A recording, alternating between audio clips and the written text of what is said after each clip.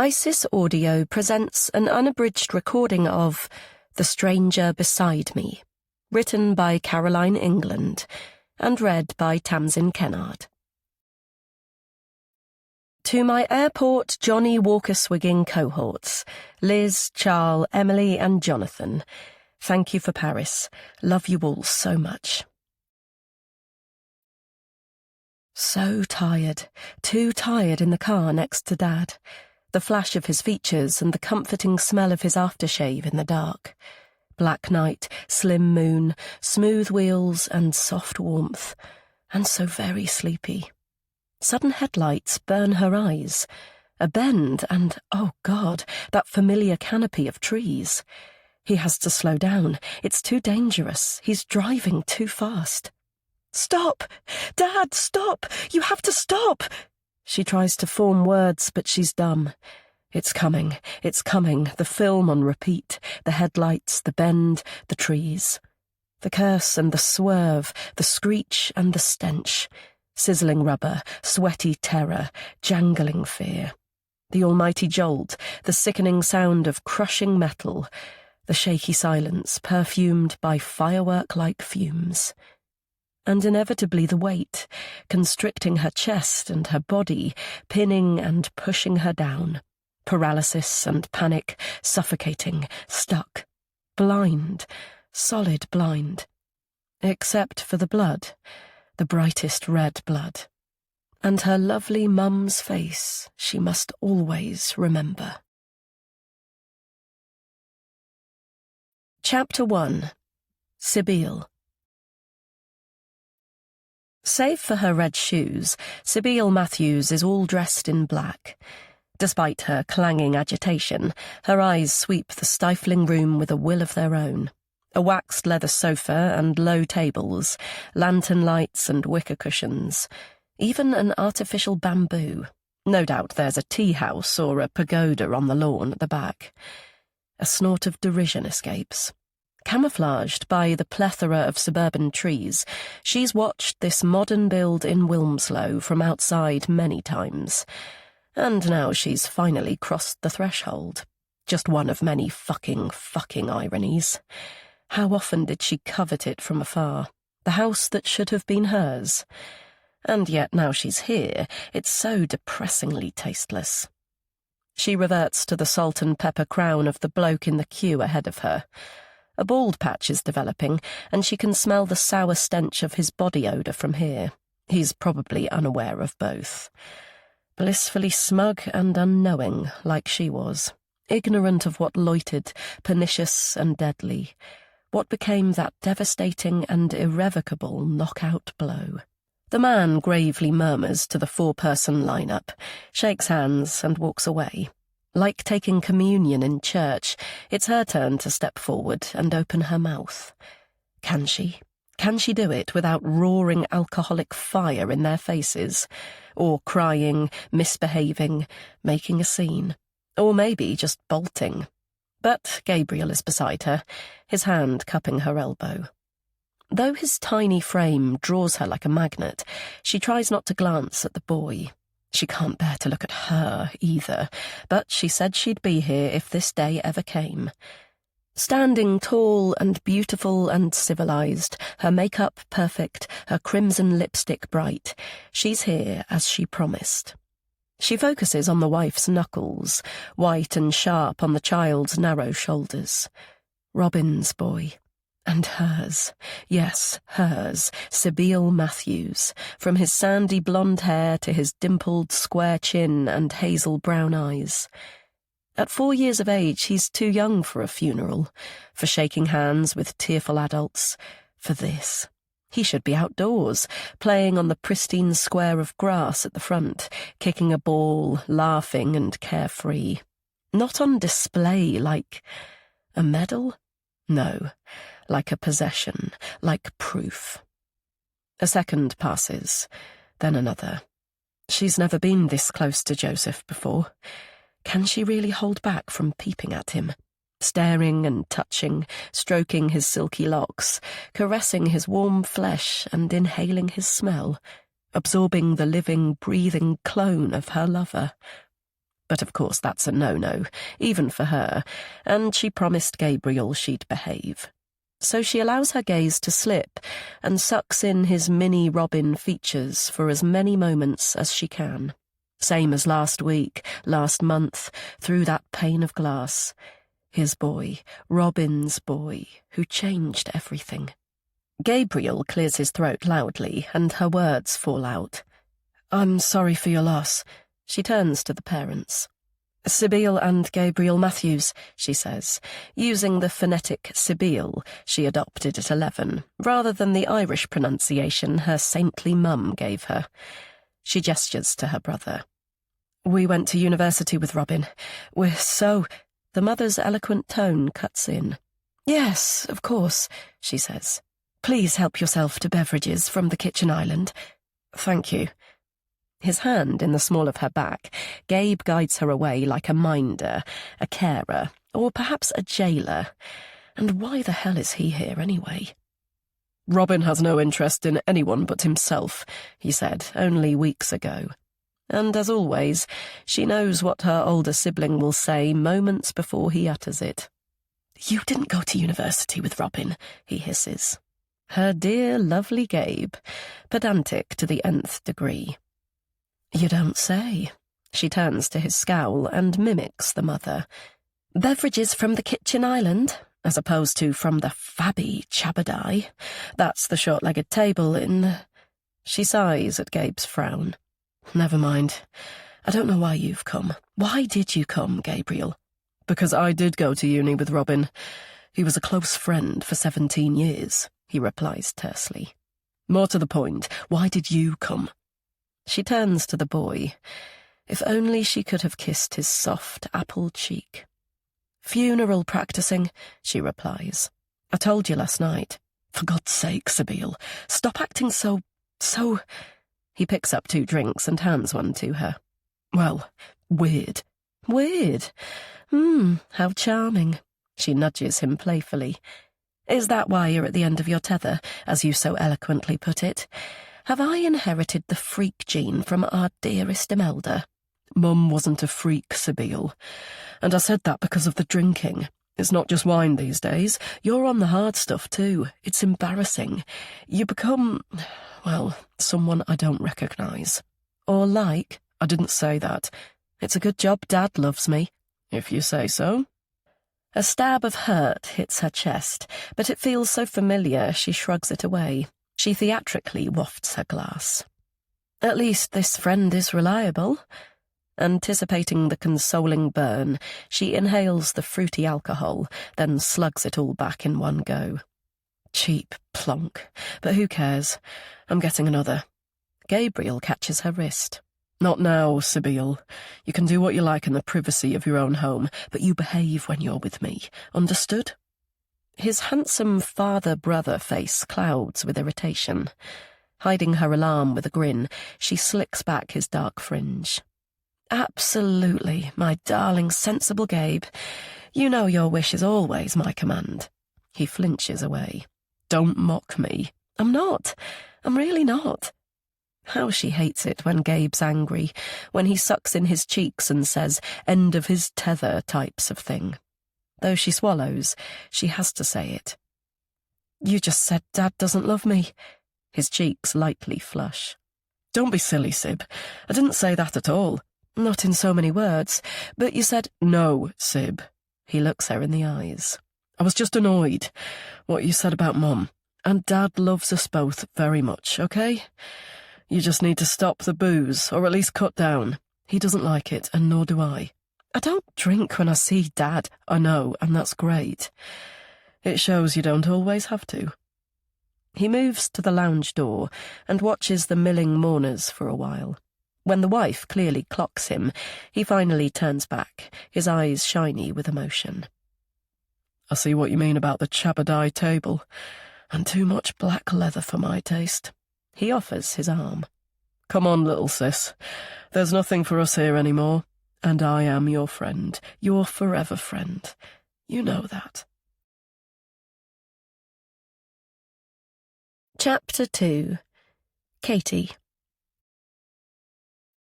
It's the local village fete, so of course it's raining. Though Katie splashes through the downpour as fast as her wellies will allow, Bridget is already in position by the park gate. "Sorry I'm later than we planned. I was chatting to Dad." She turns towards the wind to blow back the ribs of her brolly. "So, what are we supposed to do again?"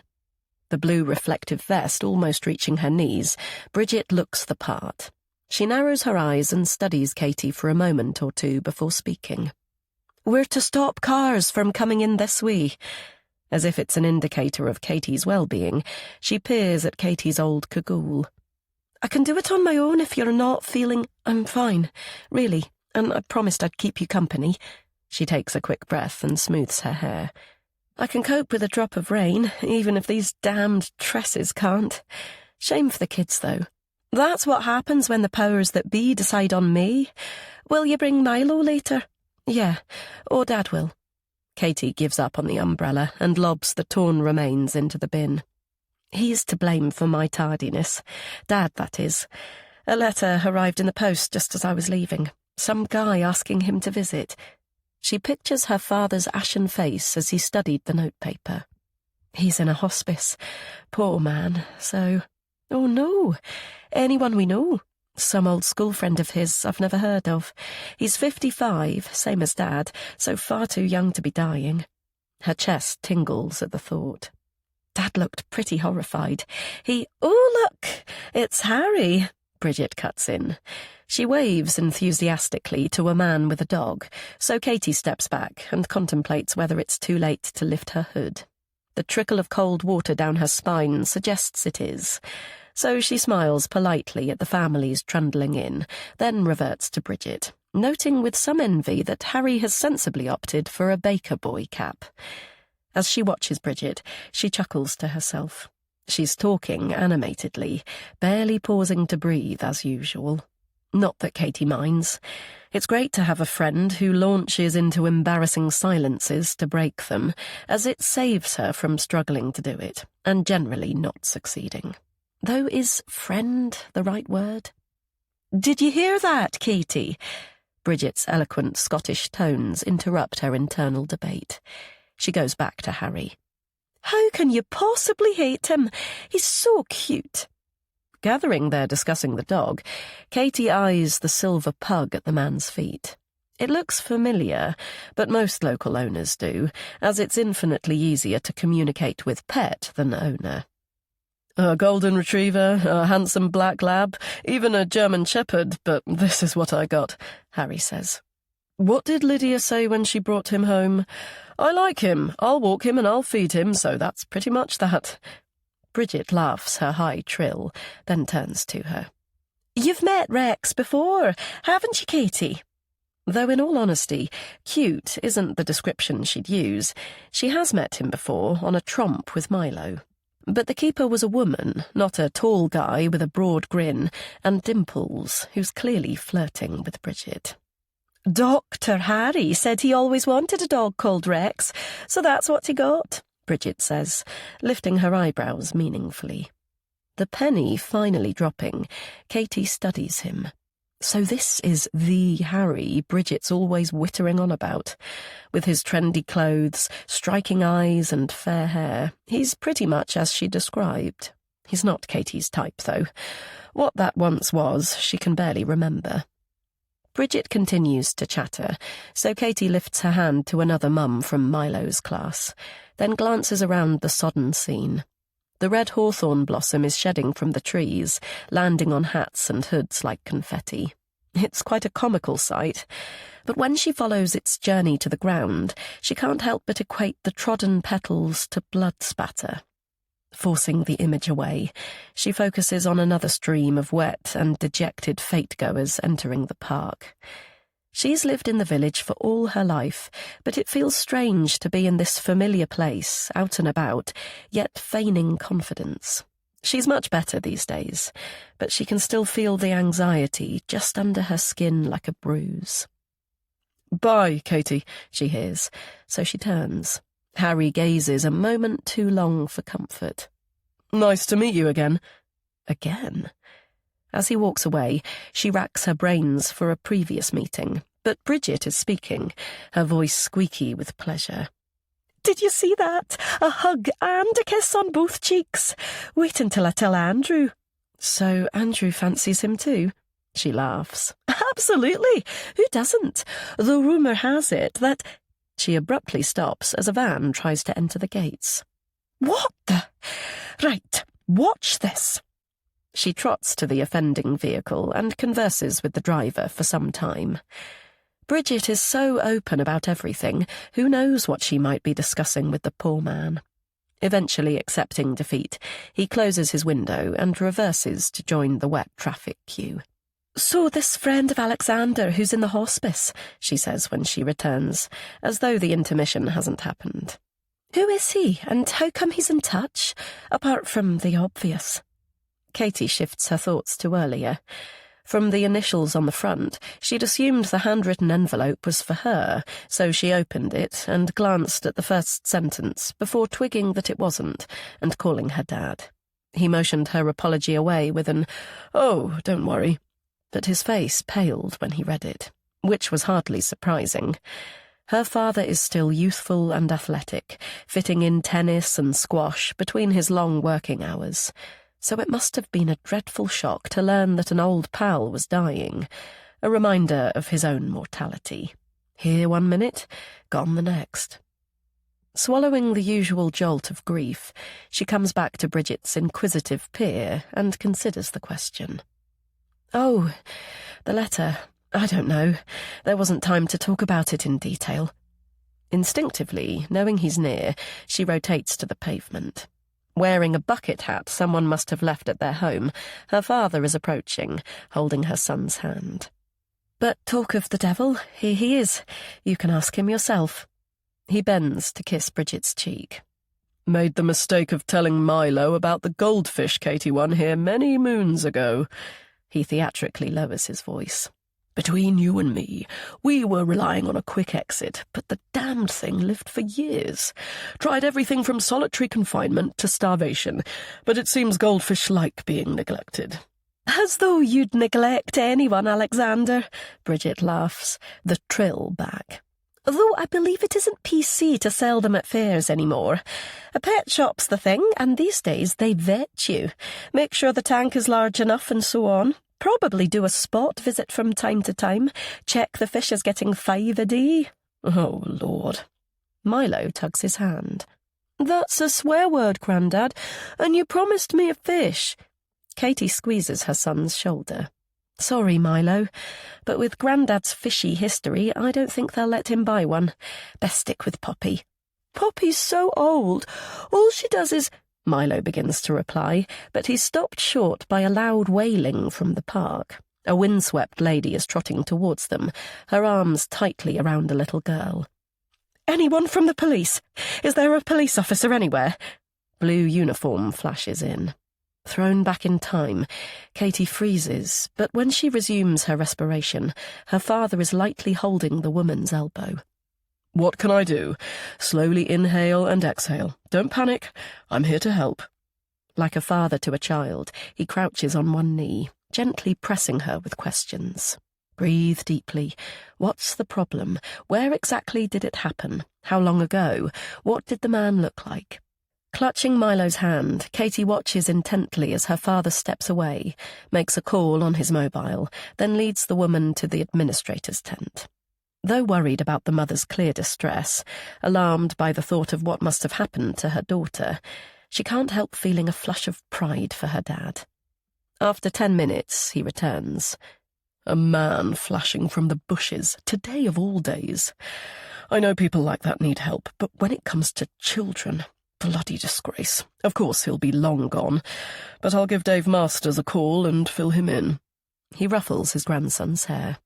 "Nothing for you to worry about, Milo. Some people are plain bad, but most people aren't. Look, the sun's peeping out. I think it's time for me to buy my special boy an ice cream." Chapter 3. Sibylle. Merged as it has into her dream, it takes Sibylle several minutes to realise the hammering is for real. Sibylle, for God's sake, wake up." The rap of pebbles against glass and Gabriel's deep voice finally reach her. She scoops up her mobile to peer at the time, but she turned the damn thing off. Closure before bed. That desperate need to prevent the spurt of expectation and pleasure at the sound of the ringtone before brutal reality slapped them down. Robin is dead. He'll always be dead. Rushing from the bedroom, she almost slips on the stairs, but grabs the banister just in time to stop her breaking her bloody neck. When the dizziness finally passes, she flings open the front door, and the fragrant Yorkshire air breezes in. "What?" she says to Gabriel's shadowy features. "What's happened?" "Dad," he replies. "The hospice have called. They say he's near the end." "That can't be right. They said months, and he was fine when we saw him last week." She finds herself shouting. "He was laughing, Gabe. He said he'd be there for my bloody 30th. Shush, it's 4 a.m. You'll wake the neighbours." He ushers her back into the house. "I know, I'm shocked too, but you have to get dressed." He puts his hands either side of her shoulders. "Are you listening, Sib? It'll take an hour and a half to get there. We need to go now." She digs her toes into the soft carpet. "No," she says. Though her brain is rebelling, her jaw, her fingers, her whole body seems to know. She folds her arms to stop the shuddering. "Maybe they're wrong. How can they possibly tell?" "I've no idea, Sib, but they can. Get dressed quickly. We have to go." Lifting her chin like she did as a toddler, an infant, a girl, Sabine takes a huge breath and steps into the dim hospice room. It's a death chamber, she knows, yet her immediate thoughts are of the sweet shop at the top of her childhood road. Pear drops, she decides, or perhaps those sugary candies in the shape of a Coke bottle, or teeth, or a dummy. An innocent smell, which is ironic given that she used to steal them. "The acetone odour is caused by changes in the metabolism," Gabe mutters, as though he's a flaming doctor rather than a musician. He gently presses her towards a bedside chair. "You sit here, and I'll go the other side." Glad she swigged the mouthful of whiskey before leaving the house, she does as she's told, but instead of facing grim reality, she closes her eyes. Gabe's clotted voice breaks her cusp of sleep. "Take his hand, if you like." She squints at her brother's terse features. "Really? Have you?" "Yes." "Okay." Beginning at the outline of the prone figure's feet, she works her way up the bed to the arms. They're covered by the stripy pyjamas which belong to her dad, but when she reaches the hand, it's huge, far too lifelike and human in comparison to the shrunken shape. Perhaps it isn't her father, James Matthews, after all. Maybe it's an imposter who wears the same Cladder wedding band. But that's little Sabine being silly or running away, so she continues her journey to look at his face. Oh God, it is him. Though he's pallid and waxy and gaunt, though his gossamer skin is stretched over his cheekbones like latex, it's definitely him, her daddy. Asleep, unconscious, or dead. His mouth is slack. She can't tell. "He looks like a skeleton. A fucking skeleton, Gabe," she says, over the clatter of her thrashing heart. Then, more quietly, "How can that happen in just a few days?" Gabriel shakes his head, but she needs him to speak, to pierce the threatening panic. "He's so cold. These fingers, these skeleton fingers are icy, Gabe. Are yours, or did you go for the warm hand, the right side of Dad?" He smiles faintly. "Both are the same, Sib." Her pulse slowing, she stares at their father. He'd be unrecognisable if she passed him in the street. A good thing or not? Better to lose someone who's no longer her dad? She jerks back at the abrupt bubble of sound from his throat. "Bloody hell, Gabe. He's gurgling. Is that normal?" "He's dying, Sib. Nothing will be normal today. You have to go with it, okay?" "Sure, but how about ditching the patronising tone? I'm nearly 30, not 3. I'm not." Her father, alarmingly, yawns. "Should we call a nurse? Perhaps it won't be today. Maybe they've got it." "You heard what they said. Twitching, moving, sighing. It's all usual. Gabriel stands and walks over. "Do you want me to leave the room so you can say goodbye?" "God, no." Then, after a moment's thought, "Why? Do you? Do you want me to go? Maybe just for a minute?" Like a claustrophobic cloud of smoke, the old image descends. Their mother smiling and whispering in her cherished Gabriel's ear, that intimate, cosy club of just two. "But why?" she asks. "Why would you want to speak to Dad without me?" "No reason." He pulls her into a hug. "I just feel embarrassed, that's all," he says into her hair. "Stay, please stay, it's fine. Just pretend you can't hear." Though she wants to hang on to his solid warmth and reassuring patchouli smell, she disentangles herself. "Sorry," she says. "Sorry for being paranoid, jealous, hurt. Yes, all those things, despite the years of feigning deafness. For being stupid. I'll give you a few minutes." Once in the corridor, she hunches down on the floor and rests her throbbing head on her knees. As the seconds pass, her thoughts snap to Robin. Robin, her Robin, regardless of what the world thinks. She pictures the woman in her widow's weeds, the strange glance between her and Gabe before they left. Did she sit beside him as he died? Was he transformed, turned to bones like her dad? She doesn't know, because she can't ask anyone, not even Gabe. "Go to the funeral service by all means, but who attends the wake of someone they briefly dated at 16, he'd said. If it was in a hotel or church hall, fair enough, but it's at his home, so it's meant for family and close friends. It was more than briefly, 14 years ago. Well, I'm going. Okay, but why?" Gabe's croaky voice in her ear brings her back to the present. "Your turn," he says. "Your turn to say goodbye." "Not without—" "I know. I'll come too." As she follows him inside, the thin curtains billow. He's opened the window, not for fresh air as most people would suppose, but for family tradition. "You've set him free." His expression tight and unbearably sad, he smiles thinly in reply. Her lovely, lovely big brother. The only person in the world who speaks the same language. He's desperate to cry, but he's being brave for her, just like always. She kisses her father's forehead. "Bye, Dad," she says, guilt sizzling in her chest at her own lack of tears. After all, this is a man she's entitled to grieve for. As a daughter, she can shout her anguish from the rooftops or the trees. She can beat her chest, weep and wail. Have people say they are sorry for her loss, host a tasteful bloody wake. "His breathing is more laboured," Gabriel mutters. "I think that means he's near the end." Retaking their seats, they sit in silence, sound in reverse, waiting for the rattle of death. But no final noise comes, just a couple of pants, then the rasp of their own lives. "Do you think that's it?" she whispers eventually. "I don't know. Fucking hell, Sib, is this surreal or what?" Her Gabe, who's usually so steady, suddenly guffaws so much it makes his shoulders shake. Consumed with flat panic, she simply gapes, but after a few moments his strange laughter stops. He rakes his fingers through his hair. "Thank God," he says. "Thank God it's all over." Chapter 4. Sibylle. Although it's pitch black when she wakes, Sibylle immediately knows where she is from the cold. And the bloody smell. Dank and fusty.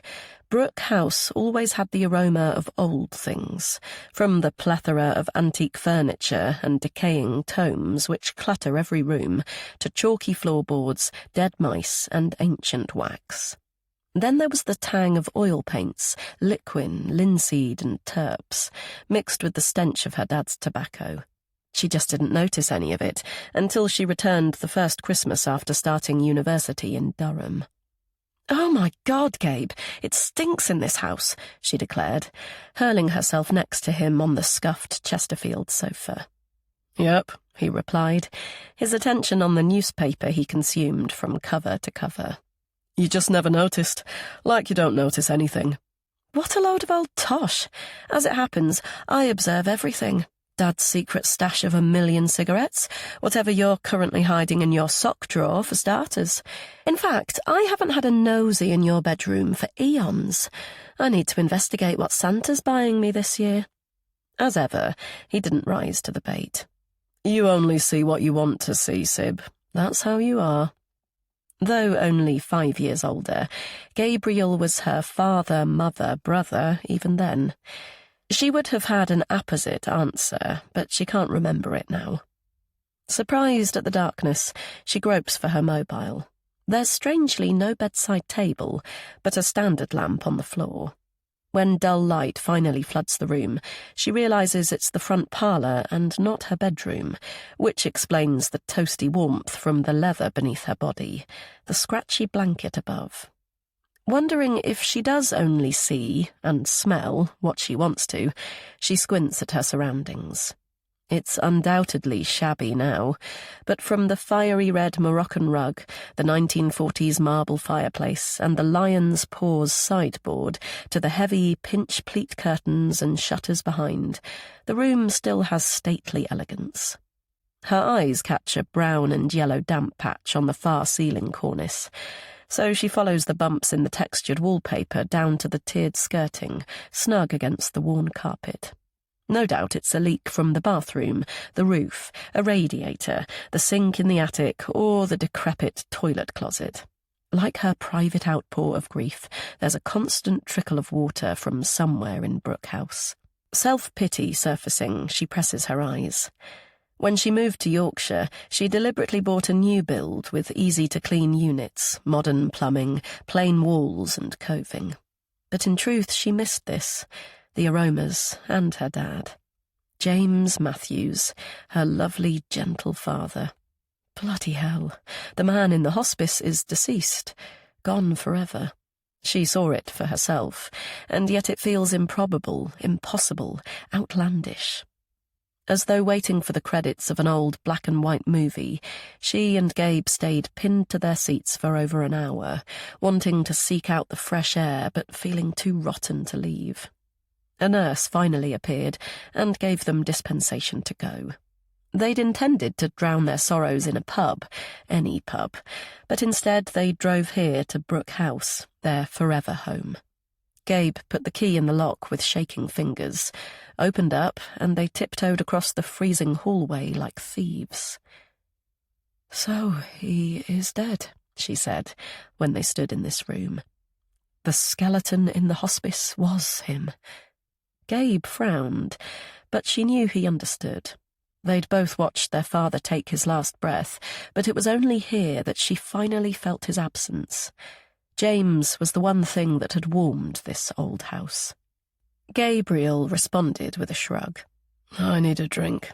He stepped to the mahogany display cupboard and inspected the dusty bottles that had been there, untouched, for as long as she could remember. A faint smile on his lips, he pulled one out. "The Remy Martin, I think, don't you?"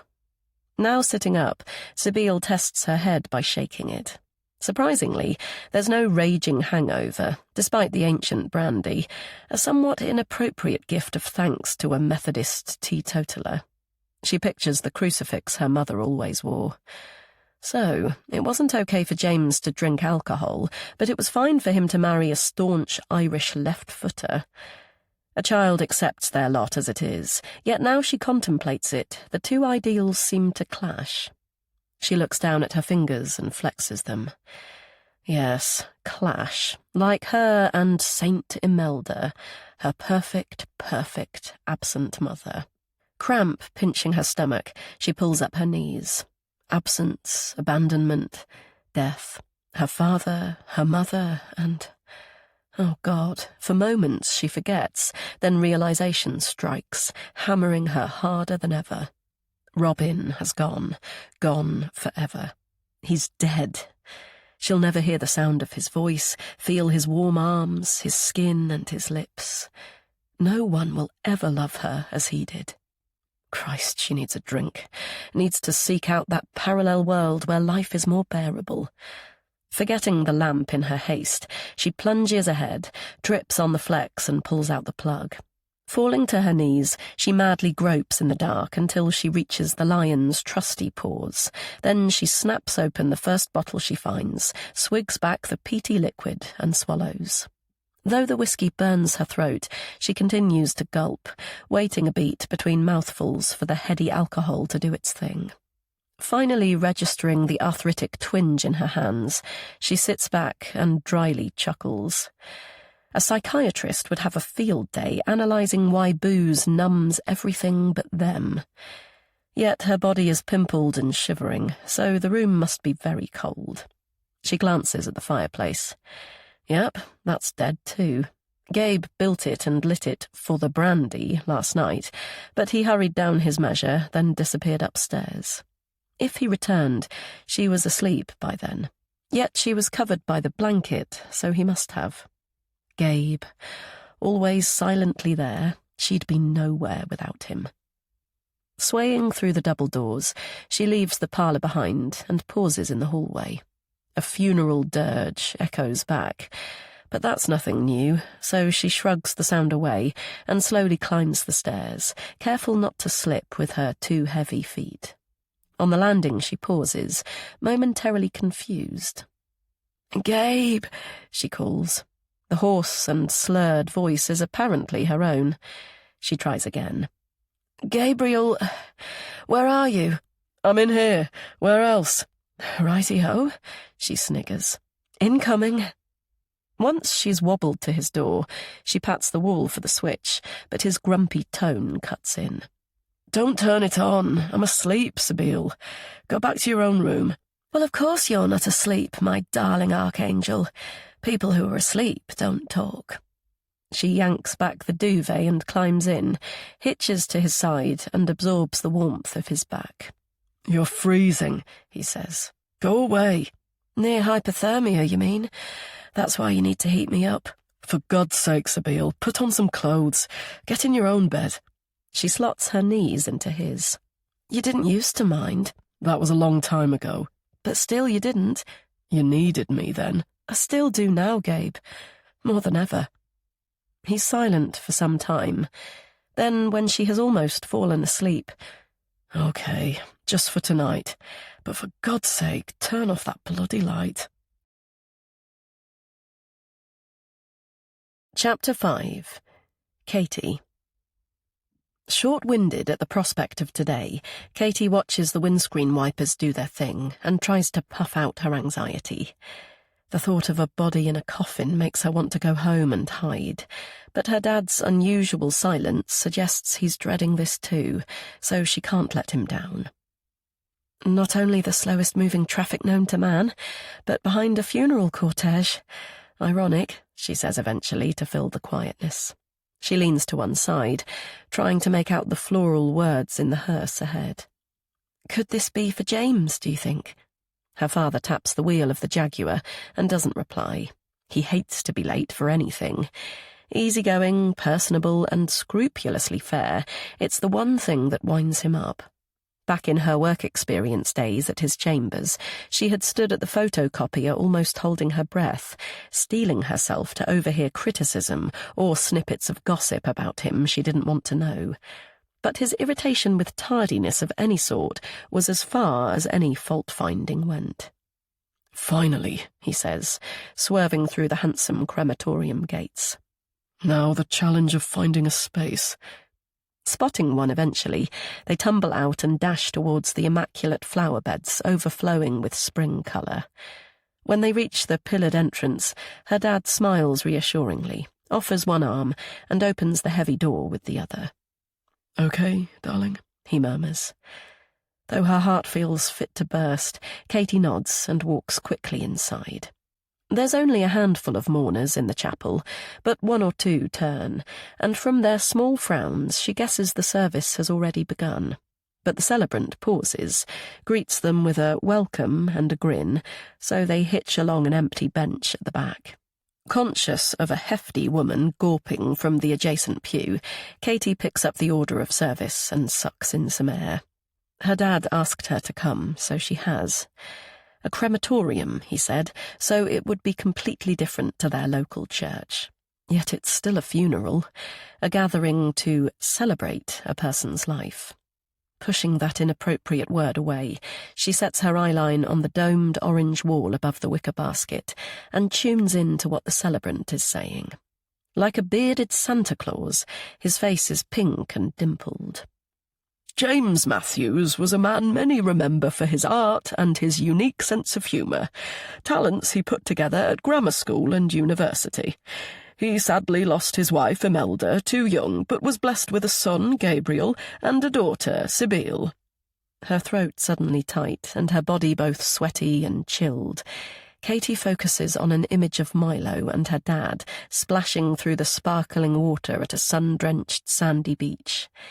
It's soon followed by her own swimming, not in the Mediterranean Sea, she was too weak for that, but at their local leisure centre. She uses the indoor pool when she's up to taking Milo for fun, but he was at a party a few weeks ago, so on impulse she decided to use the outdoor Lido instead, despite it being a chilly March morning. The experience was a revelation, the sensations sublime, the open sky and cool breeze above her, the warm depths below, buoyant, supportive, calming, and yet energizing too. A noise snaps her back to the present. A woman is making her way to the lectern. Katie stares at her angular face and shock of dark hair.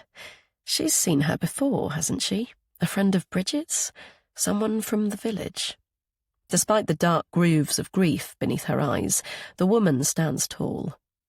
"Thank you all for coming," she says. "My father was teetotal, so it's a little ironic that his favourite poet was Dylan Thomas." Her drawn expression is transformed by a dazzling smile. She gestures to the front row. "Gabriel, my genius brother, inherited Dad's artistic side. I don't know impressionism from pop art, a sonnet from a limerick, a ming from a king, but here goes." It's clearly Sibylle, James's daughter. Mesmerised by her apparent mix of indifference and emotion, Katie observes her open a somewhat tatty edition of In Country Sleep, toss back her head, then begin the opening of Do Not Go Gentle Into That Good Night, in a clear and loud tone. But as the stanzas fade away, so does her voice. She stops, bites her lip, and holds out the collection. "Gabe," she croaks. Her equally tall, slim and dark-haired brother joins her, takes her hand, and recites the rest of the poem by heart.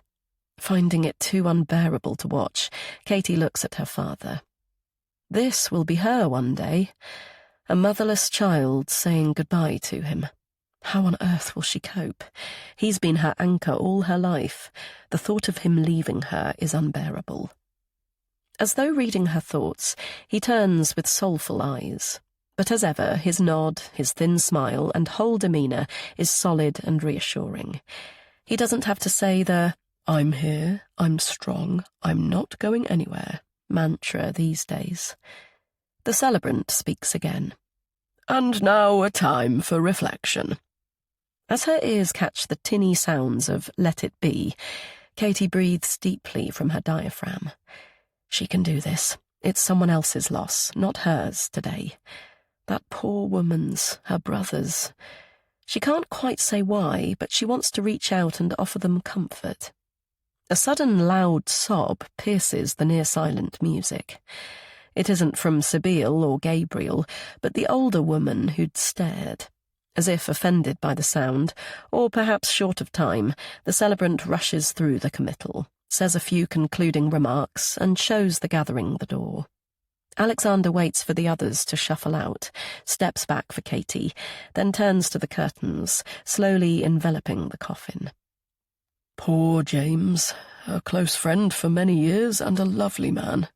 Such a shame he died before I had a chance to see him and say goodbye. At least with your mum." "I know, Dad," she says quickly. "Sorry, love. I know you're still fragile, but sometimes it helps to share." He takes a sharp breath and rubs Katie's back.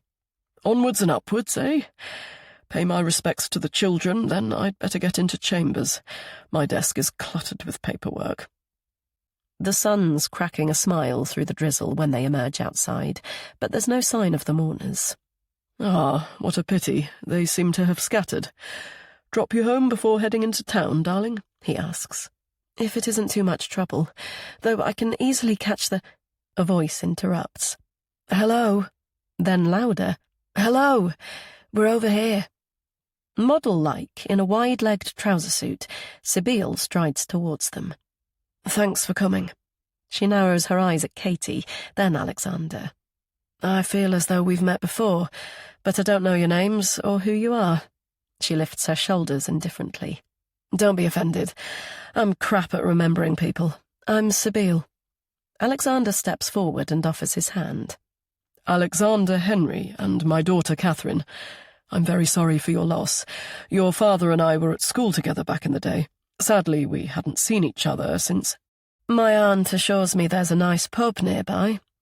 Clearly uninterested in Alexander's introduction, Sibyl gestures to a couple climbing in a people carrier. Not lived here for years, so don't blame me if it's dire, but you're welcome to join us for a toast to Dad. Not many of us, but how many do you need for these things? Alexander raises his arms in a gesture of apology. That would have been lovely, but I'm afraid I have to get back to the grind, and I promised to drop Catherine home. I have a trial next week, so I have rather a lot of reading to get through. A trial? Interesting. Sibyl gazes at him appraisingly. Lawyer, judge, or the accused? On this occasion, the judge. A hanging judge, she asks. Lord, no. Quite the opposite, I'm afraid. As though sensing him behind her, Sibyl turns to her brother, emerging from the red brick building. Okay, she replies, apparently losing her snap of curiosity. Good of you to make the effort. I'll come. Katie's words pop out, surprising herself. There's something appealing about this woman and her wavy-haired sibling, and besides, she has nothing else to do until she collects Milo from school at 4. As Gabriel approaches, she finds herself gabbling. I'll come, she repeats. I'd love to join you. We don't live a million miles from here, so I can grab a bus or a taxi later. I'm Katie, by the way. Only my parents... She starts again. Only Dad calls me Catherine. A shadow of emotion flits through Sibyl's eyes. Funny that. Only my mother calls me Shebale, she says, pronouncing the word as Shebale. Her use of the present tense is somewhat strange, but Sibyl blinks the moment away. Bye, Mr. Judge. Enjoy your trial. Smiling that stunning smile, she holds out her elbow. Come on then, little cat. I've no idea where Gabriel's parked the car. He's the leader because he's driving, and he's hidden the keys, as usual. She waits for him to catch up, then she slips her other arm into his. Gabe, meet Cat. Cat, meet Gabe. I have an awful suspicion this place isn't going to be even remotely tasteful, so that's all the more reason to party. Chapter 6. Katie. Reeking of fried breakfast even from outside, the pub's a new-build chain restaurant. With an appalled expression, Sibyl stalls on the threshold, but after a moment she snorts. So much for good intentions, but beggars and all that, she says. She strides to a high table and gestures Katie to a seat between her and Gabriel. Conscious that he still hasn't acknowledged her, Katie takes her place and watches the large lady from the crematorium bustle towards them. She sits on the other side of Sibyl, directs her Jack Sprat skinny husband to sit opposite, then looks around. I was right. I thought this would do nicely for our James. She's clearly the aunt Sibyl mentioned. She takes a huge breath. But I do wish... Yes, you've already said. It's done now. The woman ignores her niece's dismissive tone. I did think there'd be a proper service at the church on Withington Road. I know the congregation has changed since your granddad's time, but we're the children. We chose. But not even hymns? How can that be right? Clearly undaunted by Sybil's sharp tone, the woman looks at Katie. James was a late addition to the family. I can picture him singing Thine Be the Glory even now. He loved singing hymns when he was a little boy. I know he lost his way, but he found his faith again after Imelda. Well, we don't sing and we're not religious, so just drop it, Valerie. Sybil looks at her brother. We don't believe in God, do we, Gabe? He finally speaks. It was a nice service. Dad would have liked it. Then, as though realising why they are there, Right, I'll get some drinks in. What's everyone having? Aunt Valerie picks up the menu. Very reasonable prices. She turns to her husband and bellows into his ear. I'm a little peckish, aren't you, Fred? Perhaps a snack or a sandwich to see us over until lunch. Brunch, I believe that's what you young people call it. Ignoring her aunt's prattle as she debates what to eat, Sybil turns to Katie. Haute cuisine not, methinks. There's nothing like this in our village, thank God. Saxton is small but perfectly formed. She nods to her brother, still waiting for his aunt to decide on her order. Gabe couldn't live without me, so he followed me to Yorkshire. That isn't entirely true, Syb. He removes his wire-framed glasses and looks at Katie briefly. I was already in York. I went to university there and stayed. Sybil laughs. He followed me. Why young people move from their hometowns, I have no idea, Valerie says. She focuses on Katie. My lot and these two were born at the hospital down this very road. We all had boys, so everyone was well pleased when this one appeared. A little girl, I said to Imelda. Aren't you lucky? She raises her voice again. We were well pleased when little Sibby was born, weren't we, Fred? Even if she was a right squawker. Sybil glances at Gabriel. Lucky she wasn't, she mutters. So, you guys lived near here when you were younger? Katie asks, after several beats of uncomfortable silence. Whalley Range, Valerie answers. The Matthews family lived there back in the day before it got its reputation. It's gone back, mind. Sought after again when you look at the prices, which shows James wasn't such a fool after all. She slaps her palm to her mouth. Sorry, loves, but you know what I mean. She leans in to Katie. Well, you must know, living locally. Brook House is beautiful, but the area went right down the pan. Red light, if you take my meaning. Most people sold. Everything turned into horrible bedsits. But James held on, even though he was the youngest. James held on, didn't he, Fred? Held on to Brook House, paid you your share and held on? Fred nods. He did that. But goodness me, these two will have their work cut out, she continues. Chock-a-block with clutter it is. I don't think anything has been thrown out since it was bought. That'll have been in the 1920s. Isn't that right, Fred? She shouts again at her husband. The house! When will your folks have bought it? The 1920s? About then, aye. And they'll need to tart it up if they want a good price. Nothing's been done to it since... Her eyes flicker. Well, houses need a woman's touch, don't they? Still, I'm happy to get stuck in. Begin in the attic room and work down to the cellar. As I said to Fred, who knows what we might find? She fingers her chunky beads, tight on her neck. I'm hoping for family heirlooms, not mice, mind. Sybil smiles stiffly. Gabriel and I have it sorted, thanks. Then when he doesn't reply, Gabe, we'll manage with the house, won't we? Yes. He seems to shake himself to the present and addresses his sister as though the others aren't there. But I'll need to get back, Syb. We've already talked about this. My job isn't movable like yours.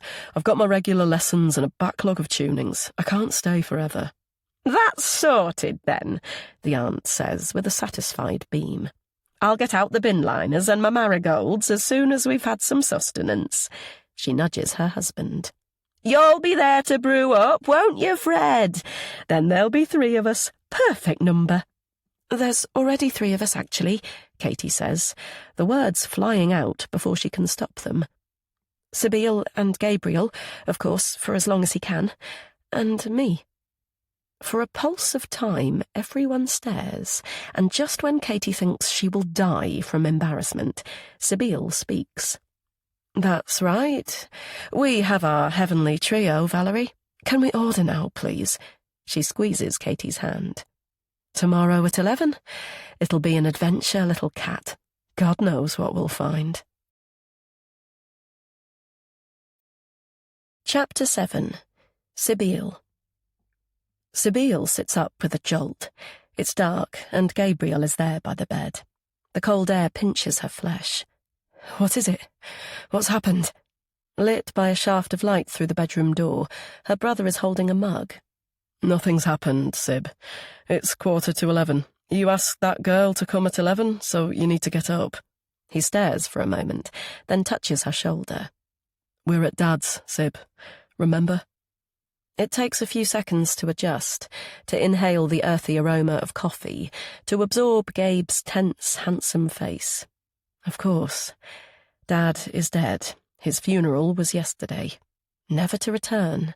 Like Robin. The thought grasps her throat. "You're wrong," she says, swallowing. "It can't be 11. It's still dark." Gabe strides to the brocade curtains and yanks them back. "See? Daylight." She flops back against the pillow and groans. She feels unbelievably groggy, her head like a scratchy sandbag. "What bloody girl?" "A woman, I suppose. Fringe and a high ponytail. No idea who she is. Daughter of one of Dad's friends or something." "One we've never bloody heard of." "An old school friend, you said. 40+ years ago, so it's unlikely we would. Now a judge? It was good of him to come." "After several decades. Weird, if you ask me." Gabe folds his arms. "Like you turning up at Robin's." Robin. Oh, God, the ache. She tried to numb it with whiskey last night, but she was still awake in the early hours, just thinking of him. How he smelled, how he felt, how he spoke.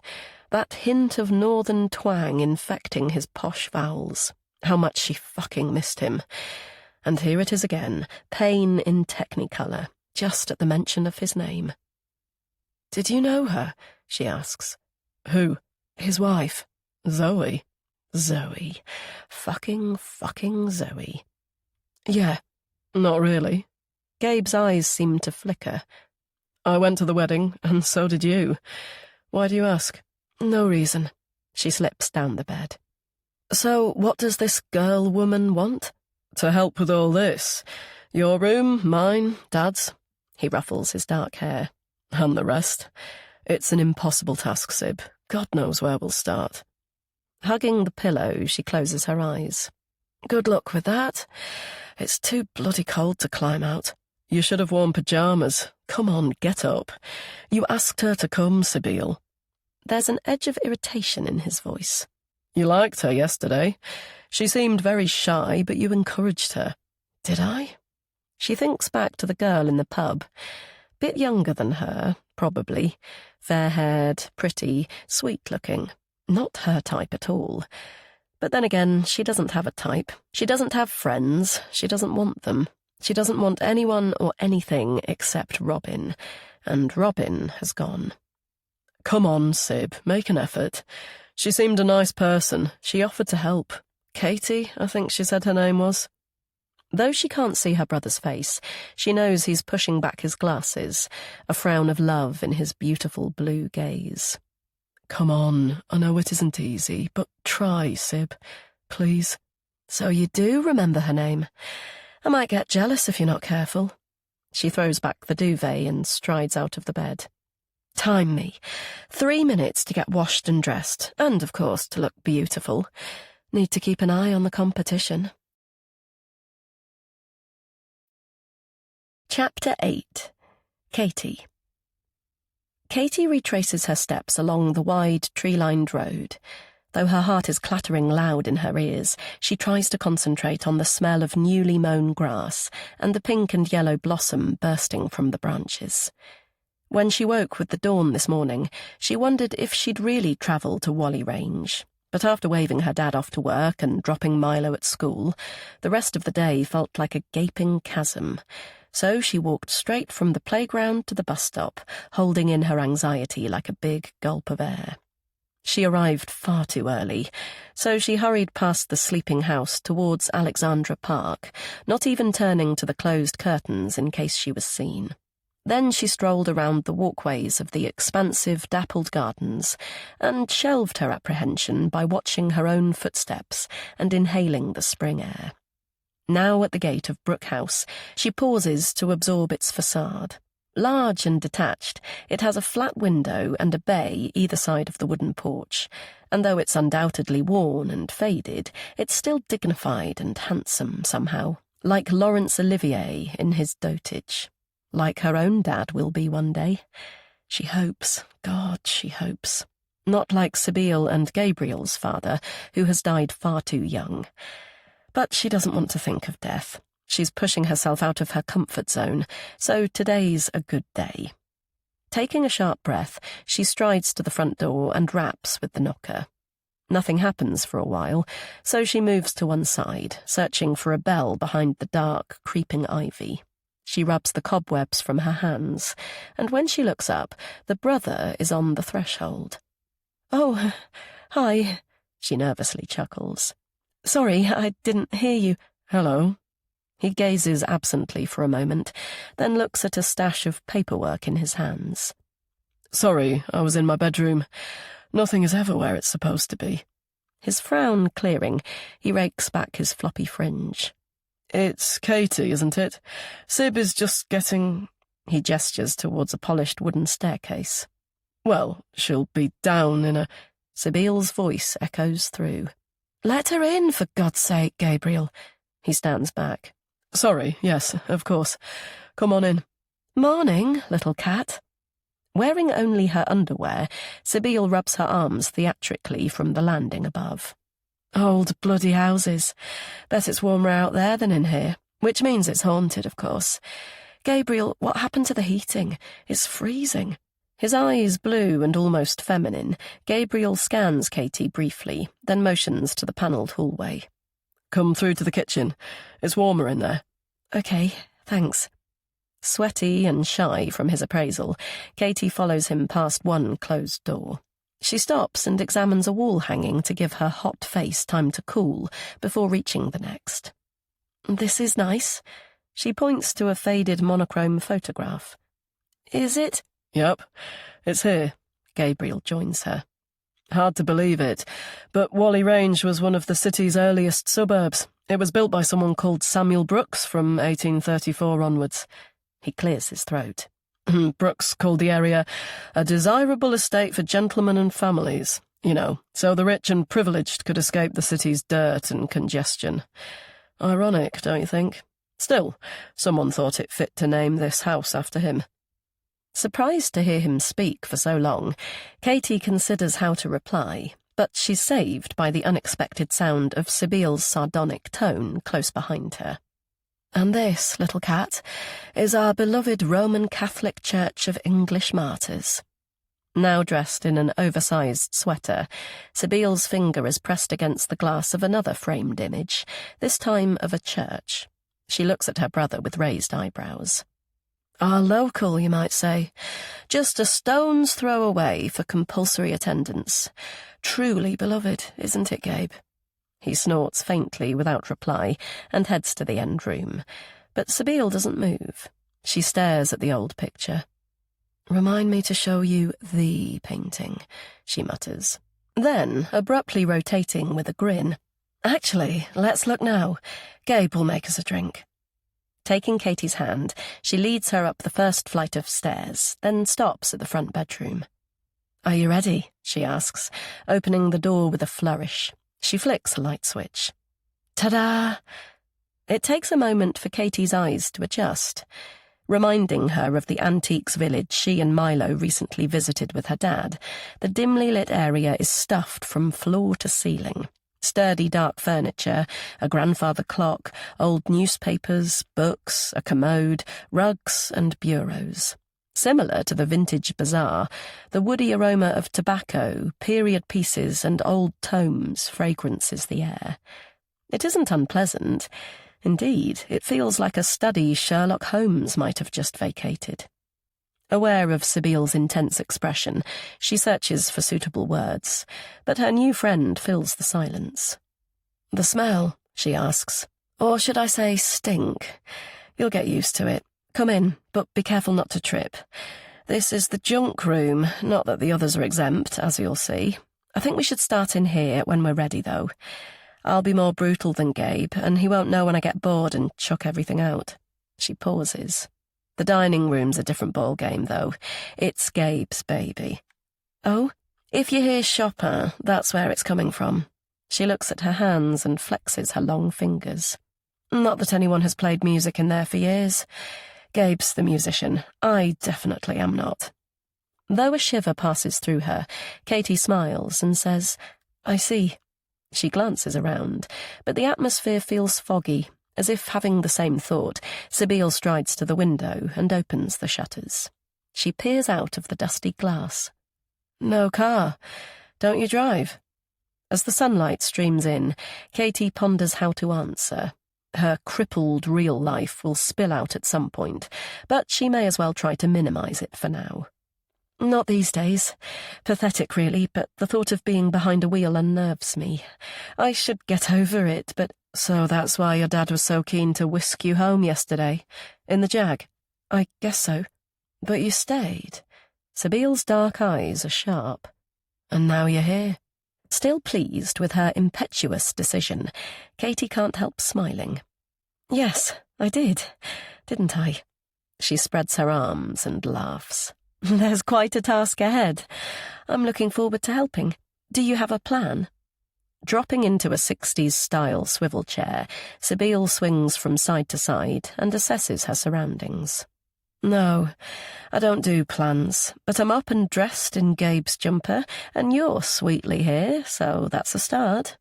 Her gaze rests beyond Katie's shoulder. "It's a monstrosity, isn't it? But I like it." Both intrigued and alarmed, Katie turns. Almost hidden behind the stuffed bookcases, a life-sized oil painting hangs from the picture rail. A blend of fine art and abstract, it's of a woman's face, her gaze sparkling from the shaft of sunshine through the window. "What do you think?" Sybil asks eventually. Though Katie can't put her finger on what, the canvas resonates with something. "It's interesting. It's as though the artist painted a traditional portrait and then covered it in random shadows. Except the eyes. They seem alive." Sybil laughs without mirth. "They aren't, I assure you. A trick of the light, that's all." Her jaw tight, she stares at the portrait a moment longer, then sighs. "It's of my mother, as painted by my dad after she died. You'll find more around the house that look more—" She appears to search for a word. "Human." Katie nods. The celebrant said the wife had died too young, and those references in the pub she'd been too awed to fully absorb. She flushes again. "Sorry, I didn't mean to be rude." "You weren't. Random shadows, I like it. You were actually spot on." She frowns. "Like ghosts, phantoms, spirits, or whatever one likes to call the haunting." She regains her focus and stands. "I'm bored of this room already. Shall we procrastinate? Last I looked, it was trying to be early summer outside. In this bubble, I have no idea of the time. Is it too early for a large glass of red?" Her grin large and perfect, she laughs. "I can tell by your look that it is, but consider this. If you were on holiday, would nearly noon be too early?" Katie returns the smile. This house, this woman, so different to her closed life and compliance. She likes her and her rebellion already. That blend of indifference and emotion, too. "Well, when you put it like that," Sybil moves to the door. "Come on then, little cat. I know Gabriel will approve of you." "Oh?" Pain seems to pass through her features, yet Sybil casually shrugs. "You can be my new whiskey." Chapter 9. Katie. Careful not to get her hair wet today, Katie keeps her head above the water and glides through the leisure club's warm Lido. She would have brought Milo for a splash around in the kids' pool, but he was a little snotty when he woke, so her dad suggested he stay at home. Poor Milo's shoulders slumped, but in fairness, his sniffles can soon turn to full-blown colds unless kept in check, and her dad soon distracted him with the need for grandad pie-making help. Though it's time to get out and quickly change, she allows herself another couple of lengths. These lone swimming minutes are usually empty, sensations engaged, but deep thought suspended. Yet this Sunday, her mind is in Whalley Range, inside that house. The property she shares with her father is a clean and tidy 1990s modern detached, which she very much appreciates. So the desire to quarry in those old nooks and crannies, to unearth the secrets they hide, is strange. Not that she and Sabine did any digging yesterday. After chatting upstairs, they joined Gabriel in the kitchen. He pushed back his glasses and looked at his sister pointedly. "I'll make another pot. That one will be cold." "We're here for vino," she replied. "No, you're not," he said. "It's still morning, and you haven't eaten yet." His terse expression seemed to ease. "Save it for later. You'll enjoy it more then, okay, Sib?" "Fine," she replied, widening her dark eyes at Katie. "Ply me with bloody caffeine. See if I care." Watching the brother and sister again was captivating. Katie can't quite make them out. On the face of it, Sabine is the more dominant, and certainly more vocal sibling, and yet the balance of power appears pretty equal overall. And it was good to study Gabriel more closely this time. Like his sister, he's tall, broad-shouldered and slim, but it's as though he has inherited the more feminine features, she the male, and yet Sabine is the spit of her mother. Saint Imelda, as she called her several times. When they left the junk room, she gestured to the far landing wall, then turned on a picture light which lit up a patchwork of portraits. "Wow! Did you have to pose for them all?" Katie asked. They appeared to be in a variety of mediums, from pencil to charcoal to watercolour. She wanted to look closer, to examine and touch and drink them all in, but Sabine shook her head. "It's Saint Imelda, not me. Come on, time for wine." Conversation filtering over from the doorway brings Katie back to today. A gym bag over his shoulder, and wearing a matching designer kit, the guy is turned away, but his face and his voice are familiar. Oh, heck, it's Bridget's friend, Dr. Harry. Hoping he won't clock her, she continues her final meters of breaststroke as silently as she can. When she turns back for the steps, he's gone, thank goodness. Glad she didn't incur the extra time of having to dry her thick barnet, Katie glances at her watch and hurries past the car park barrier.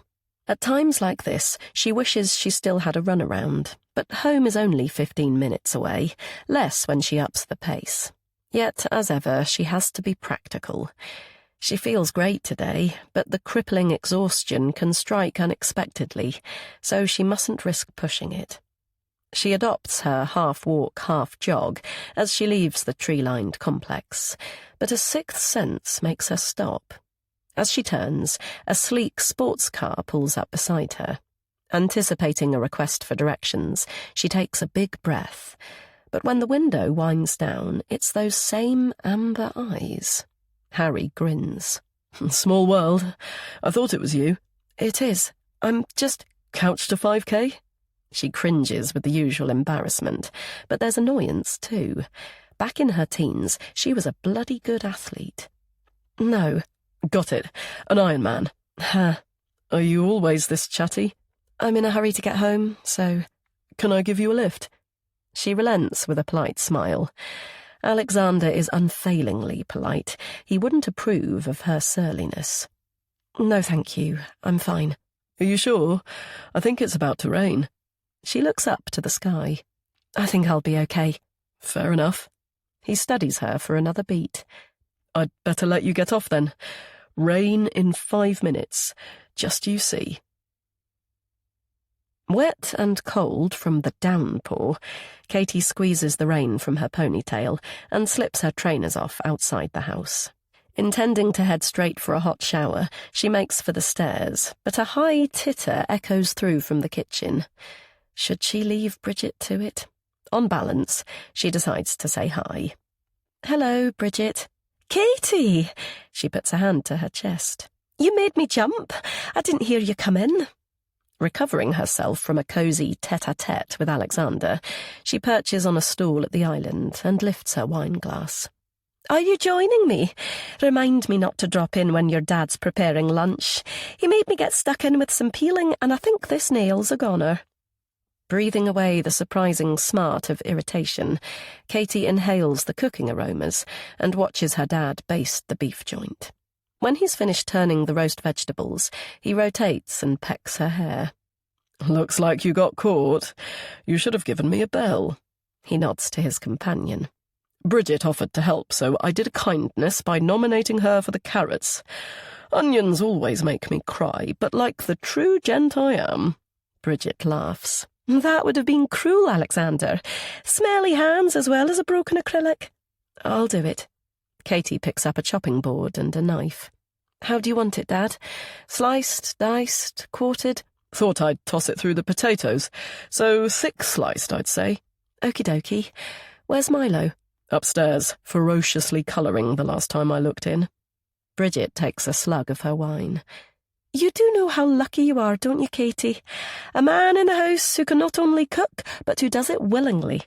"I'd be more than happy to do it, but, Dad—" "After years of being a dinosaur, I discovered I enjoyed it, so now it's a hobby of sorts. I rather think I've passed it down the line, as my grandson prepared an apple and blackberry crumble earlier. It looks delicious. You are very welcome to join us, Bridget." "I'd love to, but Andrew might be offended, even if he has deserted me for his mountain bike this morning. I only popped in to catch up with Katie, see what she's been up to all week." "Not much," Katie replies, noting that despite being a 27-year-old adult, she's being referred to in the third person. Again. And why does Bridget pop in at this time on a Sunday when she knows she'll be at David Lloyd? But Bridget's flirtatiousness with her dad was ever thus. What irritates her far more is the dig about meals. She is perfectly willing and able to do it herself. Alexander doing the honours is just a habit they fell into. Oblivious to Katie's tart reply, Bridget flashes another smile. "This claret is delicious. You shouldn't tempt me so early in the day, Alexander." Her eyes shiny with interest, she lowers her voice. "Seeing as Milo's busy, I can ask about the funeral. It was Thursday, wasn't it? An old school friend, I think you or Katie said. How did it go? A wife and kids?" Then looking from him to Katie, "I take it there was a wake?" "Quick, to be honest," Alexander replies. "Not helped by me having to shoot off to Chambers. A fascinating case, though. Internet fraud is growing daily. This one has it all. Email compromise, data breach, denial of service, malware, phishing, spoofing, ransomware. The list goes on. If you're staying, I could—" "Perhaps another time." Bridget stands. "I'd better get off and see if the cyclist has returned." Katie carefully continues slicing the onions and inwardly smiles. Never one to offend, her dad always seamlessly changes the subject when he doesn't want to talk about something, or, more to the point, when he knows Katie doesn't want to. She'd saved the story of her surreal visit to Brooke House to please and astonish both him and Bridget. Indeed, she'd been looking forward to regaling them with each and every detail about her strange yet fascinating new friends. But, on reflection, the thought of keeping them secret a little while longer feels rather nice. Chapter 10. Sibylle. Intermittent pearls of rain fall from the gloomy sky, land on the SUV windscreen, then splatter and spread like globules of spittle. Sibylle opens the glove box, selects the first pair of sunglasses she finds, slips them on, and pulls down the mirror flap. It's Gabe's fault she's here. They had a row this morning at breakfast, which might just have been lunch, and she had to get out. Despite her sheer misery, she snorts to herself. She shouldn't have been such a good girl. To please Gabe, she'd dropped the empty J&B bottle in the brown bin, more or less leaving the evidence in plain sight. "What's this?" he asked, wafting his find when she flopped to the kitchen table. "Recycling, I think one calls it. It was half full when I went to bed last night.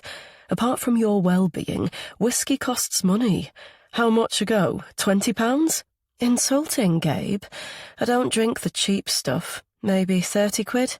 35? Bloody hell. That's nothing. Maybe to you. It's a whole hour of teaching time." Her head badly thumped. The last thing she needed was a lecture. Then charge those ghastly parents more for lessons, or ditch the snivelling kids for your London piano tuning. Anything to stop you constantly moaning about money. She looked at his uniform of jeans and a shirt. What do you do with it anyway? You're always skint, you dress like a pauper, your car's 1,000,000 years old. Off subject, Sabile. You'd already had plenty of wine before I left. The amount you're throwing back isn't good for your health. You drink more than you eat, you've lost weight, and your face— Stop lecturing! There was no need for him to get personal. Commenting on her looks was below the bloody belt. And how would she possibly begin to explain about the parallel world she needs to escape to? Not just now, but forever. "For 1 minute, shut up. You're not my bloody father. More's the pity. You didn't drink when he was in the house. He might be dead, but the least you can do is respect it now." "So it's okay for you to do it, but not me?" "I don't become offensive." "Offensive? How?" "All that Saint Imelda stuff. You did it with a complete stranger." "What?" "Katie, the other day." He mimicked her voice. "Who's our beloved church?" Emotion caught in her throat then. She didn't want to fall out with Gabe, of all people. She just missed Robin so bloody much. "I don't mean anything by it. You know I'm just joking," she managed. "Sorry, Gabe. I'll stop saying it, I promise." She reached out for a hug, but he pulled away. "I'm going out. I might even give our beloved church a go, seeing as it's Sunday." That's when she scraped back her chair, stomped to her car keys, and left the building. She had to leave before Gabe did. The music and bad dreams were still tangible, the thought of being alone with them unbearable. A coffee to cool off might have been the plan, but she didn't bring her handbag, not even a coat, and she found herself here. So it's Gabe's fault, absolutely. Here in Wilmslow, when she promised herself she'd never do it again. She glances around the leafy street, the affluent houses set back either side. She should go, she really should. Yet a few moments won't hurt. A minute to squint beyond the begonias, sweet peas and petunias surrounding the manicured lawn, to the window beyond. She pictures the widow wife in her weeds. Zoe. Has she reverted to the more familiar, and yes, too bloody attractive, woman in the Facebook photographs? The horsey face and enhanced lips, the top-heavy yet gym-toned body.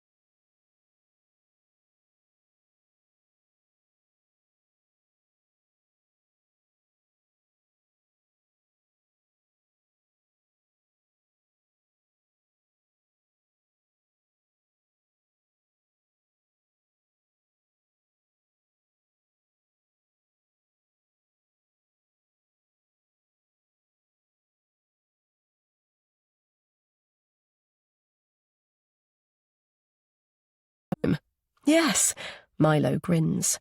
And then a powder nap, Grandad. He puts a finger to his lips. That's a secret, remember? Don't want Mummy to find out. Milo tightens the belt of his dressing gown and giggles. Sometimes I tell the story and Grandad falls asleep. He says it's a powder nap. It's what grown-ups do to charge their batteries. He lifts his arms for a hug. But grown-ups don't really have batteries, do they, Mummy? Love swelling in her chest, she scoops him up and absorbs the smell of shampoo and innocence. No, Milo, they don't. But your Grandad is so full of beans, sometimes I wonder. He pulls away, his eyes like brown, shiny buttons. Baked beans, Mummy. Grandad always says, Heinz every time. A bean won't pass my lips unless it's Heinz. Impressed at his mimicry, Katie laughs. Think I've heard that one too, just once or twice. Suddenly realising her boy will be too heavy to lift fairly soon, she hands him to her father. Night-night, gorgeous. Don't forget to clean your teeth. See you in the morning, bright and early. Once the door clicks to, she wryly smiles at the thought of powder naps. How nice it would be to cure her lethargy with a quick siesta. But once her eyelids droop, she's immediately dragged into black, tarry sleep, and although she tries to climb out, she just can't. More recently, she's learned not to fight it. Better to defer the calling of her bed's comforts for as long as she can, though it's rarely later than 9 when she's feeling like that. But this evening, she's just tired like anyone else, isn't she? To convince herself, she extends her arms high, then touches her toes several times. The action summons a flash of Dr. Harry in his ridiculous lycra, doing stretches as he chatted to his pal this morning. As if he was a professional sportsman, the idiot. Yet, in fairness, it did rain as he'd predicted the moment he drove away, so perhaps she's the fool after all. And with her track history... Shaking off that thought, she pads to the kitchen and stares at the Nespresso machine. Another coffee, or wait for her bedtime cocoa? She went on to decaf several months ago to help with the jitters, the heartburn and anxiety, but sadly not for insomnia. The cure was self-prescribed, an internet search as usual, the same one which said most decaffeinated drinks still contain some caffeine. But it made her feel better. Progress, a step in the right direction, like the swimming these days. Her ears prick at the distant peal of her mobile. When she finally locates it beneath Milo's pile of soft toys, it's a number she doesn't recognise. The unknown still scares her, but she focuses on progress and steps, and answers it. Hello? Robin left me. He left me all alone. It takes a moment to work out the slurred voice. Sibyl, is that you? He left me all alone. Robin, my beautiful man. What on earth? It's Katie here, Katie Henry. Is that you, Sibyl? Are you okay? I know it's you, my little Kit Kat. I'm all on my own. He's gone. Who's gone? Gabriel. We argued and now he's fucked off somewhere. He never tells me where. He's hiding something, I know. He always has, little cat. Why doesn't he tell me? He's supposed to love me. Oh, I don't... Well, I don't care anyway. Wherever he's gone, he can stay there. But you need to come. Please, will you come? Keep me company for a bit. Katie pauses to consider her request. This call is most odd, and if Sibyl's incoherent rambling is anything to go by, she must have drunk a lot. And yet there's a warm, spreading glow in her chest. Her strange but fascinating new friend needs her, because only a friend would ask, right? Yes, of course I'll come. It's just... She falters. Her dad's with Milo. It's past Milo's bedtime. She can't drag them out. How will she get there? Thank you, Sibyl's voice appeals. Now, Kat, you will come now, won't you? Come and turn off the bloody piano. This audiobook is offered freely, with gratitude. Take a quiet moment for yourself, listen to the music, and we'll be back with more in just a moment. Thank you. long as we're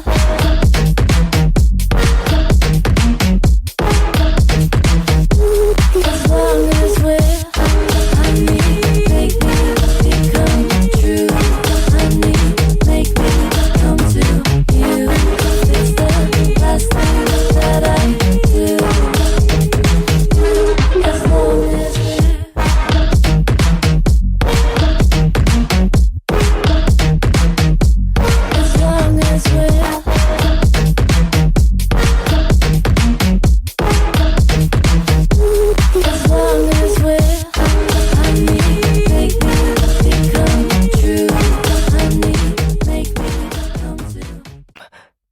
Katie stares into space as she thinks. Her dad uses black cabs. They're sturdy and safe, aren't they? Yeah, sure. I'll call a taxi now. I don't know how long I'll be, but I'll have my phone, so if you need to call... Kind cat. I knew you would. Okay, see you very soon. Her heart thrashing with adrenaline and purpose, Katie orders a cab, then darts up the stairs. At the top, she inhales deeply, gently pushes down Milo's handle, and takes in the picture of grandfather and grandson, so strikingly similar and peaceful in sleep.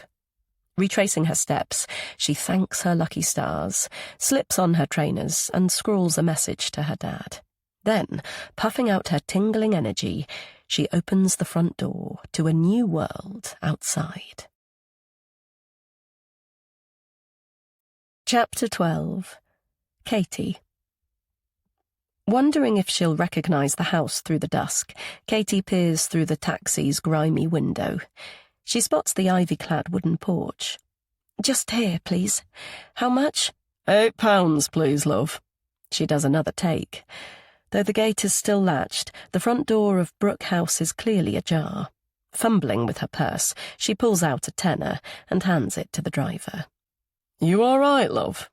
So used to that question, Katie barely hears it.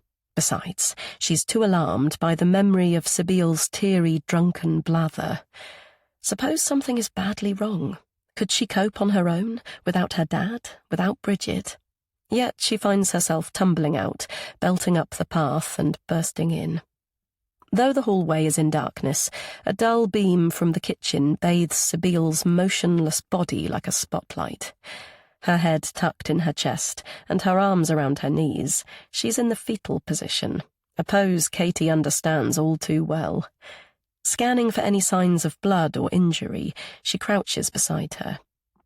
Sabile, are you okay? It's Katie. Fear grips her chest as she stares. Oh, God, she's been here before. But this isn't about her, not today.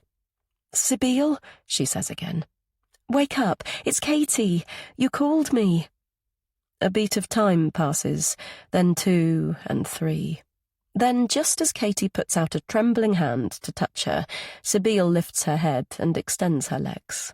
A bottle rolls from her lap, rocking on the polished floorboards before coming to a standstill. Her dark gaze takes several seconds to clear. It's Cat, little Cat. Hello, she says eventually. Gathering up her long limbs, she stands, unsteady but graceful, like a newborn foal. You came. She gestures to the front room as though nothing is amiss. Please come through to the parlour. We've never been la-di-da, but we always called it a parlour. Is that odd? No fire, I'm afraid. That's Gabe's department. But I found, She gestures to a fan heater. No idea what you call these things, but we need electricity. Can you see a socket? Katie flicks on the light and searches the parlour for a plug. It has a jaded elegance about it, but there's a definite hue of decay, from the dank smell to the jigsaw of damp patches on the ceiling and the yellowing gloss. Clearly as old as the hills, the machine puffs out a thin stream of balmy air. There we go. You need to warm up. Where do you want to... But Sabile has already settled on the scuffed leather sofa. Gabriel would say I'm drunk, but I'm not. She pats the seat beside her. Do sit. Am I inebriated, little cat? If one can say the word without stumbling over it, one can't possibly be that, can one? Or even intoxicated. See? Beautifully enunciated. Resting her head on the arm, she dozes for a while, then reanimates herself again. I haven't offered you something to drink. That's rude. Gabe would say I'm rude. But he's fucked off so he can't climb on his horse and say that he's at the end of his tether. How very charming. She burps. Do you think Gabriel's charming? He can be, you know, gives cuddles if you ask. But he just fucked off when he knows I hate the silence. When it's quiet, I hear it. I hear her. He knows that. So why would he leave me? But you'll stay, won't you, little cat? Yes. So noble, so tragic, so pissed, and so very needy. Katie finds herself squeezing her new friend's hand. Yes, I'll stay for as long as I can, but I'll need to go back before it gets too late. Sometimes Milo wakes up and Alexander has to leave early for his train in the morning. Sibyl frowns. Who's Alexander? My dad. He came to the funeral. Ah, the handsome hanging judge, she snorts. My father's car is a Jaguar. He drives it rather fast. Shiny, nouveau riche little cat. She brings her fingers to her face like whiskers. Not poor old money church mice like us, like Gabriel. What the fuck does he do with his cash? Tell me. It worries me. I have no... So, who's Milo? My son. He's just turned 5. He's... But Sibyl's attention has gone again. She's staring at the grate, her eyes shiny as though it is lit. I was promised one. A beautiful baby called Joseph. She spirals around. Shall I tell you a secret about my man? A secret about Robin? Though the smell of sour alcohol hits her, Katie doesn't recoil. She recognizes the desperation in this woman's very being. She needs to talk, to let something out. Yes, of course. The fan heater clatters, loud in the silence. Eventually, Sibyl speaks. She killed him. That's what he told me, that he'd end up strangled. Her gaze wide, she flops back. Should I tell? Who should I tell? Katie blows out her trapped breath. I don't know. I'm sorry, I don't even know who you're talking. Sibyl grabs both her hands and laughs. Your face, little cat. Your pretty, pretty face. Don't worry, we don't tell, do we? Rule number 1, some things we never tell. Sibyl, stop. Both jumping at the sound, they snap around to the doorway. Gabriel's expression is stony, his jaw tight. Sibyl rocks forward. You left! You left me alone! No, I didn't, Sib. I had to go home to do stuff. I left you a note. Finally up from the sofa, Sibyl points her finger. No, you did not. He disappears, then returns with a scrap of paper. Next to the telephone. A text, too. Look at your mobile, Sib. He glances at the elegantly shaped coffee table. No drink? Sorry, Katie, that's rude. What can I get you? Rude, Sibyl whispers loudly. Though she smirks, the tension between the siblings is palpable. I'm fine, thanks. Katie stands. It's probably time for me to go anyway. I'll just call a taxi. No, absolutely not. It was good of you to come. I'll drop you home. If we go now, the car will still be warm. Gabriel looks at his sister. Okay with you? I'll be 20 minutes. Warm car. Very sensible. Sibyl shuffles away. The junk room, she says over her shoulder. Tomorrow, Cat. No, Tuesday. I'll text. Save for the steady rhythm of the wipers, Gabriel drives his old Volvo in silence. But at the temporary traffic lights, he turns, his eyes hazy and troubled. I teach music near home. Home being a village between Leeds and York, close to the battlefield of Towton, and I have to travel a fair bit. He clears his throat.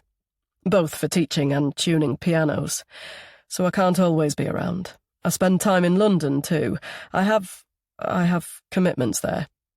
Katie waits for more, but when he doesn't elaborate, she smiles. I got to grade 8, but I haven't touched our upright for years. It probably needs a good old tuning. Then, after a moment, not that I'm asking you to... It all depends what you want from your piano. Take jazz, for example. You need that hard and crisp hammer, but something cosy like the blues, well, some tuners shred the felt to get a softer sound. That's interesting. I didn't know that. Yeah. He takes a big breath. Sib, whatever she said about Mum, well, she wasn't that bad. In fact, not bad at all, really. She suffered from severe postnatal depression after Sib was born, and despite medication and counselling, she never recovered. He rakes his hair and sighs. Look, I know mother and daughter relationships can be fraught at the best of times, and I love Sib. She's fun, unbelievably intelligent, a brilliant businesswoman, but sometimes... Well, you've probably gathered she can be a bit dramatic when the fancy takes her. His look is so intense, it's all Katie can do to maintain eye contact, but she's saved by a beep from behind them. Thanks so much for the lift, she says when she finally climbs out. I hope she's okay. His cloudy features are transformed by an unexpected smile. Sabeel is always okay, and all the better for having a friend, so thank you for coming. Feeling his gaze burn her spine, Katie strides over the driveway and fumbles to insert the front door key. Though it's nearly midnight, she's exhilarated, excited, and wide awake. What a surreal and compelling couple of hours. So very different to her closeted, mundane life. As she heads for the stairs, she chuckles to herself. How on earth will she manage to sleep? Chapter 13. Sabeel. Inhaling the satisfying smell of new leather, Sabeel pulls up the SUV outside Little Cat's house and presses the horn. After overthinking how shit her life was during a work-related trip yesterday, she woke up strangely cheerful, excited by the prospect of hanging out with her. Not that her new friend is actually so little. She's shorter than her, but most girls are. It's more her petite, pretty face, all neat and symmetrical, and shiny like a dolly's. Why that's appealing, Sabeel doesn't know. She had zero interest in the tick-box dolls, babies and Barbies, and all the girly paraphernalia that went with them she was bought as a kid. Gabe's presents seemed so much more exciting, were more exciting, because he was older, from the Game Boy, Ninja Turtles and Power Rangers to his beloved Tamagotchi. As for the sheet music and notepads, the endless pencils or erasers embossed with crotchets and quavers, she didn't covet them, per se. It was more the naked, indulgent love that was bestowed with them. Sighing deeply, she pushes that particular image away. She's spent the last 19 years blocking out her mother, sometimes more successfully than others, but the bloody woman came back big time with James's death. If Saint Imelda ever left in the first place.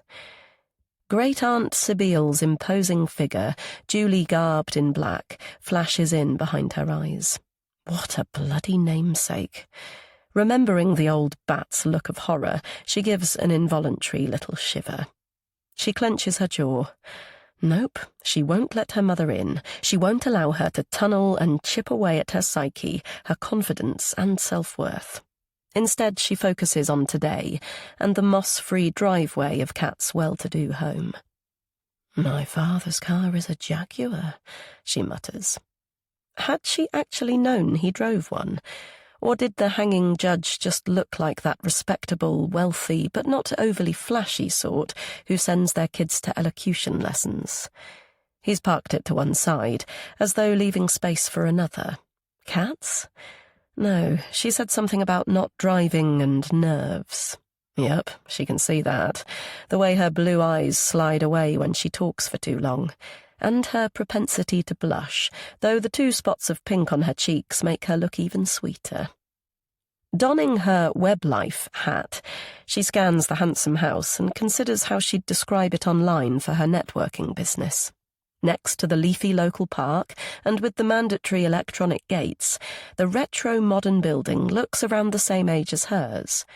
Not that her and Gabe's tiny homes have what looks like 5 ensuite bedrooms and high ceilings, classical bay windows, Cheshire brickwork, and smart double garages. She sniggers to herself. If she needed a tagline, it'd be the sort of property the liberal rich tend to buy. She glances at her watch. Should she honk again? Stride up and hammer on the door? Nope. After Gabriel's admonishment, it wouldn't do to show her general lack of patience or manners and make a scene. A polite, "I've been waiting 5 minutes, are you bloody well coming?" text is the thing. Yet when she looks to the passenger seat for her mobile, it isn't there, nor underneath in the footwell, nor on the dash.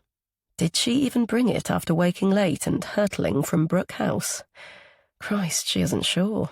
It's usually glued to her hand, her soul, her heart, waiting for its chime, a sound that would make her salivate like Pavlov's bloody dog. Scrunching her eyes, she breathes through a new wave of grief. She doesn't want to move on, be indifferent or blasé.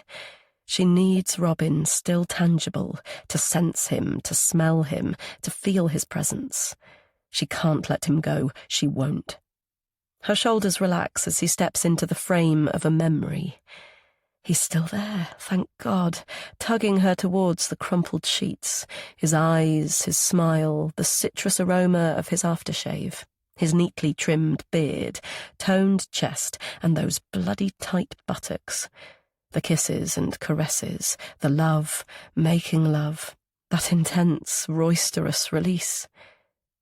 The scene grips her throat, but the impulse to jump out and roar at the sky is punctured by a slamming sound. It's Kat at last, her high ponytail jaunty, but her face hesitant and pale. She opens the door. "So sorry for the wait. I just needed to sort out a few things. It's very good of you to collect me," she says breathlessly, as though she's been running. "You didn't need to put yourself out. I could have caught the bus." Surprised at her friend's demeanour, Sibylle shelves her own angst. Kat's expression is serious, almost tearful. What to say to her? Best make her smile. "I got told off by my brother big time about Sunday, so I had no option. Poor old Gabe. Still, his life would be dull without me causing him grief, so I'm doing him a favour when I'm being badly behaved." She gestures to the scarf she hurriedly tied around her head before leaving. "What do you think? Char lady or what?" Kat's features relax as she looks. The smile's nearly there. A little push more. "God knows who it belongs to.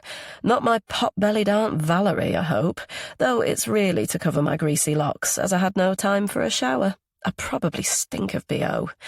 You don't mind labouring with a smelly co-worker, do you?" Kat's lips twitch as she sniffs the air. "I don't detect any bromhidrosis as yet.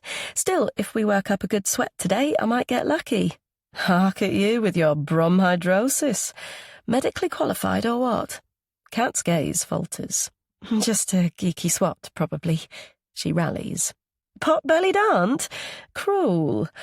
Brooke House is so huge. Clearing the junk room to start, I think you said." "Did I?" She feels a stab of guilt as reality hits. Her lovely dad is dead, and she's barely given him a thought. James Matthews isn't slowly expiring in the hospice anymore. Like Robin, he's gone. Forever gone. "Truth is, I don't want to begin anywhere, do anything with the house. I want to leave it preserved like a tomb. I don't want to unsettle it," she says quietly. Briefly touching her hand, Kat studies her inquisitively. "Unsettle what?" "Ghosts, of course." An honest reply, and so rare. She doesn't know why she said any of it. Perhaps it's Kat's quiet guilelessness, but there's an impulse to share. She snorts to cover her agitation. "Old houses all have them, don't they? Apparitions, phantoms, evil spirits." She gestures through the windscreen. "Yours is modern, but that's no excuse. It's still probably built on an ancient graveyard, a witch's coven or similar. An orchard, apparently. Opulent topsoil, which the developers sold, replacing it with rubbish cheap earth, according to Dad. We've been here since I was born, so it still has lots of history. She seems to shake her thoughts away. But I'm all yours today. Your wish is my command until it's time to collect Milo from school. A spike of jealousy hitting, Sibyl starts the engine and doesn't reply. Her child, Robin's, the one she never had. Christ, what's wrong with her today? Ignoring the loud blare of an oncoming car, she clears the emotion stuck in her throat. So, was I badly behaved the other night? She grimaces. Oh, God, I can tell by your silence I was. Go on, spit it out. What did I say? A beat of time passes, then, you were talking about Robin. Robin. Hearing his name from someone else's lips is both exquisite and unbearable. She takes a breath to change the subject, but the whispered truth slips out. Robin was my lover. I sort of gathered that. But he left you. No, he did not. Her reply emerges more harshly than she intends, but it's important to explain, so she pulls the car onto the pavement. He died, Kat, she says, the words bubbling out. And because I was his secret, I can't grieve. I can't cry. I can't bloody breathe.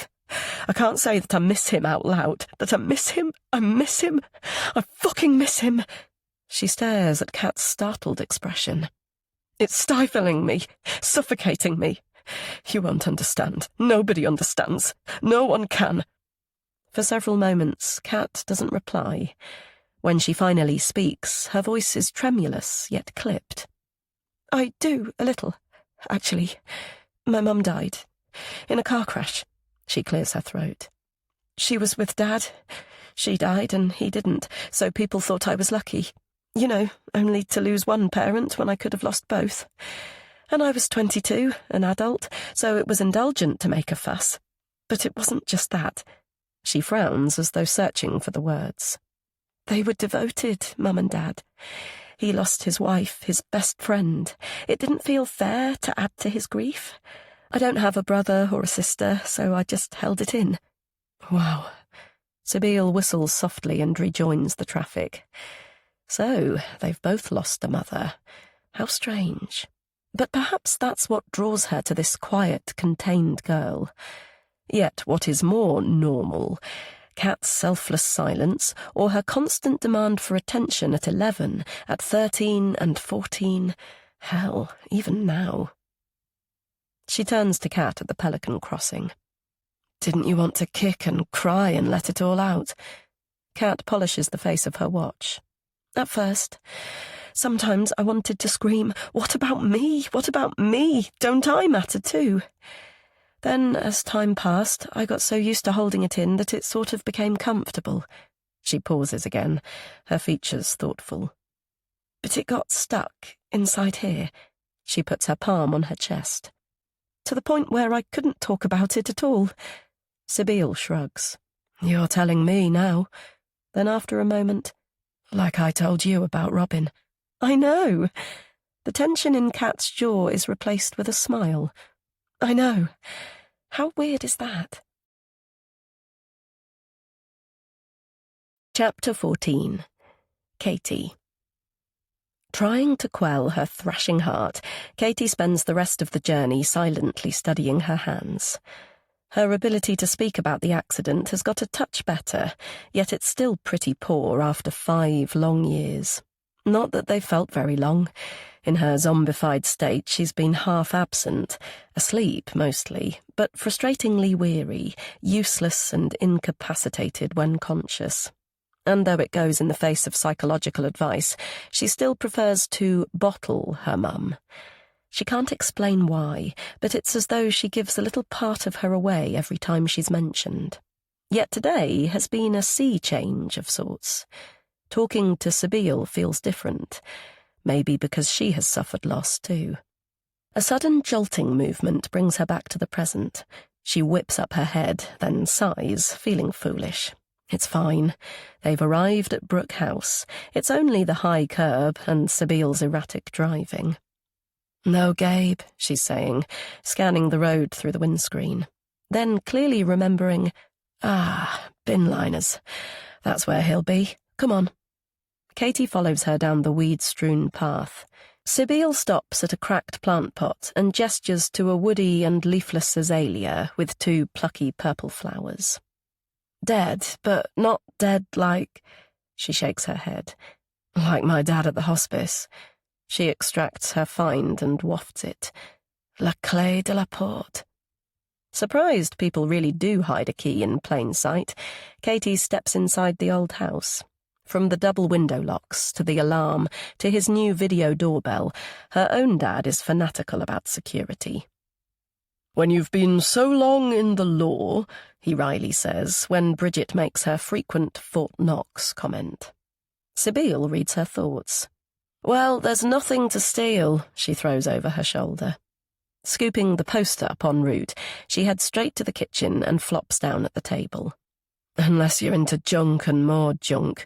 Though don't say that to Gabe, as he likes to call them antiques. She raises her arched eyebrows. He thinks we'll make a bob or two from the contents, but I'm not convinced. I'd personally hand it all over to a house clearer, auction place or whatever. But he's insisting we go through everything first. Drawers, chests, bureaus, wardrobes, find paperwork, family memorabilia, hidden bloody ivory. To be honest, I'm exhausted just thinking about it, and I woke up at an ungodly hour. Bloody noisy old house. Pipes, doors, floorboards, clunking, chugging, clanking. She laughs. And that's just Gabe in the bathroom. She yawns theatrically. I need a pint of fresh coffee, but instant will have to do. Glad to feel full of beans, for now, Katie turns to the kettle. I'll make it. How do you like it? However it appears. Sibyl stretches. You can come again. You're very calm, and I like that. Same as Gabe, you're, I don't know, serene. Yep, serene. Not entirely, Kat replies, busying herself with the mugs to cover her embarrassment. The abridged version of her mother's death didn't include her hysteria when 2 police officers knocked at the door in the early hours. Her inability to focus on their words after, your mother and father have been in a road accident. Her certainty that both parents were dead, even as she sat by her dad's bedside and watched the regular rhythm of his chest. Her complete and utter panic and terror, even though she'd been on medication since university. Stabilizers for anxiety, hypnotics to help her sleep. Truly ironic when it's all she can do to stay awake these days. Gabe's like that. Sorry? Sibyl pulls the scarf from her head and ruffles her glossy hair. Not entirely calm. She laughs, a joyous, loud peal. But that's usually because I'm driving him mad. Her face suddenly stills. By the way, don't mention Robin to him. Course not. I wouldn't dream of... He thought Robin was a selfish prick. I don't know why, really. They were best mates at uni. Oh? Katie waits for Sibyl to say more about the man's death. Something about strangulation, she said the other night. But then again, she was drunk, paralytic almost, and making no sense. Gabe has no taste, Kat. You've seen his clothes and that wreck of a car. Men, women, dogs. His judgment's impaired. Badly. She shrugs and snorts. That's what comes of only ever loving his saintly mother. Ah, mother, Sibyl. Carrying 2 bags of shopping, Gabriel scowls from the door. He wafts the famous black liners, then balances them on a tower of newspapers stacked against the wall. These are from upstairs, he says stiffly. No idea why Dad kept them, but I suggest you briefly look at each date and headline, and if nothing grabs your attention, they can go in the blue recycling bin. He stares at Sibyl briefly before turning away. Do something useful while you're bearing your soul. For Christ's sake. She scrapes back her chair. The world doesn't revolve around her, Gabriel. You're 35. Why don't you grow up, get a life, even have fun once in a while? His jaw tight, he slowly rotates. Get a life, should I? Like you have? Then why are you still having a go at her even now? Mum's been dead for nearly 20 bloody years. I wasn't having a go. We weren't even talking about her. She isn't the sole topic of conversation. She lifts her chin. But seeing as you've brought up the subject of our mother, tell me, Gabe, which mother was ours? The one who couldn't do enough for her precious Gabriel, or the one who couldn't bear to look at her daughter's face, let alone kiss or cuddle or pretend to love her? That isn't true, Sib. She did love you very much. Of course she did. He massages his forehead. Sometimes she was low, that's all. It wasn't her fault. She was ill. His expression softens. You know this, Sib. We've talked about it many. Quite right. It wasn't her fault. It was mine for being born, wasn't it? Despite her defiant stance, her voice catches. If I hadn't appeared, she'd still be your lovely, happy mummy. I think that's the theory, isn't it, Gabriel? I've never said that. Hardly daring to breathe, Katie waits on the sidelines for someone to speak. When the silence becomes oppressive, she turns to her chore, pours steaming water into 3 mugs and places them on the table. Like Narnians turned to stone, neither of them have moved. Does anyone take sugar? She asks. I wasn't sure where to find... But it's what you think, isn't it? Sabine says, as though the intermission hasn't happened. I could see it in your eyes, Gabe. When she died, you wished it was me, didn't you? You wished I'd gone and not her. His blue eyes flicker, and Katie knows he needs to be truthful. For an iota, Sib. A blink of an eye. I was just 16. I was meant to be a man, but I still desperately needed her. And I suppose you think a girl who hadn't even hit puberty didn't, Sabine mutters. At least my crazy hoarder dad loved me. She scoops a Westmoreland Gazette from the pile, scans it, and adopts a newsreader's tone. Today's headlines: Brewery celebrates 1 year of business with the launch of 3 new beers. Barn to be turned into a holiday let. Alleged sex offender has a solid alibi. Police hunt continues. Hundreds of animal cruelty calls in Cumbria over 3 years. She guffaws. Bloody hell. Who would have thought life was so exciting in the 80s? Gabriel becomes animated too. Talking of which, guess what was on the radio on the way here? He mimes someone playing a saxophone, then puts his hand to his chest and a finger to his lips. Sib laughs. Who broke my heart? He gyrates and points. You did. Astonished at the change in both siblings' demeanour, Katie watches them belt out the refrain of various 80s hits. When they've finally exhausted their repertoire, Gabriel passes the invisible microphone to her. He smiles his sister's compelling smile. Here we go, Katie. Your turn, he says. Chapter 15. Katie. The doorbell rings at 6 on the dot as usual. Bridget shakes the rain from her umbrella and steps in. How's tricks? She asks, removing her coat. Good, actually, Katie replies, thrilled that it is. After Sabine beeped her horn this morning, she honestly thought she'd never leave the house. She'd taken Milo to school with a spring in her step and trotted home quickly to do some chores before Sabine arrived. She stripped all the beds, bunged the towels in the basket, and lugged it down the stairs. Sabine sent a text saying she'd be another half an hour, so she had time to fill the washing machine, dust the dining room and lounge, and still have 10 minutes to spare.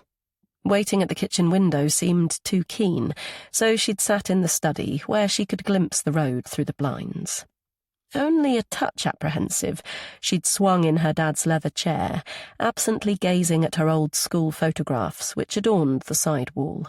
As if an artist had gradually shaded her features with a graphite pencil, the huge eyes, round face, plump cheeks and turned-up nose had become more defined, shaped and solid as the years progressed. She still looked like the neat-haired A-level student in the final portrait, but she felt no connection with her sure smile. The academic achievements had come so easily then. When had the crippling uncertainty set in? Hearing the low summon of Sabile's car, she'd grabbed her handbag and made for the front door. But just as she put her fingers on the handle, there it was, out of nowhere, that sudden surge of overwhelming anxiety and fear. Her heart had pounded. She could barely suck in air. For agonizing moments, the old terror had consumed her. She was ill, she was dying, she'd have to stagger out and ask a virtual stranger for help. It took her several minutes to rein in the hysteria with a paper bag and deep breathing. Then despondency set in, not just dismay, but bitter disappointment. Where had that come from? She hadn't had an actual panic attack for well over a year. Bridget's melodic tones now bring her back. "Well, you look very well," she's saying. She opens a cupboard and extracts the box of coffee pods, dragging her finger over the coloured lids before deciding which to select. "Gasping for a hot drink. Been on my feet all day," she says. "What about you? Have you been out at all?" Without waiting for a reply, she peers around the snug area. No TV, no Milo. Where is our little chap?" Katie takes a moment before replying. Are she and Bridget really friends? Despite the age difference, she's always thought so. Yet today she feels irked by her familiarity, her busy presence, the way she always calls Milo ours. But she bats the irritation away. She's still buzzing after her day with Sib and Gabe, and quite frankly wants to share their alarming yet compelling relationship. She addresses the Milo question first.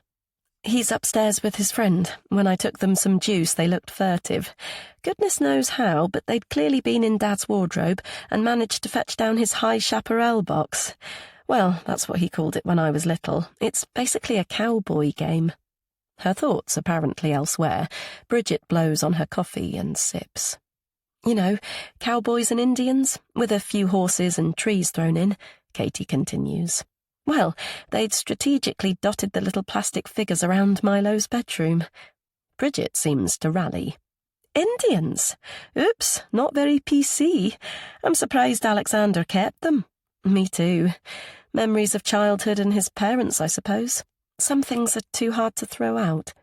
Like her mum's clothes in that very closet. Elka's penchant for leopard print and stylish trouser suits, her neat row of colour-coded shoes, the wedding hat still in its box. Katie shifts her mental picture to the pile of old board games on the shelf above. He's kept Colditz, Battleship, Treasure Island and Buccaneer too. Save for the sparkling gems, I always considered them to be boys' games, but I did relent when it came to Mousetrap. They're all pristine, of course. She comes back to the memory of her son's guilty flush. Fortunately, the Indians were in a defensive cluster, so I was able to whisk them away. They weren't impressed, the boys, that is, not the Indians, so it took a while to relieve them of the cowboys. "I rather think Alexander would suit a Stetson," Bridget giggles. "Along with the rest of the ensemble." The annoyance edging back, Katie looks at her watch. Actually, it's probably time to clear up and wipe Strummer's spaghetti-smeared face. His mum will be here to collect him soon. Bridget crinkles her nose. "Did you really say Strummer? Please tell me that's not actually his name. I like it. It's a bit different. Anyway, children grow into whatever they're called. I wasn't keen on the name Miles, but you and Dad convinced me, and now I can't imagine calling him anything else, except Milo, of course. He looked like a Miles the moment we saw him." Katie clocks her glance, sharp as flint. "No tiredness this week? No napping today?" The heat of irritation rising, Katie shakes her head. Thank God she didn't mention the panic attack. "Not yet, though it is only Tuesday, Bridget. You might have more luck asking me on Thursday." The moment it's out, she regrets her sarcasm. Yet still, she knows her dad and Bridget mean well, but she's not a child. She doesn't need checking on at 6 o'clock every other bloody evening. If she needs help, she can ask for it. And it suddenly feels strange that this woman saw her newborn before she did. Good, Bridget replies, apparently oblivious to her loaded tone. She opens the fridge, extracts a bowl, peels back the cling film and sniffs it. "Smells like one of Alexander's curries. Weren't you hungry? Looks delicious. Beef from the roast?" "I expect so. Have it if you fancy, though it's probably past its best. I had lunch out." "Oh, yeah?" Bridget says the words casually, but her stance shows surprise. At a friend's house. Really? She sits in the snug armchair and curls up her legs. You have other friends. I'm hurt. Anyone I know? Chapter and verse, please. It's an in-joke, Katie knows, and she's usually pleased to describe her tiny triumphs, but it suddenly feels private, as though she's part of a trio, a secret club that no one else would understand. After the shocking spat between the siblings, the tense atmosphere lifted as abruptly as it had fallen, thank goodness. Though she laughingly declined Gabe's invitation to sing, the three of them sat at the kitchen table for over an hour, amiably chatting as they sorted through more newspapers, pamphlets and magazines. Sabine related comical childhood stories about Gabriel the prize nerd. More at ease than she'd seen him before, he responded with wry humour, describing himself as cool, actually, Ray-Ban aviators and biker leather included. Eventually, Sabine looked at the clock. I'm bloody starving. What have you brought us for lunch? She asked him. Oh, yeah, the shopping, he replied, turning to the paper bags he'd left by the door. Sabine delved in, making a running commentary like the Generation game as she lined up items on the worktop. Crumpets and butter, fair enough, but a small loaf and 1 tin of sardines, she snorted. What's this? The Gospel according to St. Gabriel, feeding the 5,000? You can tell he's a single man, can't you?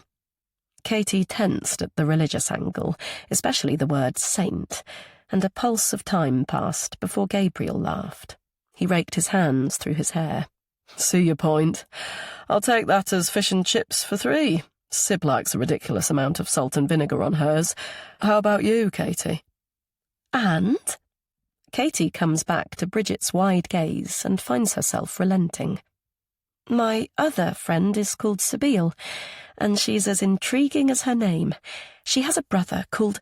But the doorbell interrupts, and Bridget's attention snaps away. Strammer's mum, I take it? Oh, excellent. I can't wait to see what she's like. Chapter 16. Katie. The honeyed images crumble on waking, but still Katie feels a warm sense of contentment. She hasn't had a nice dream for months, and she knows her mum was in it, smiling and happy and there.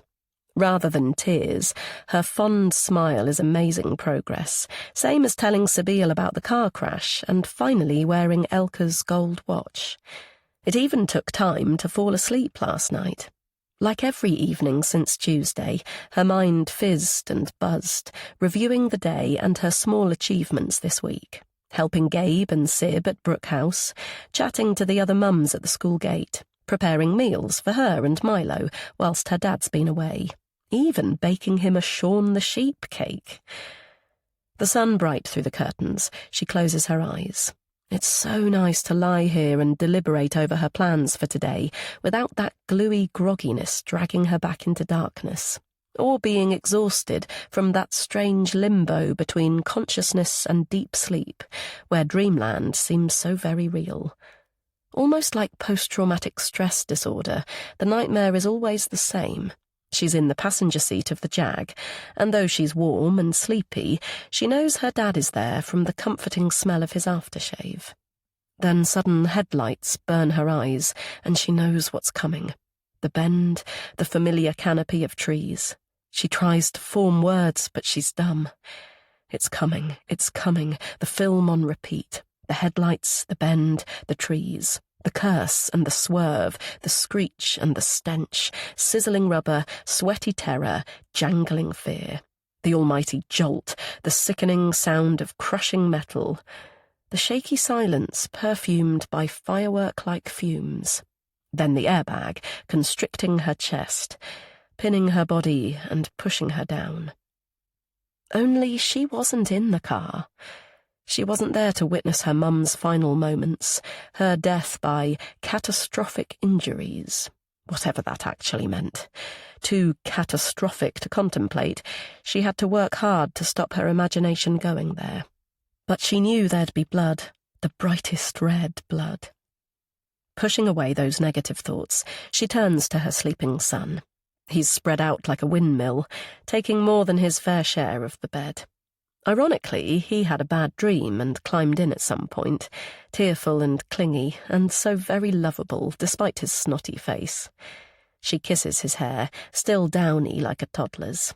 As if the transition from nursery to proper school would change him overnight, she had expected it to become more boy-like when he began in reception last September. But Milo is her first, and she's never had siblings. Her mum passed away before he was even born, so motherhood is a huge learning curve. Thank goodness she has Dad.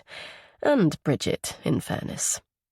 She slips from the bed, pads to her ensuite bathroom, and inspects herself in the mirror. Funny how she longed to lose weight at university.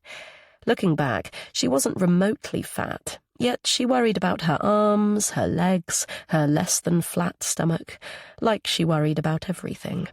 The anxiety was constant, the fear of having a panic attack in public more crippling than any actual episode. Then, of course, the worst happened, like a punishment of sorts. You thought a panic attack was bad? Try this. That's in the past, she says to her pink-faced reflection. This is the new me.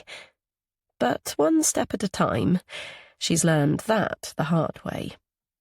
When she returns to her starfish son, his closed, sleepy face takes her back to his operation. His cryptorchidism had been noted at birth, and she'd known a surgical procedure would be necessary if the testicles didn't descend into the scrotum by 6 months. Yet the notion of anaesthetic and incisions in such a tiny tot was still horrible. The advice about fertility problems and an increased risk of developing testicular cancer made the decision to go ahead with the orchidopexy easy, but it brought home the responsibility of being a parent. Her baby was only 9 months old, and she was having to make decisions about his adult life and future well-being already. She now nudges him gently. Time to wake up, Milo. It's the 1st of the month. We have to say rabbits.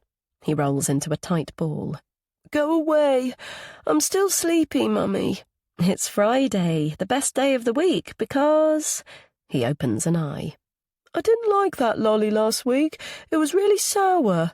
But you did like your purple tongue, he responds with a reluctant smile. And it's a good job there's a whole counter of sweets, so you can choose something different this time. Will Grandad be back today? You'll probably be fast asleep when he gets home tonight, but you can wake him up tomorrow morning. Take him his boiled eggs on a tray. He finally sits up. With soldiers? Of course. He stretches and yawns, then does another take. What are you wearing, Mummy? My running kit. New resolution, Milo. I'll walk you to school every day, then jog home afterwards. Like the wind? Spot on, Milo. I'm going to run like the wind. Chapter 17. Katie. Katie runs, properly runs, like she did as a teenager. The thwack of her footfall is muffled by the damp, muddy pathways, but the sound of parakeets and the early summer breeze propels her through the woods. The lime-green buds have now sprung open, and the hillocks of crocuses and daffodils have been usurped by pink and red tulips. Can she really smell the fresh aroma of their delicate petals? Unlikely, she supposes, but today it feels that way. Feeling somewhat bashful in her leggings and vest top, she dropped Milo off at the school door and said hi to the mum crowd before pacing away. You look like a flipping gazelle, one of them shouted. We're going for coffee at Cocoon. Join us if you've got time after your workout. Though Katie waved in acknowledgement, she didn't want to interrupt her new resolve. In the past, she was often wiped out with exhaustion by Friday, lifting her heavy head and unwilling legs from the bed, shuffling to the shower, and forcing a fake smile for her son at breakfast. The only way she'd have enough strength for a walk with Milo on Sunday would be a day of complete rest on the Saturday. Yet look at her this week. The past couple, in fact. As she slows down for a puddle, she laughs at her zest. She had dreaded the build-up to Milo starting at nursery last year, knew she had to emerge from her hiding place and face life outside. And it was hard, not only summoning up the energy to tromp to school and back, but to reconnect with people she knew and face their condolences or questions about Elke, who was well known and accepted in the village, despite the remaining twang of her German accent. Yet those fears were silly. By then, 4 years had passed since the accident, and as her dad put it, people were far more interested in themselves than them. As ever, he was right. It took a few months, but she eventually lifted her head as she walked home, made eye contact with both dogs and their owners, sometimes even saying hi.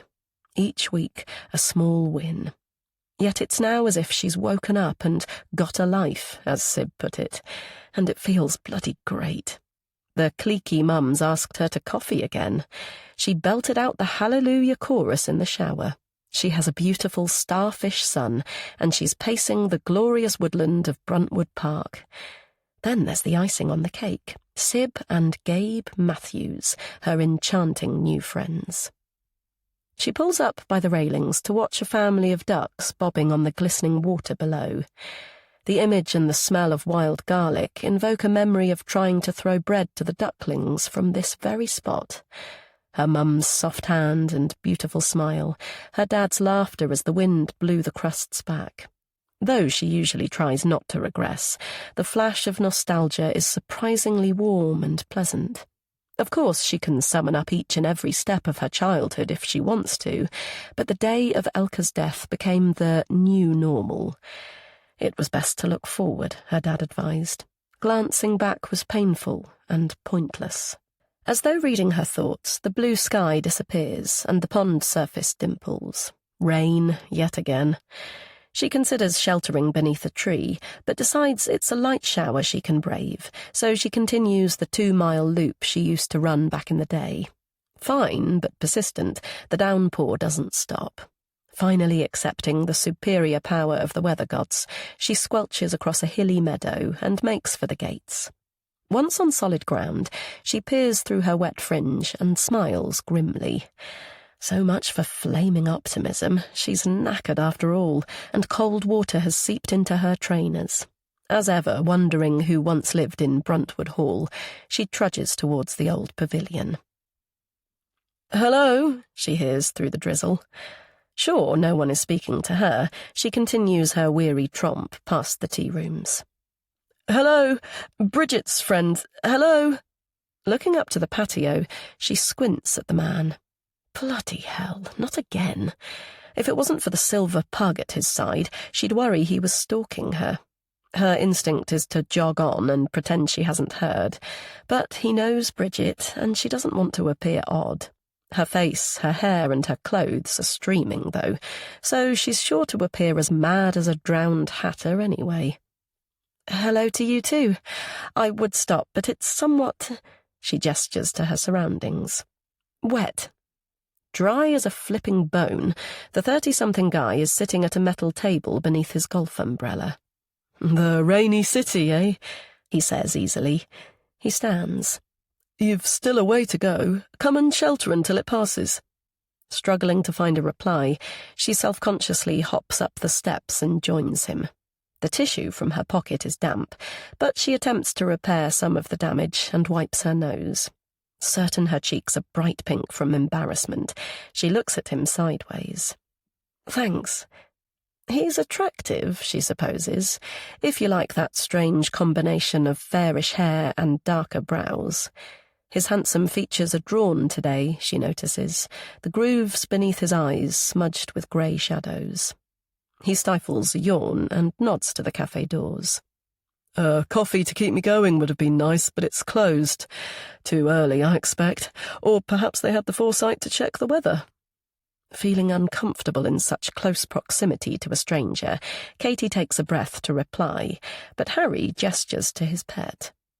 "The plan was to leave him outside and hope he gets stolen, but the deluge has put off would-be dog thieves. However, you've appeared like Providence, so perhaps there's some hope for sleep after all. Do you fancy taking an ugly—" He theatrically clears his throat. "Beautiful and obedient hound off my hands?"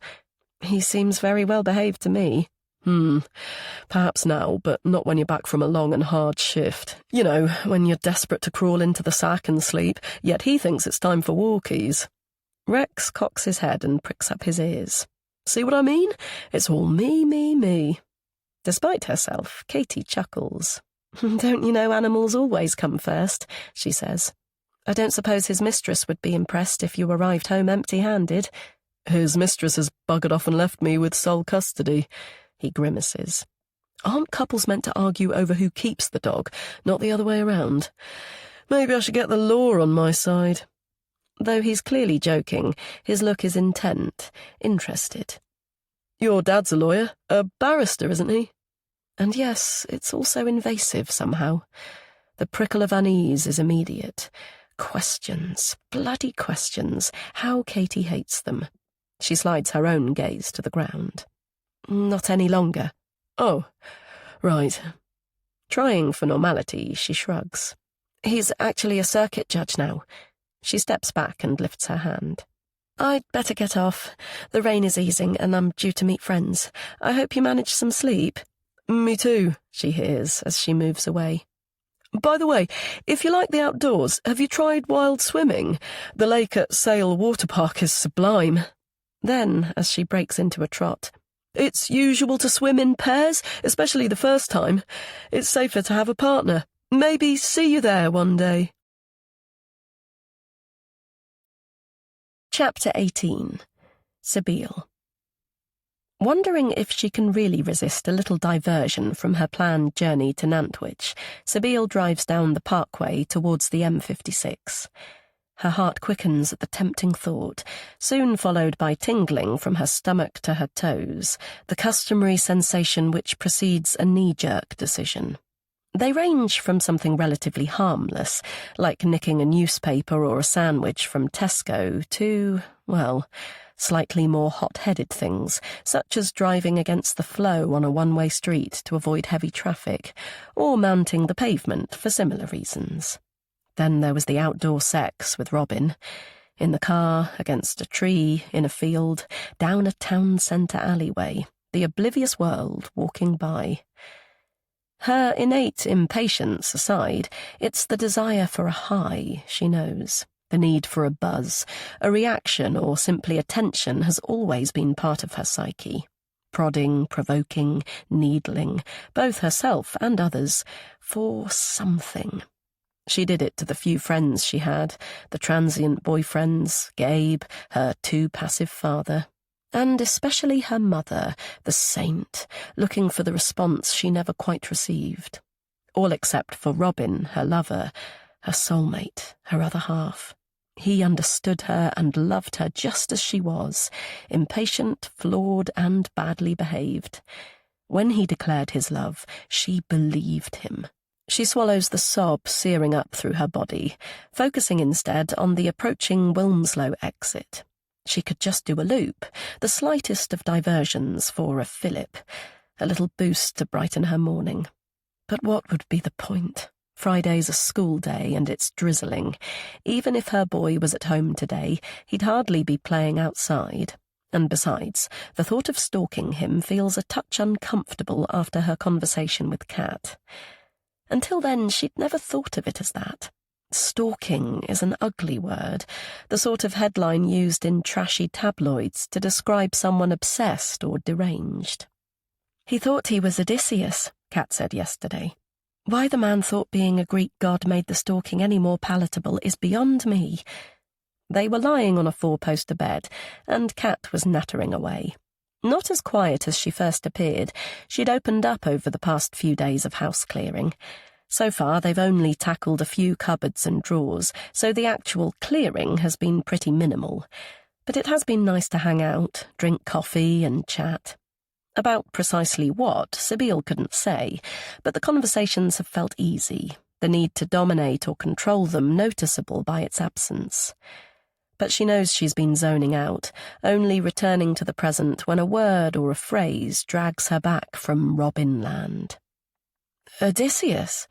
Start again. What man? The stalker my dad sentenced to community service the other week. It was in the London Gazette. Clearly pleased at the press mention, Katie laughed brightly. It quoted Dad describing the guy's behaviour as shameful. What did the shameful man do exactly? Loads of inappropriate things. Appearing outside the woman's house at all hours, peeping into her windows. Well, that's hardly a crime. Course it is. Only weird, obsessive people do that, Sib. And other stuff too. Bombarding her with texts, Facebook and Instagram stalking, which went further than... Well, we all do that. Except me. Kat flushed. I don't do social media. Well, not these days. Really? Why not? Facebook was particularly brilliant when I started web life. Making friends with all and sundry, creating a million pages, asking my newly beloved pals to like them. In fairness, everyone has been pretty nice about the business. They clearly like me more online than in real life. Not that I care. It's too much hard work trying to please them. She pulled Kat's silky ponytail. Except you, little cat. So why did you stop social media? Her blush deepened. Seems silly now, but it was stressful. After Mum died, I went into that shell I told you about. People tried to tell me stuff I didn't want to know, or they'd strike up a conversation about it in a nosy way. They'd tell me they'd read about the crash or seen a photograph in the newspaper. They'd say how shocked and sorry they were, but really, I didn't want to think about it, let alone visualise it, so... So what? You became a hermit? Pretty much. She smiled. But I was pregnant with Milo, so I didn't feel alone. And of course I had Dad and close friends. Fair enough, Sabine replied, not wanting to talk about it any more. Kat had had her baby, and she was getting pretty bored of hearing about her perfect bloody father. Then there was the stalker niggle. Did her own behaviour really qualify her as one? Occasionally stopping by someone's house and simply watching was surely not that.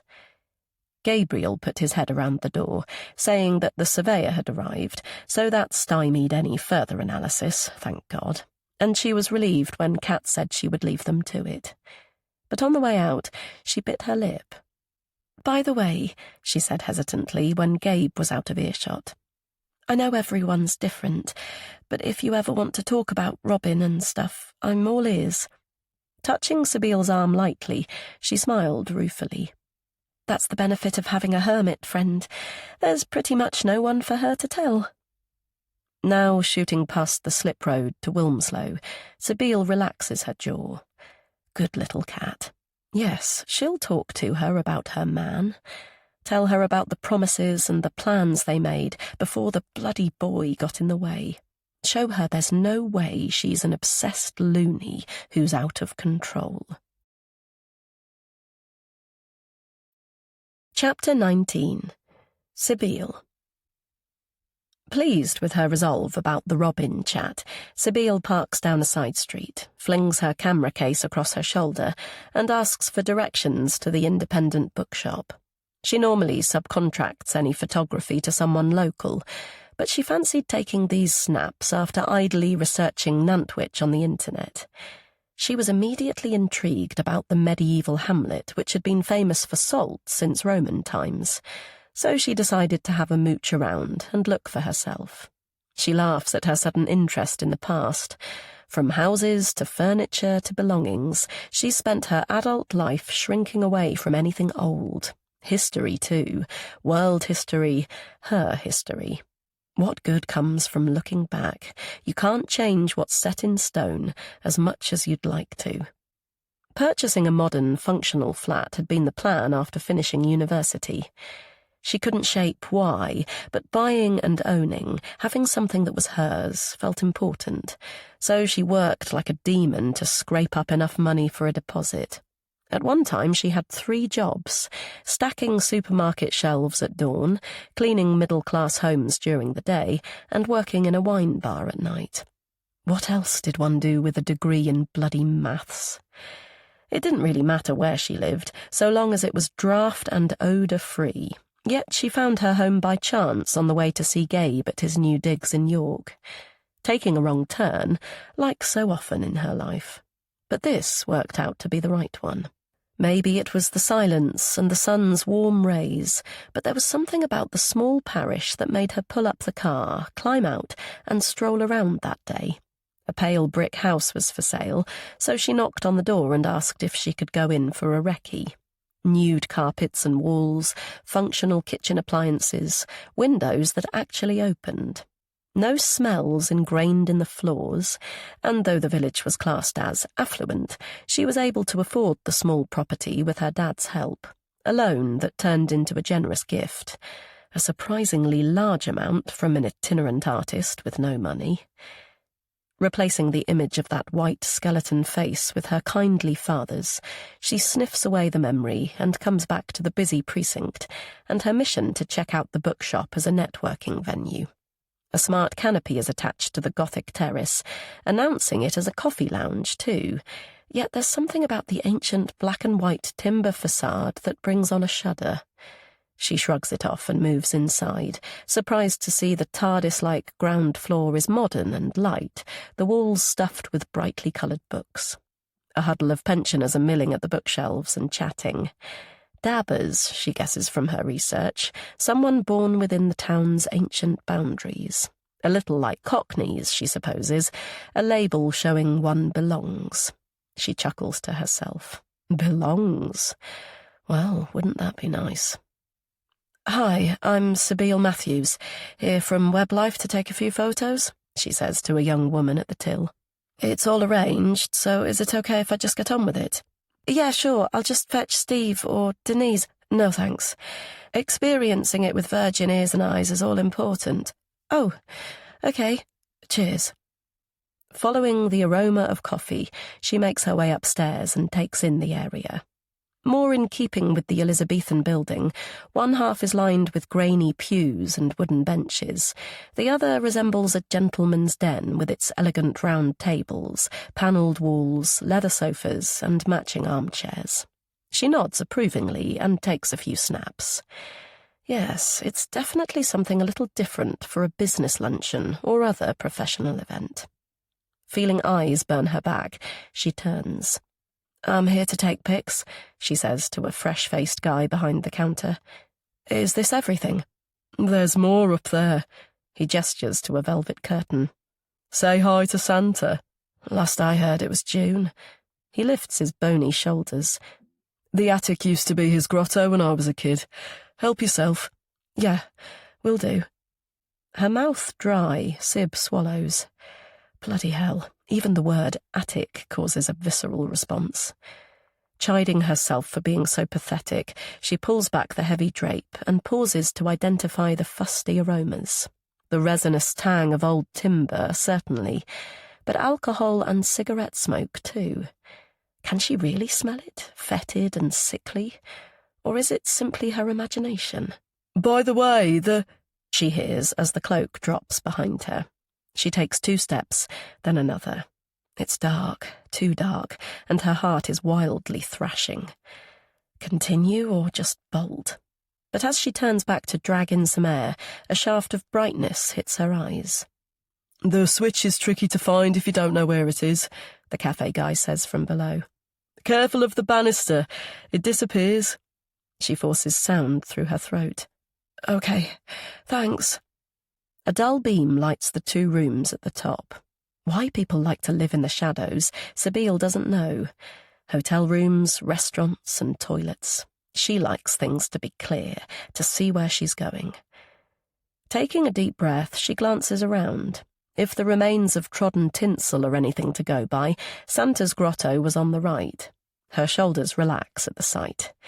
It's just a room, a happy place, Father Christmas duly surrounded by parcels, a pink-faced avid child sitting on his knee. Even she can remember the sheer excitement of that. Today the area is lined with more books in display units. She steps over to peep. Old tomes, not the pre-loved selection downstairs, but what looks like valuable first editions. How hard would it be to ram open the doors or smash the glass? Sneaking out a signed copy of Alice's Adventures in Wonderland could be today's fillip. She lifts the Canon and takes several snaps. That little boost she can resist. There's plenty of antiquated rubbish at her dad's, she and Kat slowly sorting and throwing and talking. She finds herself smiling. Yes, a pleasant therapy of sorts. Turning to the left, she takes in the crooked leaded casement she noticed from outside, and though she wryly mutters, "At least there's a window," the triangle of dark eaves and wooden beams is unavoidable. And there it is again, that stench of spirits and smoke and perfume. She'd forgotten about that. She closes her eyes and breathes through the memory. "Mummy, can I come in?" No reply. "Mummy, please can I come in? I've done you a drawing." Nothing but the sound of her own respiration. Is Mummy all right? "Mummy, are you there? You'll really like it." Finally, and thankfully, her voice. "I'm just resting, Sabine. I'll come down at tea time. It's of you and Gabe. I'll only be 2 minutes. I've coloured it too, really neatly. The door's locked and I'm too sleepy to move. Show me it later. Off you go now." Locked, always locked, locking herself in, but mostly locking little Sibby out. Chapter 20. Katie. "Catherine," Her dad's voice filters through the thick tar of sleep. "I've brought you some breakfast. Can you manage to sit up?" It's morning, Katie knows. Has been daytime for minutes, maybe hours. She's clocked light through the curtains, felt the vibration of her mobile, heard chatter from downstairs. But only for moments, scrambled seconds of consciousness before being sucked back inside. "It's porridge, darling. A touch of cream and a smattering of brown sugar. Perhaps not terribly seasonal for such a lovely warm day, but I thought it might give you some energy." She peels back her eyelids. A frown of love mars her dad's handsome face. "What time is it?" she asks. He settles the tray on her lap, smooths his dark fringe into place, and pulls up his cuff to look at his watch. "Goodness, it's noon already. So I suppose I should really call my offering brunch. Come on, eat up while it's warm, love. Your tea is duly stewed as you like it." "Thanks, Dad. Where's Milo?" "He's just gone out for a walk with Bridget and the dog." He sits on the wicker chair and crosses his legs. "He popped in to check on you a few times and said you were still sleeping, like a princess. He even brought your mobile downstairs so it wouldn't wake you. Sweet little man." He steeples his fingers and taps his chin, the usual sign that he's worried. "Everything okay, Dad?" she asks. "Absolutely. Just overthinking last week's trial." "The fraud case?" "No, not in the end. There were last-minute shenanigans, so it got adjourned, and I ended up with another, a trial for rape. Date rape, I suppose, though I hate that expression. Both parties are students at university, bright kids, nice families, upstanding citizens. It's a dreadful no-win situation for anyone, and the evidence is so finely balanced I have no idea of the outcome." "Oh, no, that sounds horrible," she replies. "Though I guess the police charged him, so—" "No smoke without fire. On the one hand, that's the worry for him, yet on the other, prosecutions for sexual offences are at an all-time low, so the CPS wouldn't have made the decision lightly." "Do you think he did it? What's your gut feeling?" "I really don't know, love. But even if he's acquitted, his name's out there. Folk will think the worst. Would you offer him a job? Would I?" He sighs. "Still, the law is the law. I'm just glad I don't have to decide either way. That's down to the jury, thank goodness." He continues to tap, and Katie knows the question is coming, despite his work digression. "So, other than your jaunts to Brook House, how was your week?" he asks. "Bridget popping in as usual?" Spooning the oatmeal in her mouth, she battles with the niggle of irritation. Right now, she feels like a baby in a high chair, yet she can't blame her dad for his concern. She's still in the sack at midday, still feels horribly groggy, which is so disappointing after her optimistic week. He arrived home earlier than she'd expected yesterday, so she abandoned her plans for fish fingers with Milo for tea, opting for one of his delicacies instead. Once she'd given Milo a bath and put him to bed, she watched him create a beef stew that was much more than that. Mouth-watering strips of best steak, sautéed with half a bottle of claret and every vegetable in the house. Not able to hide her grin, she sipped a glass of wine and told him about Sib, Gabe, and Brooke House. She described the mammoth task ahead, from the junk and art materials to the books, newspapers, and journals. But mostly she regaled him with descriptions of the oil paintings and floor lamps, the shabby chic sofas, curtains, and chairs, the rich mahogany furniture, even a 4-poster bed. They stayed up to chuckle at Gogglebox, and when she finally went upstairs, she was tired, but in a good way. Deeply sighing, she now shakes her head. So frustrating. 1 step forward and 2 back, as always. It's bloody demoralising. She reverts to her dad's quizzical gaze. Yeah, a good week. It's been pretty standard fare. Milo says you jogged home from school yesterday, like the wind, as he put it. Katie feels herself flushing. I was just full of energy, so I thought, why not? Good to hear. Very good to hear. Alexander stands and stretches. And don't feel bad about another lie-in. If folk think it's indulgent, let them. There's no harm recharging the batteries once in a while. We all need powder naps. No doubt I'll be doing the same after a brisk game of tennis. Dave's determined to make a comeback after last week's thrashing.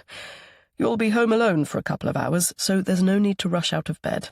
I'll bring up the newspaper, then I'm off. As the door clicks to, a surge of dizziness hits. Her dad was too nice to say it out loud, but there's no doubt she overdid yesterday's run. Like Milo, she's susceptible to colds and chills, and the soaking won't have helped.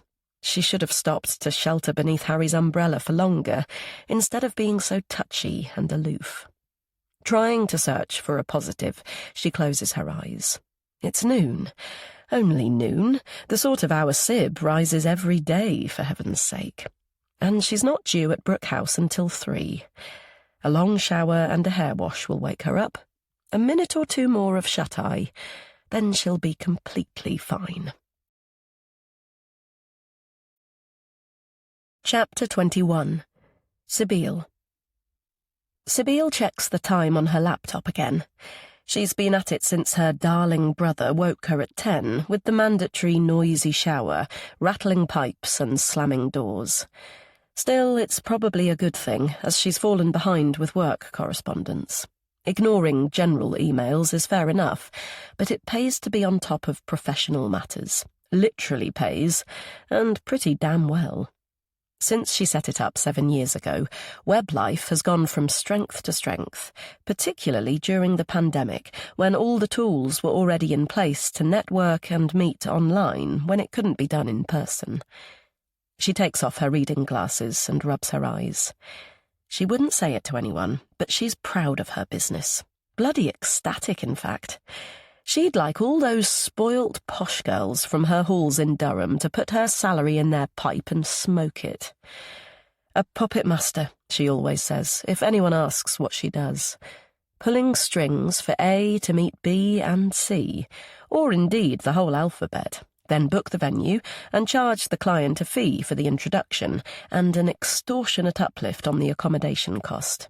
And the beauty is that she can do the admin from anywhere, from Saxton or Switzerland, Timbuktu or the toilet, which actually has been known. In all honesty, it's money for nothing. People can network in the pub if they put their minds to it. She rarely makes an appearance herself, but someone nominated WebLife for a new business award, so she felt compelled to attend a few sessions before the ceremony itself, dragging Gabe with her when she longed to take Robin. Not winning was eye-opening, as it hurt, surprisingly so, and the only person she could tell was... She lets out a shriek of frustration. She forgets him for seconds, for minutes, even hours. But when her thoughts flip to him, it squeezes her windpipe, as agonizing as ever. Stilling, she claps a hand over her mouth. She never told Gabe about the affair. Of course, he'd have disapproved of the adultery in that end of his tether type of way. But the reason she didn't was Robin. He asked her not to. She's never been one to make promises, a practice she finds inconvenient or too hard to maintain, but she always kept the ones she made to him. Weird, really. But he was her first love, an almost disabling crush the moment Gabe introduced her to him at 15. Thank God the attraction was mutual. They first had sex within hours, yet they could never quite get enough. A prelude to their reunion 10 years later, perhaps.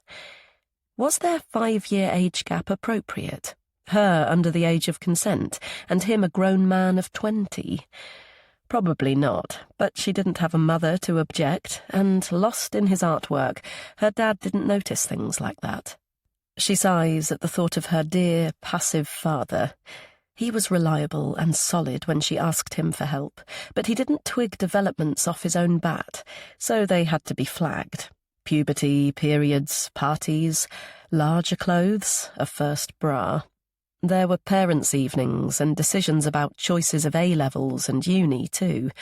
But it was the girls' stuff that mattered mainly, things a mum should have been there to care about. Flinging open the back door, she stares at the broken sky. It's ready to cry, like she is. Now she's on the Robin track, there'll be no stopping the memories and images, the bloody agonising what-ifs, especially as they are her own bloody fault. She groans at the memory of her 18-year-old self. She'd started at university and realised he was old. Hardly old at 23, but he had a job, a car, and a flat. The domesticity seemed predictable and boring, suffocating too, and his hairy chest and beard felt grubby compared with the smooth-skinned adolescence she was snogging most nights. So she ended it briskly by text. Her mobile beeps. Thank God, a distraction at last. Kat was supposed to be here at 3, but hoping she could come earlier, Sabine called her at 10, 11, and 2 without any luck. She peers at the screen. Great, a message from Vodafone. Where the hell is Kat? She needs to talk about Robin, to let out this leaden ball of angst. If she doesn't, she'll bloody rupture. After a moment, she nods, strides back to the laptop, bangs down the lid, and scoops up her keys. Needs must. If the mountain won't come to Mohammed, then Mohammed must bloody insist. Chapter 22. Sabine. Both chilly and clammy, Sabine pulls up the SUV outside the post office and stares at the Tesco Express opposite. Continue to Kat's place, or buy a bottle of wine and retreat? She looks up to the blue sky and laughs without mirth. How the sun shines on the righteous, she mutters. Bloody typical. The downpour occurred during the 30 seconds it took to dash from her front door to her car. No doubt it was arranged by the gods, especially for her. Of course she could have waited or sheltered or dug out some flea-bitten umbrella, but once she'd made the decision to see Kat, she strode right on through it. It was only when she'd driven halfway here that she realised her top was stuck to her chest, making her appear like some wet T-shirt bimbo type. Now her resolve to see Kat is as damp as her hair, and the thought of alcohol-induced oblivion is a calling. Besides, her little pal is probably not even home, but out with her son, doing all the Saturday afternoon things mums do with their kids. Normal mothers, at least. Sweet shops and swings, baking and bubbles and craft. She sighs. If she was in Saxton, getting pissed would be a no-brainer. But as she jumped into her car, she clocked a shadow in an upstairs window. Whether it was Gabe or their mother, she couldn't say, but neither his frown nor her ghost make good drinking companions. Deciding a drive out somewhere will clear her head, she joins the busy traffic. If that somewhere happens to be Wilmslow, so much the better. But as she crawls through the village and watches the joggers and families and shoppers, the desire for company outweighs the need to glimpse her boy. So when she reaches the park, she swings to the left. Cars are parked on the pavement either side of Kat's house, so she pulls onto the driveway and stops next to the Jag. Looking akin to a guardian hen, a black moggy eyes her from the doormat. She actually likes cats, loves the feel of their fur, the warmth of their bodies. A touch thing, she supposes. Touch, if only. Breathing through another jolt of self-pity, she climbs out, lifts her chin, and strides to the porch. She rings the bell, and though the moggy stretches and lines up expectantly beside her, nobody answers. "Anybody in?" she asks the cat.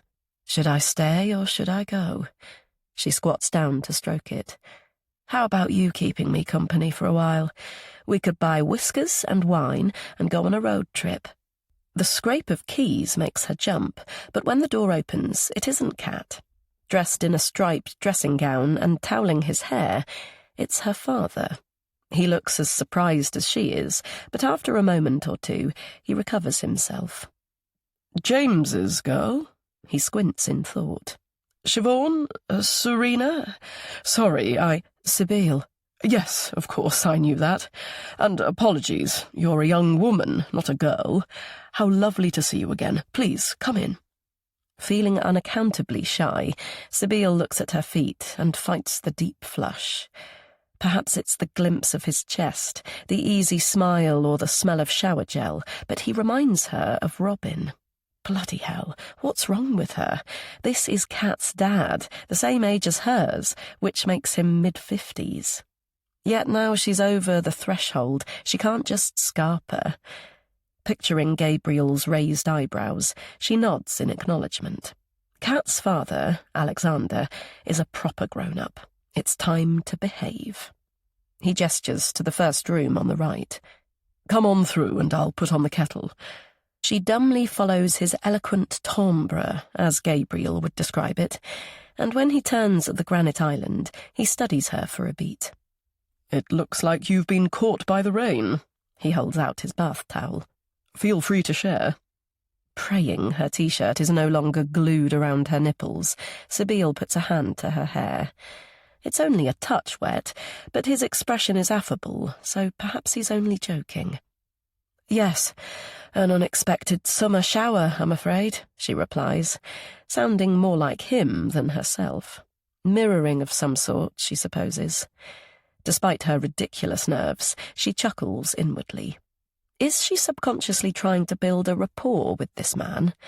She doubts it. It feels like she's been summoned to a headmaster's study for a lecture or a reprimand. Not that her school's head teacher was a master who had a study. If Alexander's accent is anything to go by, he probably had both. Though he was educated with her dad, of course. Grammar school, then, so she's probably right. "Oh, no. Poor you." His courteous gaze unwavering, he rakes back his thick fringe. "My hair doesn't like rain." He gestures to a hat on the counter. "Hence the oasis look. Though," he tightens his belt and chuckles, "I'm sure Liam doesn't greet his guests dressed like this. I had a somewhat tough game of tennis, then discovered there was no hot water at the club. It wasn't a pretty sight, or indeed smell, when I got home, so I got straight in the shower." He nods at a chrome bar stool. "Sit, please sit. Can I get you a drink? I recently invested in a coffee machine, so there's a choice of pods. Then we have all manner of tea, peppermint, chamomile, lemon, green, and so on. Catherine likes to—" "A latte, if you have it, thanks. Is she here?" Alexander pauses and blinks. Then he lowers his voice. "She's a little under the weather. A bug going round, I expect. She went for a nap, but she might be awake now. I could give her a knock, though she's probably heard us and will be down in a minute." As he draws breath to say more, Sibyl readies herself for some gen about Kat or her mum and her death, but his actual words catch her short. "I'm sorry to stare, but you look strikingly like your mother." Bloody hell, she hasn't heard that for a very long time. "What a gorgeous child, the very spit of you, Imelda. So beautiful." She tries to float above the old memories, but they descend anyway. little Sibby's hopeful gaze, searching for her mummy's approval for something. Yet even at that age, she didn't need to be told that you have to be beautiful on the inside as well as out, and that neither of them were. Alexander's brown eyes are polite and attentive, so she gropes for her mental promise to behave. "Oh, right. So you knew my mum?" "Yes, I did." He turns and deftly operates the Nespresso machine without speaking for a minute or two.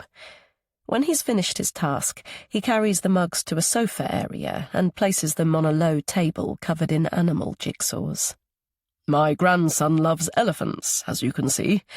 This is his den, but he's very inclusive and allows the adults to play too." Relieved the Imelda conversation has passed, she searches for a jaunty riposte, but Alexander sighs and shakes his head. "A long time ago now.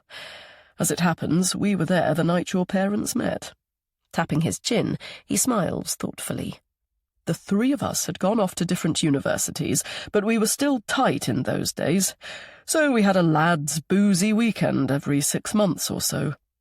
Wondering who the three of them were, and where this agonizing story might go, Sibyl picks up her cup. Christ, her hands are trembling, and though the coffee is scalding, she slurps it nonetheless. Where the hell is Kat? She needs her to appear and stop this man talking.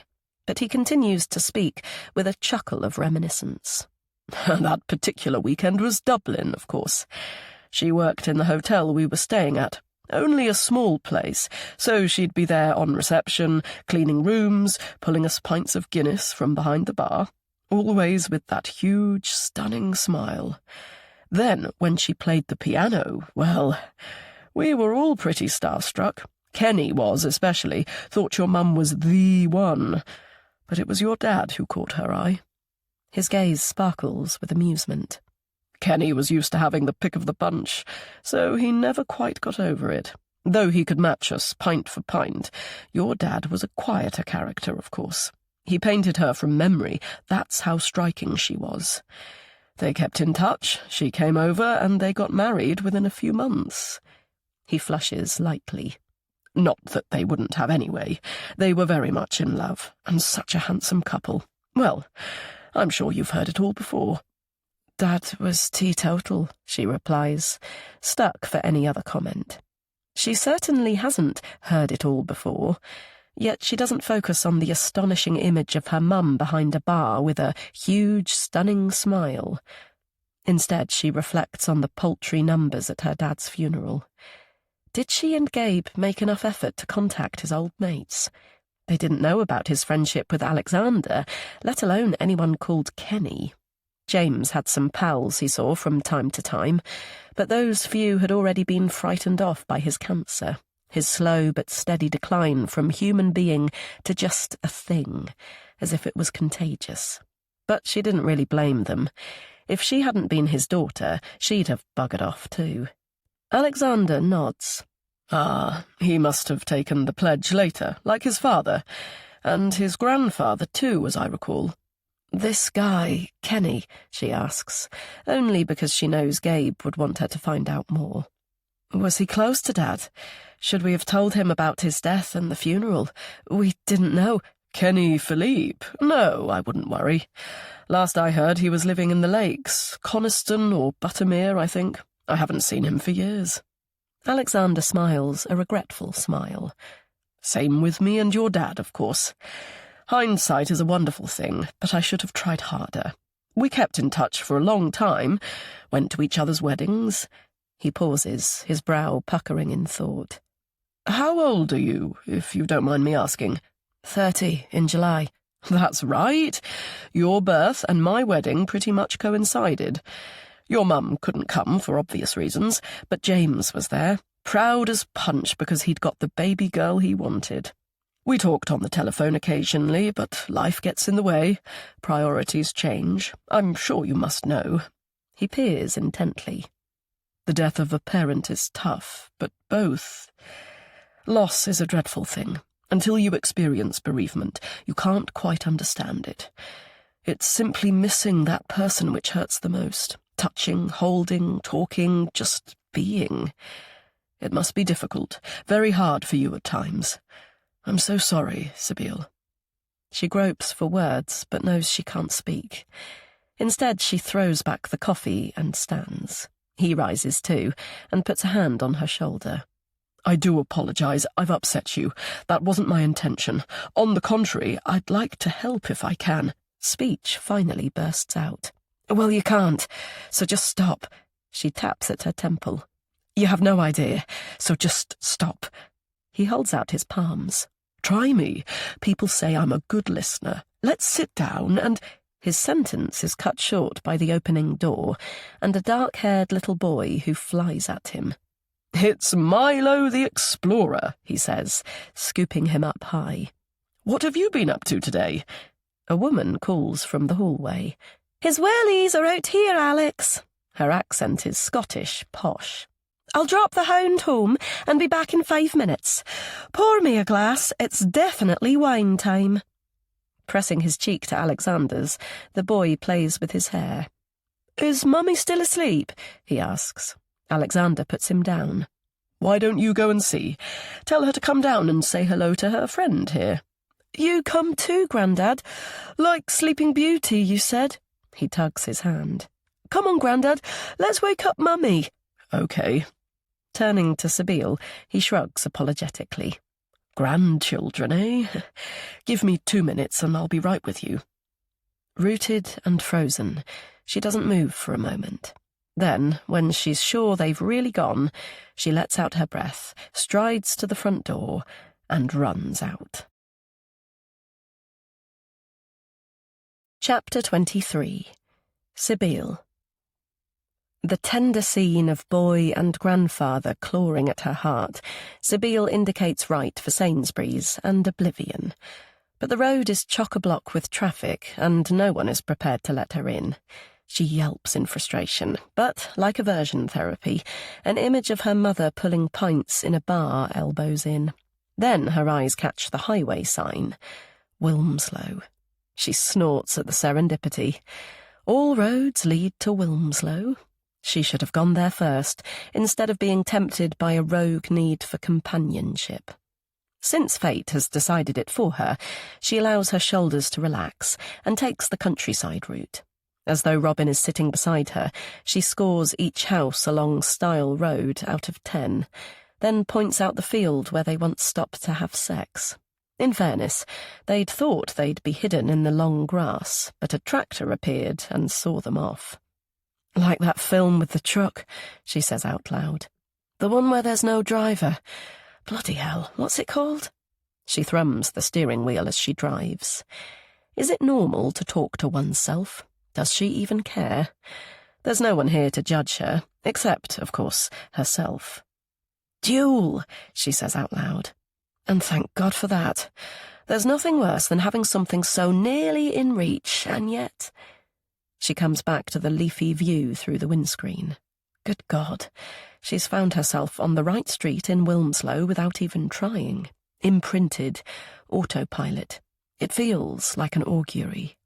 Not able to find a space near the house, she drives straight past to the Costa on Alderley Road and pulls up on the corner. The late afternoon is so balmy, she considers sitting outside for a drink to get rid of the sour taste of bloody Alexander's coffee. But a sixth sense tells her the boy is at home and she needs that boost. Just a little something to lift a shit day.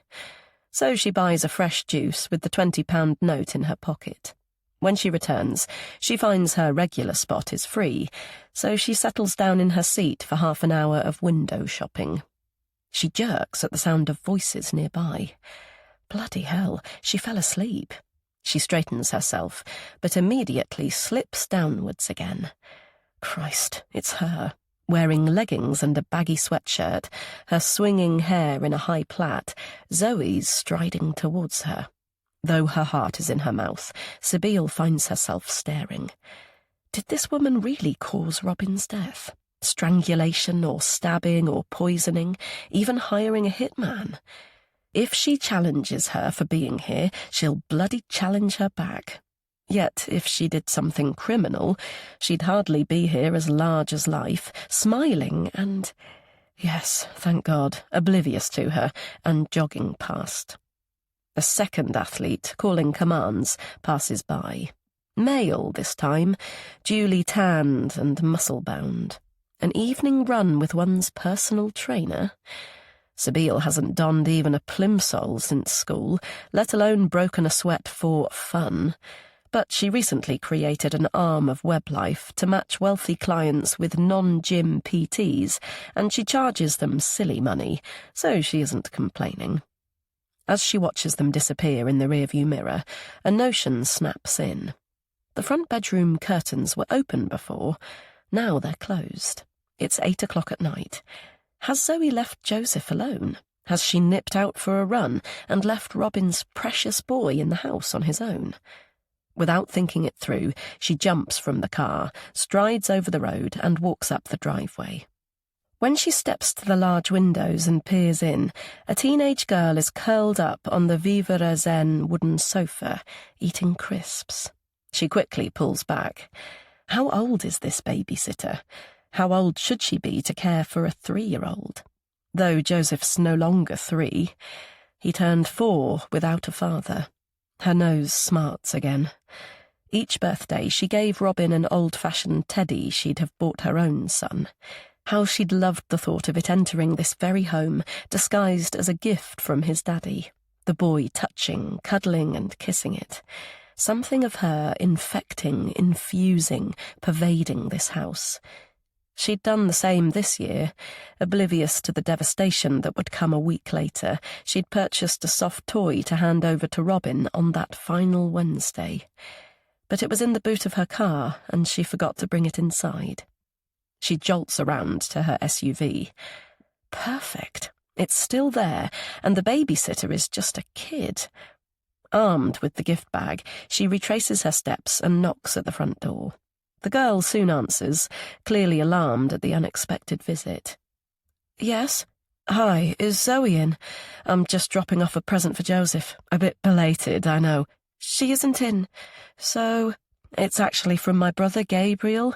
He was mates with Robin, so it felt important to remember Joseph's birthday this year. Oh, right. Here you go. I hope he likes it. Sabine pulls a suitably desperate yet comical face. I've drunk too much today. Would you mind if I use the loo while I'm here? I could wait until Zoe's back, but I might have to pee in my coffee cup before then. The teenager relents and stands back. Sure. Do you know where it is? I do, thanks.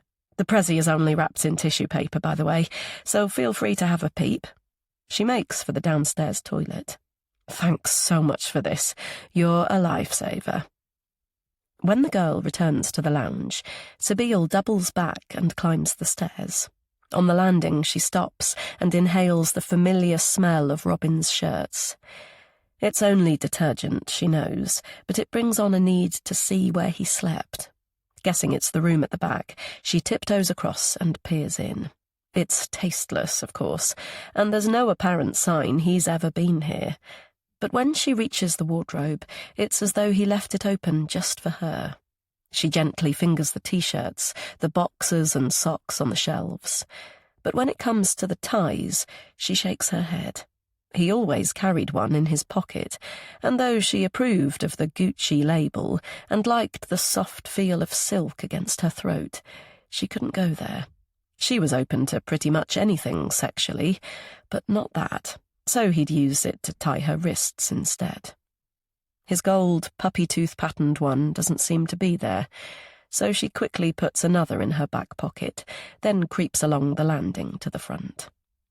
Though the door sticks on the thick pile of the carpet, she finally slips into the bedroom, listens for movement from the lounge beneath, then turns her attention to the sweet sound of the boy's light, feathery breathing.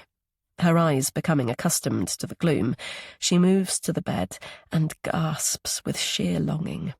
Dark lashes on pale cheeks and downy hair. So beautiful and so very small. She could scoop him up in her arms and take him away, just like that. It's serendipity she's here. She could... What are you doing? Though her heart thunders, Sabine turns with a reassuring smile. It's only the babysitter, thank God. Sorry, I was too embarrassed to ask you, but I was looking for a tampon or a liner.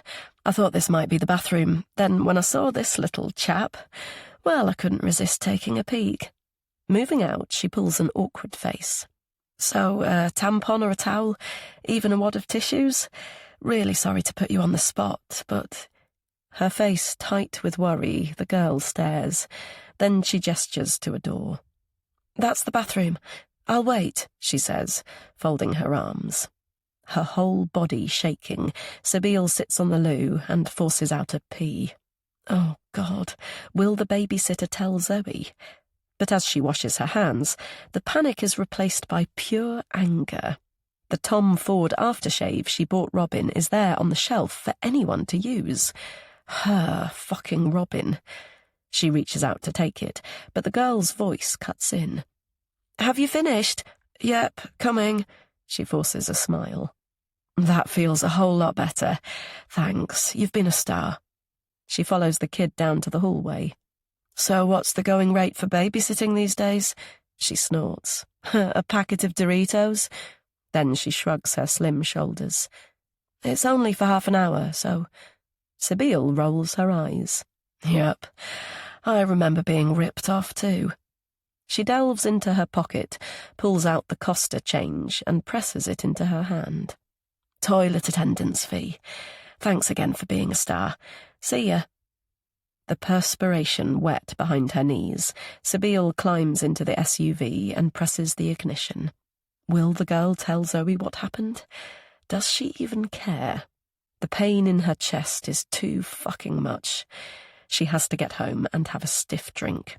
She needs to obliterate the scent of Persil and Tom Ford aftershave, and particularly the imprint of that perfect little boy from her head. Chapter 24. Katie. Savouring his clammy grip, Katie holds Milo's hand and listens to him chatter about his afternoon with Bridget yesterday. His joy and his laughter makes her breathless with both disquiet and envy. She shouldn't feel jealous of her friend, but she is. Bridget's time with Milo doesn't feel like borrowing, as she puts it. It feels like she's taking something that isn't hers. Yet it's Katie's own fault. She knows that. She slept all Saturday, only coming to the surface when Milo woke her at 5 with his soft, puckered lips on her cheek. A lovely moment. My handsome prince, she said, opening her eyes.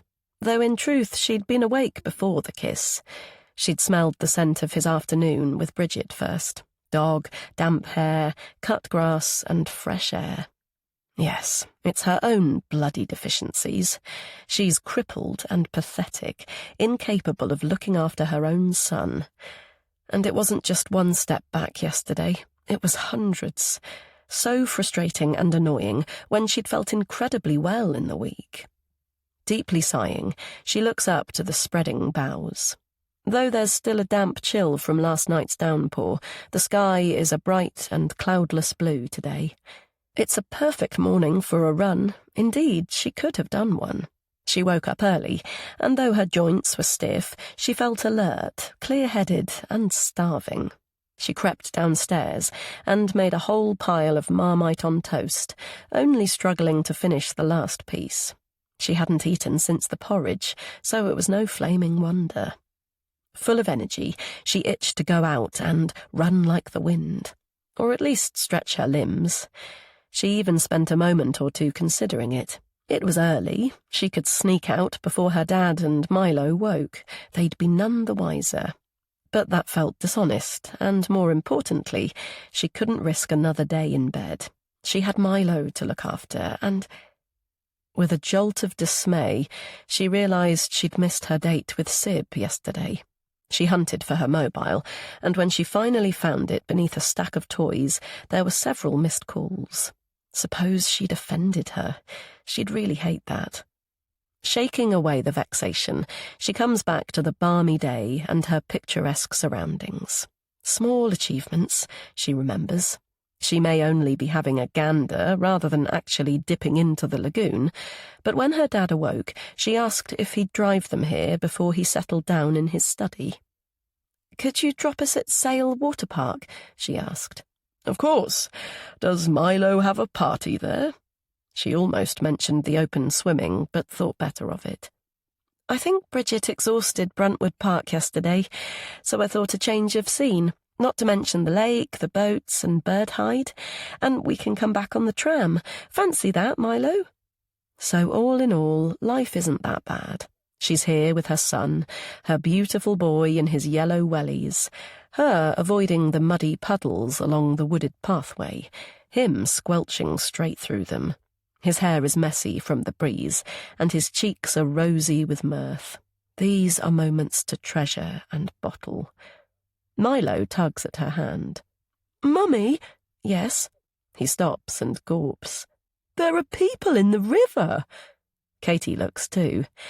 A section of the water is clearly earmarked for swimmers. "They look like baby seals." Noting swimming caps but no wetsuits, she points to a jetty. "Ah, that's where they get in and out. Do you fancy doing it one day?" He wrinkles his nose. "Maybe when I'm a big boy." "Right, that's a date." Milo takes up a story, and they continue to amble. "Then Murphy stole another dog's ball, and Bridget had to chase him." He puts his hand to his mouth to stifle the giggle. "He wouldn't come back, and she really shouted. Her face went all red like a balloon." "Oh dear. What happened then?" "She said sorry to the man with the puppy, but he was still cross. He said the ball cost £12. Do dog balls really cost £12? "Goodness, I don't know, love. But that does sound expensive." "That's what Bridget said." He mimics her voice. "Then you've been robbed. You can buy those in Poundland." Milo chortles again. "And then, after we'd walked for a bit, Murphy dropped the ball, so she had to run back to the man and give it to him. It was so funny, Mummy. I wish you'd been there. It's not the same without you." Katie picks him up and spins him around. "Do you know how much I love you?" He laughs as he flies. "To the moon and back. And how many times?" "Zillions." Once on the ground, she rakes his fringe from his eyes. 30 seconds rest. Dizzy won't do." "Won't do for what?" "Well, I believe there's a cafe." "Why are we going there?" he asks, though his sparkling eyes already know the answer. "For an ice cream, of course." Chapter 25. Katie. Propelled by the wind and their chatter about whether there'll be strawberry and chocolate chip, Katie and Milo finally reach the benches outside Treetops. She points to a placard by the entry. "Can you see that sign with a picture of a whippet? Guess what it says?" His eyes wide, Milo hops from foot to foot. "I don't know." It says, "Scoops, a frozen treat for dogs that get their tails wagging." Right, let's investigate what will make your tail wag. Remembering the puddles, Katie crouches down to inspect Milo's wellies. I think I'd better— "You had salted caramel tart last time we went to a cafe," Milo cuts in. She chuckles, amazed as always at his eloquence and his memory. Would she have known about anything salted at 5 years of age? Though she probably did. Typical only child, she once heard a teacher murmur to another when she was in infants. It was a confusing moment she still clearly remembers. The woman's derogatory tone didn't match all the enthusiastic red ticks on her homework. Similar comments followed as her education progressed, but it was the word precocious that hurt the most. There was always a sneer, which really wasn't fair. She couldn't help being clever. She was hardly going to get poor marks on purpose. It was just the way she was. Until university, of course. "Hello, you came." A familiar voice interrupts her reverie. "Did you swim, or—" Harry drags a hand through his wet hair. "I'm guessing just a walk." Feeling her deep blush, she struggles, in a somewhat ungainly way, upright. Oh, God. Does he think she came here on purpose to bump into him? I didn't know you swam on. Yes, I thought a change of scene would be... Cupping Milo's shoulders, she rallies. We're here for an ice cream, but I thought I'd inspect the muddy damage before we traipse inside to choose which one. This is Milo. Hi. Harry holds out his hand. I'm Harry. Pleased to meet you. So, what flavours are your favourite? Strawberry and chocolate chip. Good choice. I'm taking it you like them together, in a cone with sprinkles? Milo chuckles behind his fist and nods. Right. I'll do the honours. Harry turns to Katie. What can I get you? She tries not to return his winning smile, but her mouth flaming betrays her. She takes a breath to reply, but he speaks again. Or shall I surprise you? She actually hates surprises of any kind, but she finds herself grinning again. Sure, that would be salted caramel tart. That's Mummy's favourite. Harry taps his nose. Thanks, Milo. Message received and understood. Trying to ignore the ridiculous flutter in her belly, Katie sits next to Milo at a table, points out a bank of swans, and chats while they wait. When Harry returns, he looks ruefully at the tray he's carrying. I've more or less succeeded with Milo's order, but we'll have to save yours for our next date, I'm afraid, Katie. His amber eyes catch hers. Blueberry muffin, carrot cake, flapjack, and a cookie. Hopefully there's something that might take your fancy. Quickly breaking their gaze, she laughs. Well, I'm peckish, but not that peckish, so I hope we're all sharing. That I like the sound of. He lifts the teapot lid and stirs. Builder's tea? Yes, please. Katie looks at the people, the bushes, the plants and trees as they eat their delicacies. At anything other than the handsome man opposite. When she reaches the swimmers, he speaks.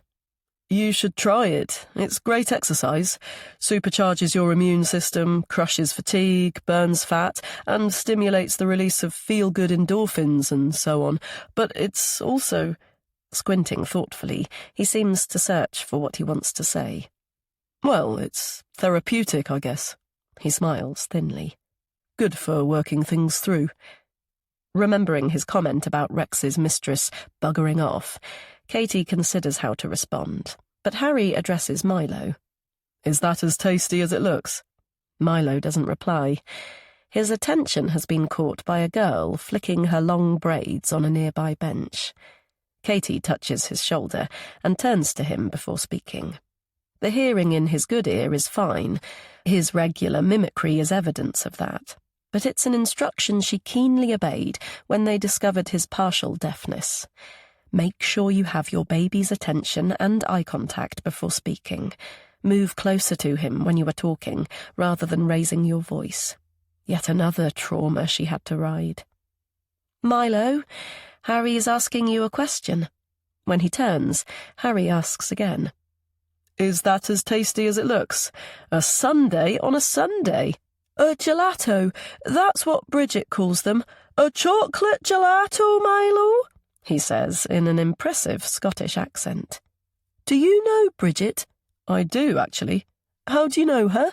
Harry's eyes flicker to Katie's. Our dogs know each other. Really? You have a dog? What type of dog? Bridget's is, Her shoulders relaxing, Katie zones out and picks up a sachet of sugar. The subject of Bridget shouldn't stress her, and she has nothing to hide, not really. But it would be nice to be normal, just for once in her life. Kneading absently, her thoughts drift to her dad. En route to Sale, he got a call about a burst water pipe in his chambers. The plumber in question had been rushed to hospital with bad burns. Even as he drove, he was formulating a plan to raise cash for the poor workman. She should prepare something for dinner in his absence. Maybe a nice casserole for when he gets home. What did she see in the fridge? Chicken, definitely. Milo's high voice brings her back to the conversation. She's Grandad's friend too, he's saying. They're always sharing a joke. She looks after me when Mummy gets sad or sleepy. I don't get sad, Milo. Despite the punch of guilt, Katie tries for a smile. Occasionally a bit sleepy, but not for a long... You sometimes look sad. Milo lowers his head and pulls at his t-shirt. And you were sleepy all day yesterday? Harry clears his throat. He has a fine scar on his chin, she notices. Your mummy doesn't look tired today, Milo. In fact, just the opposite. How are you guys getting home? I believe there's a tram stop nearby. Milo slumps. Not more walking. See that sleek, shiny Lexus over there? Harry points to a black sports car. The back seat isn't huge, but it's big enough for a little one. How about I give you and your mummy a ride home? No, thanks. The angsty response pops out before Katie can stop it. Bloody hell, what about being normal for once? She tempers her tone. We don't have Milo's booster seat, so... Harry's brow puckers. Sorry, I should have thought before. He offers his arms to Milo. A shoulder lift to the tram stop instead? Okay, but next time I'm defo going to bring my seat. Milo looks from Katie to Harry and rolls his shiny eyes. When we go on our next date, of course. Chapter 26. Sibylle. Jolting awake, Sibylle holds her breath, her ears tuned for sound.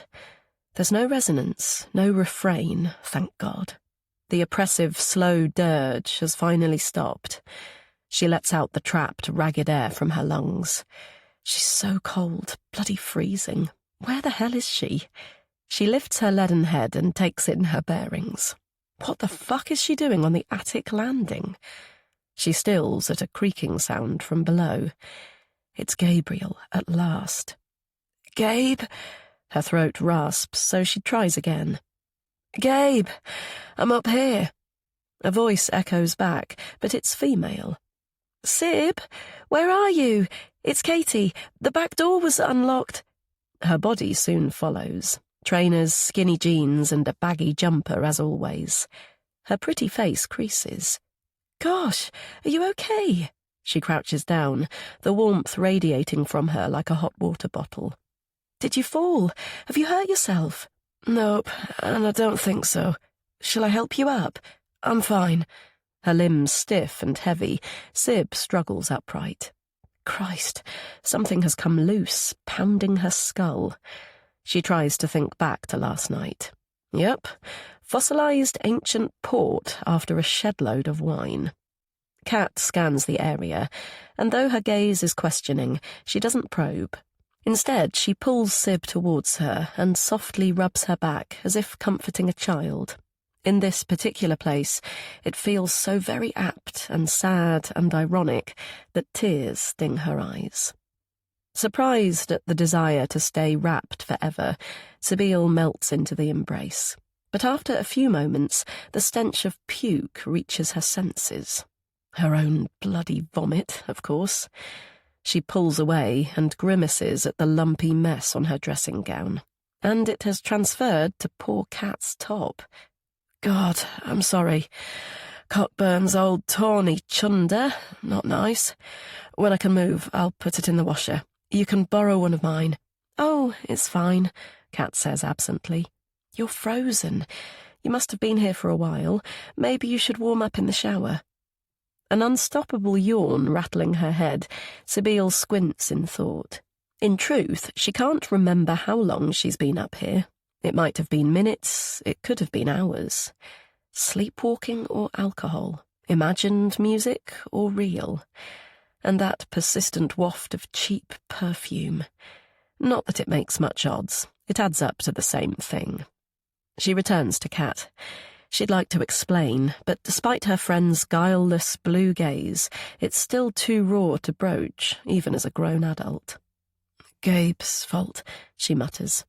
He said he'd stay last night and go back this morning, but we had an argument and he pissed off. It was a row about her slipping into his bed again. She should have known better, but she was still out of kilter from her stalking on Saturday. Though in reality it was more than just that, wasn't it? She went into the boy's room. She absorbed his innocence, his beauty, his smell. If the babysitter hadn't appeared the moment she did, God knows what might have happened. She blinks away a shiver. Of fear or excitement, she can't quite say. Who but Gabe would get out of a cosy bed and stomp off in the early hours? Stubborn man. He could have stayed until daylight. And then, the thought popping out without warning. Did your mum cuddle you when you were little? When you were small and smooth and sweet? When your hair was still feathery and your hands soft and tiny? Shock passes through Kat's neat features. Perhaps that sounded a little too gothic, even creepy. Sometimes it's difficult to judge with a hangover. In short, did she hug you? Yes, of course. She was very affectionate. Sibyl pulls herself to her feet. But she died. Yes. And you still miss her? Yes. How did she die? Kat visibly stiffens. I told you before. She was in an accident. Yeah, sorry, a car crash. She was the passenger. As though summoning her resolve, Kat lifts her chin. She died from catastrophic injuries, whatever that means. In all likelihood, she would have lived if the airbag had worked. Whiplash instead of death. So there you have it. Bloody hell. She nods. Did you sue? Her cheeks flooding with colour, Kat turns away. What was the point of that? Her death was inordinately painful for me and my dad. Raking everything up would have just made it worse, she says crisply. All the money in the world wouldn't have brought her back to us. Sibyl shrugs and tightens her belt. Dosh helps. Trust me, it does. She steps tentatively to the stairs and clutches the banister. But what do I know? I hated my fucking mother. Chapter 27. Katie. Unsure if she's offended, angry, or somehow liberated, Katie watches Sibyl wobble down the stairs. Bathroom, she says when they reach the next floor. She wafts an arm. Help yourself to a clean top. They're in the overnight bag. Thanks. Katie pushes the first door and peers in. From the framed prints of string instruments to its tidiness and smell, it's clearly Gabe's. She smiles despite herself. Suppose he'd been here, asleep or even naked. How embarrassing would that be? A flash of Harry's sculpted chest flies in. She wasn't looking, absolutely not, but at David Lloyd she couldn't help noticing how his lycra top and shorts left little to the imagination. She thrusts the image away. She's not in the market for romance, and from his cloudy look when he mentioned the therapeutic benefits of open water swimming, neither is he. She reverts to Gabe's quarters. Does he have a love interest? Intrigued to find out more, she moves further inside. Tall, neatly stacked bookcases line one of the walls, dark wooden furniture the other, and when she turns towards the bed, she smiles. The pillows are higgledy, the duvet in disarray, and a pile of discarded underwear is scattered on the floor. So he does have a girlfriend, clearly one who wears the same designer clothes label as Sib. Katie taps the tabletop as she waits for Sibyl. Milo had a sniffle when he woke up this morning. Did she do right to chivvy him out of bed and to school? She puffs her angst away. He's absolutely fine. Indeed, he skipped all the way, only pulling to a stop by the gate to say, "Is our date with Harry today?" Little rascal. It was the first thing he said to Alexander when they arrived home on Sunday. "Mummy is going on a date, and I'm coming too." "No, I'm not, Milo, and neither are you," she cut in. Preoccupied by the young plumber's injuries, her dad was miles away. To prevent water damage to the old building's furnishings, the lad had bravely stemmed the burning flow with a tool and his feet until his mate turned off the supply. But a chute had escaped and scalded his legs and torso. If he had a claim against Chambers, they'd make sure to fast-track it, Alexander murmured. In the meantime, he'd started a collection. The thought of the poor guy's injuries brings Katie full circle to her doctor friend again. There's no doubt he deflected Milo's comments about Bridget and sadness and sleeping. Then there was the way he'd said, "I should have thought before," about the lift in his car. Is she just being paranoid, or has Bridget said something? "Can I borrow your phone?" he said when they arrived at the tram stop. She assumed he'd forgotten his mobile and needed to make an urgent call, but his own phone rang from his pocket.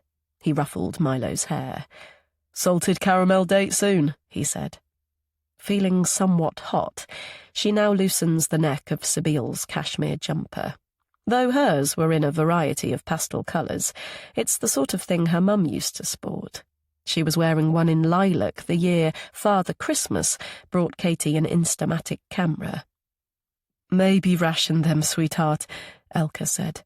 "Otherwise you'll run out of film before you've opened the rest of your prezzies." Then to her dad with a chuckle, "And keep your mitts off it too, Alexon. I know what you're like once you start taking snaps." Of course, the instant gratification was too much to resist, and the photographs were all of her parents, goofing and laughing and in love. But for the first time in years, she's glad that she did, so she can look at them later. Though her nose stings, today's grief is mixed with fondness. Perhaps she is making progress after all. Sib's questions about her mum's death were somewhat direct, but Katie did say catastrophic injuries and airbag out loud, which is a flaming miracle. The one time she tried to drive her own car after the event, she found herself seeing blood and hyperventilating. So the shiny new Polo stayed on their driveway for months. In the end, her dad gave it to Bridget, a company car of sorts. "Was I rude?" Dropping a cardboard crate on the table, Sib smiles that stunning smile. "Gabe says I can be rude, or tactless, depending on whether I'm in his good books or not. So sorry if I was. I don't do it intentionally." She pops out 2 pills from a blister pack. "You can take ibuprofen and paracetamol at the same time, right? I was fine with the wine, but the port was probably fermented to 190% proof. Not that I can remember what it tasted like. Anyway, look what I found. You're going to like this, little cat." She taps the box. Busted. Busted. Save for the dark smudges beneath Sabile's eyes, it's as though her semi-conscious state never happened. She pulls a face. "You have heard of Busted? Pop punk band from Southend-on-Sea? Or maybe schoolgirl crushes weren't allowed in your posh educational establishment." Katie laughs. "What makes you think it was a posh school?" "Well, apart from the accent, let's see. Barrister to judiciary dad, house in Cheadle, with gates. You always say please and thank you. I expect you were head girl." She stares. "Oh, God, you were. You do know that's annoying. A star bloody student, too, I bet. Which university? No, don't tell me. It'll be Oxbridge." She narrows her eyes. "Law or medicine? A first?" Katie shifts in her seat. "I never sat my finals. So, back to Busted. I take it they were your schoolgirl crush?" "Not they, Cat. He." She drags off the lid, scoops out 2 palmfuls of paper and spreads it out on the table. "My Charlie. God, how I adored him." "You don't say."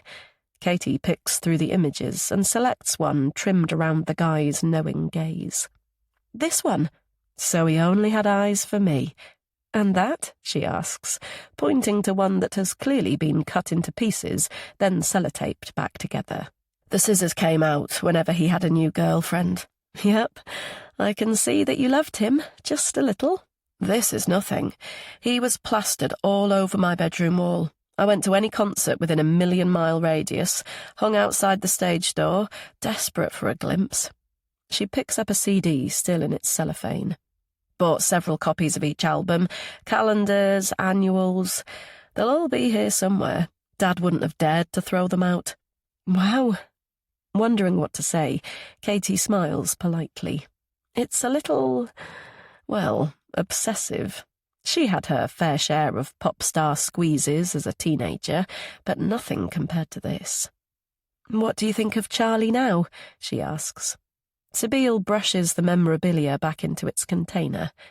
"Nothing," she says.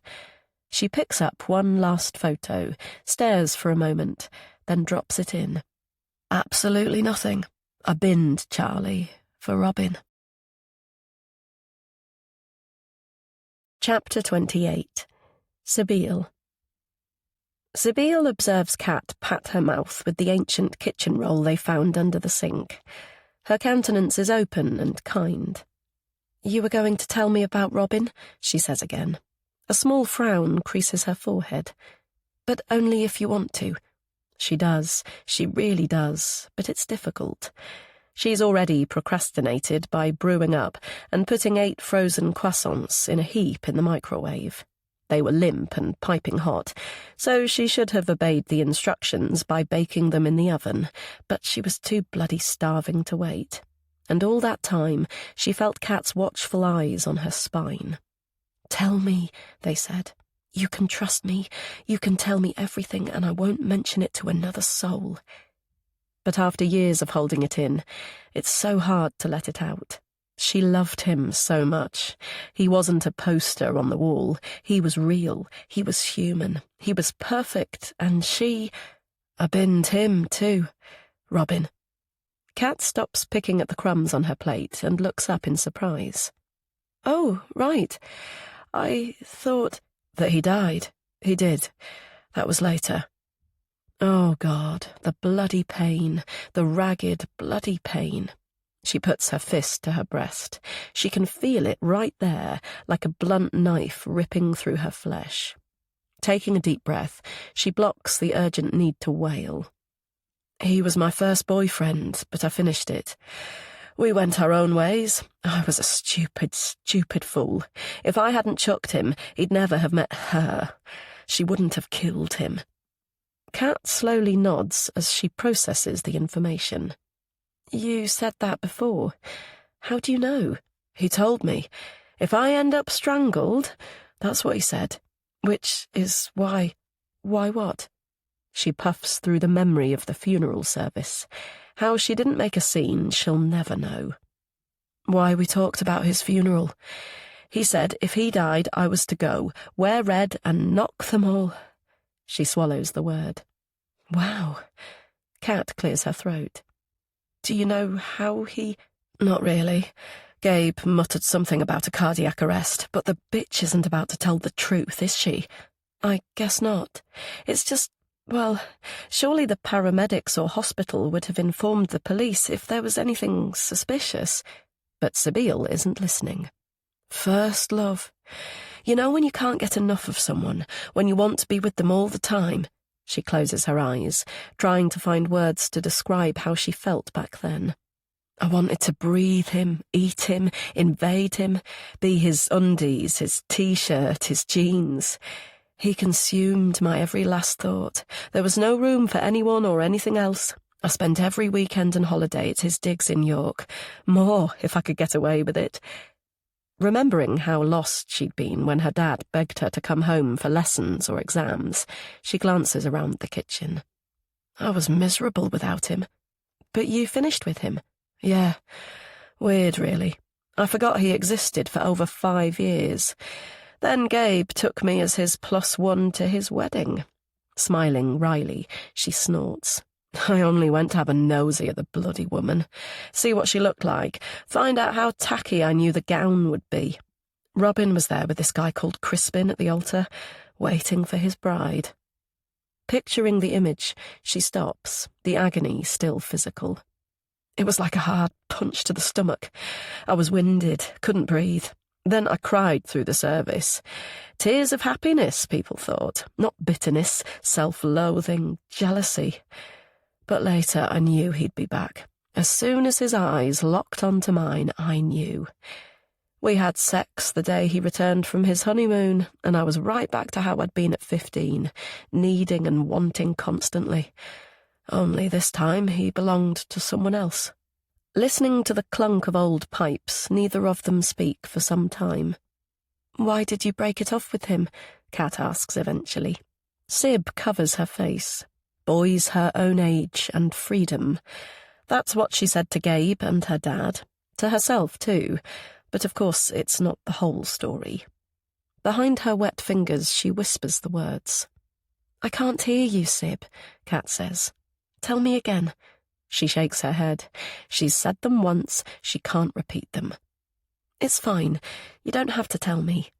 Kat's warm arms envelop her again. We all keep things to ourselves.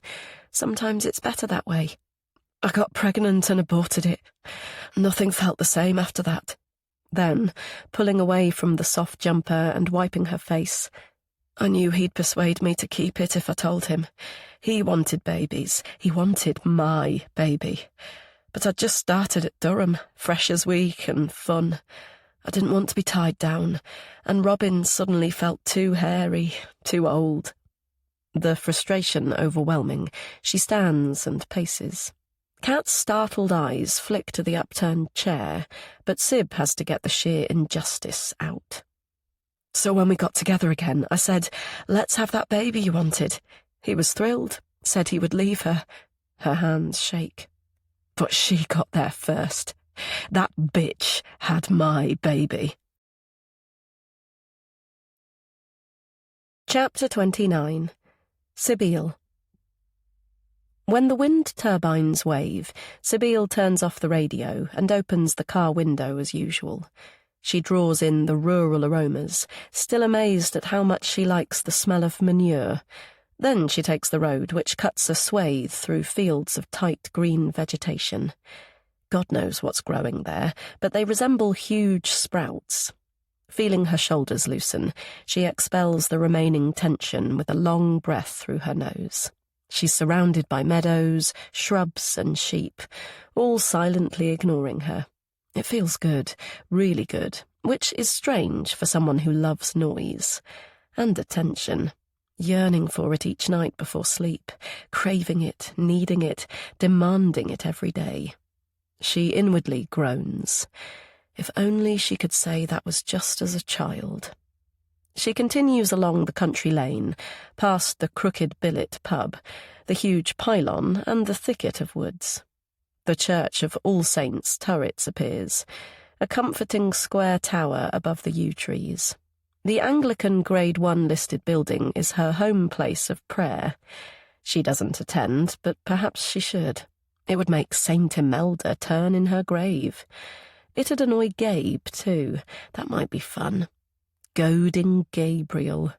Poor Gabriel. She really must stop.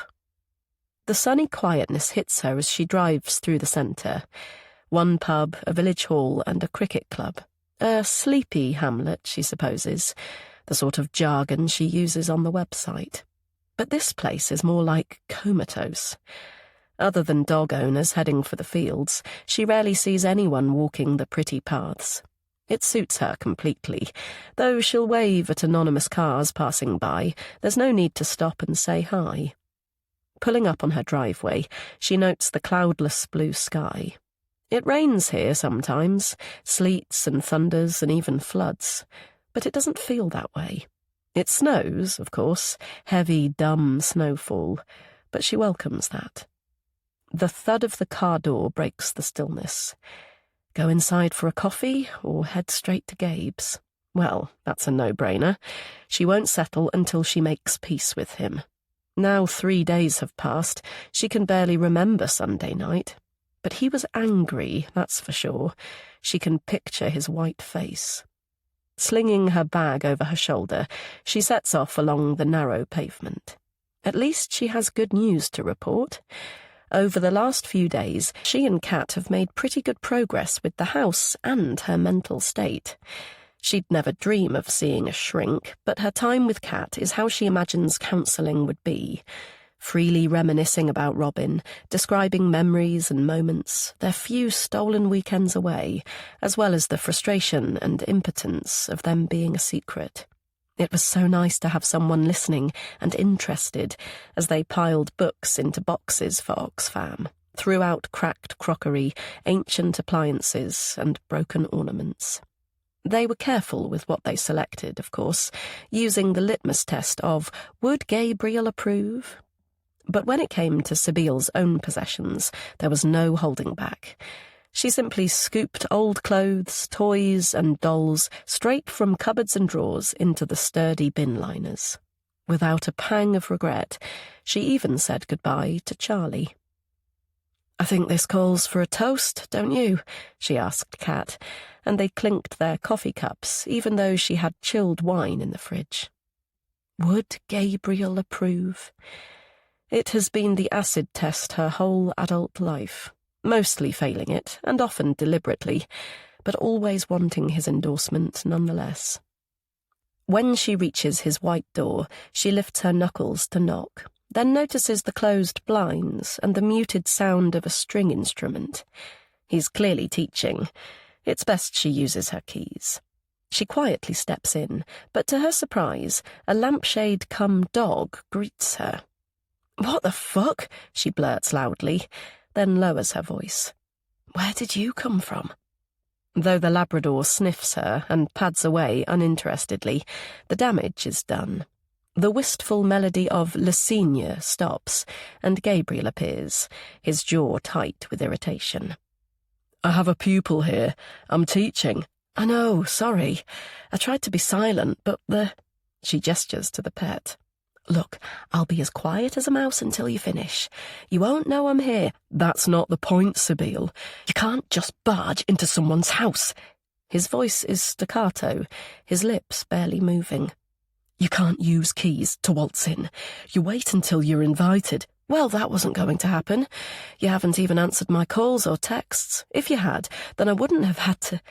She looks beyond Gabe's shoulder. A flaxen-haired youth of 16 or so has appeared at the door with his cello. "I think you're wanted." She taps her watch. "I'll rustle up something for lunch. Quiet as a mouse. See you in a bit." When the slow strain of the dying swan recommences, Sibyl doesn't make for the kitchen but heads upstairs. What the hell is an animal doing here? Though her brother is fond of dogs, his peripatetic life has never allowed him to have one. And if Gabe hasn't told her about it, what else hasn't he mentioned? The bathroom reveals nothing she doesn't already know. Gabriel is scrupulously tidy and clean. He likes to buy ethical toiletries, and the fennel toothpaste is revolting. She peers into the box room. It's still his alphabetically book-lined study, so he hasn't moved a Labrador-owning lodger in. Unless that person's sharing with him, of course. Disturbed by that thought, she moves to his door and turns the handle. The bed is made, thank God, and there's no sign or smell of sex. Releasing her breath, she casts her eyes around the room. The sunshine is streaming in through the window, but there's no dust to light up like in hers. A freshly ironed shirt hangs from the wardrobe, and there's a neat pile of T-shirts clearly ready to be put away. Without thinking about it too deeply, she steps to a high chest and opens the top drawer. He always kept his boxers and socks in the right-hand one at Brooke House, and he's predictably done the same here, save he's added handkerchiefs, belts, a tie, and... She pulls out an emerald green silk scarf. Well, that's an eye-opener. Perhaps he does have a woman. But she pauses in thought. Gabe appointed himself in charge of clearing their parents' bedroom, so in all likelihood it belonged to their mother. Putting it to her nose, she inhales the familiar, earthy and sweet smell of her brother's aftershave. She nods to herself. This was his secret place back in the day. Story of O, that year's Valentine's card, a couple of spliffs and a lighter, and of course his stash of well-thumbed mammy and son photographs. Looking for inspiration, she glances around. Gabe's hiding something, she's sure. These incommunicado days and his increasing caginess. Hearing voices from below, she quickly replaces her find and slips from the room. The youth, the dog, Gabe and the huge instrument are struggling to fit in the hallway. Can you manage? Gabe is saying, handing over the lead. Sally looks keen for a walk. You could collect the cello later if you like. My sister is here, so there's no rush. The teenager digs in his pockets and pulls out a poo bag. Yeah, probably a good idea. He looks up to Sib as she comes down the stairs. So, see you later. Thanks. Sibyl brushes past her brother when the door clicks to. I see you're still using that soap with no lather, she comments. So, your new girlfriend's called Sally. She's a bit pongy, don't you think? Is this the latest add-on to your talents? Music lessons cum kennels? Gabe follows her through to the kitchen. She's had an operation, so I could hardly say no. He removes his glasses and rubs his cheeks. Anyway, why are you here? Turning away, Sibyl busies herself with the kettle. I thought I was being attacked by a bloody standard lamp when I arrived. Then, I live just up the road, remember? I have work to do, pupils to see. You can't just walk in. I'll take back my keys if you... I came to say I was sorry. Tears prick her eyes. You haven't been in touch since Sunday. So, I'm sorry. I have a big mouth, I blurt stupid things, but you know I don't mean it. She thinks back to the bloody awful weekend, the sighting of Zoe, the scent of Persil and Tom Ford aftershave, that perfect little boy. But on reflection, her erratic feelings and behaviour started at Kat's house when Alexander gushed about the wonderful and talented Imelda. Everyone inevitably smitten, including some bloke called Kenny. Then later at home, she wanted Gabe to say, just for once, "You are right, Sib. She might have been a good mum to me, but she wasn't to you. You weren't loved, but that wasn't your fault." He didn't, of course. So she drank steadily all Sunday, went early to bed, then woke to the sound of... I heard the piano, Gabe. No, you didn't. No one plays it. No one. It's all in your mind or your dreams. Well, I hear it. What difference does it make? I heard it, and I was frightened. Her voice is annoyingly tremulous. You're my brother. You're all I've got. You're supposed to love me and take care of me. I do love you. You know that. He pauses and sighs. But the point is that I am your brother. You can't just come in my bedroom, climb in my bed when it suits you. It isn't right, Sib. It isn't fair to put me in that. It's only when I'm scared. I just need to be reassured, comforted. I don't mean anything by it. You took off your clothes, all of them. You wanted more than comfort, Sib. You didn't always turn me away, she mutters. She reaches for the kitchen roll, wipes her face, then moves across to the fridge and opens it. Eggs, cheese and ham. How about an omelette? She finally turns with a wry smile. Almost bloody cremated? Just how you like it? His lips twitch, and she knows she's forgiven.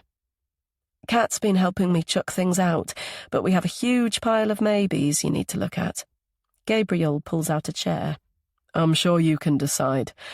I trust you to make the right call. He massages his forehead. I have to work, Sib. I have lessons here as normal. Then I'm off to London next week with tunings back to back, so... But you'll come when you can? You know I will. He taps the table. I'll be in London on Thursday for 10 days or so. I'll come before then. The slow dirge of Chopin's Marche funèbre echoes in Sibyl's head. Always that. Because it's you who said we had to go through everything before they came for the furniture. I know. It seemed respectful to Mum and Dad. Handing it over to someone else felt... When will they come? No date yet. Will they take everything when they do? Unless there's anything you want, Sib. Her throat is tight. She just has to ask. Including the piano? Yes. Are you sure? Don't you want it? Shadows pass through her brother's eyes. No, I don't want it. He nods. Yes, including the piano. It'll do us both good to put that in the past. Chapter 30. Katie. The sun warm on her back, Katie ambles away from school with a new mum from Milo's class. She gathers from Lizzie's chatter that her husband had a project abroad, so they leased their house out for a year. You should try it, she says with a chuckle. The tenants painted all the walls with faro and ball, no less, overhauled the flower beds, and added some pretty expensive-looking decking. Feel free to pop in if you're passing. How about you? Where are you and your other half based? She draws breath to reply, but is saved by the ding of a text. I think this might be my friend, demanding my instant attention, so if you don't mind. Sure, go ahead. She pulls out her mobile and idly glances at the screen. Are you free for a drink tonight? Bloody hell, it's from Harry. Are you okay? Lizzie asks. Yes, absolutely. Oh, okay. You just looked a little alarmed, you know, from the text. Bloody typical. Right from being small, her face always gave her away. Although her pulse is still rushing, she tries for a casual reply. It's nothing important. So what are your plans for today? Breakfast at Costa, which sounds nice, but I'm meeting some girls I used to work with, and they're pretty hard work. Very much the, why would anyone let a baby get in the way of one's career types. She looks at Katie, and her eyes light like candles. Hey, that's an idea. Do you fancy joining us? It would be amazing if you'd come and help me out. Katie takes a breath. It would be mean to say no. Besides, the flip and fizz from Harry's message has affected her power of speech, so she simply nods and says, sure. The two polished women sitting opposite seem nice, but Katie struggles to make small talk about management consultancy work. Or maybe it's because she's both anxious and excited about the text burning a hole in her pocket. Is she free for a drink tonight? Does she want to go for a drink with Harry? Her dad is away, so the first is a no. As for the second, it's no, not sure, maybe. After 20 minutes, she can't bear the waiting any longer. Lizzie clearly senses her imminent departure as she quickly speaks. I'll get you another coffee, Katie. Cappuccino again? She asks, her face imploring. Great, thanks. I'll just nip to the loo. She reads the message again in the dimly lit cubicle. Are you free for a drink tonight? Well, she already knows the answer to that, so she hurriedly replies to get the churning over with. Sorry, Dad's working away. When she returns to the table, the smell of cheese toasties greets her. Help yourself, Lizzie says. Oh, thanks very much. The conversation has moved on to the easier topic of stranger things, thank goodness. Yet Katie's unable to focus on anything except her damned reply. She should have thought about it for longer. It was too short and blunt. She should have mentioned Milo. But then Harry might have suggested asking Bridget to mind Milo, as per his comment about her sleepiness. And sadness. Oh, God, how embarrassing. But one thing is for sure, she doesn't want Bridget involved. If she ever gets an evening life again, she'll find a babysitter. Her neighbour has a smiley and sensible 15-year-old daughter. She could ask her. Well, she could have if she hadn't already turned down the date. Though was it really a date? He'd only asked if she was free for a drink, for heaven's sake. Almost laughing to herself for her wasted agitation, Katie shoves the phone back in her pocket and heads for home. For the past hour and a half, there has been no reply from Harry at all. Still, the management consultants turned out to be human. Though her whole body remained alert to a beep or vibration from her mobile, she managed to tune into the conversation and listened to tales of their extracurricular exploits. The world of work sounded fun, actually. 5-star hotels here and there, early mornings and hard graft, spas, expensive bathroom products and saunas, cocktails she'd never heard of, late-night parties and general revelry. Deciding to divert to the park, she inhales the smell of newly mown grass and takes in the undoubted beauty of the earth. From the purple borders to the white magnolias and the raspberry-pink dianthus, it's bursting with colour.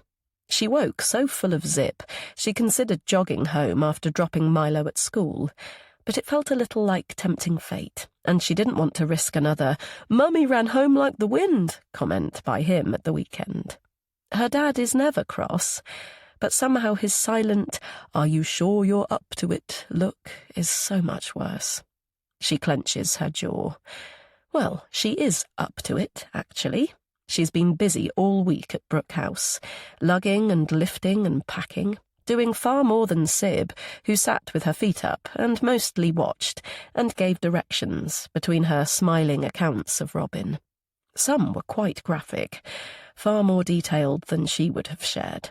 Not that she's seen or been touched by a man's naked body parts for some considerable time. She groans at that particular thought. She might have been able to put that right, but she was pathetic and weak instead of having some bloody spirit. Fingering the phone in her pocket, she looks up to the sky. In all honesty, she's tempted to yell with exasperation. She is the Oxbridge girl who had so much potential once upon a time, yet she's marching to an empty house with nothing to do. No future, no plans, no focus, few proper friends. No one to kiss and cuddle, let alone shag. Though that's hardly surprising. She's never had any trouble getting boyfriends. Keeping them was the problem. So maybe she was dull or boring or spotty or fat. Perhaps she slept with them too soon or not soon enough. Whatever it was, she did something wrong. And today she's obviously pissed off the one man who seemed remotely interested. Not wanting to retreat to her echoey house just yet, she thumps down on a bench next to the play area and folds her arms. Trying to shake off her frustration, she watches two toddlers dart from the slide to the swings. She has a child, a beautiful child. She'd trade nothing for him. So she's fortunate, really. Yes, life has dealt her a poor hand in some ways, but she has Milo and her dad. She has Sib and her mum pals. She's just held her own over coffee with a new friend and two strangers. 2 years ago, she'd have barely stepped out of the driveway, let alone sat in a public area and be seen. Determined not to look again at her mobile, she tightens her grip. What the hell is wrong with her anyway? She has no interest in dating. Guys bugger off when you've just got to like them. And yet, remembering Sib's words, she can't help but shuffle on her seat and smile. "You know my favourite part of a man?" she'd asked, her eyes dreamy. Katie sat back from her chore and grinned. "Their ability to multitask?" Sib raised her dark eyebrows. "It's not what you think, but it's close." She stood and demonstrated with her hand. "This bit, between his belly button and his tool." That made Katie laugh. "His tool? How very functional." "The more functional, the better, I'd say," Sib replied. "Why? What do you call them?" Katie tried to think back, but the only names that came to mind were poetical ones suitable for a small child. Yet, visualizing one now, her thoughts are far more prosaic. "That's a nice smile." She looks across the grass. Rex is pulling his owner towards her. Wishing she could hide the burning embarrassment rushing from her toes to her nose, she takes in Harry's dimples, his wide and white grin, and yes, his lithe body. Slightly limping, he finally reaches her. He leans in to peck her cheek, then sits down beside her. "It dazzled me from the path," he says. "That smile." He studies her with those dark amber eyes. "I wonder what you were thinking about." Too disconcerted to reply, Katie dumbly studies a line of busy ants on the ground. Then she notices his loosely laced trainer on one foot. "You seem to be struggling with that ankle," she says, finally rallying. "You should see a doctor."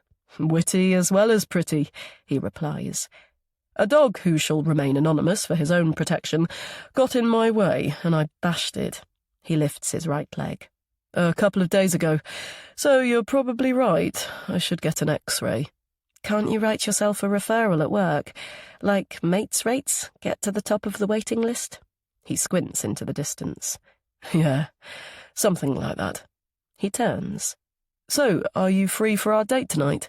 "I don't do dates, and no." The words pop out more contemptuously than she intends, but Harry just laughs. "Okay, it's not a date. A date would be going out in public, right? What about if I rustled something up at home? Though I say so myself, I'm not a bad cook. If you're vegan, vegetarian, pescatarian, best let me know. Otherwise—" Katie stands. Going out in public. How does he know? It can only be bloody Bridget, flirting and gossiping like she does with her dad. "No, thank you," she says stiffly. She looks at her watch. "It's time for me to go." "What did I say wrong?" Harry reaches for her hand. "I said something to upset you. What was it?" She gazes at his face, his sweetly crestfallen face. She's sick of small steps. She wants to take strides, and that's down to her. "Don't you ever look at your mobile?" "Ah, no. I've been walking." He looks at Rex. Painfully slow walking, thanks to someone. He feels his jeans pockets, takes out his phone and reads her text. Very chatty, he comments. He nods, his expression earnest. Of course, you have Milo in the evenings. Stupid of me not to think that through. Okay, fair enough. Lightly tugging the dog's lead, he starts to walk away. Then he stops and looks back. Come on, lunch it is then. I've no idea what I've got in. Hope you like... His brow creases in thought. Cereal? Yep, I definitely have cereal. And tailored kibble, of course. He laughs. Who was it that said animals come first? This bloody dog rules my life. Chapter 31. Katie. It takes 10 minutes to arrive at Harry's detached house, which is situated at the far side of the village. Feeling self-conscious and nervous, Katie follows him up the path. He steps into the porch, opens up, and gestures her in. Go through and make yourself comfortable. As the dog scuttles past, he crouches down to his trainers. I'll inspect the damage and be right with you. Her eyes as big as saucers, Katie moves into the front room and looks around.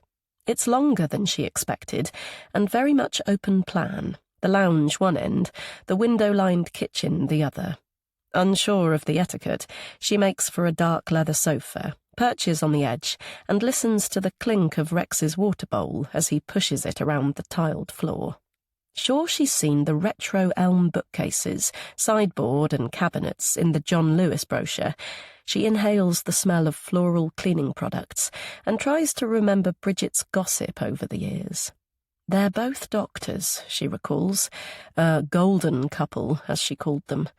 The wife was Linda or Lydia, but of course she left him and the dog, her dog. A pretty strange thing to do. She must have had a reason, though Katie senses her belongings are still very much here. The sound of an upstairs tap breaks the quietness, then finally Harry's voice. Sorry to keep you. He looks down to his foot. I think I've overdone the walking today. She drags her gaze from the wedding portrait of him and his new bride, prominently displayed on a side table. Like the happiness forever snap in her head of her parents, they look so exuberant and content. A stab of sorrow takes her breath. Yes, the past frozen in celluloid, telling lies. Though Harry's face is pale, he tries for a grin. Not that a throbbing ankle affects my cooking prowess. A couple of ibuprofen and I'll be in the cereal cupboard like a shot. I don't mind helping out. I'm a dab hand at filling the kettle. I could even pour milk on cornflakes if you'd tell me where to... She accepted a post in Berlin. He cuts in. His eyes slide away from the photograph and meet Katie's. Coincidentally, following one of her colleagues. A female colleague. He flops next to Katie and looks at the ceiling. More a blow to my ego than anything else. I knew they were close, but... He laughs dryly. Not that close. Katie studies him. Though his dimples show either side of his wry smile, she senses the hurt radiating through. He rocks his head towards her and clears his throat. It's fine. We'd known each other since Freshers' Week, so it wasn't the grand romance. You know, more like friendship. He shakes his head. I suppose friendship should have told me something. I should have seen it coming, but I didn't. I came home from work one Tuesday and her bags were packed, the taxi waiting. No time for an argument, I guess. No time to persuade her to change her mind. Bit of a shock, really. Taking in his troubled gaze, Katie nods. She understands all too well the violence of the unexpected, the way it doesn't just take away your breath, but everything else too. The ground, your stability, your reality, your trust. It's hard to describe where I'm at. Working shifts, well, we weren't always home at the same time, so being here alone isn't unusual. It still feels unreal. I'm in limbo, I suppose. She only packed a couple of suitcases, so her stuff is still everywhere. Like Elka's, Katie thinks. Her mum died, but the house stayed the same. Her vases, her crockery, her books, her boots, hats and coats in the cupboard beneath the stairs. her dresses and blouses, her trousers and skirts neatly hung in her side of the wardrobe. But when do you draw the line? How do you draw the line? Like Gabriel and Sibyl, it's difficult to know. Making choices, emotional choices. Leave those you love in the past. The droll smile is there again. I suppose I could gather everything up and take it to charity, even build a huge bonfire, Harry says, as though reading her mind. But that would feel petty. His eyes cloud as they sweep the room. And this is her house as much as mine. We bought stuff together. That's what married couples do. Where would I begin to sort the wheat from the chaff? It's a nightmare even thinking about it, to be honest. He comes back to Katie and gently rakes an escaped lock of hair behind her ear. Just as she thinks she'll expire from holding her breath, his expression transforms with a grin. Right, sorry, enough of my misery. I'm actually fine, more than fine. And me spilling out my life story as though I'm in the psychiatrist's chair is not why you're here. Free me from your beautiful gaze and I'll get on with lunch. Shall we start our date with a drink? Something cold? Tea or coffee? I have wine and beer and spirits too. What takes your fancy? She smiles at the word fancy. If the tingling from his touch is anything to go by, she certainly does. It's not a date, remember? She traces the fine scar on his chin with a finger. How did that happen? He colours lightly. I spent hours of overtime to buy the shiny new car I'd lusted after for years, but the steering wheel decided to punch me. Which means? Not very heroic, I'm afraid. I liked the high of speeding, a stupid boy racer, basically. I bashed it on the wheel. It bled like buggery and needed stitches. Poor you. It must have hurt.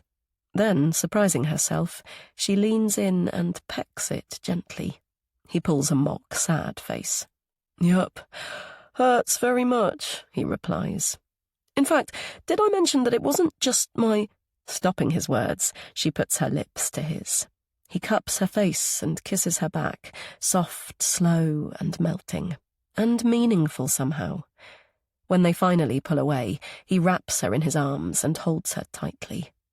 Oh, God, that feels so nice, he says into her hair. It does. It really does feel so bloody lovely. Like waking from hibernation, the old sensations are pumping and flooding Katie's veins. Desire and wonderful craving, hot and gluey in her chest, her stomach, every fibre of her body. Laughing and kissing, warm minutes pass. So, Harry says eventually, I'm being a bad host. I'll get you a drink first, then I'll make us something to eat. But Katie isn't thinking about food. Strides, she's thinking. She wants to take bloody strides. She nods at his injured ankle. Shouldn't you be resting that? Looks pretty swollen to me. She knows she's flushing deeply despite her resolve. I'm no expert, but I believe you're meant to raise it above the level of your heart or something like that. Harry pulls a grave face. That's very true. It would involve lying down, though. She stands and holds out her hand. Come on. Lying down it is, then. Chapter 32. Katie. Grandad! Milo beats Katie to the door and flings his arms around Alexander's waist. Grandad! Finally! He ruffles Milo's hair and laughs. Hello to you, too. You sound more like your mummy every day. He kisses her on the cheek. Hello, darling. You look well. Sorry about the extra night this week, but what a good evening it was. The usual suspects were there, and they all send their best wishes. I was a touch the worse for wear when I woke up this morning, so I thought I'd have another half an hour. When I looked at my watch, I was astonished to see... Milo squints up with a frown. What does worse for wear mean? Katie laughs. It means Grandad had too many brandies with his friends at his posh dinner last night. Or red wine and champagne. All of them, and in no particular order. The food was as dreadful as ever, but I suppose catering for that number isn't easy. Lamb, I was told, but I wasn't convinced. Still, I do like mint sauce occasionally. What about you, Milo? Fancy a condiment tasting like polo mints? Milo sneezes. What's a condiment? Something to look up in the dictionary. Alexander crouches down and peers at his face. Have you got the sniffles again? Dunno, Milo replies with a shrug. I think that's a I don't know, Grandad, Milo, Katie says, beating her dad to it. What did we decide to rustle up for Grandad's tea tonight? Tonight she has a date with Harry. They've chatted on the phone several times since Thursday, but she hasn't actually seen him. She glances at her dad. If he'll babysit Milo. It's no big deal. She just has to casually ask him if he's around this evening. Yet it does feel flaming huge. What did we decide in the end? She prompts Milo. We bought mints from Pimlet's on the way home from school yesterday and had a long chat, didn't we? He wrinkles his nose. Spaghetti bolognese, lasagna, or... I can't remember what the other one is called, but Strummer's mum makes it and sometimes he eats it cold for his lunch. Those purple things look like cockroaches. I tried one and it was revolting. Kidney beans, Alexander chuckles. I didn't like them when I was your age either. Like olives and coffee and sauce tasting like polo mints. They're an acquired taste. Acquired taste, Milo repeats thoughtfully, ambling away. Katie takes her dad's overnight bag. He'll be mulling that one for a while. And condiments? I bet you're starving. She heads for the kitchen and gestures to the French stick on the counter. Fresh from Greenhalgh's if you fancy a sandwich. Tea or coffee or something cold? The phrase makes her squirm. She wishes she could stop, but Harry has been constantly on her mind since Thursday. His toned body, his smile, his tingling kisses. Despite her craving the feel of him inside her, they didn't end up having sex. Well, not actual intercourse, as their interlude wasn't planned, and neither of them had contraception. She inwardly guffaws. Not that a condom was effective nearly 6 years ago. She found herself pregnant, unexpectedly so. It was a massive shock, not least because her mum noticed the telltale signs before she did. It turned out to be the very best blessing, though. Milo is her joy. She couldn't imagine life without him. A butty would be perfect. She comes back to her father's interested gaze.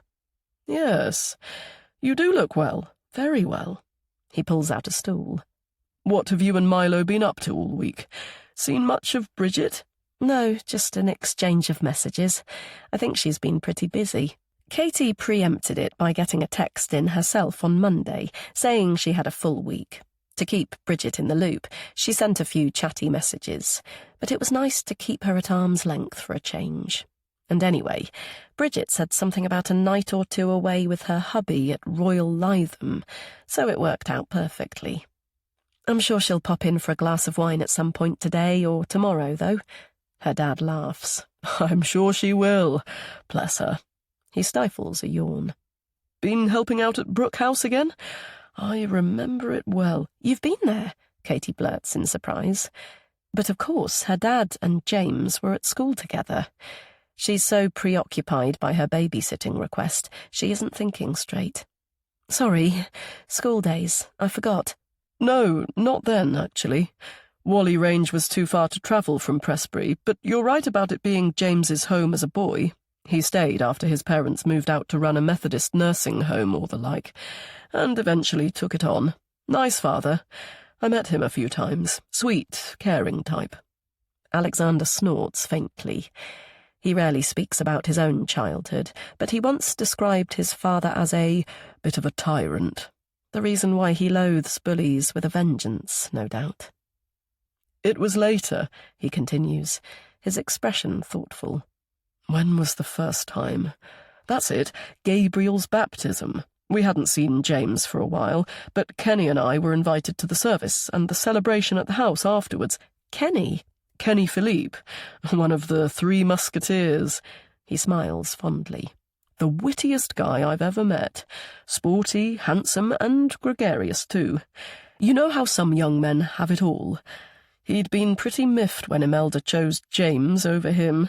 Indeed, he tried to knock a hole in a Dublin toilet cubicle. A rage punch, I think they call them these days. More damage to his pride and his hand than the door. Still, he was over his infatuation by the time of the christening. His lips twitch. He rather had to be. What with Imelda getting pregnant by James, then being propelled up the aisle by her very angry father, and a shotgun not long after Dublin. Anyway, Gabriel's baptism broke the ice, and after that we were invited to stay at Brooke House from time to time. Imelda feeding us poor students with chunks of soda bread and Irish stew around that huge dining table. The story is fascinating.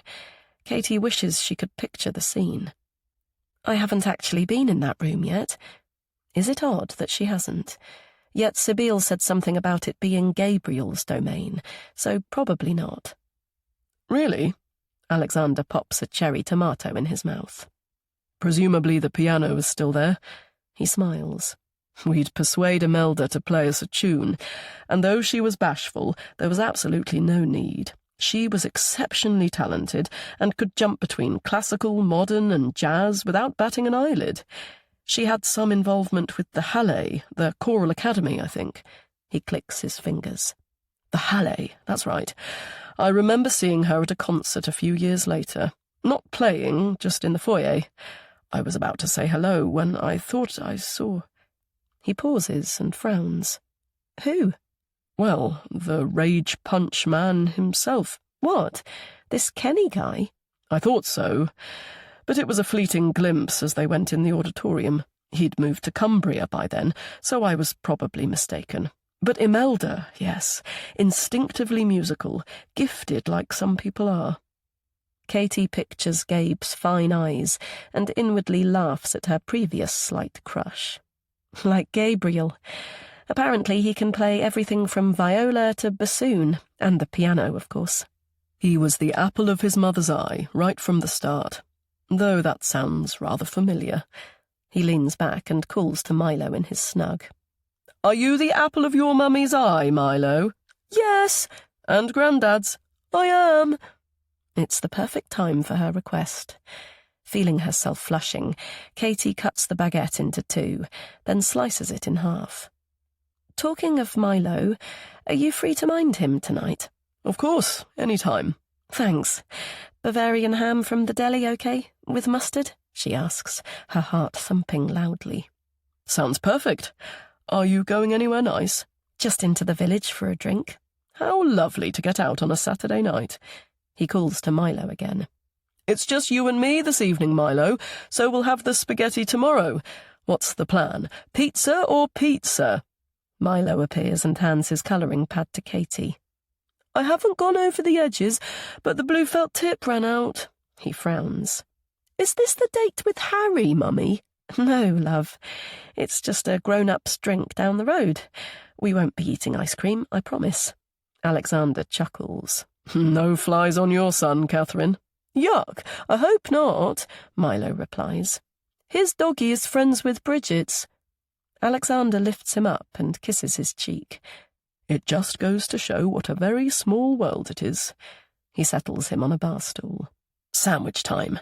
What are you having? He gestures to the sandwich. Maybe not quite as big as this one, eh?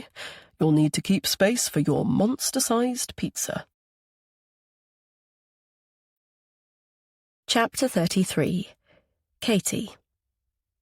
Katie checks her makeup in the hall mirror, or perhaps the lack of it. She tried foundation and light bronzer, which actually looked fine on her face. Her pale neck was the problem. Long like a swan, as her mum used to say. Yeah, a bloody white one. She contemplated spreading the beige tint to her collarbone, but what about her décolletage? Where did one draw the tanned look line? Then there was the eyeshadow. A panda bear horror story. It all had to come off. Turning away, she sighs. The artwork was a ruse, she knows that. Something to pass the time and take her mind off her stupid decision to go out. Not just out of the house, but out of her comfort zone. Big time. Stay a bit longer, Harry said on Thursday, playfully grabbing her waist when she tried to climb out. I haven't even fed you yet. Designer kibble. She patted her stomach. Don't I know it? I'd love to stay, but it's time to collect Milo, I'm afraid. So let's make another date. He flopped back on the mattress. Damn, I'm working all day tomorrow. Please tell me we can arrange something at some point in the evening. Dad's away until Saturday. Perfect. Saturday night, then. Do you want to come here or go out? How about both? At that moment, she felt so wanted, so attractive and confident. She was up for anything, but doubt immediately wormed its way in. Are you sure? Either or both is fine by me. It was a tough one. Stupid at nearly 28 years of age, but she didn't want her dad to know she was going to a man's house, and it felt easier not to set up a lie. But now it's time to leave. Apprehension is fluttering in her chest. She reverts to her reflection, inhales deeply and straightens her spine. The posture reminds her of Sib. What would she do? Well, that's an easy answer. She'd do what she wanted, not let stupid anxiety hold her back from having fun. She went to her lover's funeral wearing crimson stiletto heels and matching lipstick, for goodness sake. Slamming the door behind her, she lifts her chin. Having fun, she says inwardly as she walks across the drive and along the length of the tall boundary wall. But by the time she reaches the corner, the fluttering has become battering, and she's struggling to swallow. Her slogan all forgotten, she drops her head and replaces it with another mantra. Breathe, Katie, breathe. Breathe from your abdomen. Then another stern voice. You have to go onwards. You can hardly go back and face Dad after 3 minutes. Yes, he looked so pleased, so proud of her progress, of her. Stunning, he said from the kitchen. My daughter is stunning. Have a wonderful time. The air starts to flow, in and out, in and out. Strides, not steps, she remembers. Or at least 1 foot in front of the other. Pulling up her jacket collar, she continues to walk, but thoughts of old boyfriends and failures nudge back, prodding and poking like they did in the old days. Does he really like her? Will he actually be there? Suppose he's changed his mind. She'd look such a fool. It's happened before, more than once. Can she really bear to go through it again? As she walks along the high street, she eyes up the wine bars and cafes. So many beginning or ending with the letters C and O. She could pop in for a coffee or a glass of wine until enough time passes, then return with a confident smile for her dad, go up to her bedroom and hide. Katie? She looks up to Harry's tall frame. Sorry, I didn't mean to make you jump. I was waiting outside Costa and saw you. Thought I'd join you halfway, despite the old limp. Oh, hi. His fringe in a quiff, he's dressed in the collarless leather bomber he wore at the fete. He kisses her cheek. Your hair looks nice, Down. He studies her and frowns lightly. Are you okay? Are you cold? She releases the grip on her collar. Oh, I didn't realise. Trying for incognito, married man and all that. He's only joking, of course, but he's right. She's reverting to that need to be invisible. No, it's just that... Second thoughts? His smile fades and he steps away. It's fine. I understand. No! She laughs nervously and tries again in a less hysterical tone. No, not at all. Why would you think that?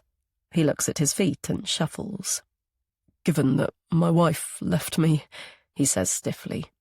Well, it involves a considerable amount of self-reflection. You might not want to take on damaged goods. Tension melting away, Katie blows out the air trapped in her lungs. Like a party popper released, she feels light and liberated. Damaged goods, she says, slipping her arm into his. Then we make a good pair. Chapter 34. Katie. Snug in Harry's bed, Katie drifts from exertion, exhaustion, and sheer bloody pleasure. Even with her checkered dating history, some sexual encounters were better than others.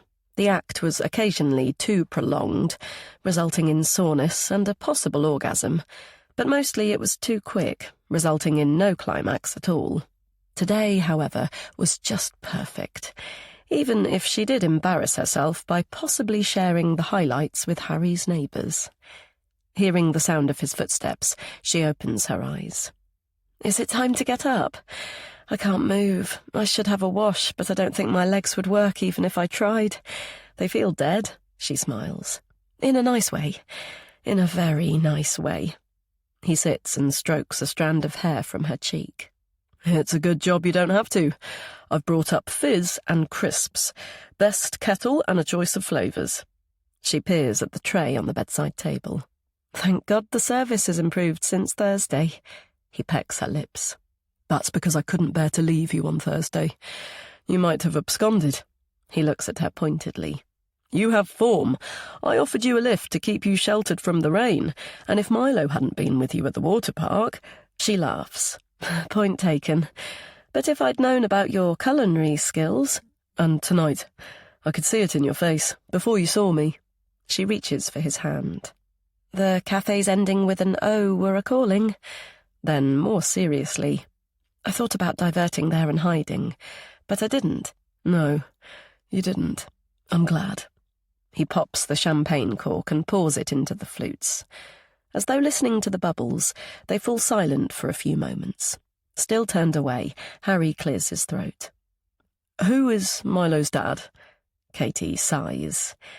A red-headed boy she loved once, at least she thought so, but he was airbrushed out by circumstance and trauma. Occasionally she feels bad for not having told him, but there was never a good time, and now it's far, far too late. "Do you know, you're the first person who has ever asked me." He rotates to look at her. "Seriously? How come?" There's that feeling of lightness again. His question doesn't feel intrusive or judgmental. She doesn't mind answering. "It all happened at once, I suppose. Life, death, beginnings, endings." He climbs back under the duvet, so she nestles into his shoulder and tries to put the tangled tale into some semblance of order. Funny, really. She's lived it, she's breathed it, she's floated around it for 5 years, but she's never had to unpick it before. "I met Jake in a bar in my 3rd year at uni. He was studying at Oxford Brookes and was from the north, so it was quite refreshing. Anyhow, we dated for a few months. I liked him. He liked me, or so I thought." She almost laughs at the same old story. "So, we're really into each other, inseparable for weeks. I meet his parents, he meets mine, and everyone gets on brilliantly. Then he dumps me out of nowhere, and I'm still reeling from that, even though I sort of get it, when my mum takes me to one side and asks if I'm okay." She pauses in thought. "I was already deeply worried about my course, and I guess she was concerned that I'd developed bulimia." She takes a shuddery breath. "When I explain about the nausea, she asks about my periods, and I realise I haven't had one for a couple of months. The penny finally drops that I'm pregnant. When I think life can't get any worse, my parents are in a road accident. Father unconscious, mother dead." She feels Harry's visceral reaction through his warm chest. "I know," she says, glancing at his furrowed brow. "I was a mess for a long time. Still am, I suppose.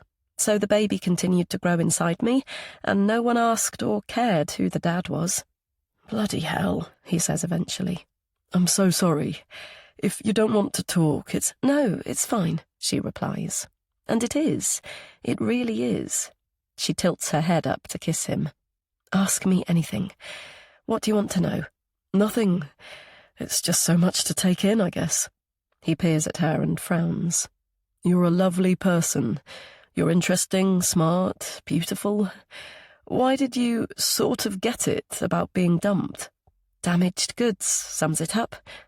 Yes, that's how she felt, how she still does in many ways. "I was rubbish at relationships. As soon as I relaxed, decided I liked them and came out to friends and family, so to speak, they chucked me. They liked the chase, I suppose. Or perhaps I was too much. But I got it because I felt such a failure. Stupid and fat." "Were you stupid and fat?" She thinks for a moment. "Needing a size 12 pair of jeans at one point." Hardly fat, looking back. But she definitely struggled with the course. She tried her best, but learning no longer came easily. She wasn't top of the class anymore, not by a long shot, and the disappointment was crushing. Probably not, but I was severely anxious, and it put me in a horrible tailspin that... Well, it stopped me thinking straight, that's for sure. Goodness, I shouldn't be telling you this. It'll put you off me. I doubt it. He kisses her hair. I'm so sorry about your mum. Your dad, too, of course. He made a full recovery after his loss of consciousness. Yes, thank God. He had serious concussion from his head injury and was completely out for some time. When I arrived at the hospital, I thought he was dead. She covers her face. It was dreadful. The police had already told me about Mum, and though I struggled to listen properly to anything they said, some part of my subconscious must have heard them say, alive. Then I saw him like that, unresponsive like a corpse. Harry pulls her closer. I'm upsetting you. Let's talk about something else. The old image of her dad flashes behind her closed eyes. She digs in deep to push it away, but when it comes into focus, the colours and the intensity have somehow diluted, and her heart isn't racing, her face isn't wet. She lifts hers to Harry's, handsome, sensitive, concerned. It's fine, she says. He sort of came back from the dead, didn't he? I've never seen it this way before, but in some respects, it's like a happy ending. Chapter 35. Sibylle. Deep in dreamland, there's a smile in Robin's voice. Come on, Sib. Don't be cross with me. I have to go in half an hour. He's kissing her hip bone, her waist, working up slowly along her arm to her shoulder and finally her neck. He knows she loves that. Not pressing or compressing, but that nuzzling that makes her feel loved. Let's make the most of it. His warm hands sweep her buttocks, moving over her belly, then up to her breasts, where they linger, his fingers teasing her nipples. She needs him to kiss her, but she doesn't want to turn. If she faces him, he'll see she's been crying. He pulls away, and the cold chasm of loneliness, of rejection, is already there.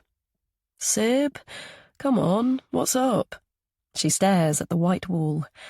How can she begin to describe it? She can't. She never could.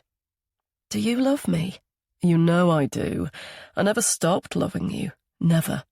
Do you love her? No. Do you have sex with her? A snort.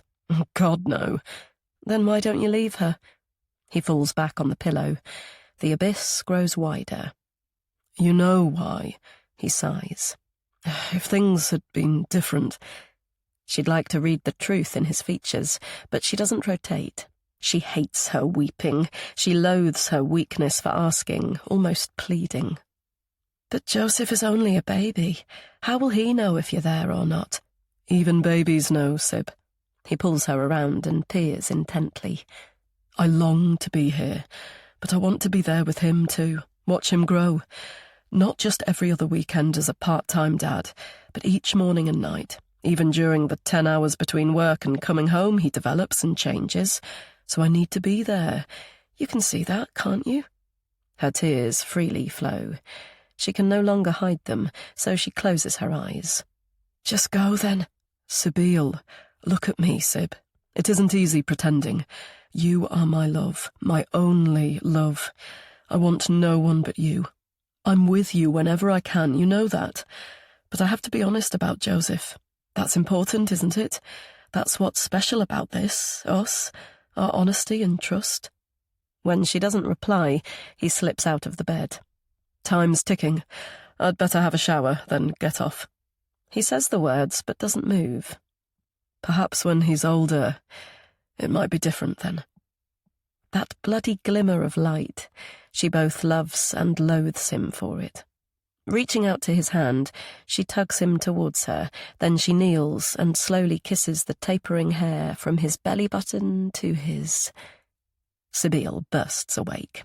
It's bright, the sun shining through the voile curtains. She's at home in Saxton. Robin's side of the bed is warm, as though he's only just stepped out. The bathroom, she mutters, tumbling from the mattress. Yet even as she yanks open the door, she knows he's not there. Feeling the wretch gurgle up, she leans on the sink to spit the bile out.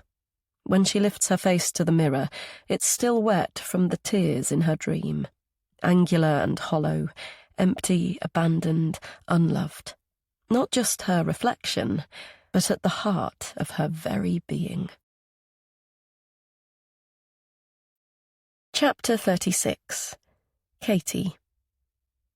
Katie says goodbye to the dog, pulls closed the front door and locks it with the spare keys Harry gave her last night. "I have a favour to ask," he said, before accompanying her home. She wondered what on earth it would be, but she liked the request. It had a permanence about it, which was particularly reassuring after her earlier, shocking soul-bearing. "Sure. I have a long shift tomorrow, and the dog-sitter isn't available. Could you pop round here to walk Rex at some point? A short one will be fine. Then feed him before you leave. Oh, and feel free to make yourself at home. Help yourself to whatever you find in the fridge or the larder."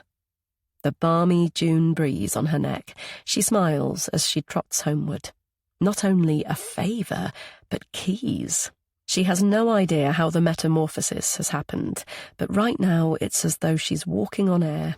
New friends, a handsome guy she really likes, who appears to like her too, and glorious sex. She glances at her watch. And to top it all, it's nearly time for a Sunday roast with her dad and her son. Life can't get any better than this. She tugs off her trainers at the door and pads towards the cooking aromas. Wearing a striped apron, Alexander is turned to the oven. He glances over his shoulder. "Hello, darling. Good walk?" "Yes, the weather's lovely. Windy, but warm." She watches him stick a skewer in the beef joint. On waking, she considered offering to do the honours today, but she knew he'd decline. He likes his head chef crown, and though he's away during the week with his judging these days, it is his kitchen, after all. Save for shared student digs, she's never had her own, or house, for that matter. She's never considered or wanted that before. "A pug, did you say?" her dad asks, over the chatter on the radio. Keen as he is to meet Harry's dog, it was actually Milo who said it. She knew she couldn't say no, but as much as she loves her inquisitive son, she wasn't sure about him going to Harry's place, or how she'd answer all his perspicacious questions. But she was saved by Bridget and her Airedale Terrier at 11. Could she borrow Milo for an hour? Walkies were so much more fun with, "Ah, little man." A week ago, her request would have severely grated, but today Katie was relieved. "Yes, a silver one," she replies. A silver pug belonging to Harry's wife. Given the choice, I'd go for something with a prettier face, though. Clearly listening to a song, her dad doesn't respond, so she picks at the thought of her lover's spouse some more. She didn't make herself at home at Harry's, but she did spend a few moments gliding her fingers over the smart granite surfaces of his new kitchen, and guiltily peeping in a couple of units. Of course, it's Lydia's house too, but despite framed photographs of various holidays adorning one wall, and a drawer clearly dedicated to their joint knickknacks, the Matchbox collection of fast cars his, she guessed, the blingy keyrings hers, it somehow felt uncluttered by sentiment. Unlike this room and the huge knot of emotion that plasters the whole. As if reading her mind, her dad turns down the sound.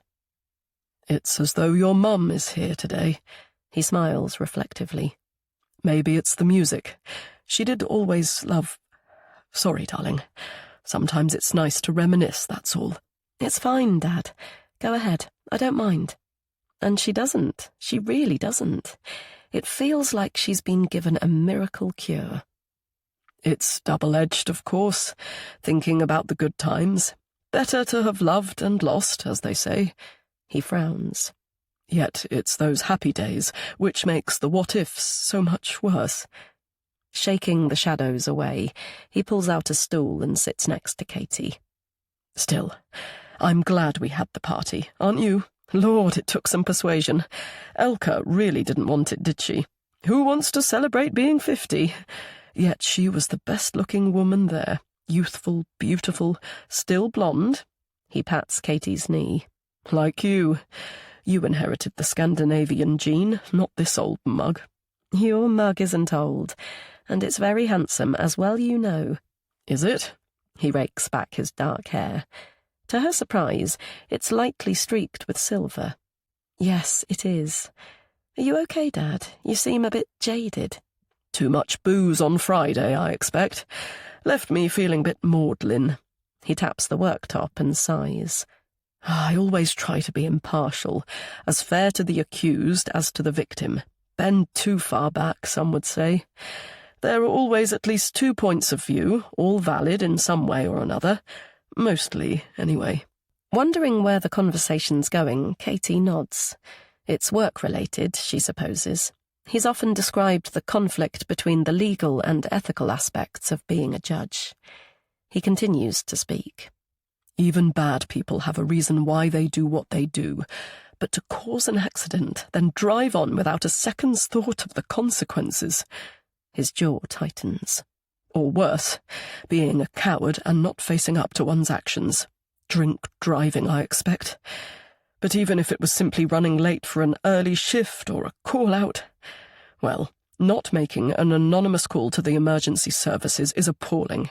It's delays like that which make the difference between life and death. An instant frost on her skin, Katie realizes what he's saying. The accident, catastrophic injuries, Elka's death. But I thought... What does she think? She doesn't know the events leading up to the crash. She only understands what happened to her, idly waving her parents off to a meal on a Saturday evening, going to bed, racked with anxiety about the pregnancy, and her mum's surprisingly less than supportive response, even hints about abortion. Being woken by an insistent rapping noise, groggily peering at her watch, wondering who'd been knocking at the door so early on a Sunday and why her dad wasn't answering. Not for a moment absorbing what it might mean. Padding down the stairs and opening it. A rush of cold wind, 2 uniformed officers and words. Accident, parents, hospital, death. Her dad is tapping his lips. Even now I can't look at a Porsche logo without it all tumbling back. A car headlights far too close behind us. Bloody idiot, I said to Elka, not really thinking he'd try to overtake. His voice quavers. But he did. A flash of red enamel as he passed, showing off its speed, no doubt, but at a blind spot on a narrow country lane. A vehicle coming the other way felt inevitable somehow. Unfortunately, I was right. I immediately hit the brakes, but... Swallowing the sob, Katie grasps his hand. It's his trauma, not hers. She wasn't there. And though the terror of hearing his account batters her chest, she understands he needs to let it out. Of course I blacked out on impact, he continues. But there's no chance, no possibility he wouldn't have seen the collision in his rearview mirror. Not just seen, but heard it. That's what I can't forgive. If he had stopped, called an ambulance... He looks at Katie through teary eyes. Without that delay, your mum might have had a chance. Katie stays frozen, her mind torpid. Too much information, so much grief, so much to absorb. She might have had a chance. Was she conscious, in agony? And blood, that bright, bubbly blood she sees in her dreams. She clears the huge clot from her throat. How long did it take for the emergency services to arrive?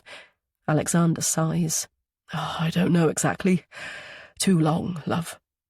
He stands and increases the volume for the news, listens for a few moments, then turns with a thin smile. Sorry, darling. I don't know where that came from. It wasn't fair of me to burden you, and I'm breaking my own rules by not looking forward. He glances at his watch. Goodness, it's time to drain the veg. Cauliflower, broccoli, and thinly diced carrots for Milo. He kisses Katie's forehead. Cheese sauce for the collie. Still stunned from the conversation, Katie tries to focus on the mundane question. No, don't worry. No one else likes it. He lifts a lid. Already done. It just needs reheating. Right, gravy, and we're ready. Talking of my grandson, where is he? They both turn to the sound of the doorbell. His wellies, Katie says, coming back to today. No doubt they're dirty. He's a good boy to remember not to run in. I'll get it. Chapter 37. Sibylle. Wondering what the hell she's doing here, Sibylle waits at the blue door and looks at the mismatched pumps on her feet.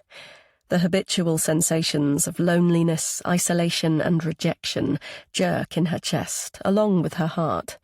But they're more powerful today. Should she ring the bell again? They may not have heard it. Or perhaps she should quickly retreat and drive to a cafe to eat. Though she's not actually hungry. She doesn't need food. She needs people and company. She needs love. Fighting back the ridiculous self-pity, she turns to her SUV. The sunshine is highlighting the dried evidence of country lanes and motorway dust. Maybe she should get it cleaned, sit in a car wash and sob along with the streams of soapy water. She should definitely leave anyway. She's already been spurned once today. After waking from her dream about Robin, she dragged on the first clothes to hand and sprinted to Gabriel's house. But even as she approached his cottage, the sound of Vivaldi breezed through the open window. Not just one instrument, but two, a cello-violin duet. He had company, a purpose with somebody else. Though logically she knew it was simply his job, it still really hurt. So she stalked back to her house, grabbed her bag, and drove the 60 miles here without breathing. Or so it felt. The unmistakable tang of roast beef makes her turn. Kat's teary expression is replaced with a beam. "Sib!" she exclaims. "Sib, how lovely to see you!" Emotion grips Sibylle's throat, but she tries for the nonchalant, sardonic woman everyone thinks that they know. "I've come to hang out with the cat. We bonded the last time I came, so Poppy will be thrilled." Kat tugs her inside and gives a tight hug. She smells of sweet lavender, and it's all Sibylle can do not to blubber like a baby. When she pulls away, Kat sniffs too. "Perfect timing. We're just about to sit down for a late lunch. Are you hungry? Please join us." "If you're sure." "I am, absolutely. Come on through." Sibylle follows Kat into the kitchen and self-consciously watches Alexander pour glossy gravy into a boat. Bloody hell, she didn't think this through properly. How will he react after her wacky behaviour the last time she was here? After a moment he turns, and though his expression shows surprise, a warm smile soon follows. "Hello. Sorry, I was expecting to see my muddy grandson. How nice to see you." "I thought Sibylle could join us for lunch, Dad." He laughs and pats Kat's shoulder. "See how subtly my daughter does it? I'm dreadful with names, but I hadn't forgotten yours. Yes, please join us, Sibylle. I was just about to—" The front door clatters open. "Wellies, Milo," Kat calls, making for the door. Her son charges past her. "Already taken them off, Mummy." He comes to a halt at Alexander and lifts his pink face. The scene takes Sibylle's breath. Like Joseph, this boy has flawless skin and neat features, and such beautiful hair, windswept and feathery. It's hard not to stare. "Bridget says sorry we're late," he's saying. "We dropped Murphy off at her house and the phone rang. I called Andrew's name, but he wasn't there because he's on a golfing week." He crinkles his face in thought, then shrugs. "He's gone somewhere in Scotland with his friends. They think it's okay to eat and drink too much just because they've played 18 holes. He rolls his dark eyes. "Bridget didn't go, even though she's Scottish." "Out of the mouths of babes," Alexander remarks with a chuckle. "Then we'd better invite Bridget for lunch too." But the petite, sinewy woman is already bustling towards them. "Sorry we're late. Something smells incredible," she says, in that same Anglo-Scottish accent Sib heard before. Pinning her helmet of hair behind her ears, she lifts a tureen lid. "Wonderful! Alexander's famous roast potatoes," she says. She turns to Sybille, her tidy features creasing. "I'm Bridget. I think we might have met before. Let me—" "Please sit before the food gets cold, everybody." Alexander gestures to Milo, already at the table. "Like my hungry grandson. Are you joining us, Bridget? Do sit."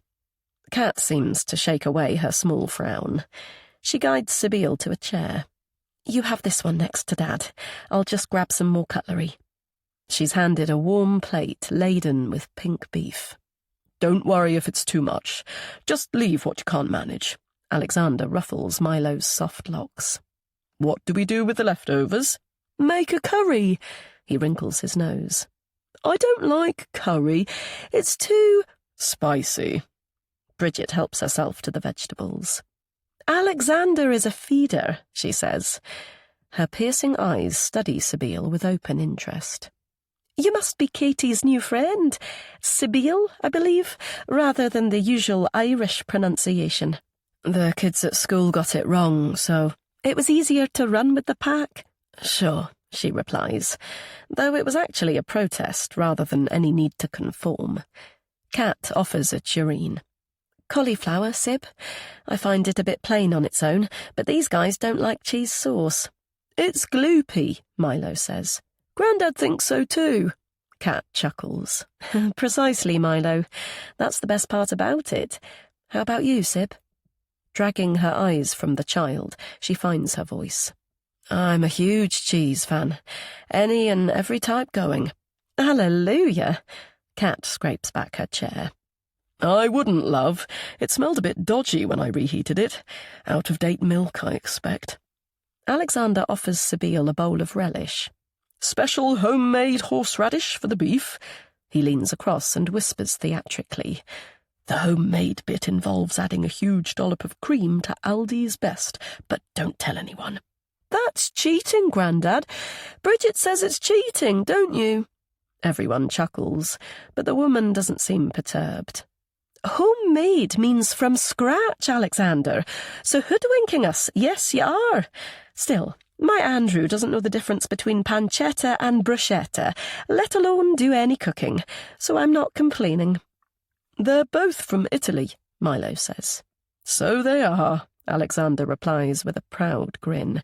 "No flies on me," Milo titters behind his hand. "Yuck, like on cow poo. Me and Bridget saw some today." Listening and swallowing, Sybille fixes a smile. The boy is so perfect. This house and this meal is lovely, too much like a proper family. She only has Gabe, and he's so aloof and distant right now. And Spirits, of course. A loving and loyal ghost in Saxton, a hostile phantom in Whalley Range. She's no longer sure which is the easiest to bear. Even before she turns to his eloquent, low voice, she senses Alexander's gaze. "It's so lovely to have you join us, Sybille. You must come to us more often." His eyes are warm. "Any time, and I mean it. Promise me you won't be a stranger." Chapter 38. Sybille. The shuddering floors and banging pipes echo around her, but Sybille doesn't mind being roused early. She's sleepy and content, still half in the fantasy, trying to pull it back.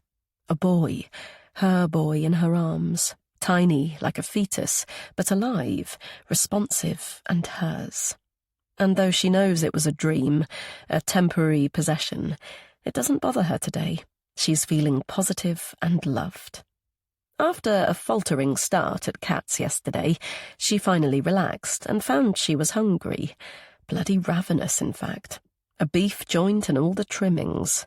She hadn't had a roast at anyone's home, let alone her own, for a year at least. Her dad wasn't a great cook, but he tried to do a traditional dish when she and Gabe were both around, which wasn't nearly as often as it should have been. The realization hit halfway through the meal. Her dad, her poor, harmless and steady father. He'd died in a horrible, painful way, and she'd almost forgotten him again. Her nose stung, and tears pricked at the back of her eyes, but she was saved by the beautiful boy who made another comment which might have come from the mouth of a 50-year-old. Some would call him precocious, but she found him rather cute and appealing. He lifted her spirits, along with everyone else's. Based around his chatter, the conversation flowed, loving and funny. She could sense the kindness and warmth from Alexander and Kat, too, both glancing her way, making sure she was included. She'd felt the inquisitive gaze of the Scottish nanny or helper, or whatever she was, from the moment they sat down. But the woman didn't start her full interrogation until after dessert.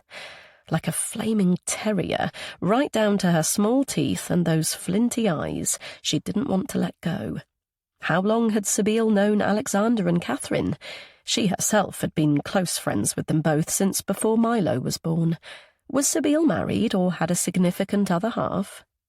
The woman's huge crush on Alexander was plain to see, and despite being closer in age to him, she clearly felt threatened by Sibyl's presence.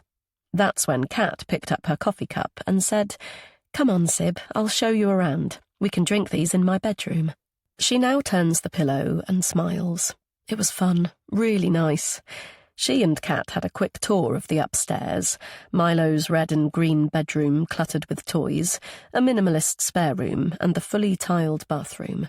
Alexander's quarters were immaculately tidy, and as her eyes swept his plush but somehow manly divan, she fleetingly pondered if he'd a girlfriend since Elka died.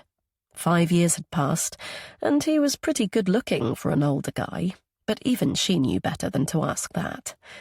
She followed Kat to her suite at the back, and it was the nicest room in the house. Floral, light, and with millions of soft cushions. She genuinely liked the Laura Ashley furnishings, even though she wasn't usually a fan.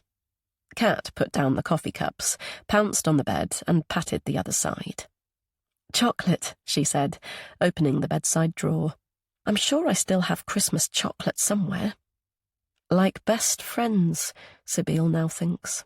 Of course, they'd done similar at Brooke House, but Kat's sunny personal space felt completely different.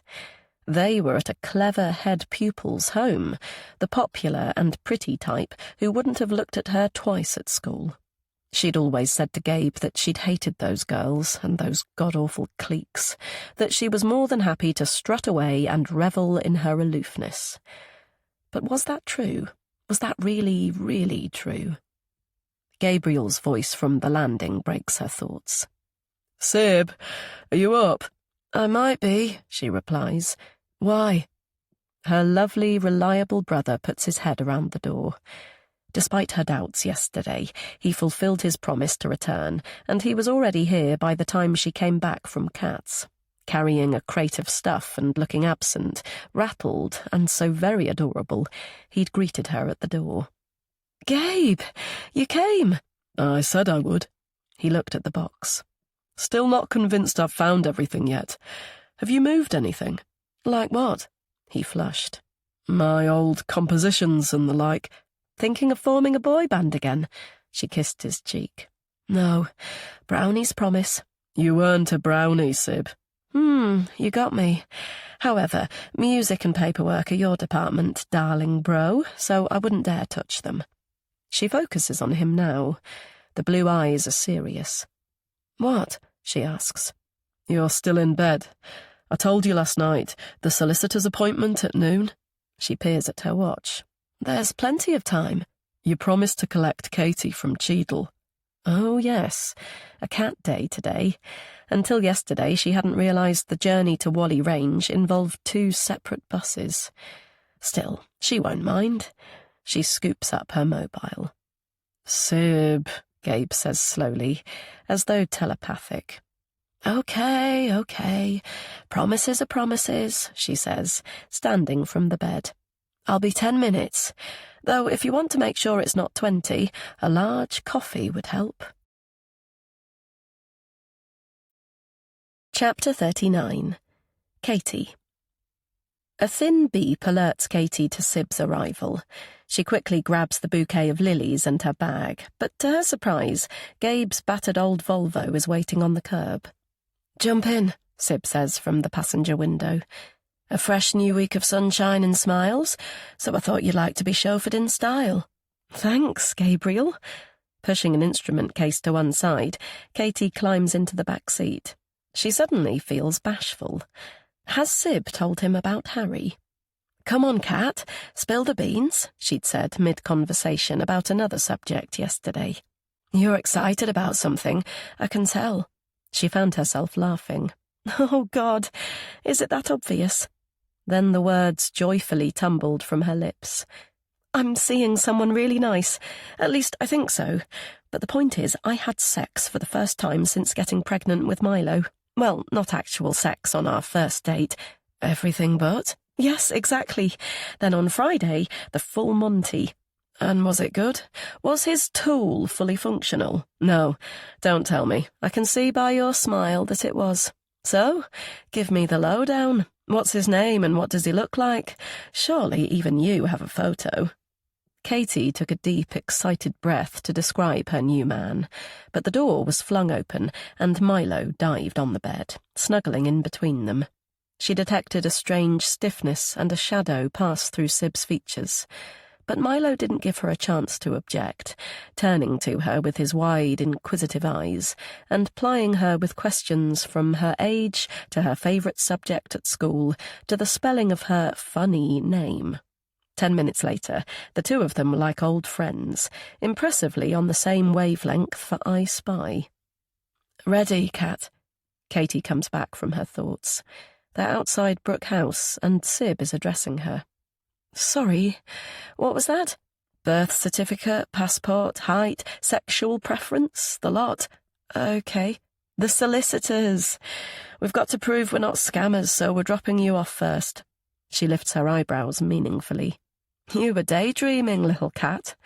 I can't think what about. Remember where the keys are hidden?" "Sure, but what should I do whilst I'm—" "Find Gabe's very important missing paperwork, of course." Katie pulls the door handle. "Oh, right. So where should I—" "She's only teasing," Gabe says through the mirror. "No need to do anything. We won't be long." Sib guffaws. "That's what Gabe always says. But coffee at the ready would be good." Waving the Volvo away, Katie turns to the weathered door and inserts the key in the lock. It feels intrusive stepping into someone else's empty home. Like Harry's, though at least she was greeted by an enthusiastic pug there. She sniffs the air. Funny how every home has a smell. Yesterday's was a light mix of bacon, lemon, and dog. Today it's a much heavier affair, a blend of the past and the present somehow. Tobacco, charred wood, parchment, shower gel, coffee, and toast. What about the home she shares with Alexander and Milo? There's sure to be an aroma she's unaware of. Finding a new shiny carafe in the kitchen, she spoons in fresh coffee and sits at the table whilst she waits. Images of Harry sneak in. His white grin, toned chest, his thoughtful eyes. She likes him. She fancies him, that's for sure. But how much does she know about him? Her dad didn't ask anything other than, "Have a lovely time last night?" at breakfast on Sunday, yet she knew what he thought behind his Sunday Times. "It's been a long time. You've had so many disappointments in the past. How much do you know this man, Catherine? I'd hate you to get hurt." Or perhaps it's her own niggle, something Harry said or didn't say, a look or a hint. "Anxiety," she whispers. "Just silly anxiety." Pushing the uncomfortable notion aside, she ambles to the front and looks into the parlour. Her gaze rests on the scuffed leather sofa. Picturing Sib the first time she came in here, she chuckles out loud. It was both strange and compelling to see someone so charming and rambling and utterly drunk. But she's used to her now. She's occasionally a little wild or blunt or too intense, and she's ridiculously demanding of her brother. But that's just Sibyl. She rubs her arms. As with the dank chilliness of this place, she's become acclimatized to her new friend. Coming back to the hallway, she traces the dust along the dado rail and peers at the old images of the church and the house. Saint Imelda, who died, loved by Gabe and allegedly loathed by Sabine. Their mother's postnatal depression must have been awful for them both, but especially for her, the cause of it. She glances at the handsome staircase.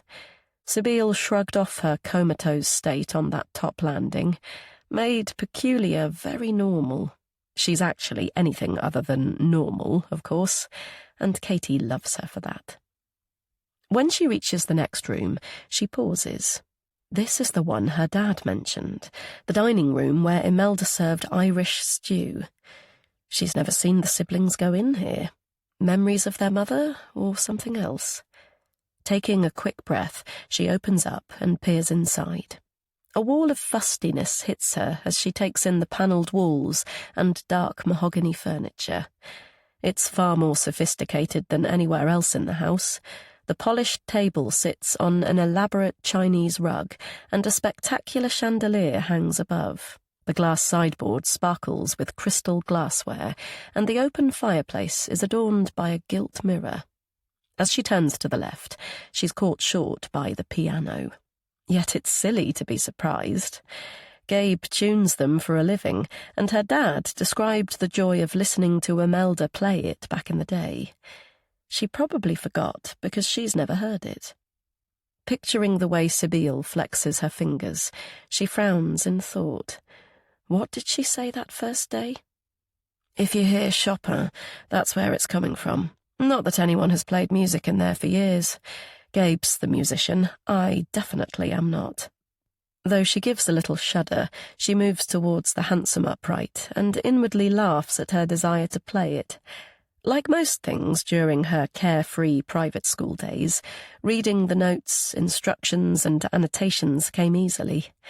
Will her grade 8 piece come flooding back?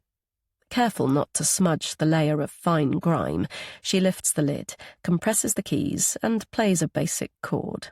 The rich sound is alarmingly loud in the silence, but she spends a few moments working through minors and majors, from A through to G, like she did as a beginner.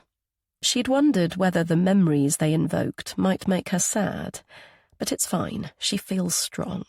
Like when her dad mentioned her mum and the accident on Sunday, she's coping. Maybe facing the past isn't as bad as she feared.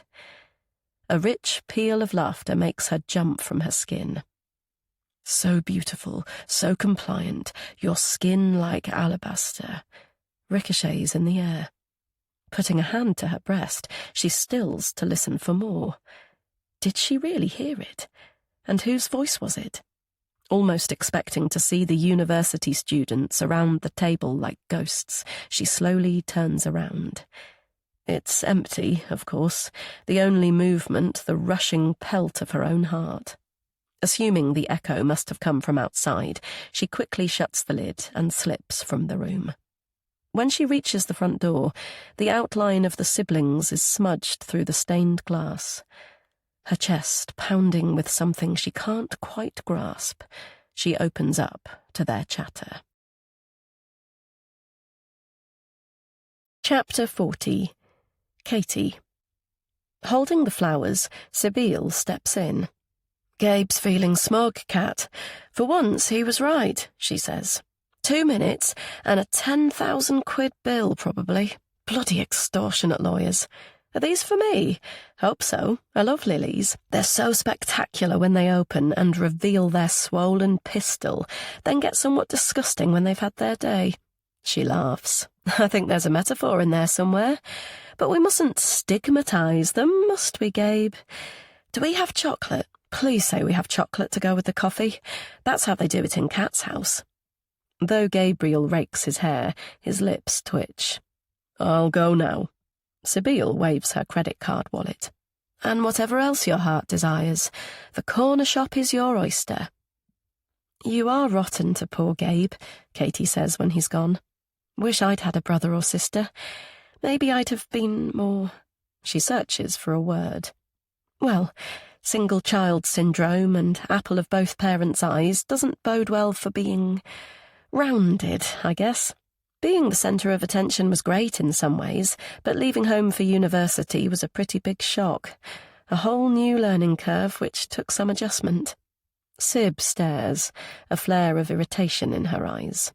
She strides to the kitchen, shoves the flowers in a sink, and loads provisions for their drinks on a tray. "If you want sugar," she says. "It's tough." Conscious she's upset or offended Sib somehow, Katie follows up the stairs. Instead of stopping at her floor, Sib continues upwards.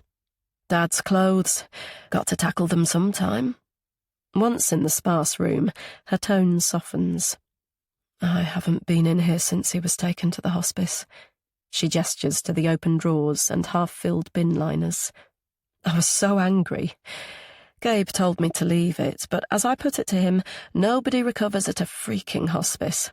After all those appointments, the chemo, the pain that meant the end, there was no maybe anymore. I'm so sorry, Sib." Katie doesn't know what's worse, the shock of instant death or a drawn-out illness. At least with the latter, one can say goodbye. "Of course, I didn't really think that," Sabine continues. "I was still in flat denial, so it didn't feel remotely real. But logic told me to pack up his belongings, say goodbye to them whilst he was alive." She barks a mirthless laugh. "But I didn't know Robin would steal that unbearable grief." Reminding herself poor Sib has suffered both versions of loss, she touches her shoulder. "Are you okay? We don't have to do this now if you're not ready." "It's fine." She turns. "Sorry for being ratty. Let's toast Dad with our coffee."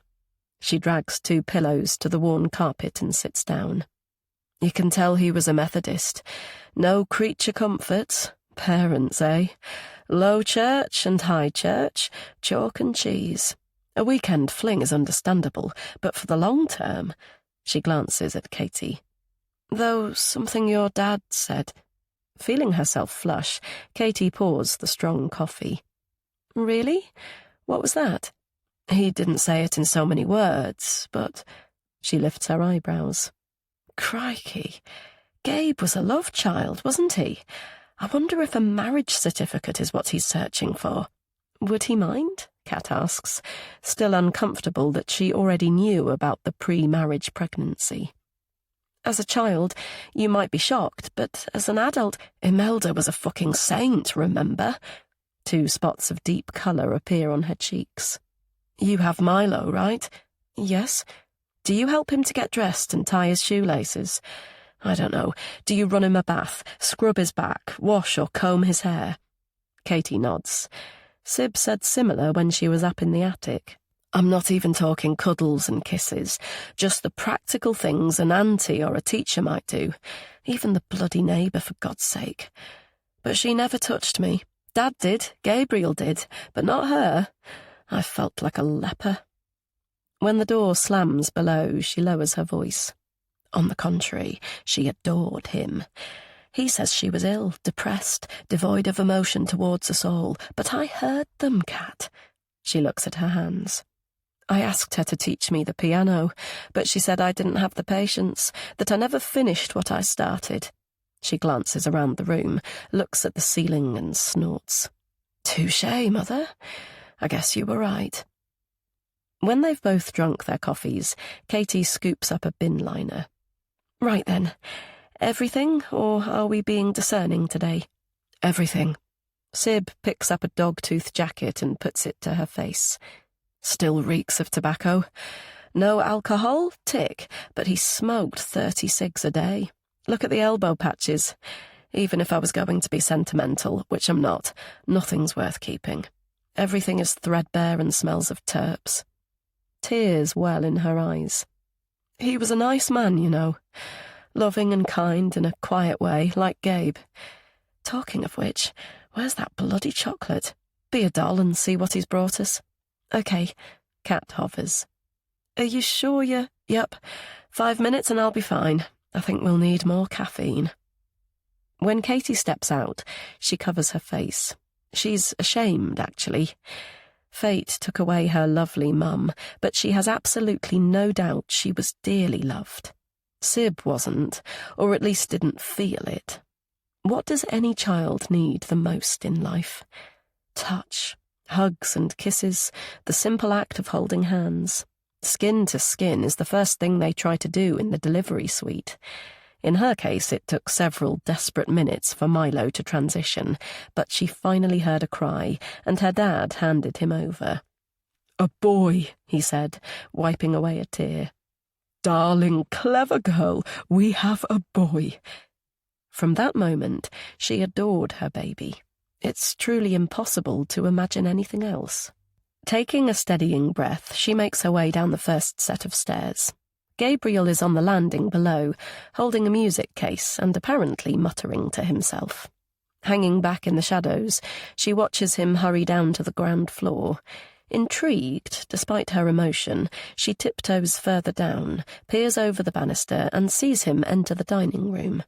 That same shiver from earlier flutters in, but anticipation soon overtakes it. Gabe is going to play the piano. Her ears prick for the sound of music, but he emerges moments later. Seeming to sense that she's there, he jerks up his head. "Katie, it's you." "Sorry to make you jump." She bashfully joins him. "Sib sent me for—" "Chocolate?" His face clears and he smiles. "You shouldn't let her boss you around. Once she starts, well, look at me. I'm a lost cause." He gestures to the kitchen. "I had no idea what you like, so—" She follows him in, takes in the huge array of confectionery, and laughs. "Goodness, my son would think he was in heaven." Gabe looks down at the music case, still beneath his arm. "Could he make use of this? It's from when I was a boy. It could go on Sib's bonfire, but it's made of kid leather and it doesn't have a scratch on it." Katie takes his offering. "Thank you. It's beautiful," she says. "Are you sure you don't want to keep it? Memories of childhood and all that?" Rubbing his glasses on his shirt, he doesn't answer for a while. "Soft focus," he says when he eventually looks up. "Please have it. You'd be doing me a huge favour." Chapter 41. Katie. It's finally Wednesday, Katie's day date with Harry. Though she's been pacing the hallway since 10:02, she still jumps when she hears the low thrum of his car. Grateful there's a breeze to cool her hot cheeks, she hurries across the drive and climbs in. She feels ridiculously gauche. They've spoken on the phone every day, but she hasn't seen him since Saturday. "Hello," he says. "You look lovely." "Thanks." She can't quite meet his gaze, so she babbles instead. "Gosh, these seats are low. It must be quite new. You can smell the leather." He reaches for her hand. "Everything okay? Are you all set for a magical mystery tour?" "Of course." Is she, though? Is she really ready? This isn't her dad's car or a sturdy black cab. "Katie," Harry dips his head. "I can tell you where we're going if you prefer. I thought a drive to the countryside and a pub lunch. If you're not sure, we can—" "No, it's fine." Bloody hell. If she can brave Sabile's driving, she can brave anything. "Sorry, I just feel a bit shy." He leans in for a soft kiss. "I do too. Well, a bit. In fairness, I'm probably more excited than shy. I've missed you." He nods at the Jaguar parked in the drive. "Is Kenton home?" "Kenton?" "Sorry, your dad." "Alexon, you numpty. Only my mum called him that for fun. The original was an ancient Greek mercenary, apparently." When Katie spoke to her dad on the telephone last night, he said he hadn't felt great all day. Her stomach had flipped. It's generally her who's the weakling, not him, but he said not to worry, that it was probably nothing more than a passing bug. She comes back to Harry's inquisitive gaze. "No, when he's sitting in London, he gets the train." "Sounds sensible." He puts the car into gear. "Hungry?" "My breakfast crumpet is all forgotten." "Excellent. I'll take the scenic route." "This is so lovely," she says after a while. "The steady hum reminds me of when Milo was a baby. He had colic, and the only thing that would settle him was the sound of a vacuum cleaner." Katie stops speaking. God knows why she mentioned it. The effort it took her to plug in the damned thing had been immeasurable, let alone trying to actually use it. The silence feels odd. "It was Bridget's idea about the Hoover," she says to fill it. "From her days as a health visitor, I guess. She's stuffed with good ideas, which can be annoying at times." My mother's like that. She's nearly always right, he grins. Only nearly. Drives my dad nuts. "You have parents," she says, glad of the subject change. "Tell me about them." Well, they bicker a lot, but I guess that's the norm. Though Katie smiles and nods, hers weren't the bickering sort. The only major thing she can recall were their views on her pregnancy, which were the polar opposite of what she'd expected. They live in the sticks beyond Altrincham. In fact, that's where we're going. I told Mum all about you, so she's made the special Persian recipe passed down from her mother. It takes her hours to cook, so I hope you like it. He glances at her and laughs. Your face! I'm only joking. They do live pretty close to where we're going, but that's just coincidental. Well, sort of. The three-legged mare was my teenage local, and it happens to offer the best lunch ever. Have you never been? She shakes her head. She's been nowhere, really. 3 disastrous years at university, then home and isolation. Bloody hell. Isolation. She starts at her own choice of words. Until this very moment, her home has always equated to safety rather than seclusion. Harry continues to speak. Next to Dunham Massey Hall? Yes, we went there for school trips at 10 and 11, dressed up in cloth caps and made coloured candles or bread. Then we were let loose in the grounds. She thinks back and smiles. Well, in a group with a parent in charge. Mum came both times, so I was put with the naughty boys. You were a naughty boy? Ha, no. I wish I could say the same. Surprised at his tone, she turns to look at him. Really? You were a bad lad, yes, but that was when I was older. He sighs. Things I'm not proud of. Well, you should have met my mum, she says, to lighten the atmosphere. You'd have been putty in her hands. The rascals were on best behaviour when she was around, hence the teacher's logic. They never fought over who'd each take an arm. Was she beautiful? Yes, she was. He reaches for Katie's hand and squeezes. Like putty, he says. That makes sense. Chapter 42. Katie. Katie sits at a table and looks around the dog-friendly pub. Although balmy outside, the log fire is burning and the pleasant hum of conversation surrounds her. It's busy enough to feel unnoticeable, but not overwhelming. She snaps an invisible rubber band on her wrist. Those are the thoughts of an isolated person. Today's a new day. She's going to damned well enjoy it. Harry pulls out a chair. Sorry about that.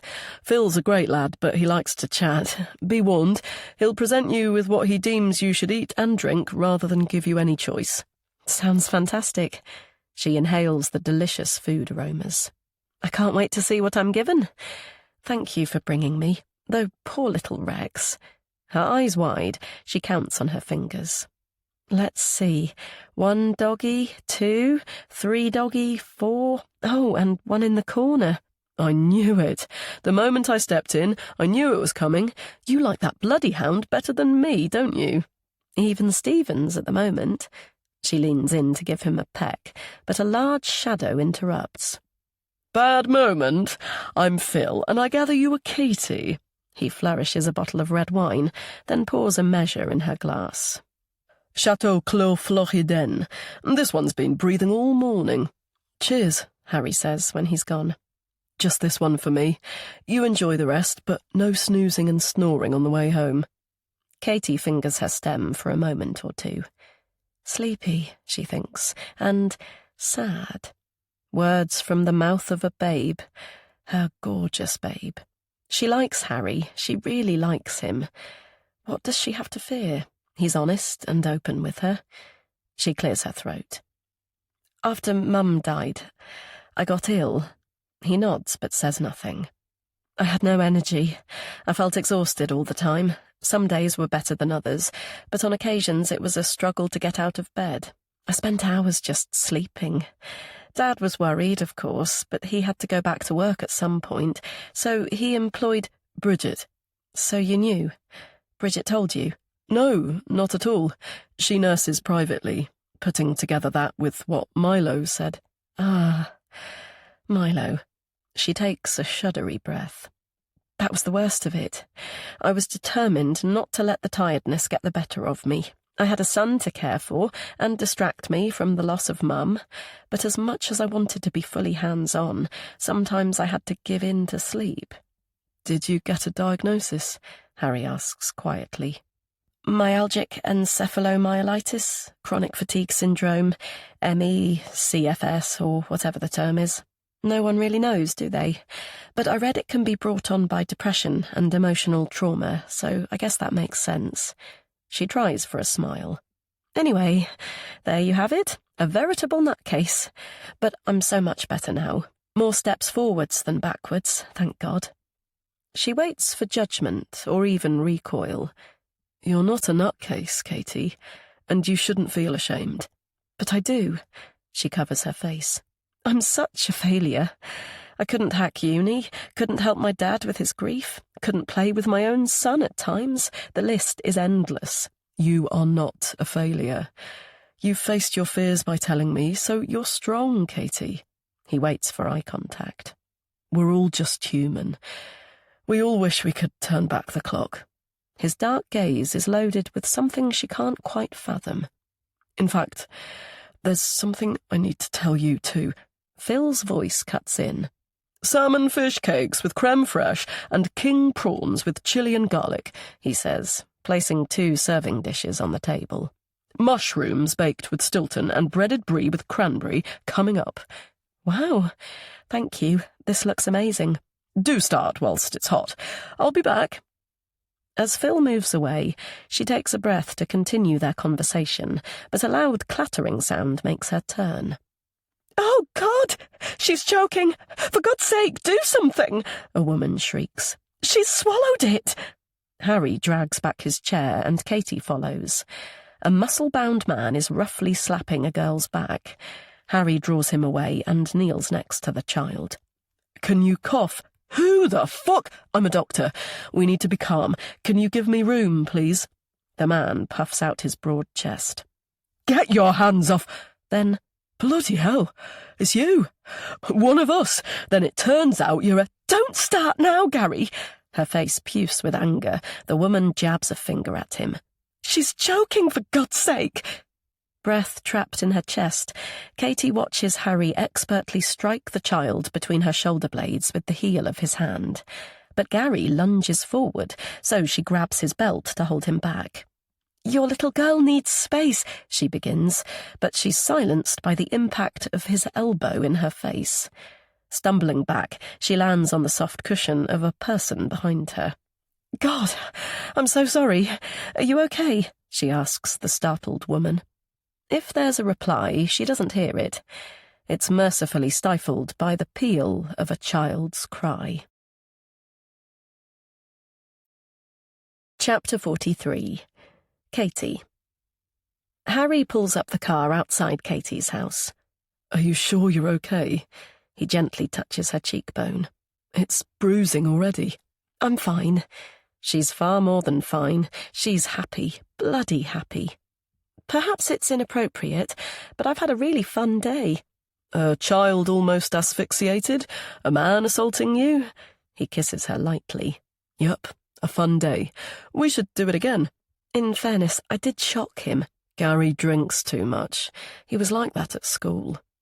Katie nods, but doesn't comment. Once the audience had dispersed and the little girl settled down, she returned to the table. But she clocked Harry speaking to Gary before he joined her. She doesn't know what passed between the 2 men, but it appeared heated. She now looks at her watch. Nearly time to collect Milo. I'd better get... Oh, Dad must be home. The light's on in his study. If he's up for babysitting tonight, maybe you could have a sleepover at mine? I'm off all day tomorrow. Yes, maybe. I'm not sure. Oh, God. Her dad must be quite ill to come home midweek. I'll call you.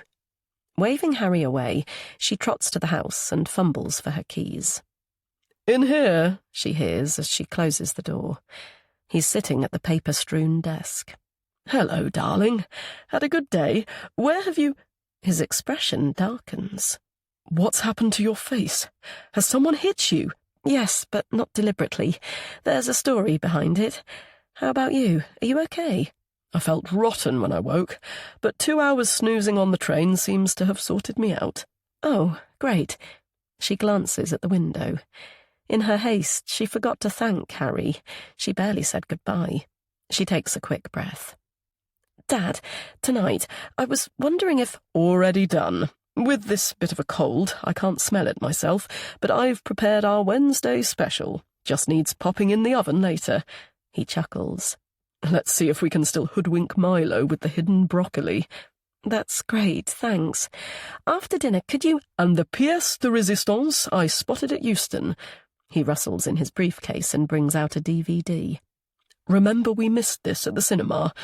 I know it's probably on Netflix or similar, but if it is, don't tell me. Her emotions still conflicted, Katie leans back against the pillow. Milo was surprised and delighted to find his granddad home, so the afternoon and evening was busy and joyful.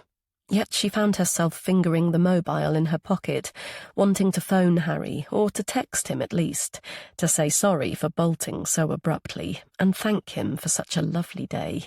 To say, I'd have loved to stay over tonight, it's just that... She felt guilty for the ping of resentment in her chest, but it was replaced by another niggle which popped up out of nowhere. Harry had been going to say something before Phil served the food. Such a serious face. What on earth was it? But she's now finally alone in her bedroom. Her dad made 2 mugs of hot chocolate and smiled wryly.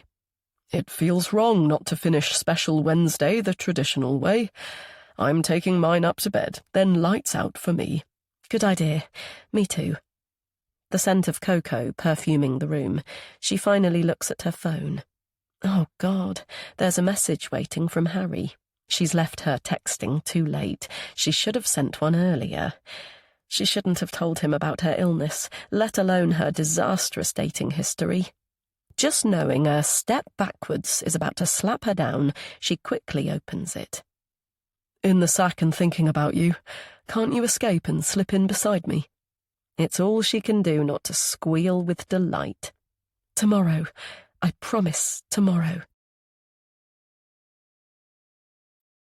Chapter 44. Sibyl. Sib sighs deeply. Each time she falls asleep, she seems to wake up seconds later. Sometimes that can happen with moderate drinking. She'll drop off the moment she flops back against the mattress, then wake again around 3. But she hasn't touched a flaming drop of alcohol since politely sipping a glass of red at Kat's place on Sunday. After all Kat's blather about the trials of being an only kid and the centre of attention, Sib had been tempted to snap open a bottle on Monday instead of their coffee. But it was stupid to take out her personal angst on her friend.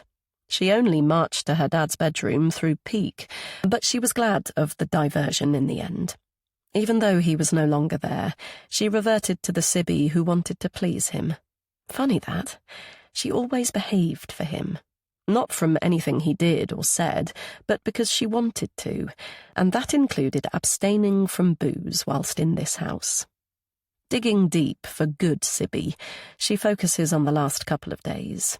With James somehow by her side, she's been fine without Gabe. The less jumbled the house has become, the more cosy she's felt. She said so to him on the phone, and he laughed. Typical Sibyl, contrary to the end. Mock all you like, she replied. I'm just telling you how I feel. Anyway, how's London? Busy. Staying in the squat with Crispin and Vivian? I'm not sure they describe this beautiful house as that, but yes. Squatting, albeit for many years, added up to a squat in anyone's view. But she didn't say that to Gabe, nor did she explain that the uncluttering has felt symbolic, a release of the emotions invested in stuff, belongings that are meaningless, actually. Calm and relaxed, she's motored through a backlog of web life admin, made herself proper food with vegetables, and even gone for walks. Exorcising ghosts, she said to herself once or twice with the hint of a smile. But she's been too effective, too bloody efficacious, as the clearing has included Robin. The fantasy still tangible, Sibyl stirs. Sensuous kisses and stroking, Robin's bedtime soapy smell. He's back, thank God he's back. But his face, she can't remember his face. Tightly screwing her eyes, she tries to climb back into the dream. Fuck, it's gone. So has he. What did he look like? The image in her mind has become vaporous, insubstantial, unreliable. How can this be? What the hell is wrong with her? Hitching herself up the bed, she reaches for her phone and swipes through her photos. Yet it's a fruitless search. She knows that. Robin didn't let her take them. When she tried, he laughingly deleted the snap. She didn't need to ask why. The boy, always the boy. What if Zoe found out about us? She'd ask. I don't care if she does, per se. We don't have a marriage, but if she left me, she'd take Joseph with her, and I can't risk that, Sib. Not while he's little. Then maybe you should go to her now? Don't be like that. I love you, only you. It's just that... He didn't need to say that it was her own bloody fault, that she'd finished with him and left him free to marry who the fuck he'd wanted to. Now, noting the time, she pummels the pillow with frustration. It's only 4 o'clock, and she's completely awake. She needs her parallel land. It's the only way she'll ever see Robin again. Fending off her dad with the flat of her hand, she pads to the bathroom and looks behind the loo. Her emergency reserves are where she left them a week ago. Well, this is an emergency. She slugs back a measure, then another, grimacing a little less each time the fiery liquid hits her throat. As she closes her eyes, the boy steps into the frame. If it wasn't for him... But she likes Joseph, doesn't she? Stalking the boy. No, not stalking, just watching, that's all. Even when he was sleeping. The boy is so like his father. She peers a little closer. He's the image of his dad. And Wilmslow's only just down the road. Then she'd see Robin's face. His mini boy face. Chapter 45. Katie. Katie throws back the duvet, drags open her curtains, and smiles at the thought of her trip to the other side of the village after she's dropped Milo off at school. Yesterday's resentment and guilt have cleared from her head. Instead, she feels giddy and light, yet strong, like Harry described, prepared for any challenges which might face her today. She pads to the bathroom. Her clothes are in a heap on the bidet, her bedtime drink untouched, toothpaste smeared in the sink and the lid on the floor. She chuckles at the rare disarray. Such was her excitement after her text tete-a-tete with Harry. Peering into the mirror, she traces the bruise below her eye. She thought her dad might ask about it again, but he didn't, thank goodness. She has nothing to hide, but it's one of those incidents where you had to be there. Eventually refreshed from her shower, she finds her dad with his laptop in the snug. "Egg with soldiers?" he asks over his shoulder. Katie laughs. "That sounds lovely," she says. "But it's me. Milo's still upstairs." He turns, his face showing his surprise. "Catherine, I thought you'd be asleep." "It's Thursday, remember?" She kisses his cheek. "A school day." "Of course. Sorry, darling. I'm so used to being away all week." She peers at his screen. "So what are you—" "Ah, I spy a holiday." He playfully twists it away. "No peeping until I've done all my research. Looks like there are some great deals, but they're all long haul. What do you think? Would you and Milo be up for that?" She pauses. Milo was a toddler the one time they ventured abroad. Even with her dad's help, the week was exhausting. But she's so much better now. She takes a breath to reply, but he speaks again. Have a think about it. You look nice. What are you up to today? She's interrupted by the noisy entrance of Milo. He hurtles to Alexander and grabs him around the waist. You're taking me to school! Well, I certainly can. A bit of fresh air will do my cold good. He looks at Katie. In fact, if you fancy a walk... She bends down to scoop up Poppy. Maybe later, she says, burying her face in her fur. I'm promised to Sibyl today. Milo is having tea at Strummer's house, so I might not be back until... Her voice tails off, but it's fine. Grandad and grandson have moved on to their mission for breakfast. She puffs out her relief. No need to hide her burning, fibbing cheeks anymore. Chapter 46. Sibyl. Driving in the outside lane, Sibyl squints at the speedometer. Not too fast or too slow is the thing. Not that Gabe's old heap of junk goes that bloody quickly, and she doesn't need to worry about being over the limit, really. She didn't drink that much whiskey, did she? And anyway, it was hours ago. Well, 3 or 4 hours ago. She didn't dream, but at least she fell asleep almost immediately, forcing herself awake when the alarm beeped at 7:30. She considered drifting into oblivion again, but only for a second as memory kicked in. She'd promised herself a trip to Wilmslow. The boy would see her through the day and the week, but she had to look sharp.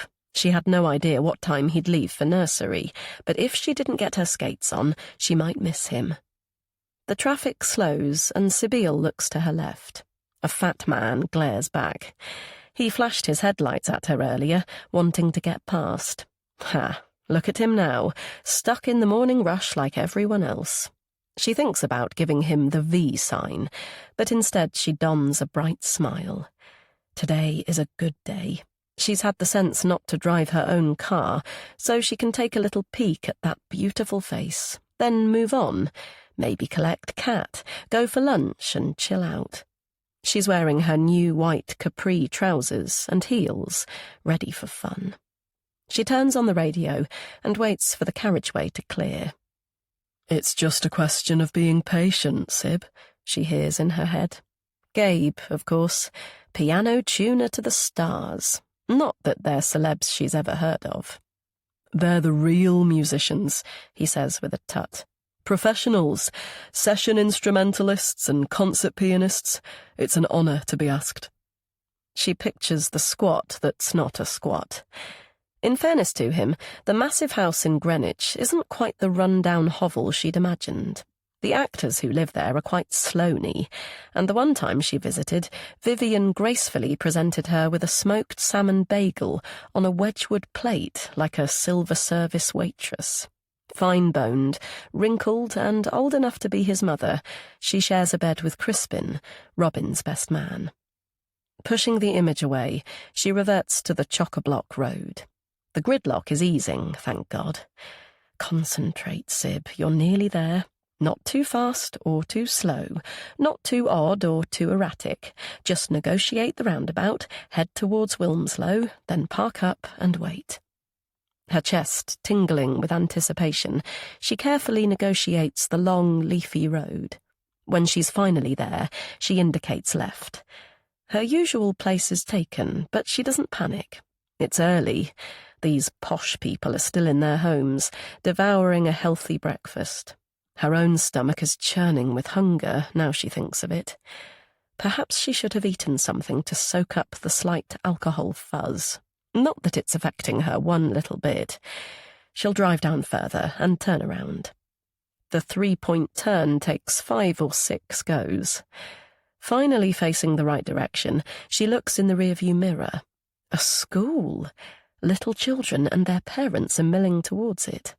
With a smile of satisfaction, she pulls onto the curb to watch. "What the hell do you think?" Sibyl snaps around. The driver's door has been opened, and the bitch is leaning in. Sorry, I thought it was—" Zoe's eyes narrow. "It's you." Comprehension flashes through her gaze. "You brought a teddy the other week. You wheedled your way into my house." Pulling Joseph behind her, she points a finger. "Robin warned me about you. The sister, the loopy ex who couldn't let go." "That's a lie." "Proving it by turning up to his wake, dressed like a tart." "He asked me to." "You're deranged." Her condescending sneer is too fucking much. "We were lovers," Sib hisses. "He loved me until the day he died." Zoe snorts derisively. "You're delusional and pathetic. If he was in love with anyone, it was—" She shakes her head and steps away. "Get out of here, and don't come back." Frozen with shock, Sibyl stares at the woman's midriff. The personal trainer-toned stomach from the old Facebook photographs is no longer there. Her fitted polo shirt is stretched to its limit. Zoe is pregnant, quite noticeably pregnant. "Get out of here," she repeats, "or I'll call the police." Her body on autopilot, Sib puts the Volvo into gear and somehow drives away. What the fuck, rattles in her head. They didn't have sex. They didn't have a marriage. Maybe she's wrong. Perhaps the bloody woman has just put on weight. Pulling up where she can, she fumbles for her phone and opens up Facebook. Her fingers shake as she scrolls through the pictures, but eventually she finds it. A scan photo of a fetus and a sentence. "Still grieving for my beautiful Robin, but part of him is still with me, so I'm lucky, really." Bile froths and lurches in her chest. Opening the door just in time, she vomits onto the double yellow lines. Oblivious to the acrid, boozy stench, she wipes her mouth with her sleeve and stares vacantly into space. Who says that it's Robin's? She, the bitch, does. The woman who killed him. What did he die of? What did he really die of? Gabriel will know more. Phone Gabe. Yes, call Gabe. His number rings out until voicemail kicks in. She tries again, then again. Where the hell is he? Hurling the mobile into the passenger footwell, she tries to rise above the fuddle, the panic and frustration. London, of course. Gabe's in London. Chapter 47. Katie. Though Katie hears the door slam, she heads for her dad's bedroom and peeps through the window to make sure that they're gone. Embarrassed by her teenage-like behaviour, a nervous chuckle bubbles out. She was actually a late developer, so she didn't date boys until university. But her parents were open and interested, encouraging her to bring the guy here for Sunday lunch or a meal out, so God knows why she's being so secretive now. She could have just told her dad she was spending the day with Harry, even if not in front of Milo and his little ears. Bloody hell, she even lied. She turns to the neatly made divan. Well, there's a thought. How would she feel if her dad started seeing someone? Dismayed or delighted or a bit miffed? A little vexed, if she's honest, not for herself, but for her beautiful mum. Pushing that notion away, she hurries down the stairs, grabs her thin jacket and leaves the house. She almost takes the shortcut through the park, but reminds herself just in time that it's Milo's preferred route to school, so she strides through the village, hoping there's no one she recognises today. She guffaws to herself. She needs to get a grip. People aren't generally telepathic. The school secretary, the butcher, or the chirpy fruit shop owner, heck, even Bridget can't read her mind. Nor can they study the text exchange between her and Harry, which became more unrestrained as last night rolled on. She couldn't bring herself to delete them. When she reaches Harry's door, she fingers the keys in her pocket. Dare she use them? "You have keys. Feel free to surprise me any time." Knowing she can't do it, she steps back and rings the bell. Its chime is quite distinct through the glass porch, but nobody answers. The curtains are open in the front bedroom. He clearly isn't in. She turns to the road, but a smiling voice stops her in her tracks. "Another beautiful sight to behold this sunny morning." His hair disarrayed, Harry's on the drive at the other side of the house with a sponge and a bucket. "Another?" she asks. He nods to his car. Now she's all polished and shiny. Though seeing you side by side... He kisses her. Sorry, I'm a bit sweaty. I woke with the dawn, so I thought I'd attend to my recently relegated second love. She laughs. Boys and their toys. Hey, I'm improving with age. The last one was a vermilion red. I felt black was progress. Maybe grey next time. He leads Katie to the back door. Are you ready? Rex has been waiting. He'll be delighted to see you. A quick shower, then I'm all yours. He kisses her again. Did I mention how delighted I am to see you too? Chapter 48. Sibylle. Groggy and disorientated, Sibylle opens her eyes. Where is she? On the Manchester tram? But a whooshing noise hits, and it's dark beyond the windows. Perhaps she's on her way to hell. Wondering what they've done to deserve their fate, she studies her companions. A bearded old guy, a woman with the sharpest grey nails and ladybird earrings, a tousled blonde teenager with a ring on his thumb, swinging a purple eat carrier. 2 girls, surely sisters, with exotic eyes and plaited hair. One of them has spider buckles on her shoes. The other clutches a green Harrods bag. Bloody hell, that's right. She's in London on the DLR, hurtling towards Gabriel. How she arrived in the carriage, only God knows. The train pulls to a stop at Greenwich. Unbelievably thirsty, she forces her legs to stand, work their way through the clog of commuters and up the unending station steps.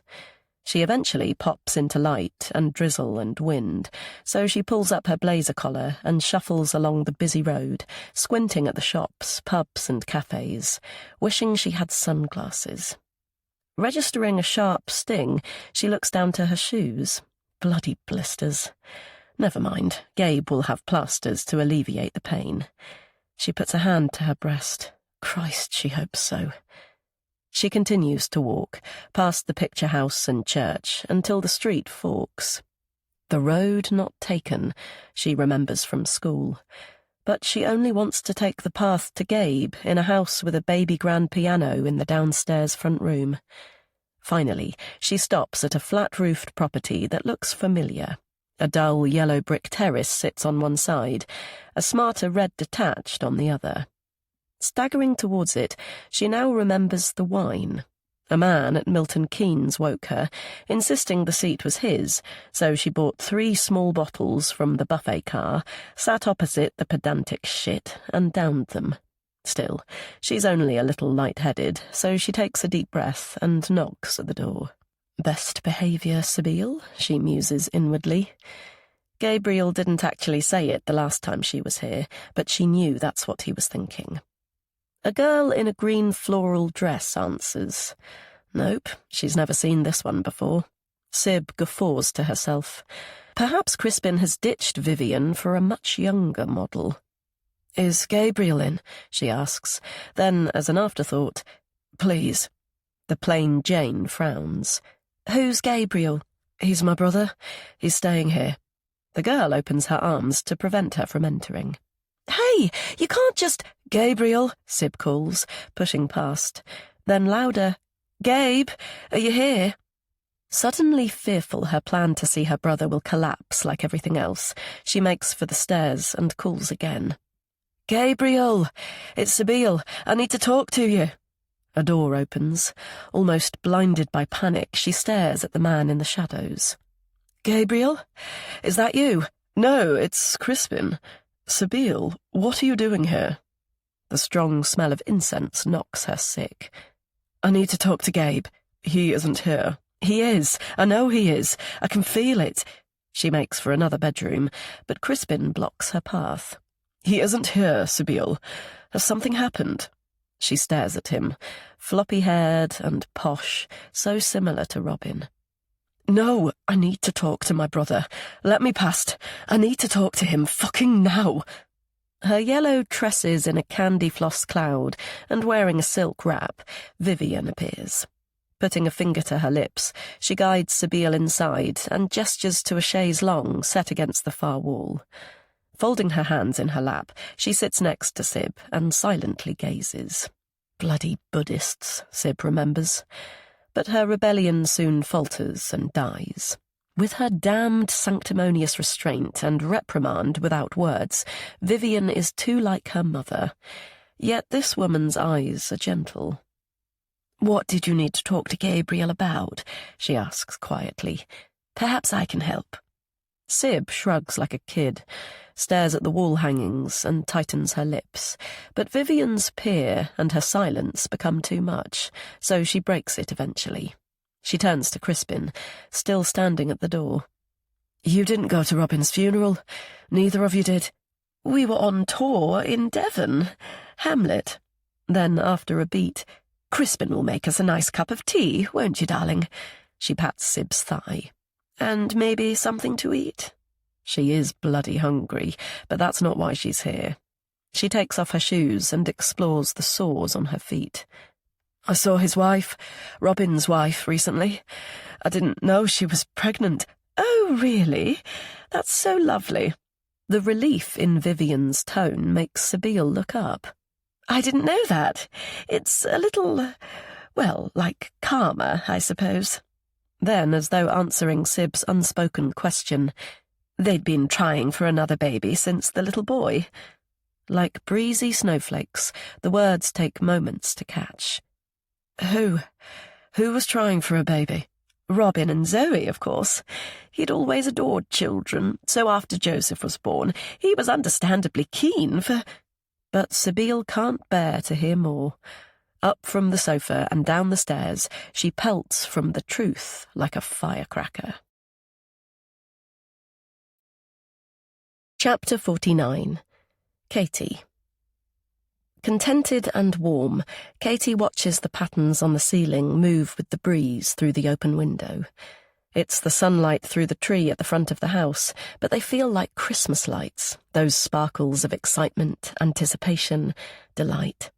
Until now, she'd forgotten how much she missed them and the happy feelings they evoked. The need to wee overwhelming, she slips from the bed, reaches for a robe to cover her nakedness, and pads to the bathroom. It feels too intrusive to shower, so she washes herself at the sink, almost embarrassed to lift her face and witness her pink reflection in the mirror. Even with the bruise, she knows she looks nice. Was she always so pretty? Maybe she was, but never really felt it, which is silly when she was told it all the time by her parents. Tightening the belt around her waist, she returns to the landing and stops at the photographs of Lydia and Harry in various exotic locations. A record of their life, their love, frozen in frames. But they don't bother her. She understands why they're still here. It's far easier to do nothing than something. Dig in deep and survive, rather than face the grief and the heartbreak.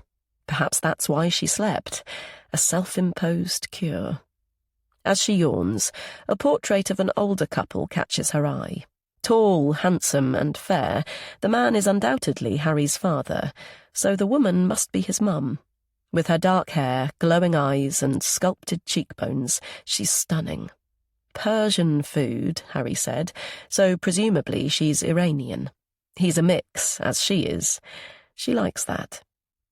Returning to the bedroom, she tiptoes to the bed and studies him in sleep. Without his mum's dark amber gaze, he looks different.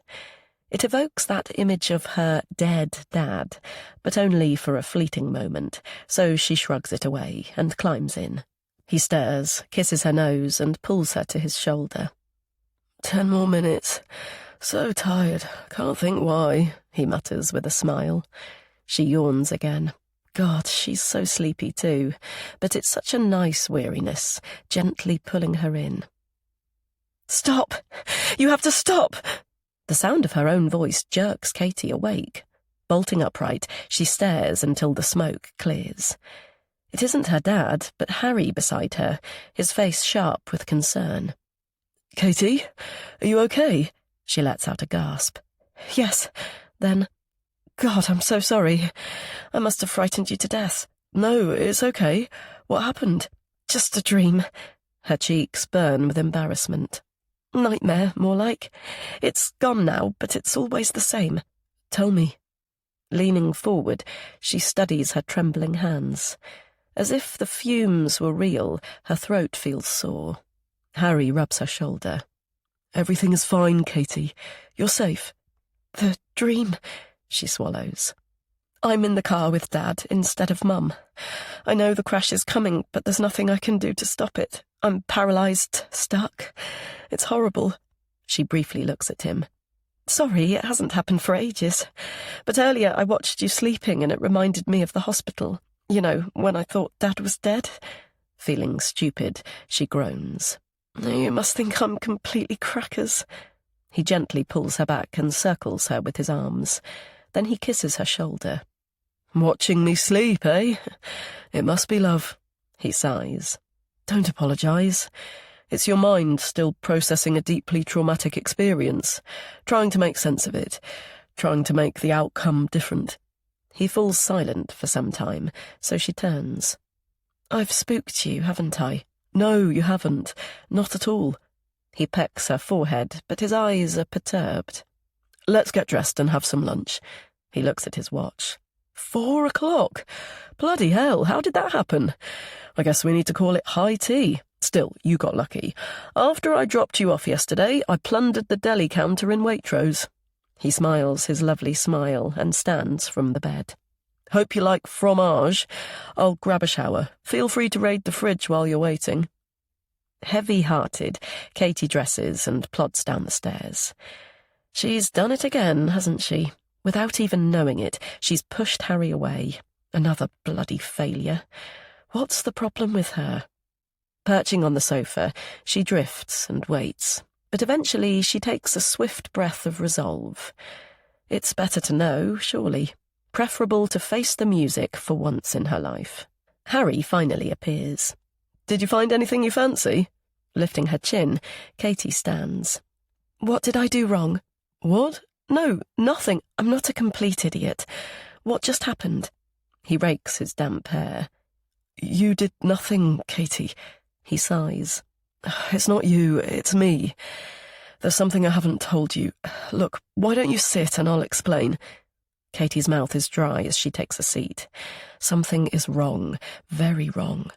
He inhales deeply. I was the person who... His gaze faltering, he pauses and frowns. You know I'm based at the hospital, right? She nods.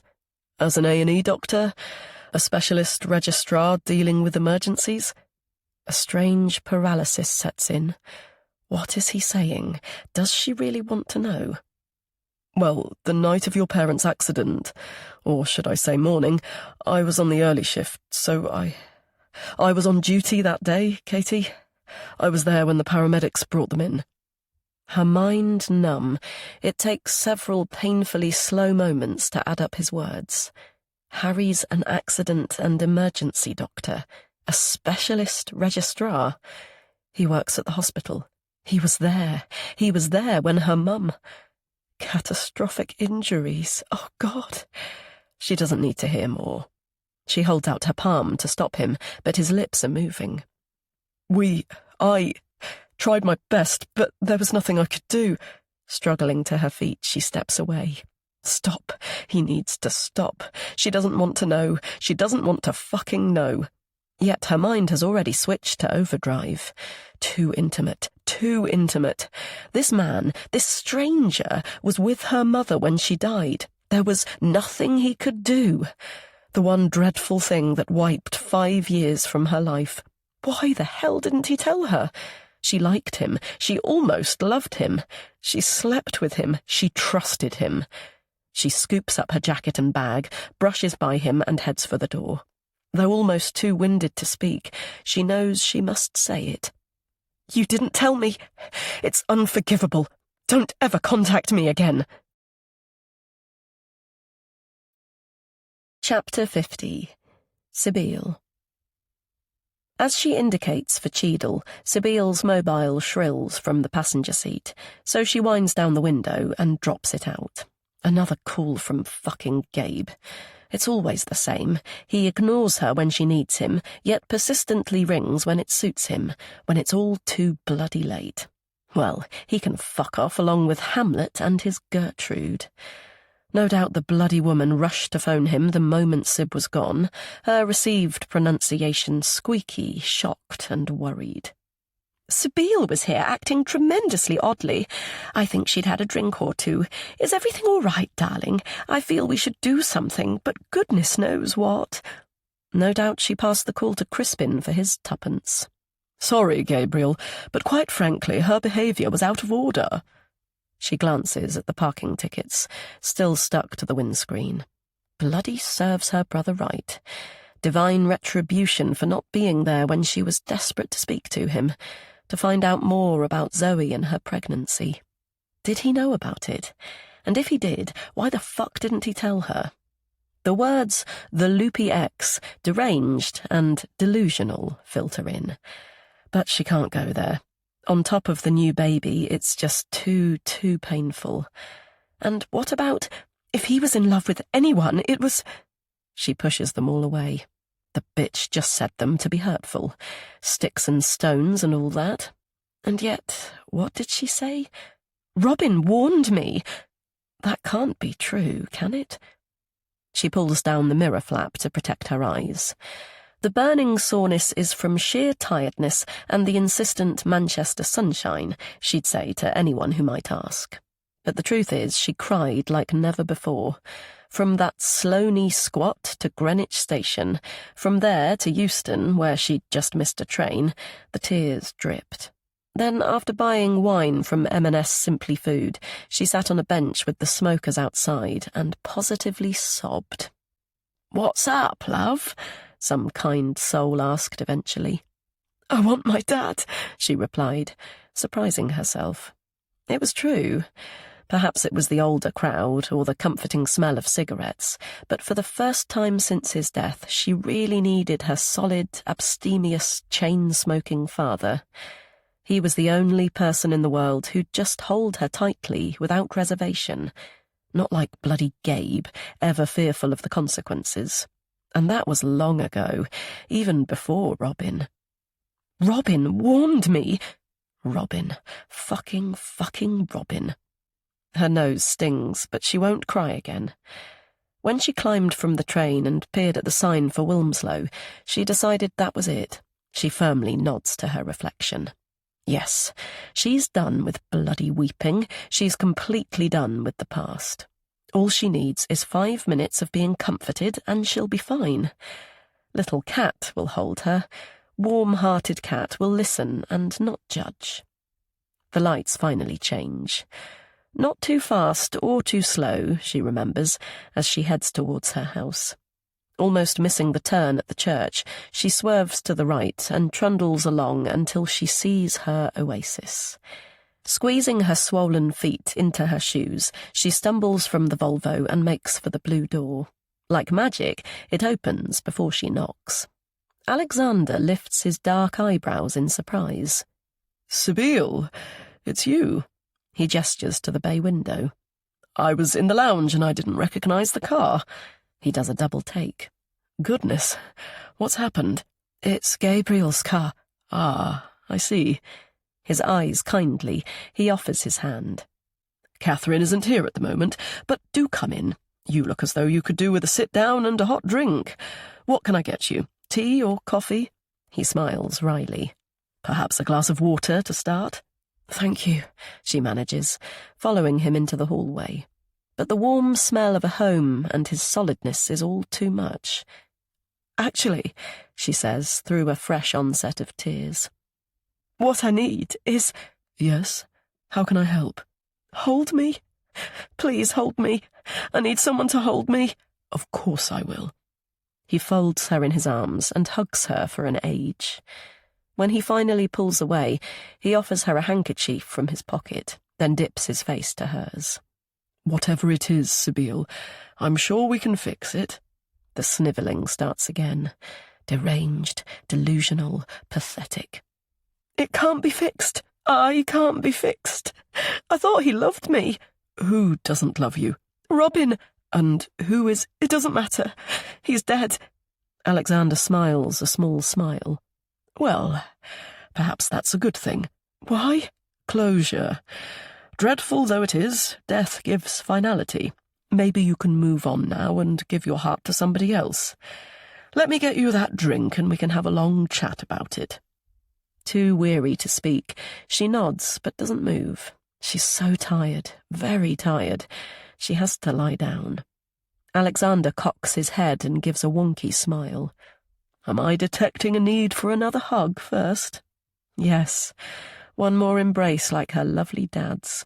Slipping her hands around his waist, she clings to him tightly. His arms respond, but so does his body. The usual consequences, she thinks. But that's fine. Right now, she just needs to be loved. Chapter 51. Katie.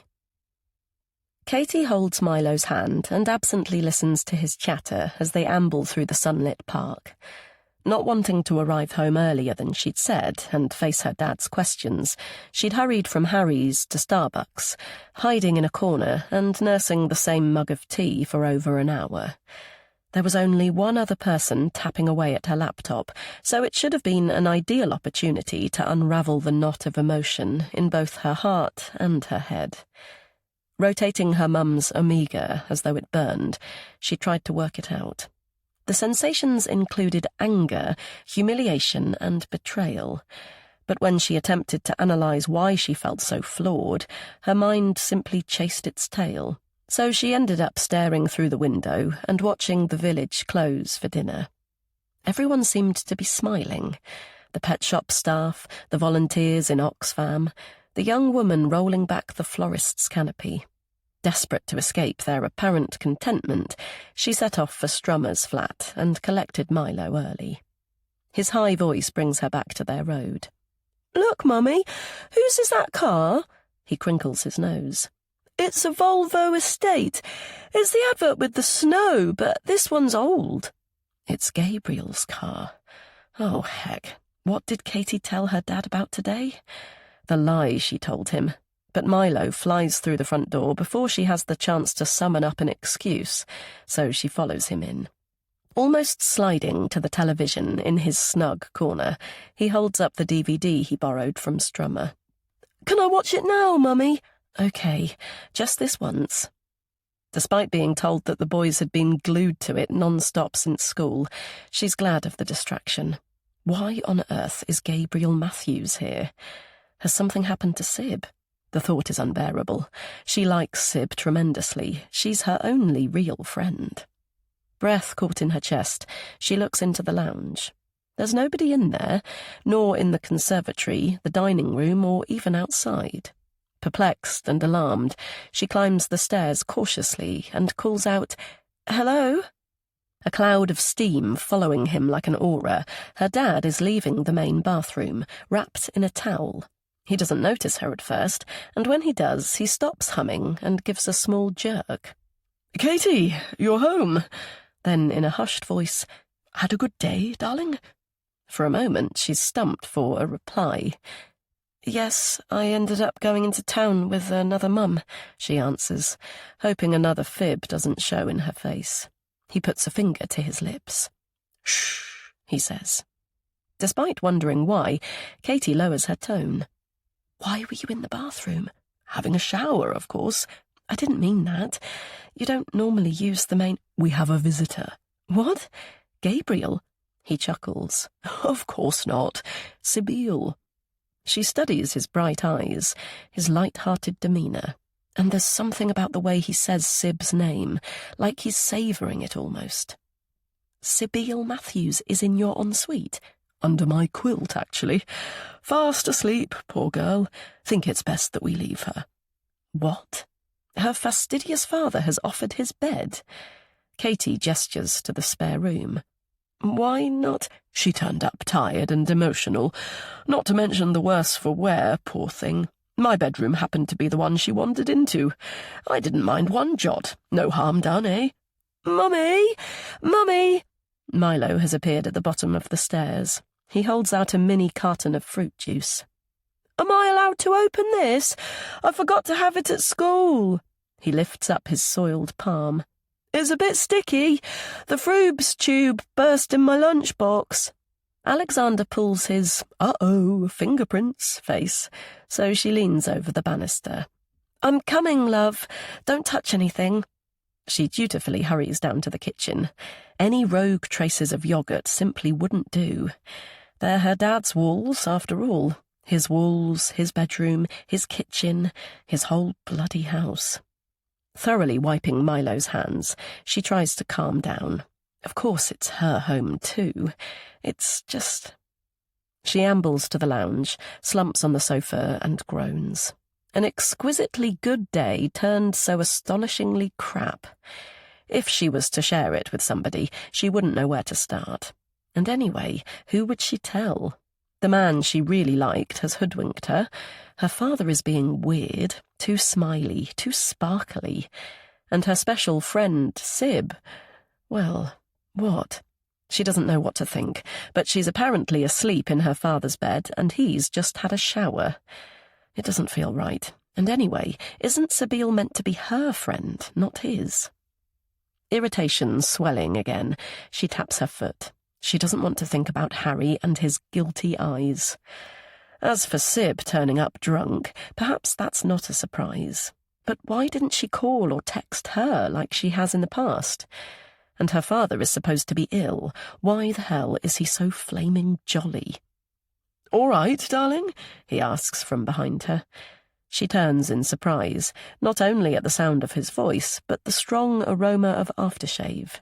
He's wearing a smart jacket. "Are you going somewhere?" she asks. He lifts a rakish eyebrow. "What makes you think that?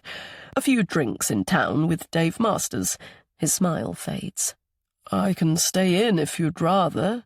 She silently puffs out her stupid angst and her dreadful misjudgment.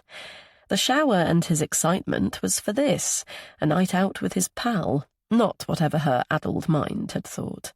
"No, of course not. Go out and have fun." He pulls her into a hug. "Are you okay? You seem a little sapped." He pulls back and examines her face. "Not feeling—" "No, nothing like that. I'm a bit tetchy through hunger. I haven't eaten since breakfast." He stands and straightens his trousers. "Then it's a good job you have such a fabulous father. There's fresh pasta in the fridge, sauce on the hob, garlic and parmesan, and rather tasty, though I say so myself." He checks his watch. "Right, see you later. Be kind to your friend when she wakes up. She's in a bad place. We've been there, haven't we?" He steps away and turns back. "By the way, I've just promised Milo to take him to school tomorrow, so there's no need to rush up in the morning. Love you." The door clicks too, but Katie doesn't move. Like a bloody pendulum, the relief didn't last long. She feels rebuked, reprimanded, chastened. In the nicest possible way, of course. "You're acting spoiled and uncharitable," is what her dad really meant. She sighs deeply. Sometimes she wishes he'd just spit it out. "You've put on weight, Catherine," instead of, "Not quite as sylph-like as usual, but you'll soon lose it, darling." Or, 65% in your exam isn't good enough," instead of, "It's a little disappointing, but you'll reach your potential next time, love." But she knows she's being a single child syndrome brat, and she is bloody starving, bless him. She stands and stretches. Food is definitely the thing to cheer her up. She'll give Milo a bath, put him to bed, and check in on Sib. Then she'll eat a big bowl of pasta with a huge fuck-off glass of wine. Chapter 52. Sibylle. The sound of a slamming door jerks Sib awake. She's in a strange room. Unfussy fitted wardrobes, thick stripy curtains with matching cushions on the floor, and, save for a single aviation art print, plain papered walls. She smiles. She's in a hotel with Robin. She was with him last night. The sheets are tangled and damp. The smell of his sweat still clings to her body. Her thumping temples and reality set in. Robin. The man who loved her, the one who had no marriage, the one who never had any intention of leaving that bitch. The boy was never hers, not even for a moment.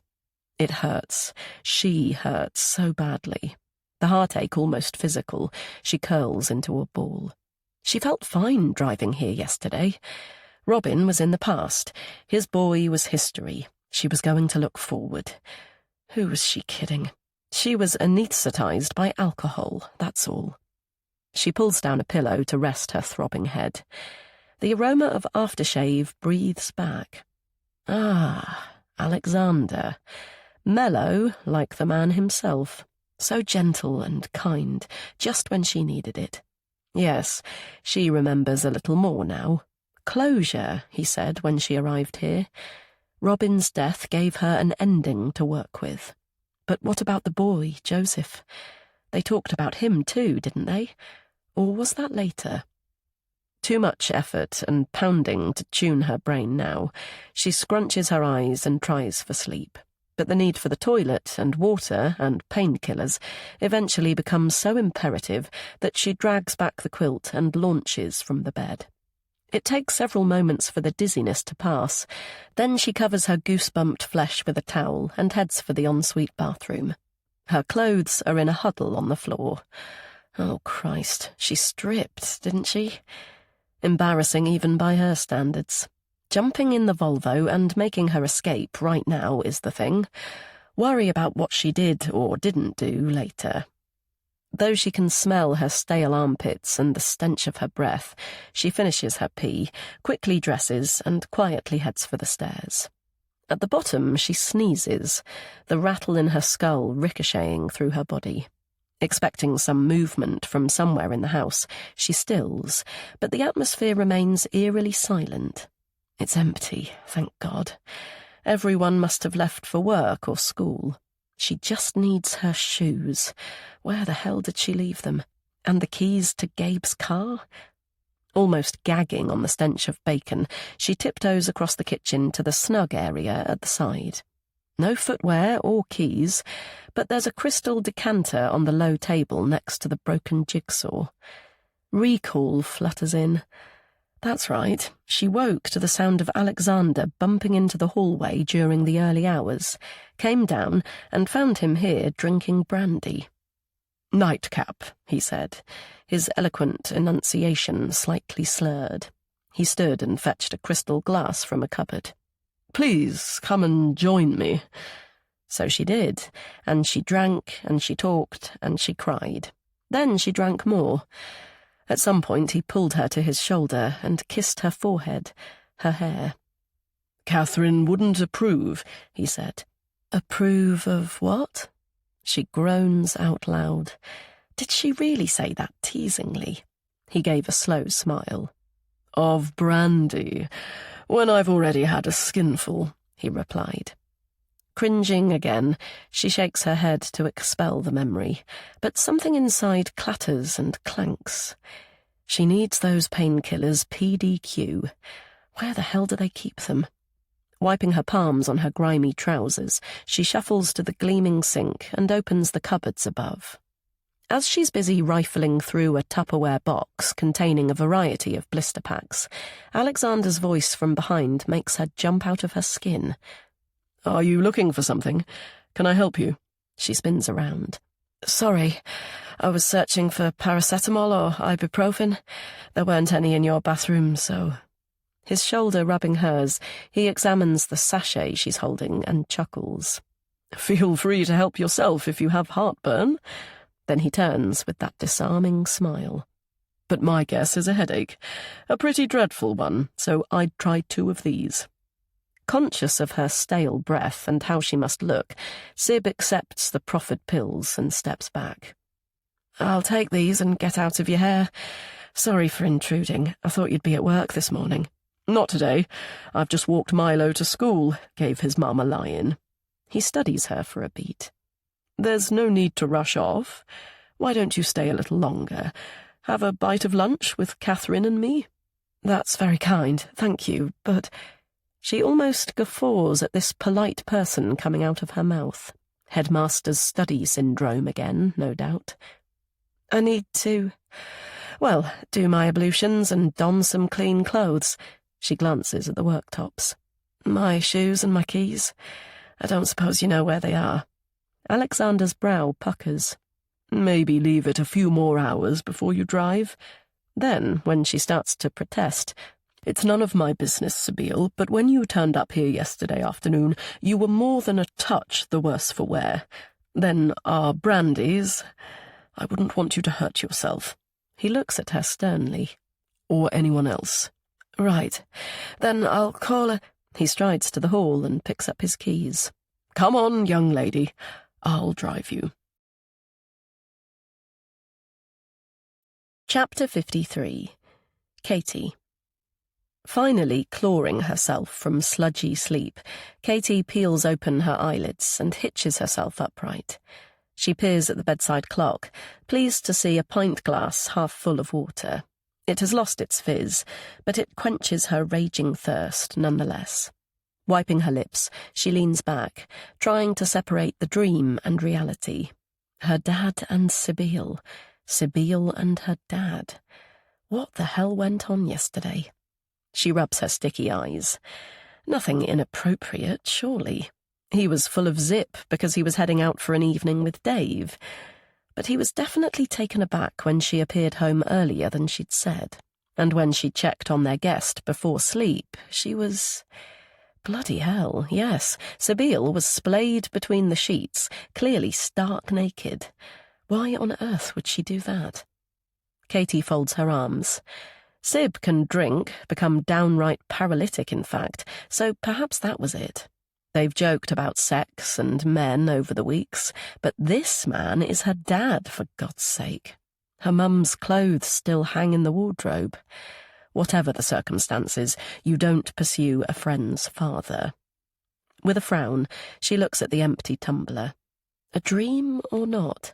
Sib's voice, slurry and tearful. He was my boy. He should have been my boy. He promised me a baby. Followed by, so perfect, so very small. I should have taken him then, made him mine. It's not fucking fair. Why should she have another when I don't have any? Agitated and hot, she climbs from the bed. It's nearly 10 o'clock, yet she's still so dazed. But that's down to her. Drinking 2 large glasses of Barolo to drown her sorrows last night. The hurt fizzles in her chest. Harry and his confession, his astonishing betrayal, not just an omission, but his downright lie. His apologetic expression flashes in, but she firmly pushes it away. She won't forgive him, ever. Sighing deeply, she returns to her thoughts of Sabine. Drinking to expunge heartache. Perhaps they're not so different after all. Maybe she should take her dad's advice and make an effort to be kind. With that notion in mind, she makes her way to his bedroom and taps on the door. Sib? Dad? Anyone there? When there's no reply, she lets herself in and puffs out her trapped breath. It's empty, the window open, the divan neatly made. She does the same in the spare room, eyeing up the bedding to glean whether it was slept in last night. With a nod of satisfaction, she heads down the stairs. There's a damp patch on the carpet halfway down. Oh yes, that was her, seeking out liquid in the night like a zombie. She retraces those steps to the kitchen, opens the fridge, pulls out the San Pellegrino and swigs from the bottle. Flaming hangover. Yet, after Harry's appalling revelation, it's hardly surprising. Her eyes catch her mobile on the island. Has he been in touch? Determined to ignore any calls or texts, she left it here last night, but he's bound to have sent a grovelling apology, or at least an explanation, a plea to get in touch.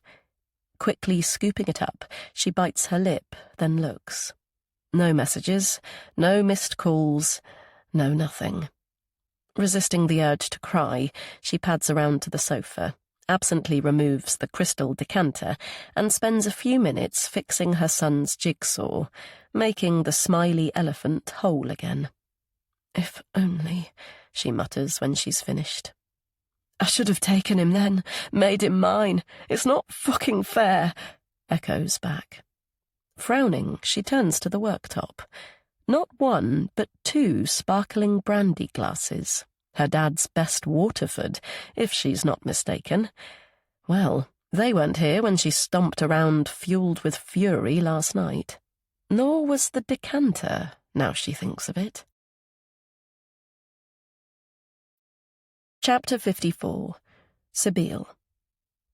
Wondering what the old dragon next door might think, Sib steps from the Jaguar and walks carefully to the door. Her head feels marginally better, but the nausea comes in waves. Vaguely remembering something Kat said about her father and security, she fumbles under the plant pot for keys, but Alexander doesn't appear to have noticed. He's studying the facade, misty-eyed. A wonderful house. How time flies. I'm trying to work out how many years it's been. He turns with a smile. Would you mind giving me a tour now we're here? Sib opens the door. She does mind, actually. Of course not, she says. The usual smell hits, making her need to vomit imperative. But maybe after your shower, of course. He gestures towards the kitchen. Could I... Feel free. I'll be back when I've... Puked. When I've puked, she thinks wryly, when the retching finally ends. She flushes the loo and kneels back, out of breath. God knows what she expelled, but it certainly wasn't food. When was the last time she ate? The image of a bagel pops into her head. Ha! She wasn't offered one this time. What did Vivian say to Gabriel? Well, she doesn't give a toss about her absent brother. The headmaster judge man saved her, someone who listened and hugged and actually fucking cared. Refreshed from the purge, her teeth scrubbing and long shower, she pads to her bedroom to inspect her sore feet. They're pretty much shredded, but she's mentally okay. In fact, she's weirdly a little nervous and excited. She opens a brand new t-shirt, holds it out to inspect the logo, then slips it on with clean jeans. So much better already. Perhaps the alcohol is still in her system, but she feels positive and buoyant. Now she just needs a ton of stodgy food to put her completely back on track. She trots down the stairs, scoops up the post at the door, then heads for the smell of coffee. She stops at the open dining room door. What the hell? Alexander has settled himself at the far side of the table. Morning. He nods to a mug on a silver coaster. Better drink yours before it gets cold. God, even as an adult she hates coming in here. Her earlier ease all gone, she sits down next to him. From what Catherine tells me, you're progressing well with the clear-out. A ton of old newspapers, I believe. Yes, we've been recycling. I love converting waste into something reusable. So much better than landfill. He absently rubs the polished arm of his chair. I had a bonfire when my parents passed away, just for the likes of your dad's newspapers, things that don't really matter. But what do you do with more personal items when someone dies? Correspondence, photographs, diaries? Keep them for posterity, or throw them in the flames and move on? She thinks of answering that she doesn't know or care, that it's thankfully Gabe's department. But after a moment, he changes the subject. Lovely to sit here again. Happy days. Us impoverished students fed like kings. I've never had a stew to match it. With homemade chunks of soda bread to dip in the gravy, of course. Cooked by my grandmother. No, by Imelda. As though reliving the memory, he chuckles. After we'd eaten, she'd play tunes on request. Anything from Beatles to Bach. Finding herself flexing her fingers, Sibyl knots them into a fist. Your dad actually sat here, your mum near the door, and Kenny was opposite. Still feeling tense, Sib struggles to listen, but when the conversation lapses, she tries to catch up. Yes, you mentioned him before. Good old Kenny. He pauses and sighs. Did you know your father wrote to me from the hospice?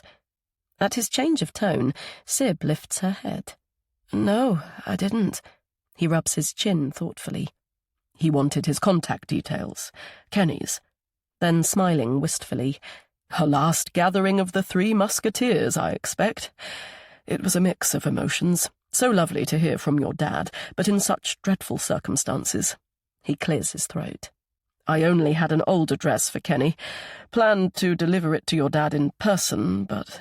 He shakes his head. It would have been nice to meet up like old times. His frown is replaced with a smile. I can picture him now. A big, handsome lad, thick, glossy hair, dark chestnut eyes like yours. Who? Dad? No, Kenny. He gazes for a moment, then seems to flinch. Anyhow, enough of boring you about the past. As though groping for something to say, he looks around, then gestures to the framed portrait of her parents. What a good-looking pair. He captured her so well in those paintings upstairs. Sibyl shifts in her seat. Bloody hell, he must have been on the landing when she was in the bathroom. I know I've said it before, but you look so alike. As though reading her mind, he covers her hand with his. Which isn't a bad thing at all, Sibyl. She was beautiful, of course, but talented too. Her singing voice and the way... Sharply pulling away, Sibyl stands. What do you know? Her talents didn't stretch to loving her only daughter. She stares at the piano. She can still feel the shock of the slam, the sharp pain in her knuckles, which took appalling moments to turn into pulsating agony. He rises too. I'm sure you're wrong. By all accounts, Imelda suffered from depression, severe depression. It can take over your life, become oppressive, but that doesn't mean she didn't love you. She'll have just struggled to show it. She covers her face to hide the tears. You're wrong. Robin. Her Robin. She didn't just think he loved her. She knew it. She was mistaken. She was stupid. She's so very hurt. You're wrong, she repeats when she can finally speak. I'm just unlovable. Alexander snorts, but not unkindly. He peels away her fingers and looks into her eyes. Now you're the person who's wrong, he says. Chapter 55. Katie. Clumsy patting on her shoulder brings Katie back from gluey sleep. She turns to the sing-song voice. "Cat, little cat, time to wake up." It's Sibyl Matthews, so close to her face. Is this another dream? Will her dad appear on her pillow too, smiley and relaxed? No, it can't be. The stench of alcohol on Sib's breath is too real. "Move over then," she's saying, giving her a little push. Too groggy to think straight, Katie does as she's told, hitching across to make room, just like when they were friends. Sib wafts a fluted glass. "Chin-chin," she says. "Alexander and I have been for lunch at... It used to be a pub, toilets downstairs, black and white all over." She guffaws. "What's black and white and red all over? A newspaper? My dad used to say that." She pauses, then pokes Katie with a fingernail. "But your dad's lovely too, so handsome and commanding." She apes his deep voice. "A booking for Alexander Henry. Fancy sitting outside, Sibyl. Such a lovely day. Yes, outside would be nice." Wishing she would just stop, Katie inhales to say something, but Sib drains the glass and continues to prattle. "So guess where we ate? You're correct, little cat. Outside. With a Don't Tell Catherine bottle of bubbles." She puts a finger to her lips. "But it's fine. I made a little Don't Tell Alexander digestive just now. Found martini and gin in a cupboard when he'd gone. Now I'm shaken, not stirred, like..." Katie finds her voice. "So where's Dad gone?" "To collect Joseph." "Joseph? Not Joseph. Milo. Silly me. All peachy and perfect like you, little cat. Yes, time to collect Milo from school, Alexander said. Then what? Oh, yes, tell Catherine to get up. They were our master's instructions. Tell Catherine to get up for when Milo gets home. I have to go into town. That's what the headmaster said. Oh, and to make you a nice cup of tea. You like it strong, don't you know?" She pulls her long legs off the bed. "Tea coming, and another digestive for me. I'll put on the kettle, little cat. I'm superbly good with a kettle." Katie presses her face in the pillow when she's gone. Feeling abandoned by everyone earlier, she came back up here to read and inevitably fell asleep. But in truth, it's preferable to being awake. Harry hasn't even attempted to get in touch, and Sib is drunk and out of control yet again. And whatever is going on between her and her dad, she doesn't want to know. But she has to get up and make an effort for Milo. Her adorable son is the one constant in her life. However low she feels, she has to get a grip and function for him. She heads for the shower, scrubs her body and her hair, emerging 10 minutes later feeling brighter. As she throws the damp towel over the banister, chatter rises up from the hallway. "But we've only just got home, Grandad. Where are we going?" "I have to pop into Chambers for an emergency, I'm afraid, Milo. But Mummy's upstairs. She'll be down in a minute." "What about my new jigsaw? It's for kids aged 8. "You'll smash it, but I'm sure Mummy will help. Give her a kiss from me." The door clicks too, then another voice echoes, as slurred as before. "Auntie Sippy is here to help, little Milo. I'm superbly good at jigsaws. Is this supposed to be an orangutan? Looks more like Boris Johnson to me." Then, as Katie turns to get dressed, "I was promised a boy, you know. A boy just like you. Don't tell anyone, but I sneaked into his bedroom and watched him sleep." For a beat, Katie stands stock still with shock. What on earth? And why didn't her dad wait until she appeared, rather than leave a drunk woman in charge of his grandson for even a minute? Alarm rattling through her, she dashes to her bedroom, fumbles with her bra, and yanks a t-shirt over her damp flesh. When she finally hurtles down the stairs, the front door is ajar, buffeted by the breeze. Not bothering with footwear, she steps outside and takes in the scene. Sib is in the driver's seat of the Volvo, Milo at her side. For a second she gapes, then the engine turns over.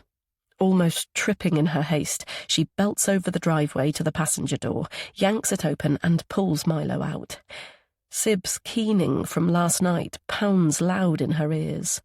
"So perfect, so very small. I should have taken him then, made him mine. It's not fucking fair. Why should she have another when I don't have any?" She scoops up her son and clutches him tightly. "What the hell are you doing?" she shrieks. Sibyl struggles from the car. "I was just showing the boy." The boy. Through the anger and trepidation, Sibyl's words echo back. "I sneaked into his bedroom and watched him sleep." The idea is incredible. She inches away. "A bedroom? You've been in someone's bedroom?" "Only the boy, little Joseph." Sibyl puts a finger to her lips theatrically. "I crept in, but don't tell. He's all forgotten anyway. Gone, like Robin. Closure." What the hell? A child's bedroom? Barely able to breathe, Katie holds out the flat of her palm. "Go away! Leave us alone and don't come anywhere near us again!" But Sibyl is staggering forward and holding out her arms. "Don't look so worried, little cat. Milo likes Sibby, don't you? If you're not gone in 1 minute, I'll call the police." A burp, a grin, and another step towards them. "You don't mean that." "I absolutely do."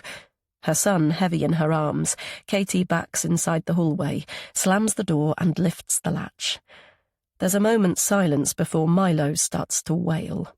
Then, interspersed with the loud rap of the knocker, the doorbell incessantly rings. Chapter 56. Katie. Conscious of her father's silence, Katie empties the dishwasher. She'd almost forgotten he could be like this. Even when Bridget popped by for a coffee first thing, perched at the island and swung her ankle decorously, he declined to be coaxed into conversation, leaving Katie to entertain her instead.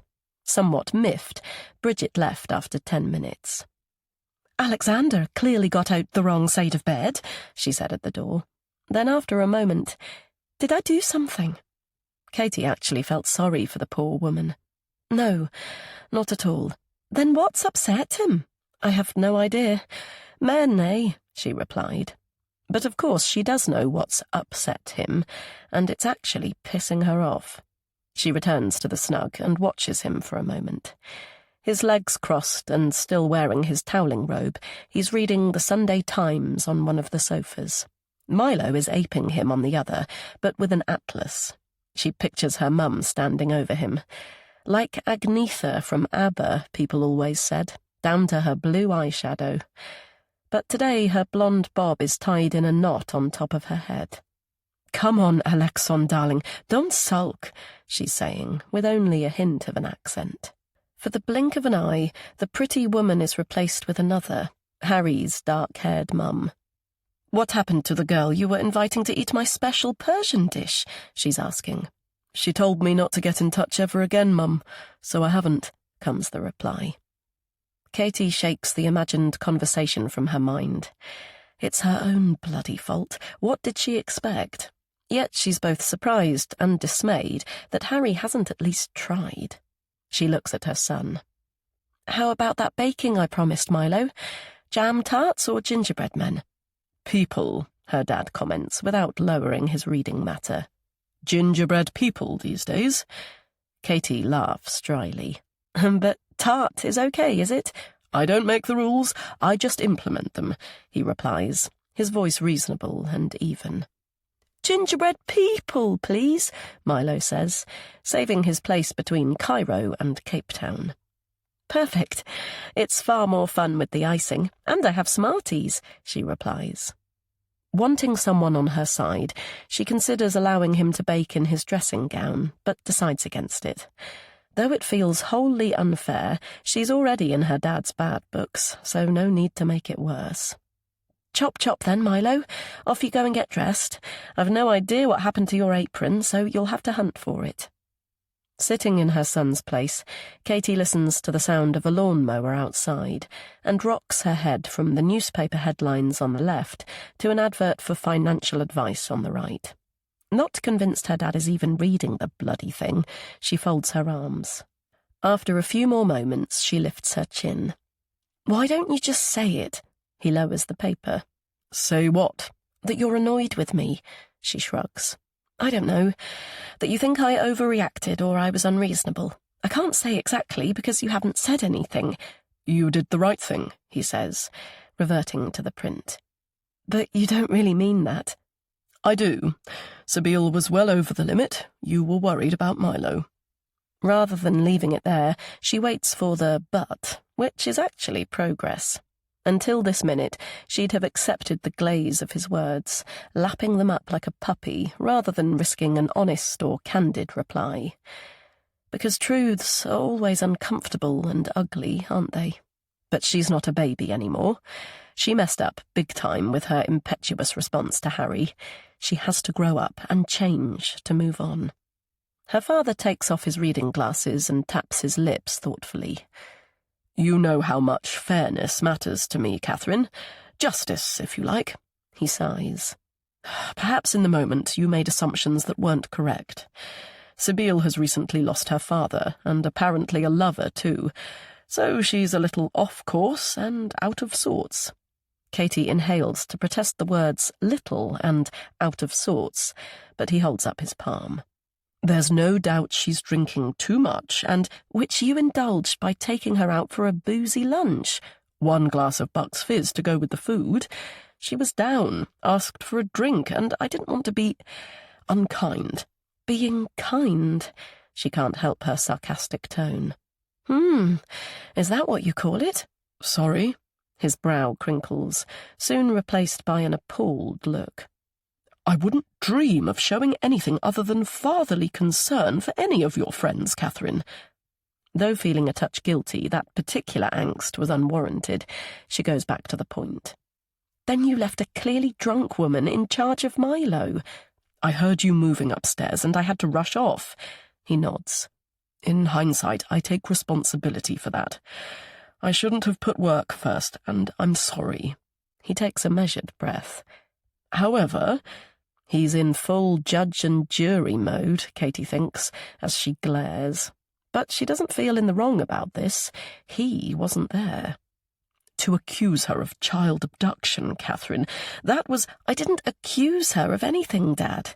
I called the police because she wouldn't leave and I was scared for my son. When they arrived, I told them what had happened, and it was Sabine who was unreasonable.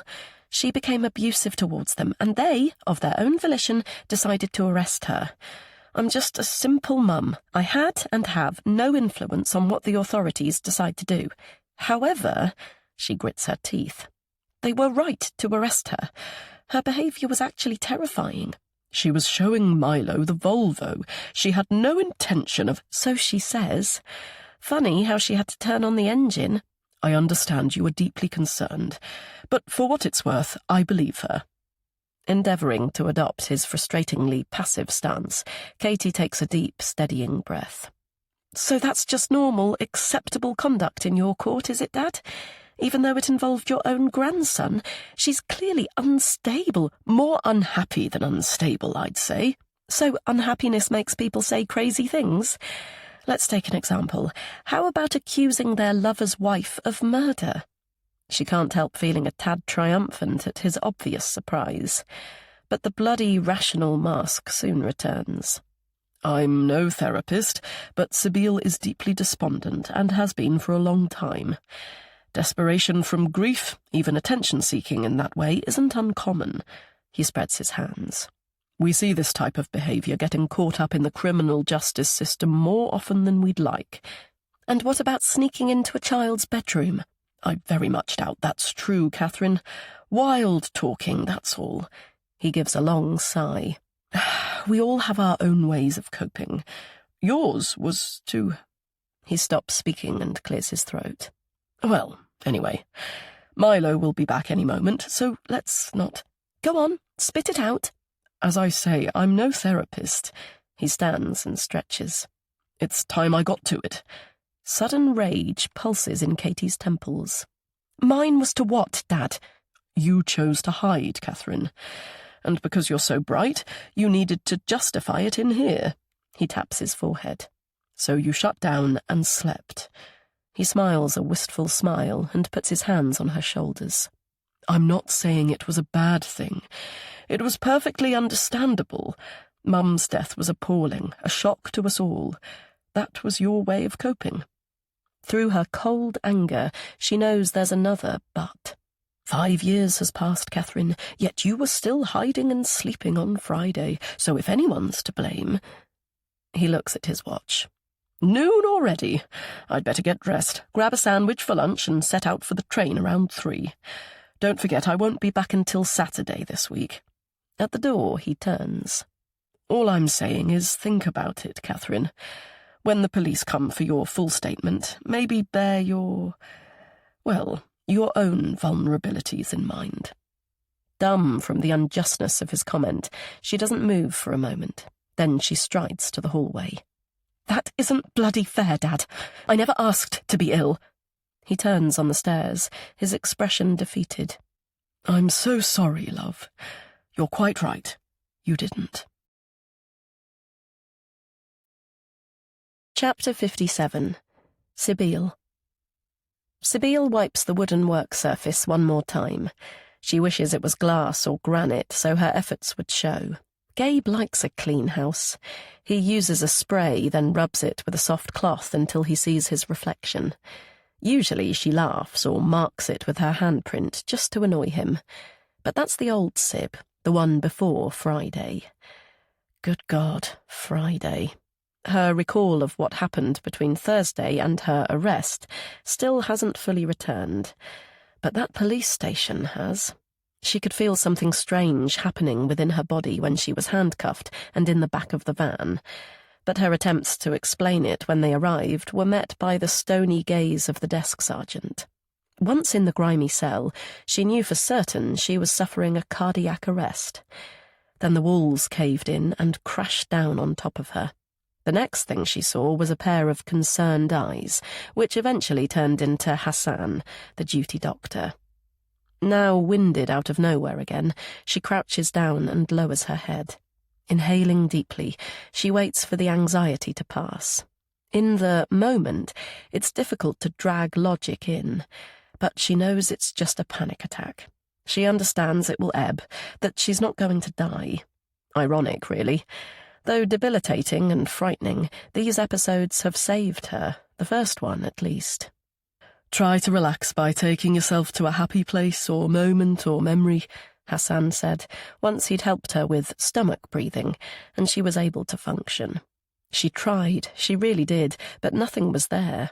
The place, the moment, and the memory would once have been Robin, but that was all smoke and mirrors. Looking back, it was obvious he'd been stringing a lie, but she'd been blinded by adoration and need. Finally, someone who'd accepted her as she was, or so it had seemed. "I can't," she replied through streaming tears. "I don't do happy. I never have." The doctor gazed, his hazel eyes kind. "I don't believe that. I can see it in your face. There are people you love, your family and your friends." An image of Gabriel popped up in her mind. Her brother, her lovely, loyal brother. Him frowning, her clowning, of course.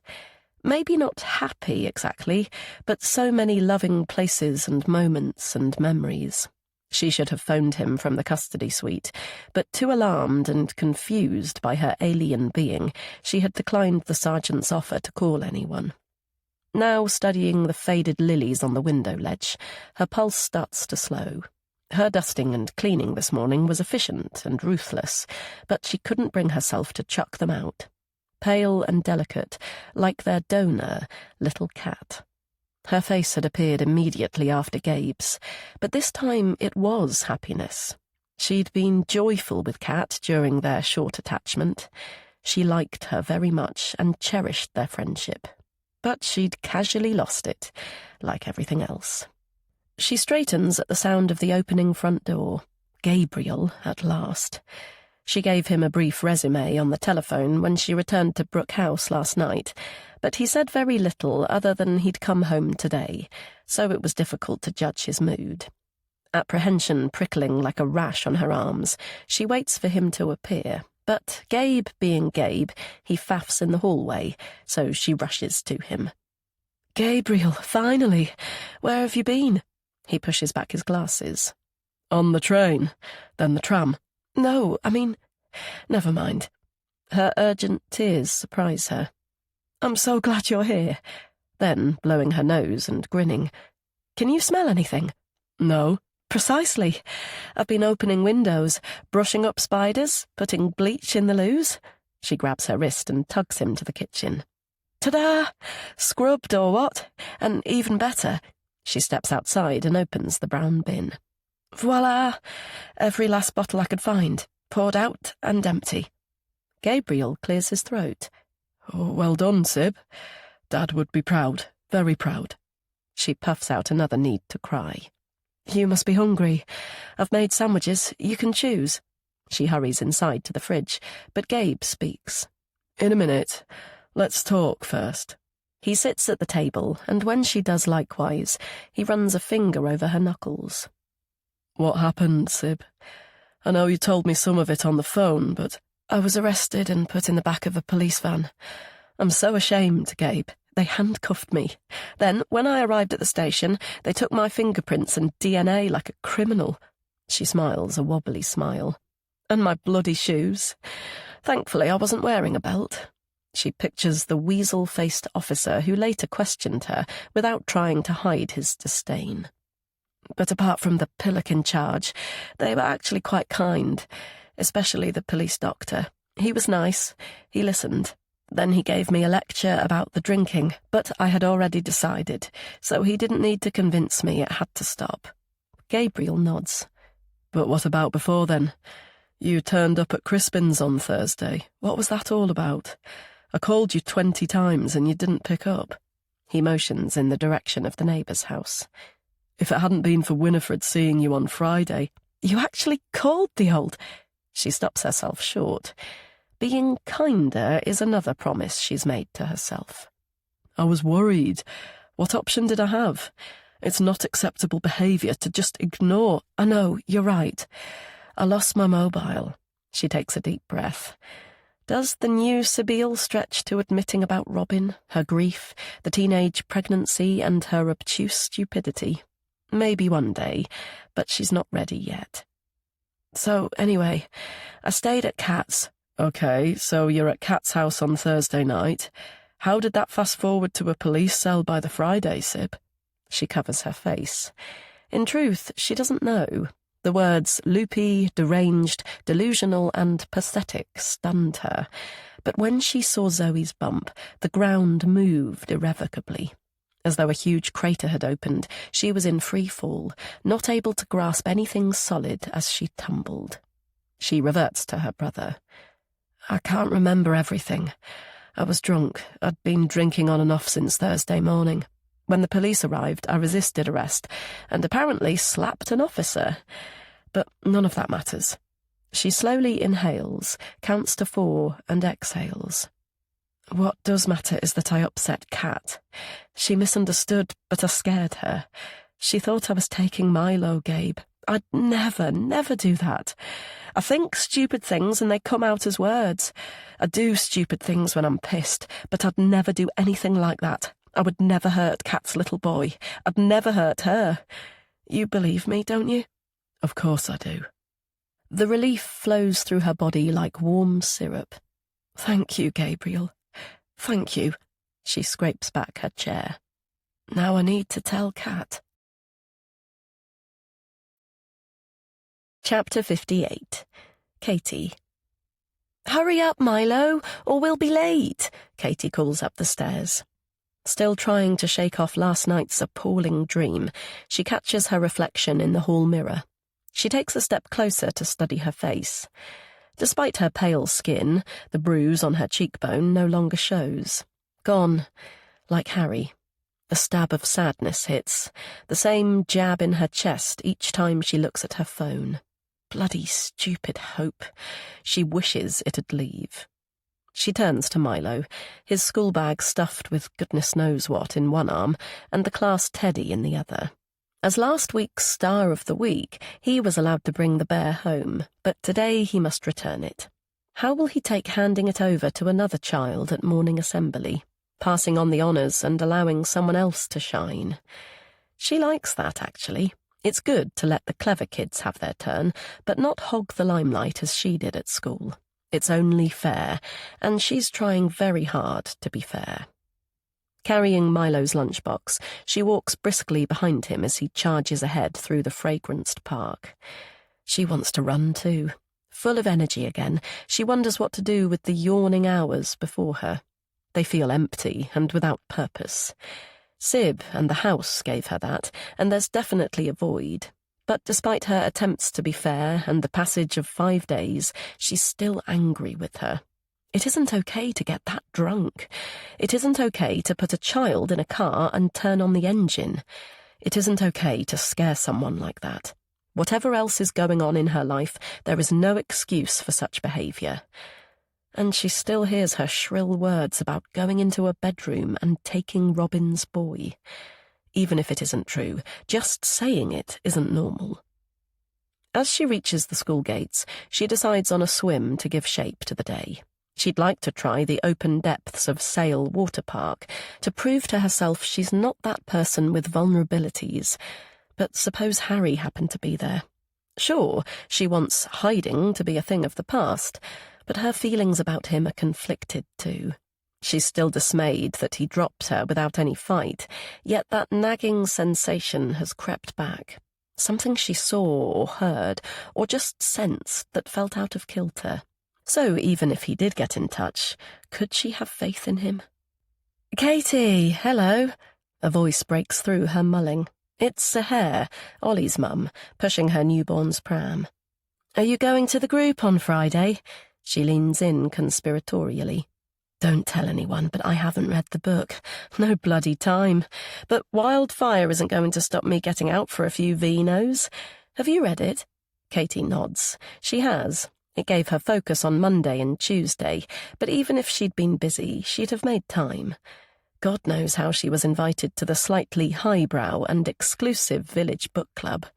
She must have been in the right place at the right time. Reprimanding herself for the self-deprecation, she comes back to her friend's wry laughter. "You do know some people make notes, and that we're supposed to score the novel out of—" She frowns at something beyond Katie's shoulder. "Do you know that woman? I haven't seen her before, but she's staring." Katie spins around. Where? Zaher scans the pavement opposite. Oh, she's gone now. Maybe she works at the library. Sorry. Despite maternity leave, I can't seem to leave the job behind. Clocking anyone who looks out of place. Old habits and all that. She reverts to Katie. Hey, you okay? I'm sure it was nothing. It's that gang of youths we need to worry about, not someone our age. Did you hear about them trashing the cafe in Abney? That's more than just antisocial behaviour now, and apparently they robbed an older guy, took his wallet and badly shook him up. They need to be caught and given a dose of their own medicine. She looks at her watch. Oh, sugar, look at the time. Could you see Ollie safely inside? I've got Lily's 8-week appointment at the doctor's, and I don't want to be late. Yes, sure thing. What's a gang? Milo asks. He'd been chit-chatting to Ollie, so she didn't think he'd heard her conversation with Zaher. Nothing for you to worry about. She points to his teacher, who has appeared at the door. I like Mrs. Walshaw's new dress. It's time to go inside. Have fun. Taking Ollie's hand, he skips across the yard. It's a lovely sight, but Katie's mind is ticking with alarm. A woman staring, a stranger staring, presumably at her and Milo. She should have asked Zaher what the woman looked like, what she wore, exactly where she stood. It can't be Sabine, surely. She was told by the police to stay away as part of her bail conditions. If she's ignoring that, it's even more worrying. Then another stomach-churning notion. If she's been drinking at 8:30 in the morning, who knows what else she's capable of? Chapter 59. Katie. Katie scoops up Poppy from the pavement and roots in her pocket for the keys.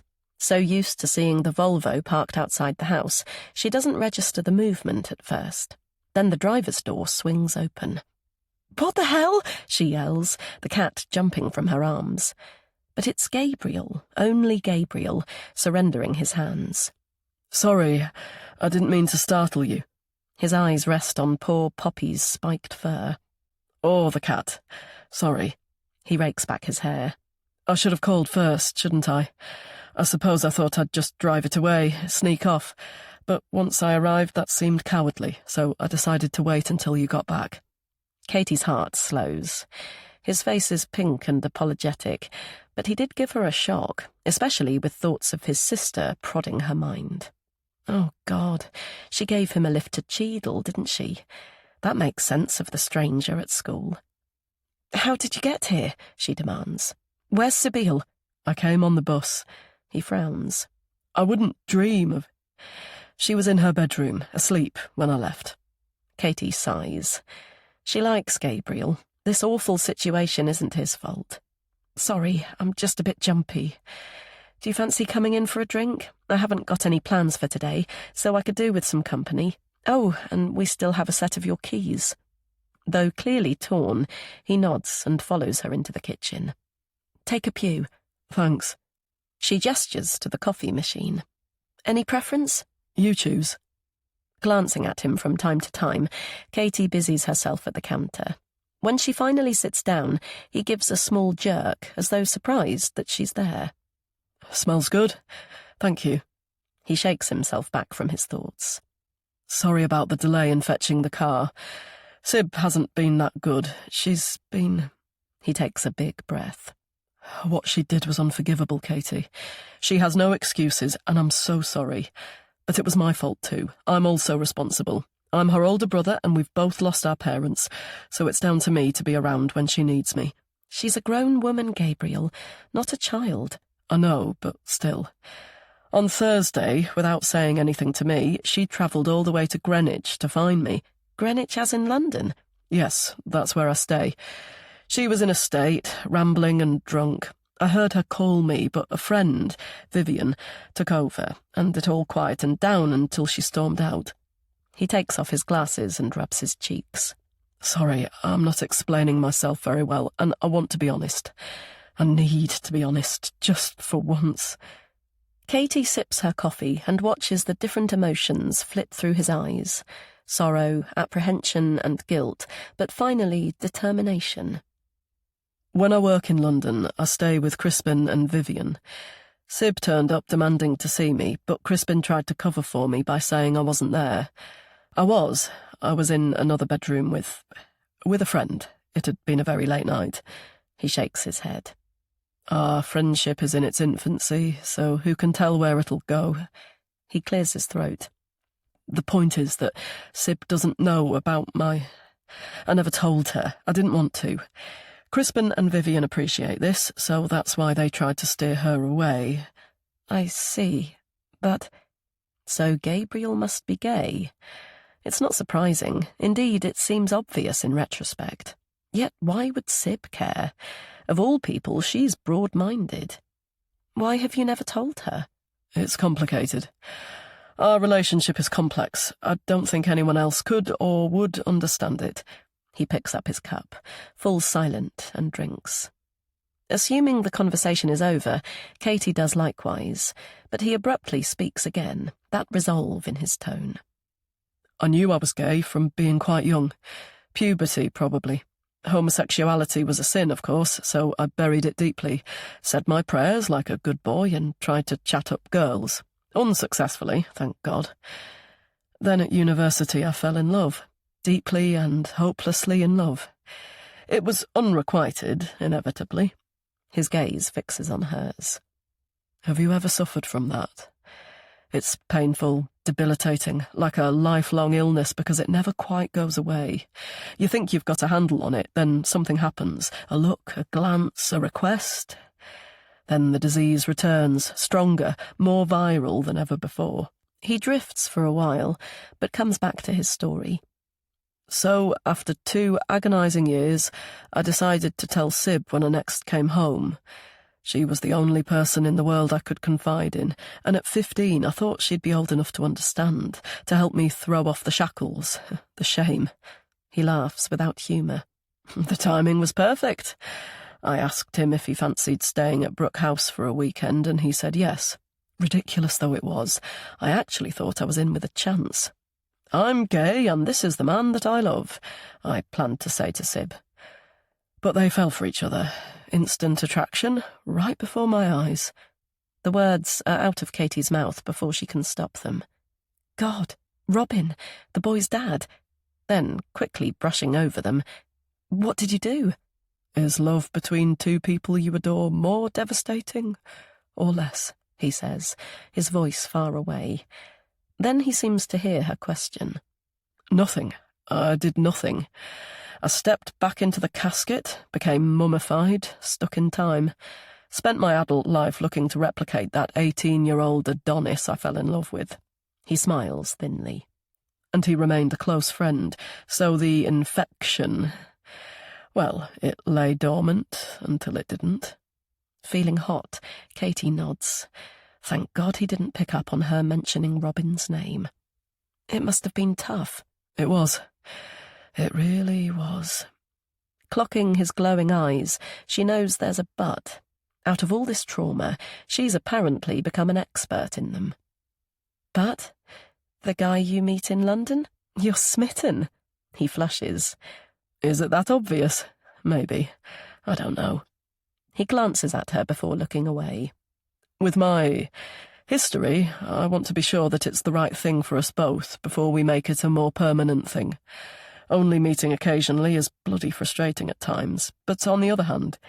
His expression transforming, he laughs. The excitement, the slow burn of anticipation is actually nice, like holding your breath. As though he's said too much, his grin falls and he stands. Sorry, I've been talking for ages, taking up your time. I'd better get back to... Thank you for listening. If you don't mind, please, can you... Keep it to myself. Of course. And any time you want to chat, feel free. She catches his hand. I'm really happy for you, Gabe. Cheers. She sees him to the door and watches him turn the Volvo around. Excitement and anticipation.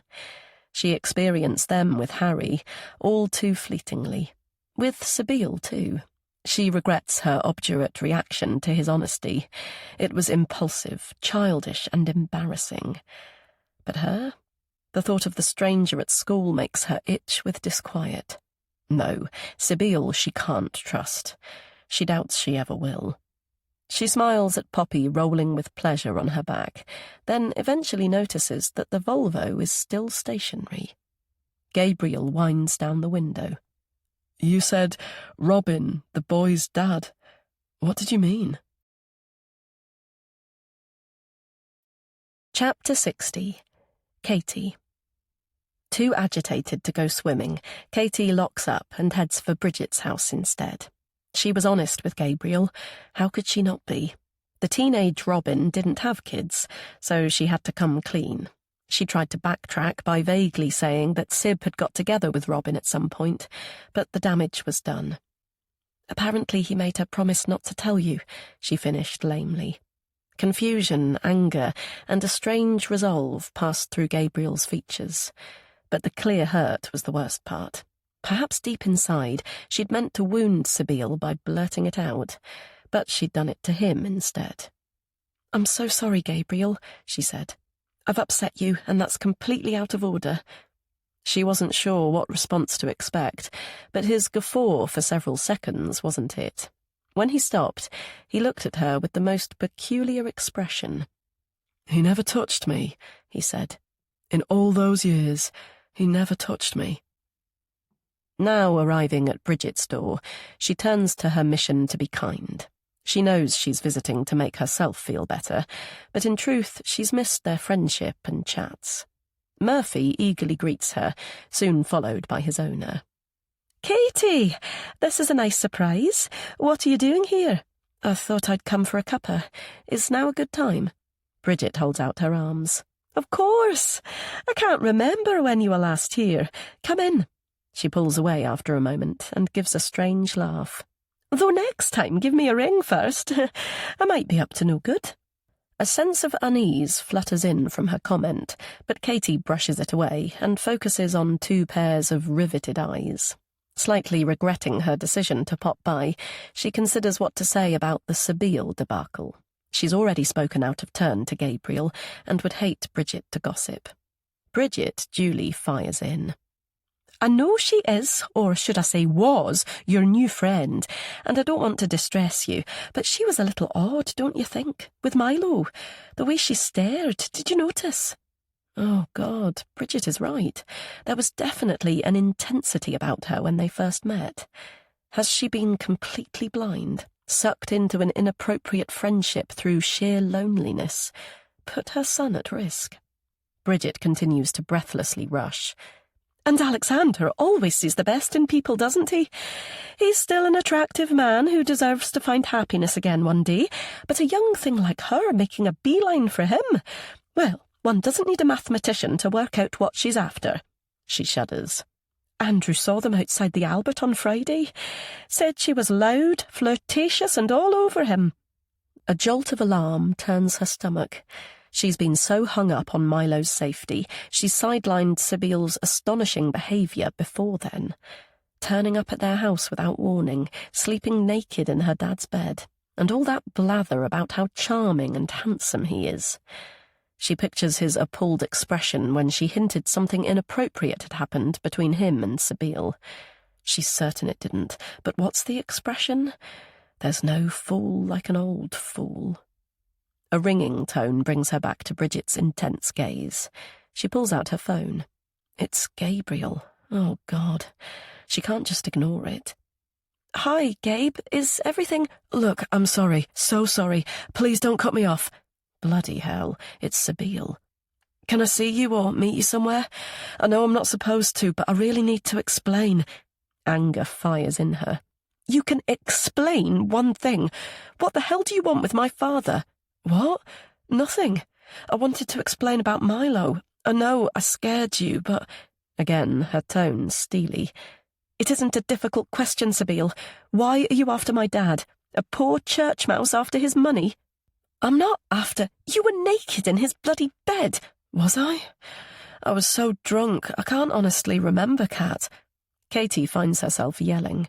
"You turn up at your friend's home and somehow divest yourself of your clothes, and you can't honestly remember?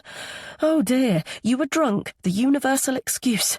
Keep away from my son and my dad. You aren't normal, Sibyl. Stay away." Her chest bursting with fury, she throws down the mobile and covers her face. When her pulse finally settles, she turns to Bridget. But the intrigue and triumph she expects to see isn't there. Her neat features are crumpled and sodden with tears. Chapter 61. Katie. Not bothered about wet hair today, Katie propels herself through the outdoor pool. She should be absorbing this perfect combination of sunshine and summer-fragranced breeze. She should be enjoying the suspension of all thoughts as she glides through the water. But her mind is in overdrive. Gabriel, bloody Bridget, and inevitably Sibyl. Bridget's behaviour yesterday was odd, to say the least.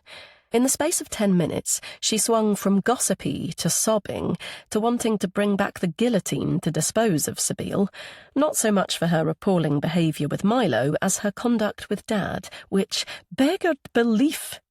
It was actually rich coming from Bridget the flirt, and now a further day has passed, that aspect of the horrible situation has faded. Katie had been caught up in Bridget's indignation, and as angry as she still is, she knows Sibyl isn't a gold-digging type. The focus is back to Milo and his safety. Flipping over for backstroke, she stares at the blue sky and tries to drag her musing to tomorrow's book club meeting. Will she come across as sufficiently erudite and pass muster?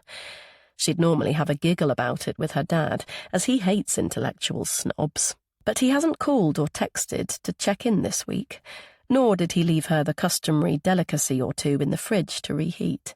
His reasonable platitudes filter in, especially words such as fairness, grief, desperation, and the criminal justice system, a frightening notion for anyone. Is he right? Should she look more kindly on Sibyl and her troubles? Fate has dealt the Matthews siblings a poor hand in so many ways. Both their parents died, and she lost the love of her life. Things seem to be looking up for lovely Gabriel, but they won't be complete without his sister. She groans inwardly. The prickling agitation is still there, but could she give Sib the benefit of the doubt? She doesn't know if she was near school yesterday, and though the call was in breach of her police bail conditions, her voice did sound breathlessly apologetic. She'll never be friends with her again. The trust has been shattered. But maybe she could put the frightening incident with Milo in the past and whitewash the rest of her drunken antics. And if she's really honest, isn't the usual intrigue and strange pull about the siblings still there? What on earth prompted Sibyl to travel all the way to London in search of Gabe? What did he mean by their complicated relationship that no one else could understand? And how about his bizarre comment about him and Robin never touching? Though she's lost count of her lengths, her rumbling stomach's a sign that it's time to consume something. Pulling herself up with her arms, she hops out of the pool, perches on a lounger, and pulls a banana from her bag. She's swum for at least half an hour, and she isn't the least bit out of breath. She's actually as fit as a fiddle. She eats well, doesn't smoke, and is sensible about alcohol. She tries her bloody hardest, which is why her dad's insinuation on Sunday made her incandescent with anger all day. Of course, he didn't mean she does it deliberately, but to suggest she's responsible for her fatigue, even at a subconscious level, is outrageous. He has no idea how debilitating it is, how many days and weeks she's missed out on enjoying her son, not to mention life in general. The but forming in her head, she swallows the too soft fruit. But she did have a relapse on Friday. As though he might be standing at the very spot she saw him all those weeks ago, she glances around to the entrance. Was it connected to her fallout with Harry? Maybe triggered by emotional imbalance? And though it had no bearing on Sibyl's inexcusable actions, she had been incapacitated for hours. Nothing happened to Milo that time, thank God, but it could occur again. She can't rely on her dad and Bridget forever. Besides, she wants to be independent at some point in her life. Sooner rather than later. A job, then a flat, maybe one day a partner. Right, she says aloud, wrapping herself in a towel. The hardest part of a decision is making it, but made it she has. Not just one resolution, but two. Firstly, she'll contact the police and say she misunderstood Sabile's intentions on Friday. Secondly, she'll stop hiding her illness. No more occasional research on the internet or listening to Bridget's theories about it. She'll see a doctor, a psychologist, a psychiatrist, whatever it takes. Her dad's bound to know a specialist. She'll take it from there. Chapter 62. Sabile. Sabile pulls down the mirror flap and slips further down the seat of her SUV. She pictures the patches of sweat seeping through the duty solicitor's shirt on Saturday. You're not to contact or go within 100 metres of Catherine Henry or her son. It's a condition of police bail, Ms. Matthews. If you breach it, you'll be arrested and brought before the magistrates, he said through the fog of body odour. Do you understand? He added slowly, as though she was stupid. Yes. Does that mean I can get out of here? It does. But if I could reiterate— No need. Gotcha. Wondering how many metres there are from here to the primary school, she taps the steering wheel. She messed up with the bloody phone call with Kat on Wednesday. She only wanted to say sorry and explain what had happened with Milo and the car. She was caught on the hop with her questions about Alexander, so she gave the honest truth. She doesn't know how she ended up naked in his bed. Quite honestly, she doesn't care. That person was some woman sotted by grief and alcohol. It wasn't her, the real her. What to do now to resolve this mess? She scratches her scalp with frustration. She doesn't even have a mobile to send Kat a message. Not that she would in the circumstances anyway. They're too long and complicated to type out. She wants to see her in person and tell her the whole story. She needs to hold her, be held. She hates Kat, of all people, thinking badly of her. The imperative to sort it out pulsates in her head, has been throbbing in her thoughts since she sobered up. Gabe was livid when she suggested visiting Kat on Sunday.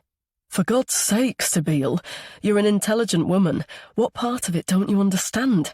It's a condition of bail. You have to stay away, whether you like it or not. Promise me now. Promise me you won't go to Katie until you have permission. Promise me, Sib, or I'll leave here right now. So, of course, she had to give her word, and he watched her like something between a hawk and a mother hen. But in fairness, his role as jailer was outweighed by his care.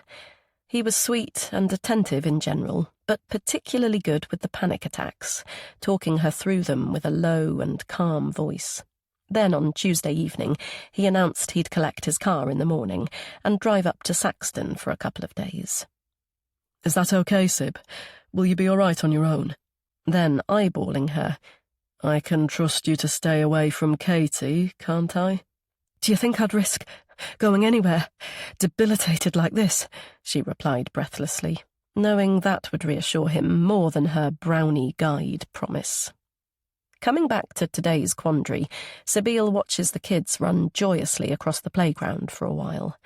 Darting, leaping and diving, some with a football, others for no apparent reason other than being 5 or 6 years old and alive. One of them might be Milo, but she'd struggle to pick him out. Boys his age all look the same from a distance, unless they're with their pregnant mum, of course. But she's not thinking about that anymore.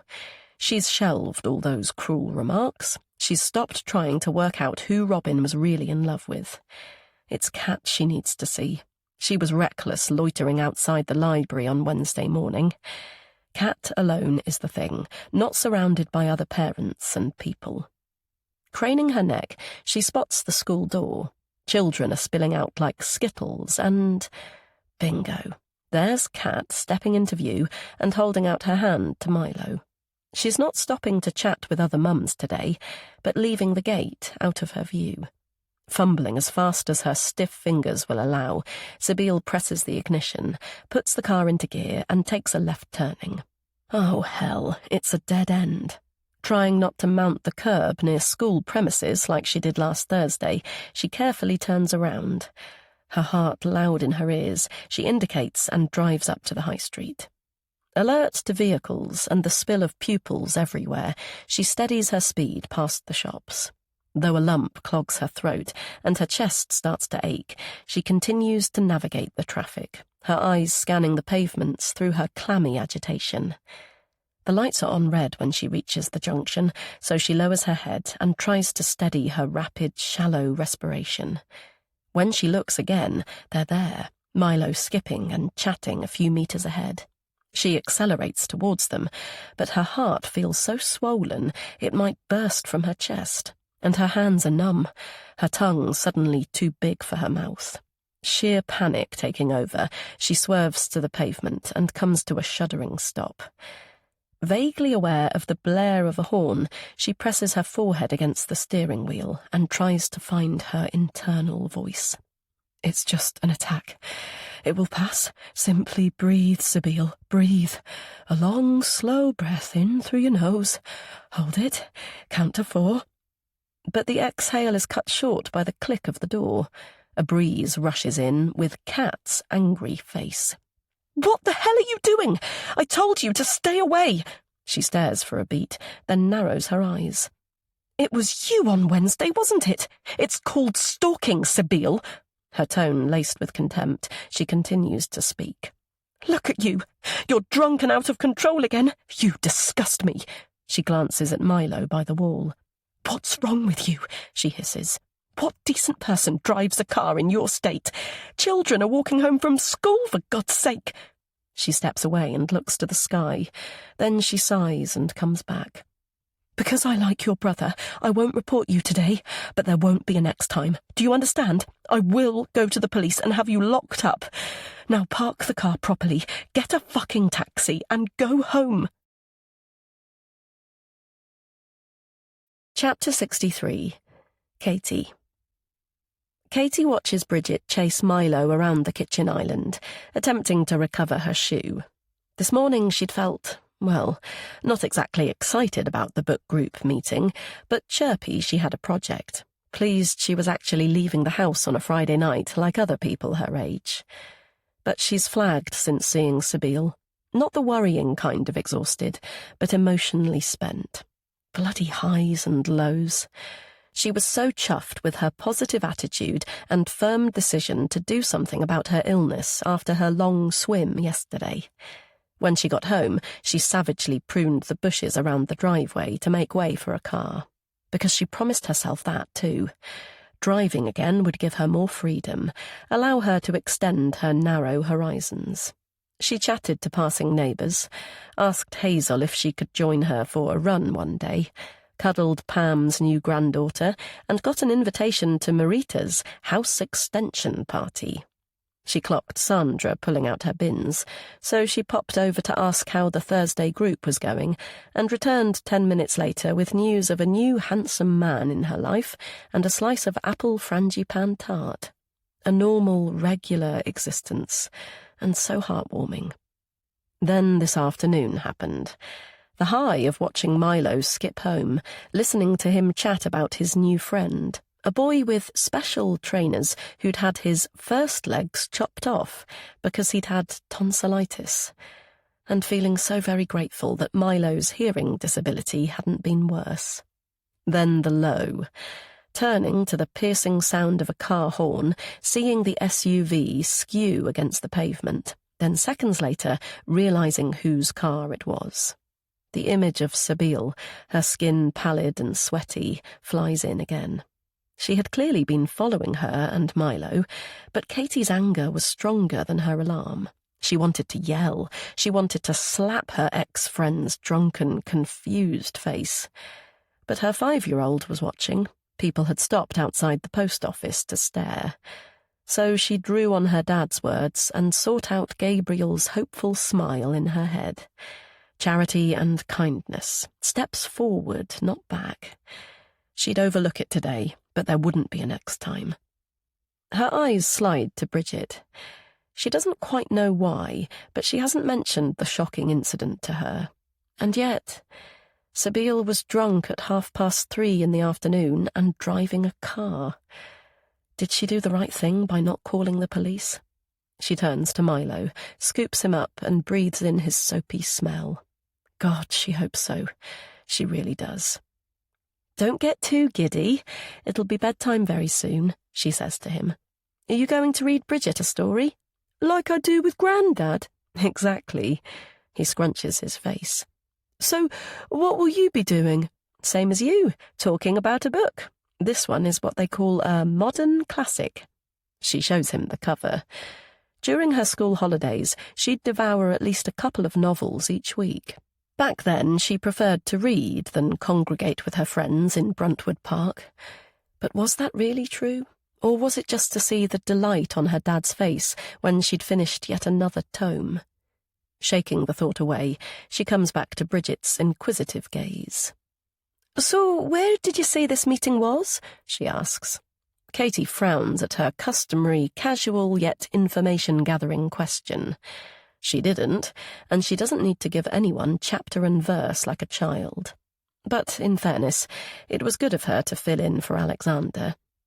Off Stockport Road, towards Cheadle Heath. Bridget lifts her eyebrows pointedly and takes a breath to make a comment about the area, or perhaps the long walk there, so Katie quickly speaks again. Does 7:30 mean that time on the dot, or does it really mean 8? She doesn't want to be the first to arrive, yet it wouldn't do to be late. And what wine should she take, expensive or plonk? But she pushes her old meekness away. She's off out at night on her own to meet people, some of whom might be strangers, to voice an opinion, join a debate. She's going way out of her comfort zone, but that's a good thing. Actually, she says, I don't really care. This is the new me, Bridget. Are you impressed? Chapter 64. Katie. The book club chatter still pulsating in her head, Katie slings her bag across her chest and closes the gate of the white-rendered semi. Though she went to the private primary at her end of the village, she used to have a friend from ballet who lived around here. When she was a bit older and allowed to walk alone, she found a shorter route to her house. Remembering it took her past Milo's school. She heads in that direction and listens to the echo of her own footsteps. It's only an hour and a half until Midsummer's Day, but there's a nip in the air. Not that she needs to don her jacket just yet. Adele and Joe had their open fire lit. It was soothing, if a little strange, to listen to the crackle and hiss of burning wood in summer, but the front room was like a furnace. She chuckles to herself. Perhaps that's why she's slightly drunk. Maybe she guzzled the frequently proffered red to quench her thirst. Ha! Hardly an excuse, but the headiness feels pleasant, and it's nice to walk the muffled streets of Cheadle and admire the blue sky, albeit a deep, moody Prussian with a hint of orange now. Certain Bridget will demand the lowdown on the attendees, the conversation, the colour of the bathroom, and the grape of the wine. Katie contemplates the evening as she walks. It was good. A bickering couple dominated the discussion, so it took a little time to get a word in. But once she did, her opinion flowed, and she was even a touch controversial about passages in the book which she considered to be benevolent sexism. As for meeting new people, answering their polite questions was almost effortless, a huge revelation of how easy life can be without crippling anxiety. Detecting the tang of barbecued meat, she ambles past a row of pretty terraced cottages. An almost imperceptible movement catches her eye, so she stills. She's clearly not the only one to smell chicken. Bridget considers urban foxes to be a nuisance and says they should be shot, but Katie loves the occasional glimpse. Catherine, quickly, a fox! They may be a bit wily, but aren't they a sight for sore eyes? Her dad used to say. A lucky sighting, like a black cat crossing the road. She does it with Milo, passing down family traditions. She likes that. Once she's given the animal safe passage, she inhales a different aroma, this time the sweet citrus scent of honeysuckle. A happy holiday redolence, somehow. It reminds her of the vacation her dad was researching. If he did get around to booking it, he hasn't said so, but surprises of that kind aren't unheard of. Or perhaps he's still a little miffed about her reporting Sabine. Yet her instinct turned out to be correct. Her SUV could have so easily mounted the pavement and injured someone this afternoon. Even Mr. Fair and Reasonable wouldn't condone that. A jolt of surprise strikes as she takes in her bearings. Though in the opposite direction to where she's headed, Harry's house is a stone's throw away.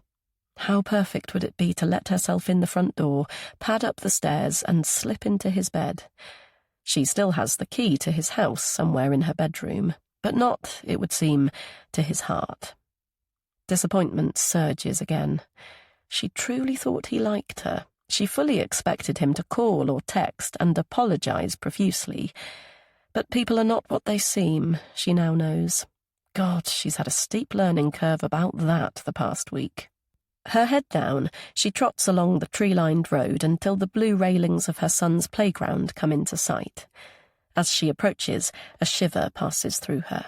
It's so bright and effervescent during the day, but its dark emptiness seems ghostly tonight. Sensing a loose trainer, she bends down to tie the lace, but when she straightens, she's not alone. Their black hoods up, 4 boys are sauntering towards her. No, not boys. They're broader and taller than that. Youths, as Zahir put it. Oh, God. Breath stuck in her chest, she quickly considers what to do. Turn back? But there's only an empty school behind her. It's better to head for the high street as confidently as she can muster. The bars and pubs will still be open. She can holler for help. And anyway, despite their steady gazes, who says they mean her any harm? The hammer in her chest almost painful, she looks at the pavement and continues her journey. Like an automatic door, they split in the centre and allow her to pass. But just as she exhales, the sound of their footsteps stops. "Nice watch," she hears. "Let's have a look, then." Though she knows she should sprint, her feet are glued to the ground. Then the tallest skips ahead to face her. Dead-eyed, he stares. "Didn't you hear what he said? Show him your watch." He pulls his mobile from his pocket and dangles it. When it catches the light, it's not a phone, but a knife. Fear icy on her skin, Katie turns to the others. His hands in his joggers, the chubby one swaggers. "Let's look, then." Without thinking, she covers the Amiga with her palm. "It was my mum's," she finds herself croaking. "Is she as hot as you?" he grins. "2 MILFs in one go? Nice. Come on then, let's see it." Yelping at the unexpected prod in her back, she stumbles towards the leering youth. He grabs her wrist and peers at the jewellery. "Gold? Very nice. Think I'll have that for my—" A pair of arms rocket in, bulldozing him over. "Leave her alone and fuck off!" Then louder, "Go on, fuck off!" Dumbfounded, Katie stares at her saviour. Using her coat like a matador, Sabine swipes at the 2 youths who had been watching. "That's right," she shouts as they scuttle away. "Fuck off home, you big babies. Go and pick on someone your own size." As the boy on the pavement scrabbles up and backs off, a car screeches to a halt and 2 men tumble out. Yelling instructions, they close in on the remaining youth. His face swamped with sheer panic, he snaps around from them to Katie. Then he brandishes his knife and charges towards her. Certain she'll never see Milo again, she scrunches her eyes. A split second later, she's thudded to the ground. Winded from shock and the impact of the fall, it takes moments to realise that Sabine is half covering her body, that she must have pushed her from harm's way and fallen with her. Other noises filter through the rushing sound in her ears, the thud of car doors and shouting, heavy footfall and scuffling. Almost laughing at this ridiculous situation, she finally takes a breath to say something to her rescuer. But a warm, sticky liquid is spreading on her arms. The old nightmare descending, she freezes for a beat. Blood. She knows it's blood. But clarity sets in, swiftly, suddenly. It's Sabine's, not hers. She can feel the vibration of her chest, the rapid wheezing against her neck. "Sib? God, Sib, are you okay?" Fearful of hurting her, she carefully lifts Sabile's arm and disentangles herself from her heavy legs. Then someone speaks, so she turns. Blonde hair, middle parting and a long fringe. The woman looks remarkably like her mother. "Does this feel right? What is your gut telling you, darling?" She blinks Elka away. "Sorry?" she asks her. "I said it's fine. They've got him." Then she frowns. "Are you injured?" Blood, the brightest red blood. "No." The enormity of what has happened hits her. "It's not me, it's my friend. I think she's been stabbed. Someone needs to call an ambulance." A man is already kneeling by Sabile's side. Bizarrely, his chest is naked, but when Katie focuses, he's pressing his t-shirt to her side. "The police and paramedics are on their way. 15 minutes tops, they said." Breathing deeply, Katie nods. Thank God for that. Then the time scale strikes. 15 minutes. 15 long minutes. Hyperventilating and staring blankly, Sabile's face is drained of all colour and blood seems to be everywhere. Katie reaches for her bag and pulls out her mobile. Too shaky to do it herself, she gives it to the Elka woman. "Call Harry. He's a doctor. He lives just near here." Chapter 65. Katie. The noises and smells of A&E surrounding her, Katie checks her mobile again. She's texted and called Gabriel, but there's still no reply. God, she hopes it's simply him turning his phone off for the night, rather than connected to their last conversation when she gave away her friend's secret. Her friend who might have saved her life this evening. She shifts in the hard chair and yawns yet again. She's incredibly tired, but she couldn't nap even if she tried. Is Sabile okay? The last she heard, they were taking her in for surgery. Suppose a vital organ has been damaged. Suppose she's lost too much blood. Suppose she doesn't wake up from the anaesthetic. The thought of her death is unbearable. The events of this evening play again in her head. It all happened so quickly. One moment she was tying her trainer lace, the next a glint of metal. Then Harry was there wearing surgical gloves, cutting Sib's clothes and exposing a gash that was literally spitting out blood. He soon covered it with a large gauze pad, squeezed the top of her leg with one hand, and pressed the dressing with the other. But by then the damage to Katie's psyche was done. The mental image will be etched on her retina forever. Harry. It must have been only a few minutes until she heard his footfall and murmuring behind her, but it felt like an age. Remembering his "please give me space" in the pub, she reluctantly released Sib's hand and moved back to the pavement. "I'm Dr. Harrison," he said to Sabile. "You're doing really well. An ambulance is on its way with oxygen and pain relief, but I'm just going to have a look at your wound first, if that's okay." Until then, she didn't realise Harry was a nickname, so perhaps she never knew him at all. Perhaps he was right to barely give her a second glance, even when the paramedics arrived. Almost drifting off with fatigue, she waited for an acknowledgement, a diagnosis, or something. But it was only when Sabile was settled and strapped on a stretcher that he finally turned, his eyes impersonal. "I'm assuming you'd like to go with her?" he asked. She nodded dumbly. "Right, then I'm off home," he replied. Katie. A palm on her shoulder brings Katie back from groggy sleep to the emergency waiting room. She squints at the person addressing her. His hair disarrayed. It's Harry, of all people. But the smatter of pleasure is replaced with alarm. Something dreadful has happened to Sabile. That's why they've sent him to break the news. "Oh, God, Sabile, she's fine, Katie. She won't die." He sits next to her. "No, she won't. She's back from surgery and asleep on a ward. The artery and wound repair was successful. They stopped the bleed, so she isn't in any danger." The relief shuddering through her, Katie rubs her sore eyes. "Thank God. I was so worried. I can't believe I fell asleep." She glances at her watch. Elka's watch that caused so much trouble. "How come you're here at this time? You said you were going home." I'd had a 13-hour shift and needed to get back in the sack, so... Sorry. There was so much blood. I was petrified the ambulance might not arrive in time. I immediately thought of you. She covers her face, the loop of trauma tumbling back. God, poor Sib. I feel so bad for her. Immensely grateful, too. If she hadn't lunged between us, it would have been me. Christ. Really? She nods. But I'm so sorry about waking you up. I didn't think... It's fine. You did the right thing. It was arterial. The blood loss could have been dangerous.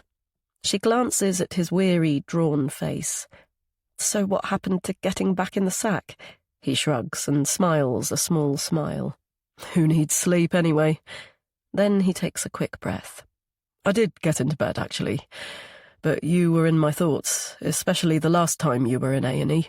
I thought it might be difficult for you. Caught short by his comment and thoughtfulness, she interrupts quickly. More concerned about poor Sib. Terrified, actually. So much blood and so quickly. I've been trying to contact her brother, but no luck so far. Did the woman who helped really look like her mum? She steels herself. About that day I bolted from your... It's fine. I understand. He stands up. Right, I'll get off. Good luck with tracking down the brother. He steps away, then turns back. How have you been? I mean, apart from tonight and your fall. She feels herself flush from the intensity of his gaze. She didn't know about the graze on her cheek until she went to the ladies, but he doesn't mean that, and it's an opening to ask. I'd actually like to get treatment for my illness. You know, by a specialist of some sort. A psychiatrist, for example. Your GP surgery is the best start, Katie. Someone young and clued up. There's a doctor called Janet who recently joined Darley Medical. His cheeks colour. Sorry, I should remember her surname. But she's sharp and a good listener. She'll probably suggest you keep a diary. He fluffs his hair. I saw her about the old ankle. Had to get referred for an X-ray. Madness, really. He pulls his car keys from his pocket and studies them for a moment. Do you want to lift home? Your friend will probably sleep until morning. She'll be pretty sore when she wakes, but she's in good hands. Katie pauses for a beat. God, he's so very handsome. How nice would it be to rekindle their friendship, to sleep in his sack together? And Bridget promised to stay over with Milo for as long as it takes, so this is the perfect opportunity. But Sibyl took a bullet for her tonight. Sure, she must have been following her again, which needs to be addressed, but the debt is there, and she has to track down Gabriel. I think I'd better stay. Though she longs to kiss him, she holds out her hand. Thank you for everything you did for Sibyl, and for me. You've been a really great friend. Chapter 66. Sibyl. Sibyl squints at the hospital clock. Only 30 minutes has passed since she last looked, but it feels as though she's been trying to rouse herself for hours. With an effort, she turns to the chair next to her cot-like bed. Kat's there, still asleep. Now that it's lighter, she can see the nasty graze on her face more clearly. She resembles Janus. One half looks as though it has been finely grated, the other is as pale and perfect as ever. As though reading her mind, Kat's eyes flick open, blue and concerned. "You're awake," she says, straightening up. She pats her mouth. "How lovely! Dribble, I must have nodded off." It's a struggle to unstick her tongue. "Your cheek. Does it hurt?" Sibyl asks through the wooziness. "You've been stabbed and sewn up, and you ask me about a scratch?" The smile falls from her lips. "Are you okay? Shall I call a nurse?" A wave of nausea recedes. "Maybe some water?" "Sure. Can you hitch up a little? Should I help?" Sibyl slowly and painfully inches up the mattress. Apparently held in by a strip of sellotape, there's a cannula in the back of her hand, and what she assumes is an identity tag. Sibyl Matthews, it should say, but she's not sure who that person is anymore. She's turned into this meek, fragile and stupefied person, firstly in her head, and now in her body too. From top to toe, she feels leaden, sore and achy. but her right hip and buttock area sizzle like sausages in a pan. Kat proffers her a plastic cup with a spout. "Ta," Sibyl says. She tries to remove the lid, but her hands have no strength. "Can you?" she asks her. "I'm so thirsty. I need a proper drink." A proper drink. A proper drink. So many aspects of her life have gone away because of that. That's why she was in Cheadle last night. She needed to tell Kat it was a thing of the past, that she hadn't been boozing earlier. She could tell her now, but the effort is too huge. The water spills on her gown as she gulps it.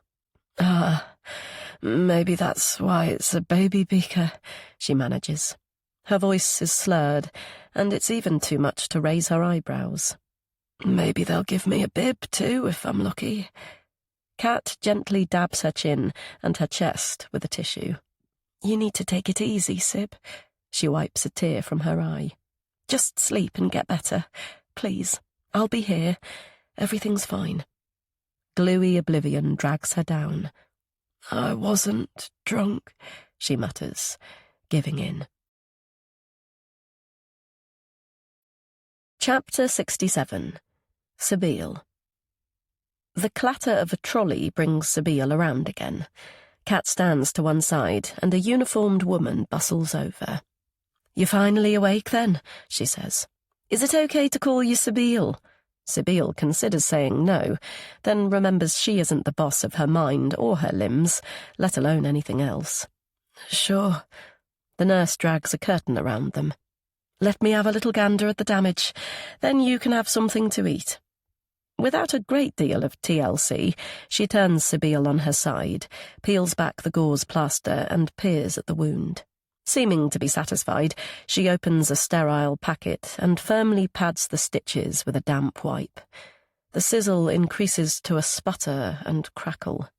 The woman briskly redresses the wound, looks at her watch and jots notes on a chart. "Looking good. Pain relief?" she asks. "How very kind," Sib replies, hoping the sarcasm hits home. She holds out her palm for the pills, but the nurse rolls her eyes. "Intravenously?" She hands her something resembling a portable battery charger. "Press this button if you need a top-up. It's just for the immediate post-operative period, so don't get too used to it." When she's gone, Sibyl gingerly straightens and calls for Kat. "Well, she was a veritable nurse Ratched," she says when her friend's sore-looking face appears.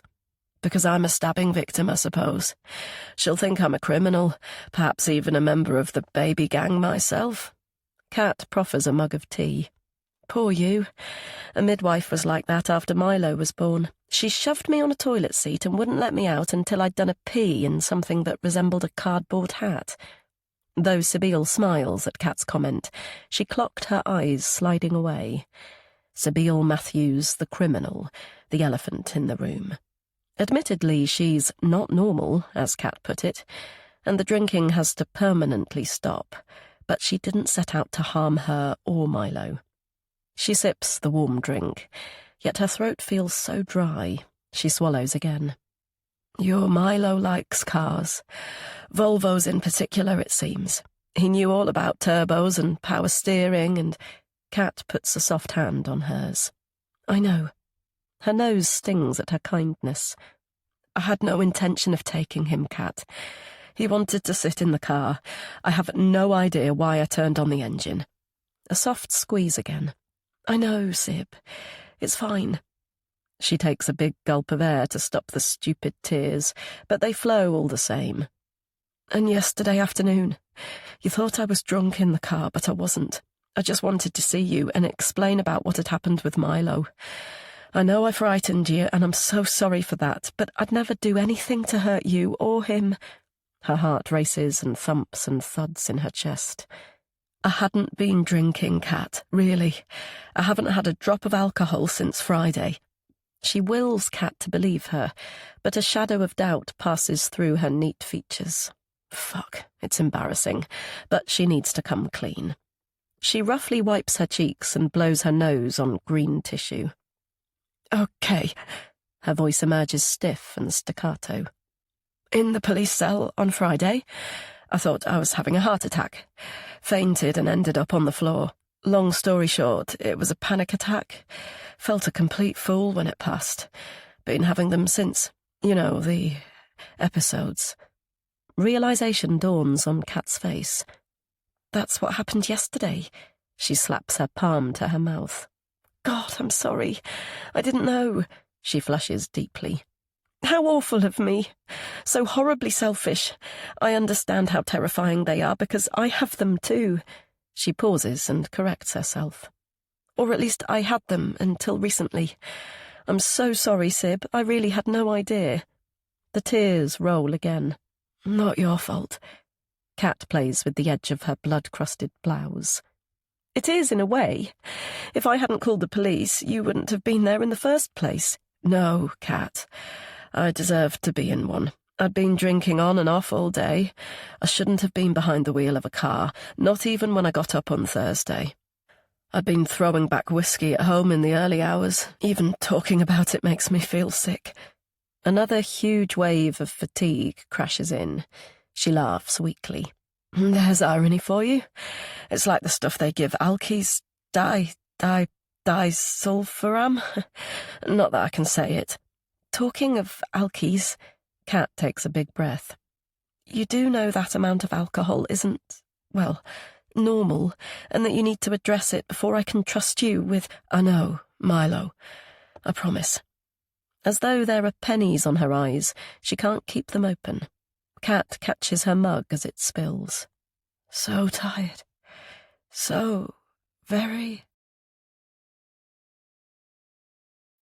Chapter 68.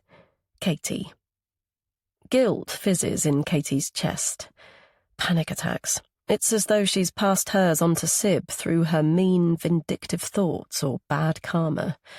She was blind to Sib's yesterday, yet the signs were all there. She should have seen them and helped, rather than give her friend a mouthful of abuse. She pushes the dry hospital sandwich away. She's nibbled all the good bits and left the rest. Bad Catherine. It was a house rule growing up. Remember the starving children in the world. Always finish what's on one's plate. As well as various other directives passed down from the paternal granddad she never met. The crusts will make the hair grow on your chest, or something along those lines, eh, Alexon? Her mum would say, teasing her dad. What is it with the British and their old wives' tales? She'd kiss him and chuckle.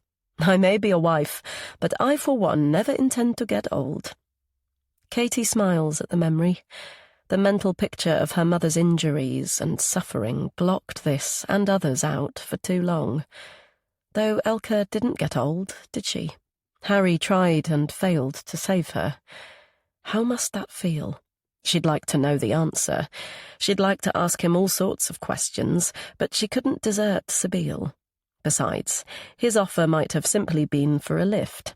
He definitely blushed when he mentioned Dr. Janet. Oh, God, is that why he hasn't been in touch? Has he found someone new? The uncomfortable notion is replaced by another. Gabriel. Why hasn't he called back? Well, she knows the answer to that. Is love between two people you adore more devastating or less? And what about Sabine? Is her inability to stay awake for more than 5 minutes the usual consequence of surgery? As one might do in a library, Katie lowers her voice at the nurse's station. Sabine Matthews in the corner bed. Is it normal to sleep for so long after an operation? It varies. Don't worry, we're keeping an eye on her. The anaesthetic generally wears off after a couple of hours, but some people suffer lingering effects. The anaesthetist will come in later. Has she had one before? Oh, I've no idea. We're fairly new friends. A new friend she seems to have known for years, she muses, as she retakes her seat. Clearly that's what happens when you don't have any others. Thank God some good has come out of this terrible episode. She's reconnected with Sib, and now understands what happened after school yesterday.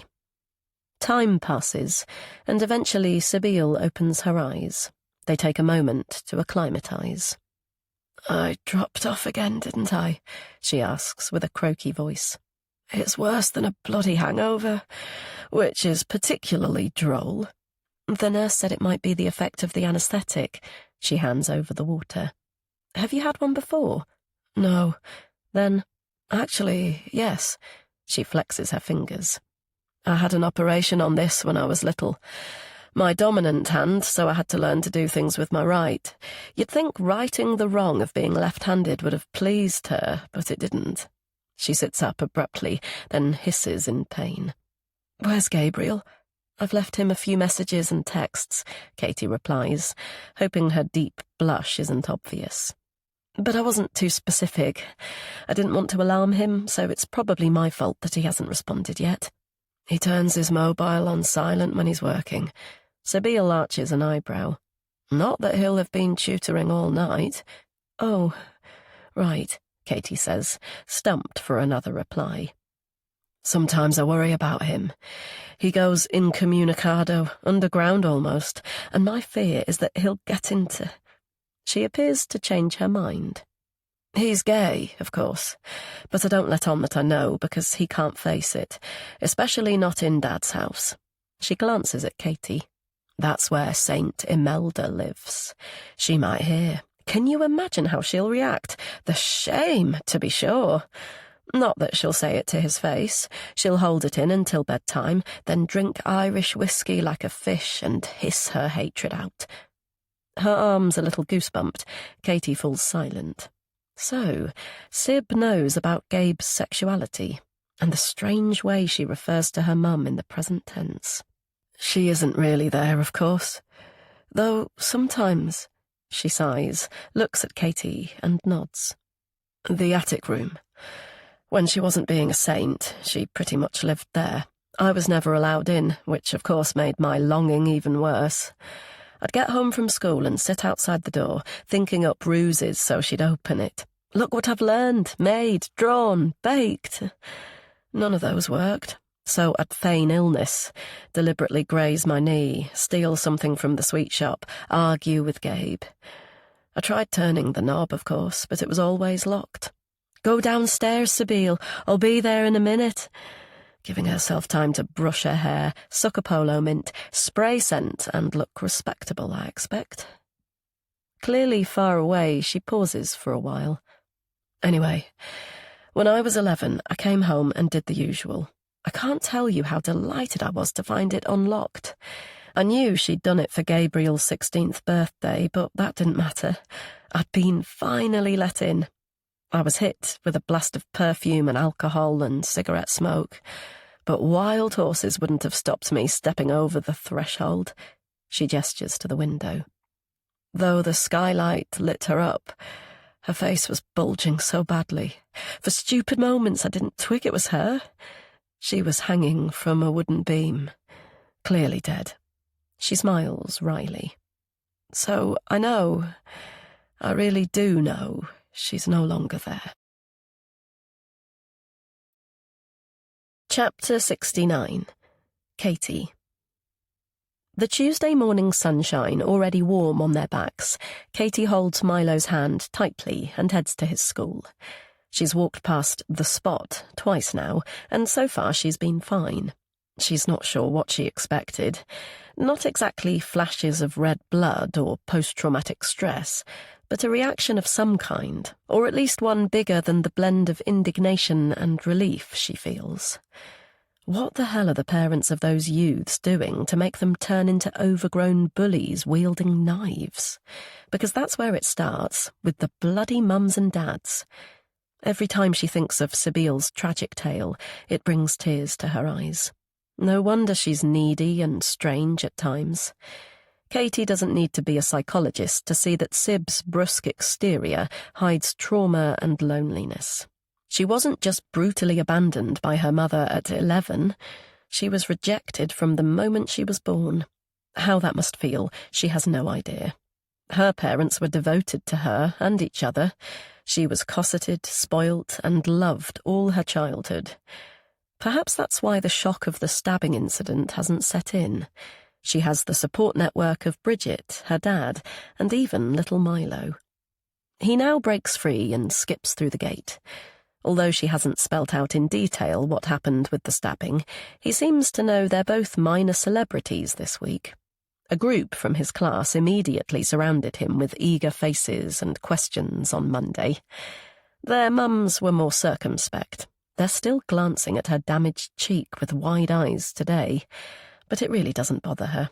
If they ask, she'll tell them what happened and enjoy the attention. "All's well that ends well," as her dad said when she arrived home late on Saturday.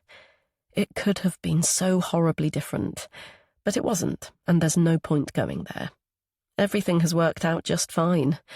Gabriel finally got in touch, Sabile's safe in hospital, and Katie's made peace with her dad. Though they didn't ever officially fall out, in retrospect he was wholly right about looking beyond the face of Sabile's behaviour that day. Katie's fears for Milo were justified at the time, but the criminal justice system, as he put it, is most certainly not what Sabile needs to move forward, to help with her childhood issues and grief, and not least tackle her excessive reliance on alcohol. So she duly contacted the police officer who'd given her a business card and explained she'd been drowsy and anxious, that she hadn't yet woken up properly, and therefore overreacted when she saw Sabile in the Volvo with Milo. A waft of guilt blows in. Sensing Milo's quietness since the driveway spat, she decided to have a little chat with him about it. "You know when me and Sabile had that argument," she started. His cheeks burning, he dropped his head. "Was it my fault?" he muttered. "No, of course not. Why would you think that, love?" "Because I asked to sit in the Volvo." He looked at Katie with watery eyes. "Sibby is fun. I didn't mean to get her into trouble." Yet Katie's feelings of culpability are mixed with resolve. Her son clearly likes Sib, as does she, and she wants them to have a future. But a zero-tolerance guarantee about alcohol would have to be in place. As for Bridget, her friend Bridget, Katie popped in to see her yesterday. So tiny physically, but with a big heart. She didn't hold back the hugs or the tears. "I said unkind things about your friend, and now I feel dreadful. The poor girl, and to think it could have been you, Katie. I'm so pleased you're safe." She blew her nose like a trumpet. "I know Alexander pays me to look after you and Milo, but I love you so much. If I had wanted children, I would have chosen you." Chapter 70. Katie. As Katie rounds the bend towards home, she freezes at the sight of a police vehicle outside her house, but only for a moment. They'd made an appointment to take a statement about Friday's attack. They're just a little early. A woman winds down the window, and tobacco fumes billow out. "D.S. Bradford. Sorry, traffic was light. We'll knock in 10 minutes. "No problem at all. I'll put on the kettle." Pleased at her equanimity, she strokes Poppy's soft fur, then opens the door. But her father on the stairs makes her jump. His face pasty and his hair disarrayed, he's obviously just woken up. He clears his throat. "I just opened the bedroom curtains. The police are outside," he says. "What's going—" "Sorry, I forgot to mention it last night. They're taking a statement about the mugging." Still feeling bad about their difference of opinion, she hops up to give him a quick hug. "It's nothing to do with Sabile and Milo. That's all sorted and forgotten, like I said."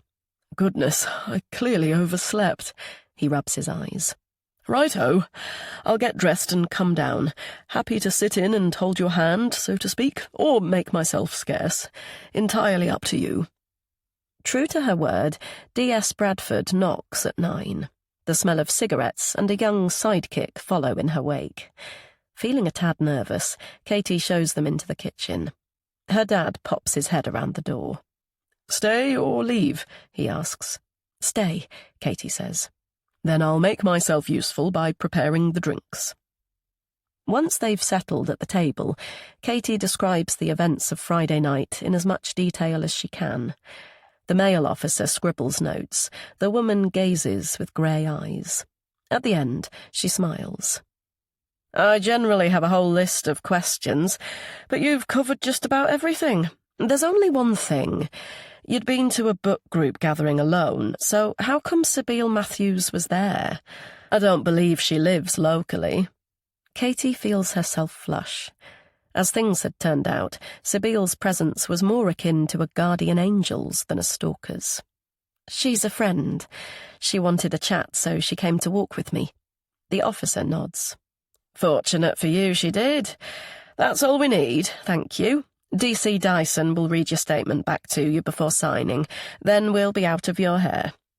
Katie sees them out and returns with a grin. I feel like I've been given a gold star, she says to her dad, still sitting in his place. They were so nice, weren't they?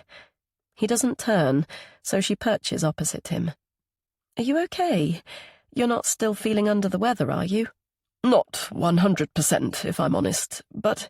He frowns. Just now, you mentioned calling a doctor on Friday night. Dr. Harrison? Katie nods.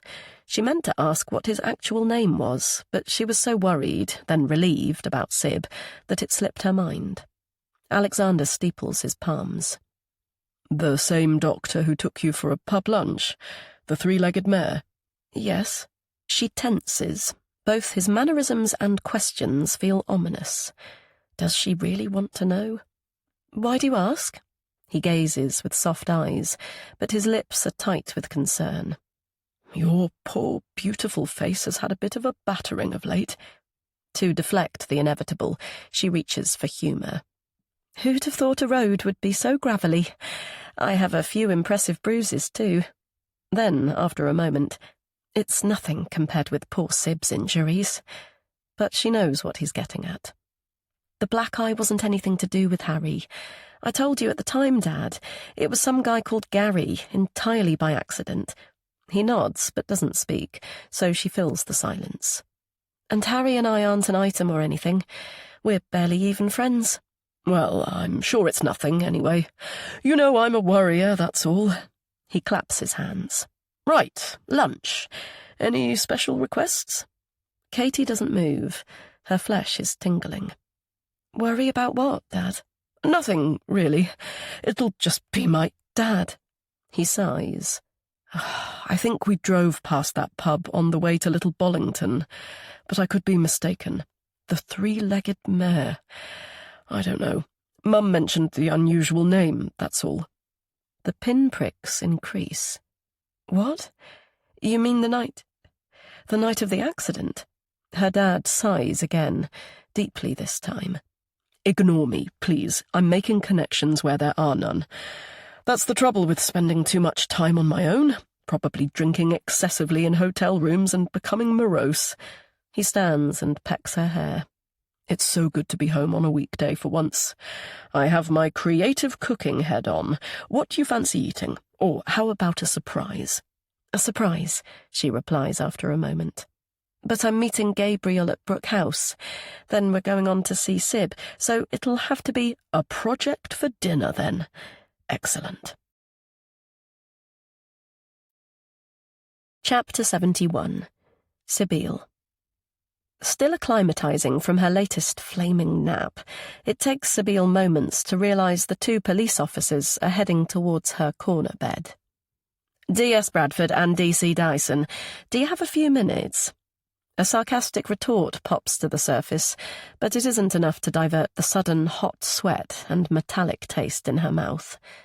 There's a frown above the woman's grey eyes. Are you okay? We can come back another time. Sybil doesn't reply. She's concentrating on her breathing, trying to tame the panic before it's full-blown.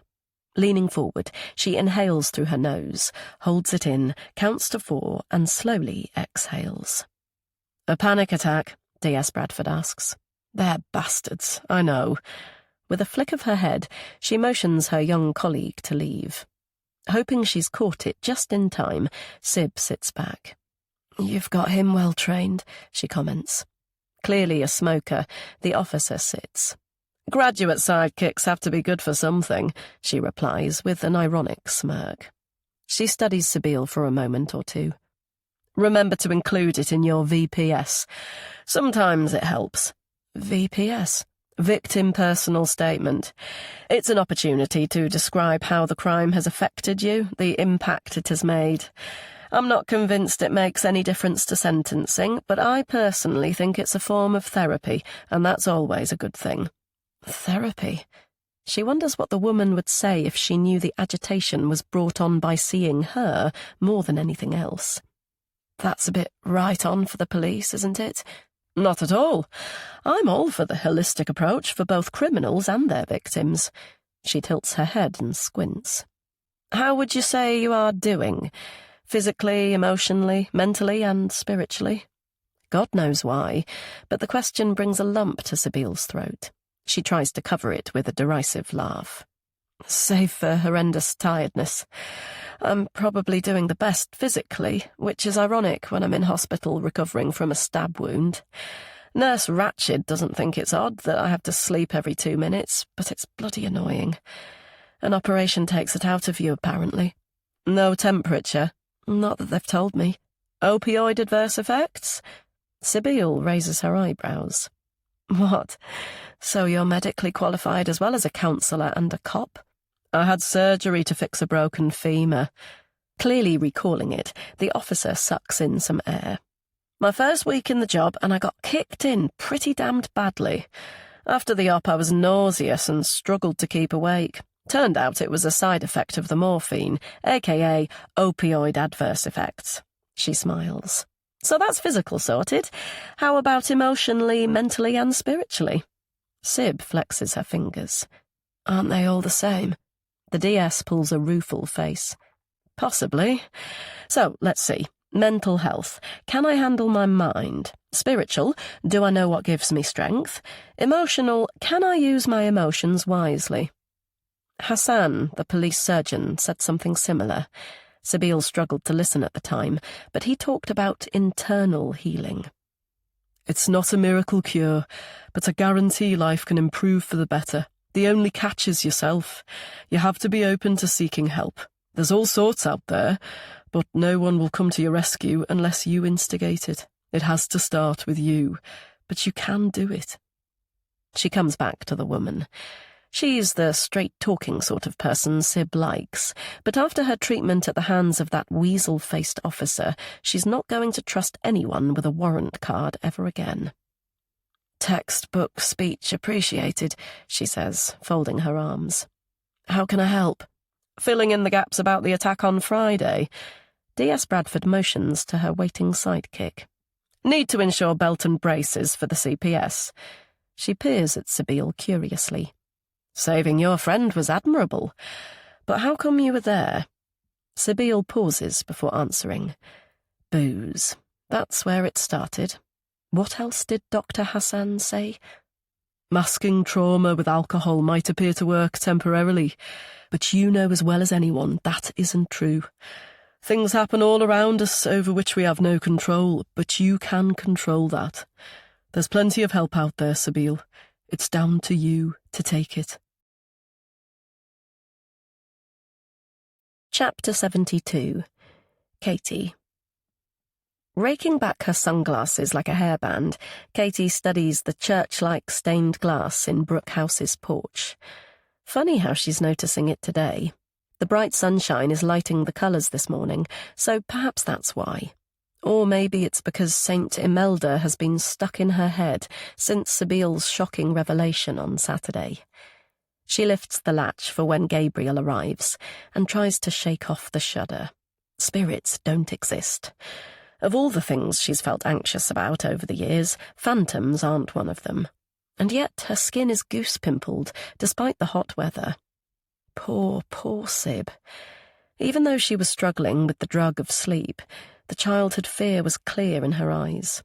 What could be worse than seeing your distended mum hanging from a rope? Her ghost, apparently, hearing it pace the floorboards above, listening to it play music below. It was my bloody namesake's fault, she explained. At the wake, someone must have whispered about where Mum was found. I guess no one had told Great Aunt Sybil. I was right there beside her in my best navy dress. But that attic has no windows, she shrieked, almost deafening me. There's the skylight, of course, but she was right. It doesn't open. Not understanding the significance, Katie waited for more. Imelda had already committed the mortal sin of taking her own life, but no one had let out her soul. And one does that by opening a window. Yep, it's codswallop to you and me, but not to an 11-year-old child. Katie rubs the shiver from her arms. 3 sets of house keys has dwindled to just one in Sib's coat pocket, so she's meeting Gabe here. On the bus, she contemplated whether to bring up the subject of Robin, or even go one step further and tell him that Sib knows he's gay. I think Gabe's in love with, well, someone, Sib had said at some point on Saturday. Her eyes flickered. God, I hope he's careful. Years ago, he gave lessons to a boy in my year who whispered insinuations, said he'd tell his parents unless I gave him this and that. It was blackmail and completely untrue, so I ignored it. She took a tremulous breath. Gabriel's highly thought of, you know. Even the hint of wrongdoing would ruin him. Katie inwardly nods. She's already made a huge faux pas. It's better to leave the siblings to sort themselves out. Yet the word wrongdoing loiters. What was her dad fretting about this morning? What connections did he mean? The 3-legged mare and Harry? Nope, she pushes the discomfort away. Harry's a nice, steady guy, a doctor, for God's sake. She called Darley Med yesterday and asked for Janet. Minutes later, Dr. Pennington phoned her back for a chat about her condition and said that blood tests were the place to start. Are she and Harry an item? It's a stab in the heart, but there's nothing untoward about that. Needing to distract herself from her pecking thoughts, Katie ambles to the kitchen to search out a brown packet Sib mentioned. Something for Milo from Gabe, she said. When she unearths it from beneath a pile of ironing, of all things, she slips out 3 pristine booklets of music. She opens the first, Piano Pieces for Children, and reads the neat handwritten dedication. To my beautiful boy, from Mammy. The sudden peal of her mobile makes her jump from her skin. It isn't Saint Imelda swooping down to punish her, but the doctor's surgery. The receptionist is apologetic. There'd been some confusion with names and mobile numbers. She'd almost made a date with her charming father by mistake. Finishing the call, Katie nods with satisfaction. An appointment with the blood nurse is the first step towards what she hopes will be a new start. She feels ebullient about that. In the meantime, smiling, she fingers the slim volume of music. It might be for kids, but it would be fun to have a go before Gabe arrives. She lets herself into the dining room, sits at the piano and props the booklet on the stand. But on reflection, it feels wrong to crease the cover. She'll let Milo do that. Summoning up pieces she once learned by heart, she decides on La Donna.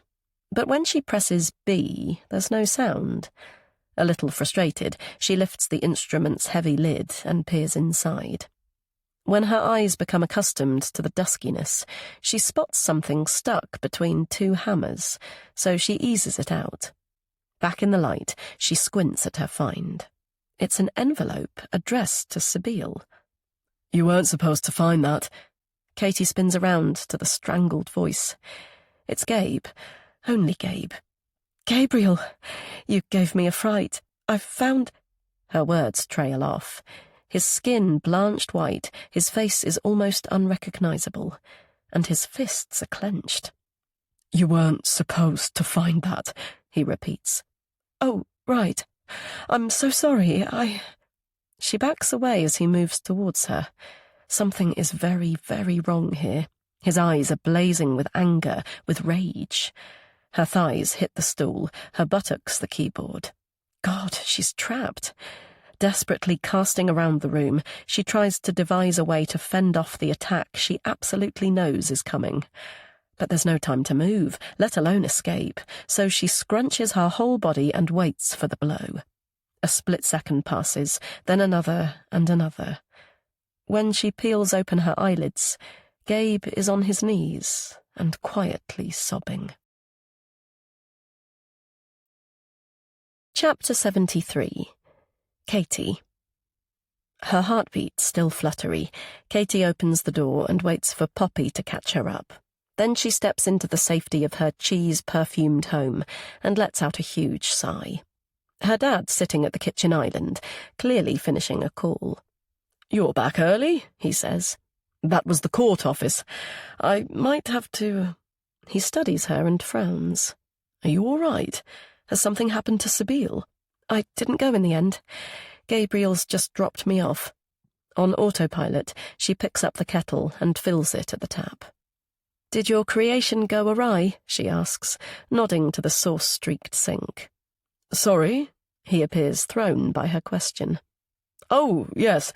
I promised Milo pancakes for tea, but the eggs curdled, and I didn't want to risk them being off." She absently cleans the basin and pulls out a cup. "Oh, right. Do you want a drink?" "I'd rather you sit down and tell me what's wrong. You look as though you've seen a ghost." Seen a ghost. Perhaps she has. Lost in thought, she pours the steaming water on a tea bag. "Catherine." She tunes into her dad's voice. "Yes?" He pats the stool next to him. "What's happened, love?" Sitting, she groans. "I found a letter at the house." Picturing Gabriel's distraught face, she covers her own. "I feel really bad about it. It had obviously been hidden. I had no business poking around and finding it." "Hidden by whom?" "I don't—" She swallows and thinks back. "You weren't supposed to find that." Then, as he looked up from the floor with imploring eyes, "I've been a coward. I should have told her myself, shouldn't I?" "It must have been—" The bee was fine the last time she'd played it, so Gabriel must have stashed it the day she watched him from the landing. "Gabriel, I'm guessing. It was addressed to Sabine. It's the one room she never goes in, let alone plays the piano." Sipping her tea, she falls silent. When he'd recovered himself, Gabriel stared at the envelope as if it might explode. Yes, as though it was a bomb which could destroy his life. Something to do with his sexuality, maybe? Oh, God, blackmail again. Alexander's gentle voice brings her back. "From one of her parents, perhaps?" he asks. "Oh, I didn't think of that." She shakes her head. "I don't know the answer. He didn't open it or say. He was, well, upset, then deeply embarrassed. I think he just wanted me to leave, so when he offered me a lift home, I said yes." Sensing her dad's roused interest, she smiles thinly. "I know, and I agree.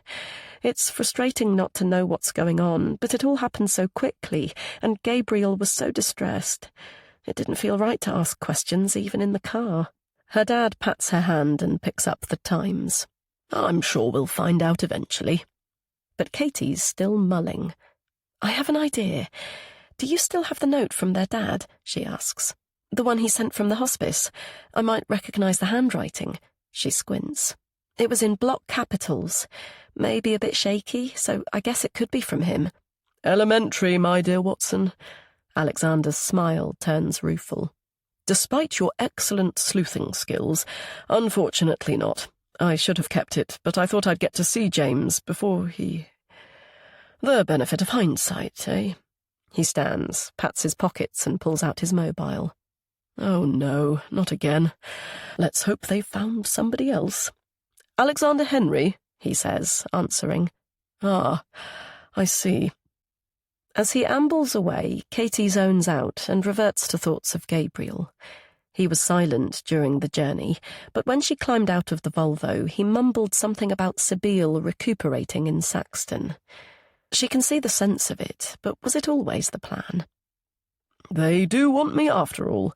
She looks up to her father. "Who does?" He kisses her hair. "You're miles away today. That was the court office again. They called about an emergency freezing injunction earlier, but I asked if someone else could step in. It seems they've had no luck. In all fairness, I'm familiar with the case, so I suppose it would have been ungracious of me to pass the buck. Sums of money so huge you wouldn't believe it." He snorts. "Work, eh? No rest for the wicked." Katie laughs. His eyes are bright with purpose. "But you love it." Perhaps you're right. He taps his watch. If I drive and park at Stockport Station, I can catch the 2 o'clock.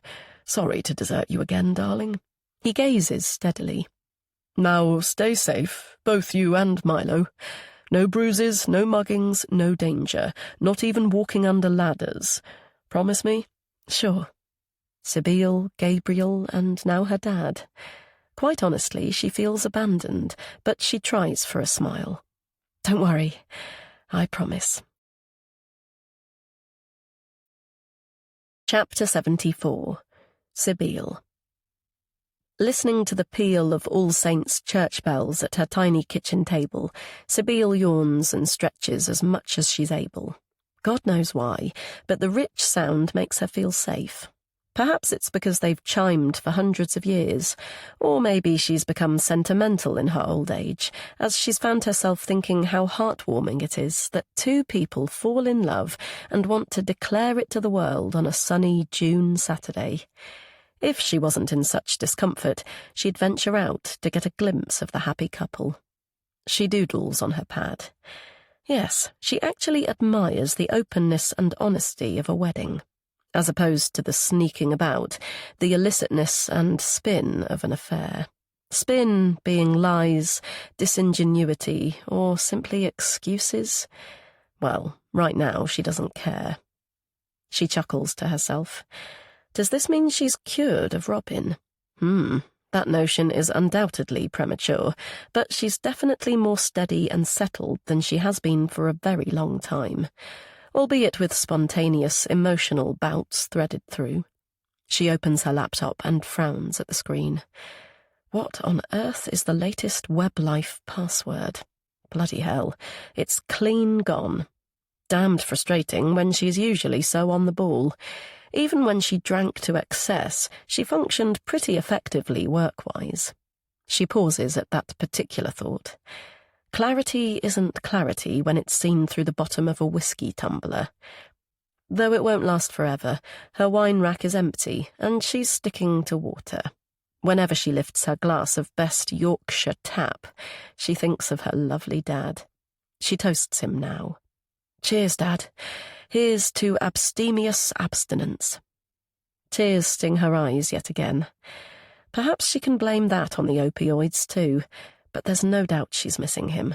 She felt it most acutely when Gabriel failed to turn up at the hospital for 2 flaming days. He always does in the end, but their dad was more reliable, less racked with angst. Yet he did smoke those cigarettes as though each one was his last. She can smell them sometimes, even here in her small sunlit house. Her musing slides to the long arm of the law. True, her arrest led to the panic attacks, which still threaten her both day and night, but it's turned out not all coppers are bad. Dr. Hassan ignited some hope in her soul, and the grey-eyed detective gave her several leaflets ranging from victim information to alcohol support before leaving the hospital. They were all Northwest-based help groups, but surely they'll have similar here, even in torpid North Yorkshire. Deciding on ice in her water, she swivels around to the freezer and hisses at the sharp sting. Without the pain relief, her upper buttock constantly throbs. But it's a nice ache, one that reminds her she isn't all bad. The precise events of that night are still a muddled fugue, but she saved little Cat from a stupid thug's knife, and they're back to how they were before she fucked everything up. Being so far from her is the only downside of Gabriel's strangely assertive decision to return here. It was both surprising and hilarious to witness him charge into the ward like a huffy bull and say, "I'm taking you home." The ward sister duly flapped her capa de brega, but he skillfully dodged it with questions. Was his sister's operation a success? Had there been any sign of infection? Could he easily help her dress the wound? Wasn't there a shortage of hospital beds? Then what was the problem? When she hobbled to the Volvo, a bag of shoes, her hold-all and laptop were in the back seat. "I thought we were going home." "We are. Brook House isn't our home. It hasn't been for a very long time. There isn't anything left you want, is there?" "No." "Well then." She narrowed her eyes. "Did you find what you were looking for?" He looked fixedly ahead. There was nothing to find. Besides, you need your creature comforts, not some dank and dusty old house. Gabriel, her secretive brother. He was always cagey, but of late... God, she hopes he isn't in trouble. The password suddenly popping, she types it in and speeds through the WebLife inbox. So busy deleting bloody spam, she doesn't twig that the sound of rapping is at her door. Wondering why Gabe isn't using his keys to bring in today's shopping, she sighs and opens up. It takes a moment to adjust. No food, nor her brother, but the weasel-faced Greater Manchester police detective. Her saliva metallic, she swallows. What are you doing here? Then, more like the old Sib, what do you want? Catherine Henry made a statement withdrawing her complaint. He moves to one side, and a hefty woman steps up. I'm Detective Inspector Tong. May we come in? She asks. Why? We'd like to talk to you, please. Sibyl inhales to object, but her chest is tight. Sure that telltale beads of sweat have appeared on her forehead, she gestures to the kitchen. Why the hell have they travelled 70 miles without an appointment, or at least calling her first? When they gather at the table, she tries to keep the tremor from her voice. Catherine dropped the charges. There's nothing more to talk about. May we sit? Her earlier calm eradicated by the woman's grim expression, she nods. D.I. Tong cracks her shoulders. It isn't the complainant's decision alone, but you are correct. Miss Henry did change her statement. However... Sibyl holds on to the back of a chair. Her fingers feel numb. However, what? Your DNA sample was processed. Why? Under the law, we are entitled to keep it for 6 months. But Cat dropped the charges. I know, it's unusual, but it happens, and in this instance, I'm afraid... She smiles, a small smile of... what? Apology? Regret? What the hell is going on? Your DNA sample came up with a filial match in our database. From a serious crime. Filial? Sibyl's palpitations lurch from a flutter to a full-blown thudding. Like familial? Close family? There is a distinction, she hears through the rushing sound in her ears. Then, Miss Matthews, Sibyl, are you all right? Oh, God, Gabriel, what has he done? DNA, serious crime, database, his secretiveness, missing days and no money. That young pupil with a dog. She needs to warn him, get him away. But there's nothing she can do to help her brother right now. Her legs are insubstantial, the walls caving in. Chapter 75. Sibyl. Gradually aware of low conversation coming from somewhere, Sibyl opens her eyes. She's lying on her sofa, the right side of her body on fire.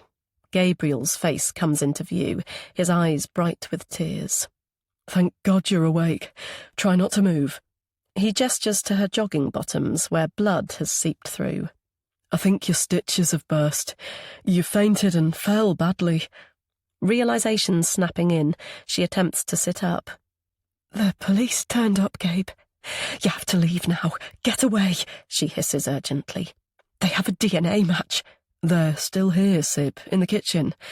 2 officers came to me, 2 to you. Despite the shooting pain, she wraps her arms around him tightly.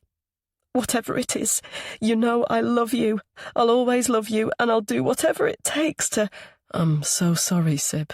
He pulls away and rubs his pallid cheeks. You might think differently when you hear what the police have to say. I am sorry. Please believe me. What the hell has he done? What are you talking about, Gabe? For once, just... Her need to know more is interrupted by an officer dragging in 2 chairs from the kitchen. She tries to catch her brother's hand, but he steps away and hunches down on the footstool. When the room is full, D.I. Tong pulls her seat forward until she's inches from Sibyl. Do you feel well enough to talk? She asks. We could come back another time, but we'd appreciate your cooperation now we're here. Cooperation? She wills Gabriel to speak, but he keeps his head down, doggedly staring at the carpet. What's this all about? Several pairs of eyes stare at her. Do we have to have the whole bloody circus? You're right. For now, we don't. The detective wipes her glossy forehead. Just Ms. Matthews and her brother for now. When they've finally shuffled out, she leans forward again. Can I call you Sibyl? Unlike the weasels, her demeanour seems kind, but alarm and agitation make Sibyl snappy. Call me what the hell you want. Can we get on with it? Yes, absolutely. Before you became ill, I explained that your DNA sample was processed, and it was found to be a partial match with DNA in our database. It's what we call a filial match, and it relates to an alleged sexual assault. Sibyl struggles upright. For God's sake, Gabriel, don't just stand there like a dolt. You need a lawyer. They're not allowed to do this. You're entitled to a solicitor. He lifts his head. Sib, just sit down and listen. Di Tong clears her throat. A filial match from an alleged rape in Windermere 34 years ago.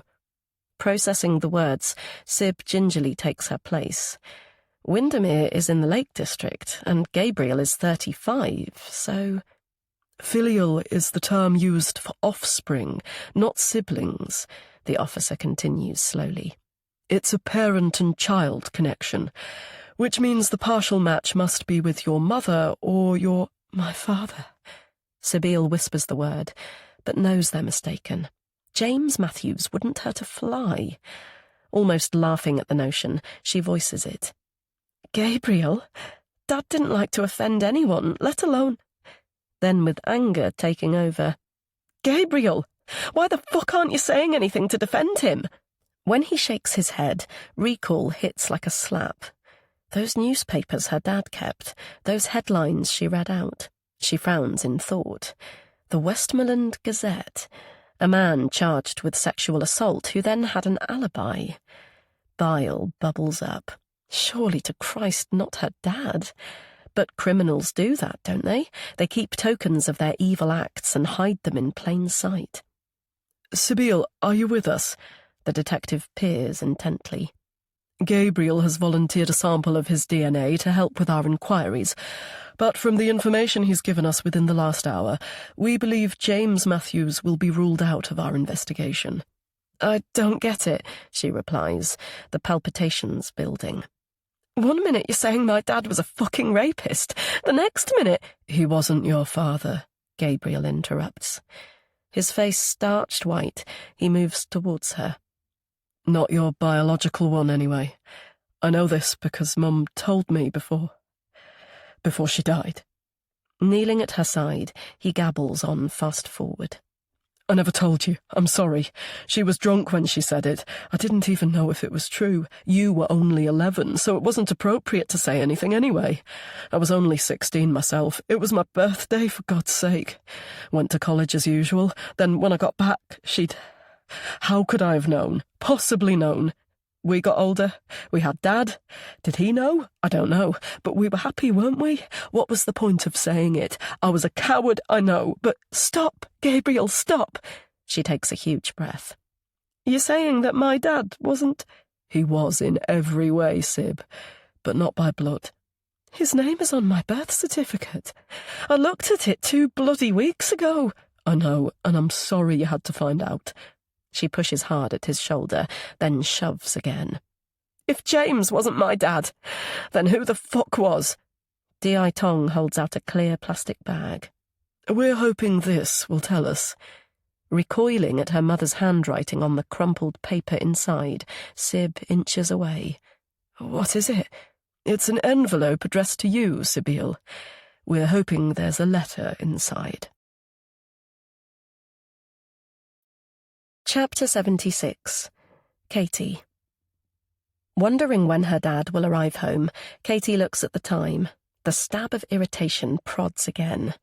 Bridget, of course. She should feel grateful for her generosity and her indulgence of Milo, but right now she isn't, if she's honest. The flaming woman asked Milo if he wanted to go to Chester Zoo without asking her first. It naturally made him excited, so Katie couldn't say no when actually she had wanted to take him herself, just the two of them on a coach trip as soon as the summer holidays began. Instead, they've gone off in her car and left her rattling around in the house until Alexander arrives back from London. Rattling around isn't good, she's discovered. It's given her too much time for thought about Harry, or Dr. Harrison, or whatever he's called. His furtive expression in the pub has been nagging. Was he confessing the connection to her mum, or was it something else? And didn't he say something about being a bad lad? Not when he was little, but later. How much later? His boy racer days? He was right about Dr. Pennington's suggestion she keep a record of her episodes of illness, though. She'd sort of done that over the years anyway, and she's been flicking through her diaries this morning, marvelling at how patient her dad was when he still worked in Manchester. They were frequent, sometimes 2 or 3 times a week back then. Of course they had Bridget on hand, but nevertheless, a tiny grandson and a virtually disabled daughter must have been difficult with such a demanding job, poor man. Sib and Gabe have been on her mind too. A text arrived from Gabriel on Tuesday evening, but it turned out to be from Sabile. Due a new phone delivery any minute, but wanted to let you know we'll be in Saxton for a few days. Be back soon for my car. And you, little cat. Gabe seems to think we'll never return. He's being mysterious, but don't worry, I'll get it out of him. Katie flicks on the kettle. The envelope she found in the piano, surely. It's too coincidental not to be. Along with the collection of toy sports cars she spotted in Harry's knick-knack drawer, her mum saying, "What is your gut telling you, darling?" And that ghastly nightmare about her dad. It featured heavily in last night's dreams. By this morning she was exhausted by the different permutations. She was left with a feeling that the writing was the same as the note from Mammy in the music book, but even that might not be right. One was in lowercase, the other in capitals. Intent on tidying Milo's mess whilst he's out, she carefully carries her mug of tea up the stairs and peers into his bedroom. How he and Alexander are related she'll never know, as his toys are scattered everywhere. They're mostly tiny pieces of Lego, the size of the blocks seeming to decrease each time he has a birthday. Knowing there's no chance of working out which pieces go in which box, she scoops them up with her hands and drops them in a green plastic tub. Noticing 2 human-shaped characters are drowning in the bricks, she picks the cowboys out and chuckles. Her dad and Milo avidly watched Cowboys and Aliens 3 times back-to-back one rainy Sunday. Like that dreadful film, the cheeky little rascal has been mixing the old with the new yet again. The sound of her mobile pierces the silence. Rushing to her bedroom, she snatches it up and smiles as she looks at the screen. It's from Sabile New Phone. "Hi, how's the patient doing?" she asks with a grin. A pause, and then, "Is Alexander there, please, Kat? I've tried his mobile, but it goes straight to voicemail." Though Katie knows she's being silly, a spread of pique burns her chest. "He's on his way back from London. He should be here fairly soon." She tries to recover herself. "He's probably in the car now and driving from Stockport Station to here, which is why it's going to... Is there anything I can do to help?" "No, it's..." There's talking in the background. Then Sib speaks again, her voice sounding peculiar. "Alexander once mentioned a friend of his and my dad. They all went to school together. Does it ring any bells?" "Oh." Katie thinks back and pictures her dad's fond smile. "One of the 3 Musketeers, do you mean? They went away for weekends when they were students. What was he called? I can't remember his... I'm fairly sure it was Kenny, but I can't remember Philippe. He's called Kenny Philippe." More whispering in the background, then Sabile comes back. "For speed, could you look him up? Maybe in an address book or similar? We're trying to track him down." "Sure, it's by the telephone downstairs." She frowns at the peculiar request. "What's going on, Sib?"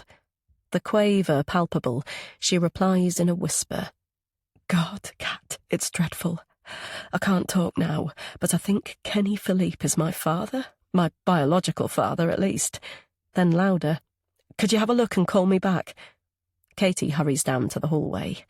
What on earth? If Kenny is Sybil's father, then what about James? And how come she's discovered this only now? But there isn't time for speculation. Syb sounded so very shaky and serious. She grabs the book, sits on the bottom stair and opens up.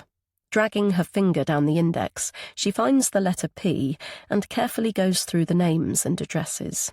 Many have been neatly crossed out and replaced, but there's no one called Philippe.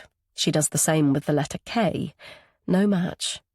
Apprehension fizzing in her stomach, she pauses before calling Syb back. She hasn't been drinking, has she? Did she forgive her too quickly? Will it always be like this? Sensible, grounded cat, but unpredictable Sybil. Gabriel answers her mobile. Hi, Katie. Did you find anything? Sorry, no, I didn't. But we're talking 30 years ago, so it might not be in there. It was definitely Philippe, like the French, not Philip or Phillips. The name rang a bell, so I'm pretty sure, but I'll ask Dad as soon as he's home. What's going on, Gabriel? Syb said... The police are here. He lowers his voice. They don't want us to say anything, but it's nothing for you to worry about, Katie. We'll fill you in when they're gone, but in the meantime, if your dad has any contact details for this Kenny bloke, any clue where he might live, can you call us urgently? Okay, will do. Katie stares at the blank screen. Police? What the hell? She withdrew her complaint, so it can't be that. Is it something to do with the mugging? But how is that connected to Syb's dead father and Kenny? It feels odd, surreal, uncomfortable. The sooner her dad's home, the better. Her mind clouded with worry, she goes back to Milo's bedroom. Where was she? That's right, she was returning the Wranglers to where they belonged. She pads across the landing to her dad's room, opens his wardrobe and stretches on tiptoes for the high chaparral tub. It almost hits her head, but she manages to steady herself and place it on the bed. As she replaces the errant figures, a thought occurs. The pre-Elka's death photographs are stashed up here. They used to be in the lounge cupboard, but her dad discreetly brought them up here at some point after the accident. She pulls out the first box, lifts the lid, and peers at the familiar snap of her as a baby in Alexander's arms. Careful not to mess up the neat order, she flicks through her childhood. Like an animated film, Catherine Henry develops into an adult. If she's to find one of Kenny, she'll need to go further back to before she was born, perhaps even pre-Alexander and Elka marriage. Dragging over the navy recliner, she climbs up and peers into the back of the shelf.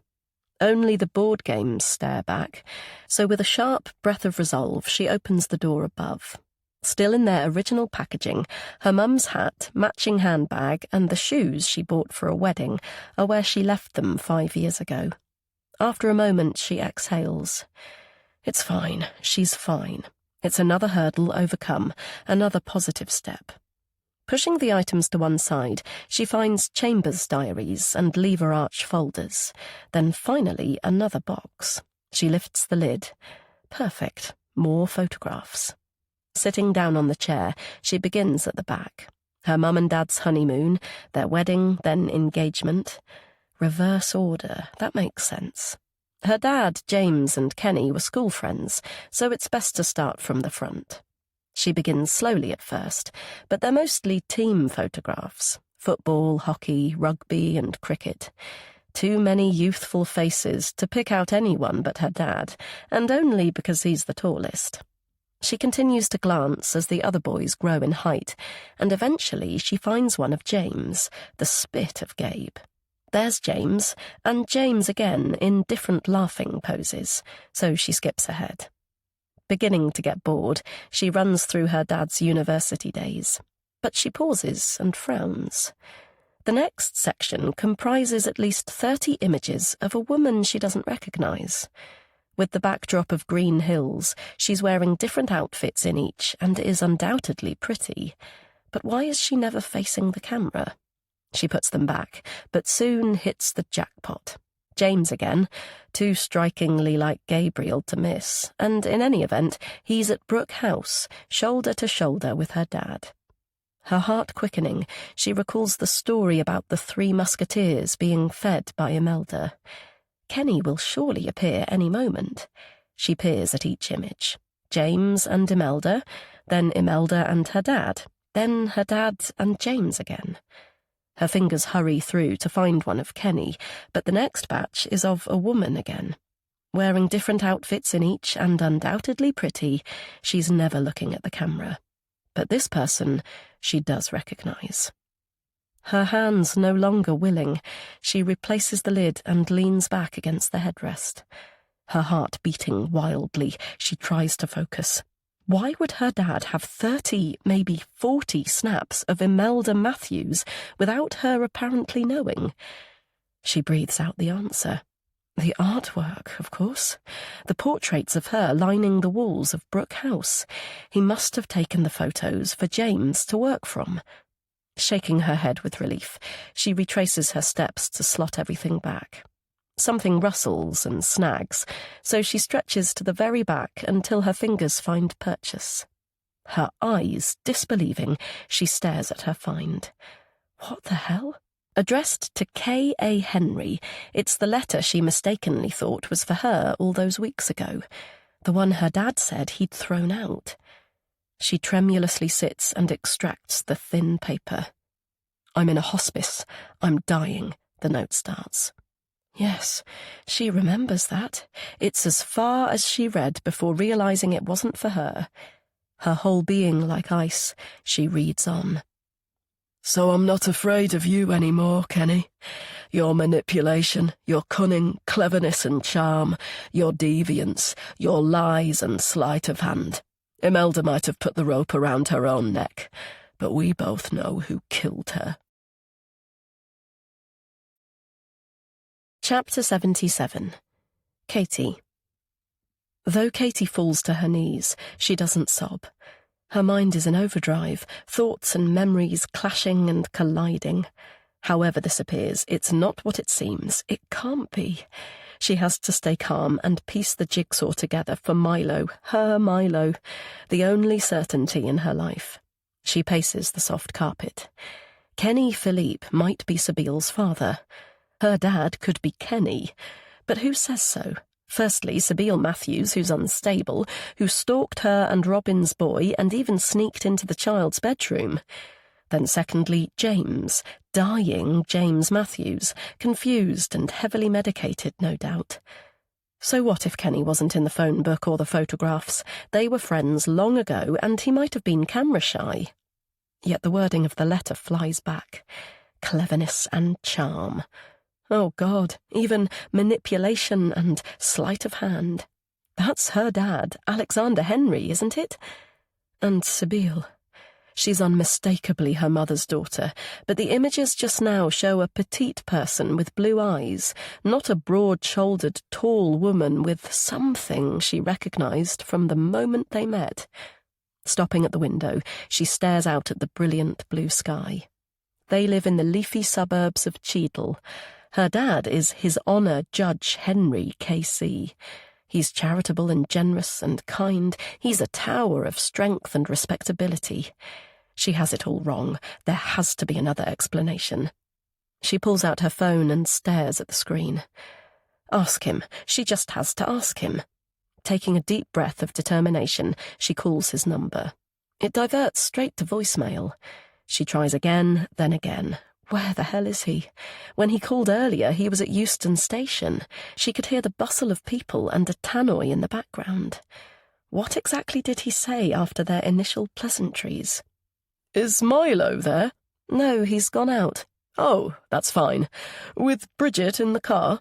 What makes you think it was Bridget? She replied sarcastically. His tone was honeyed and smooth. "You know she means well, Catherine. She has no kids. Let her enjoy him for the day. There's a new baby elephant. He'll love it." Her heart clatters, loud in her ears. In the car? Why would he assume that? With Bridget, it's normally a walk with the dog or the playground at Bruntwood. And the baby elephant? Did Katie mention the zoo? No, she didn't. She calls Bridget's number. It rings out until voicemail kicks in. This time she doesn't bother trying again. Her mind is playing back the Euston noises from earlier. Instead, she scrambles to Alexander's side table and searches inside. No passport. His passport isn't there. Adrenaline propelling her forward, she darts to her room, opens the small cupboard and scrapes everything out.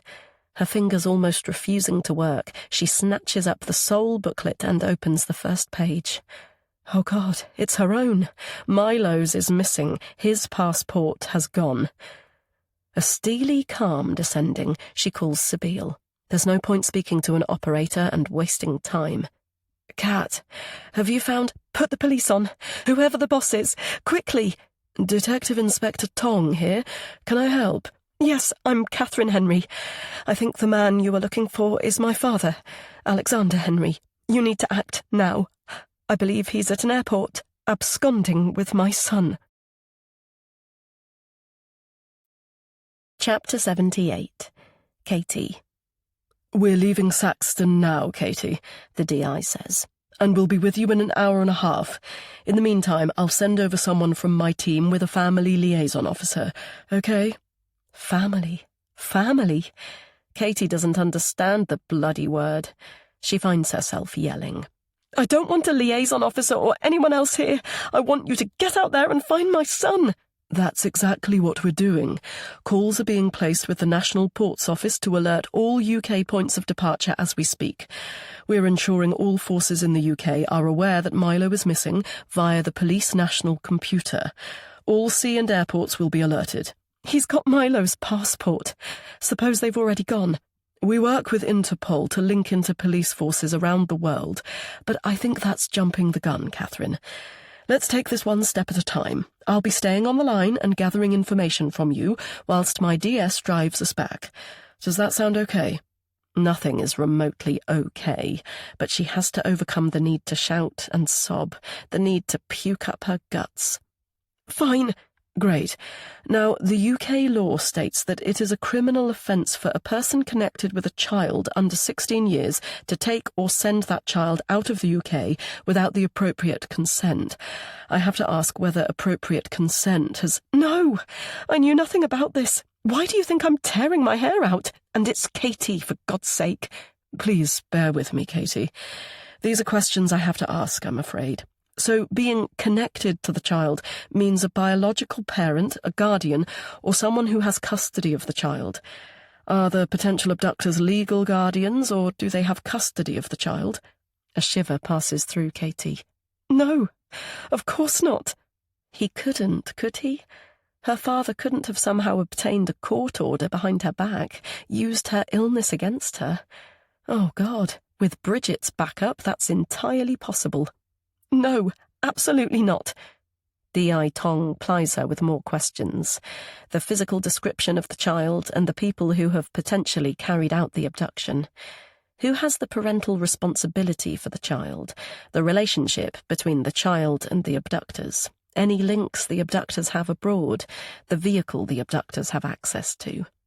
Though Katie knows it's a checklist she has to patiently answer, she wants to shriek down the line. The child is Milo, her 5-year-old son. The abductors are her fucking dad and someone who is supposed to be her friend. One of the vehicles is hers. How can this possibly be happening?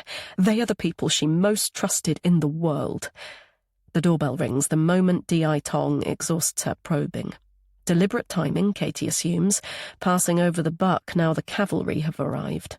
But when she opens up, the 2 fresh-faced officers look no older than her. She lets them pass and gestures to the kitchen. You can come in and do whatever you need to, but I'm going upstairs. She heads for Milo's bedroom, kneels by his bed and sobs into his pillow. Where is he? Where is her son? There's a whole bigger story involving Imelda and James and Kenny, but she can't go there now. Her mind is so cluttered it's hard to think straight, but she has to focus on Milo. Why would her dad do this to her? Punishment, she's sure.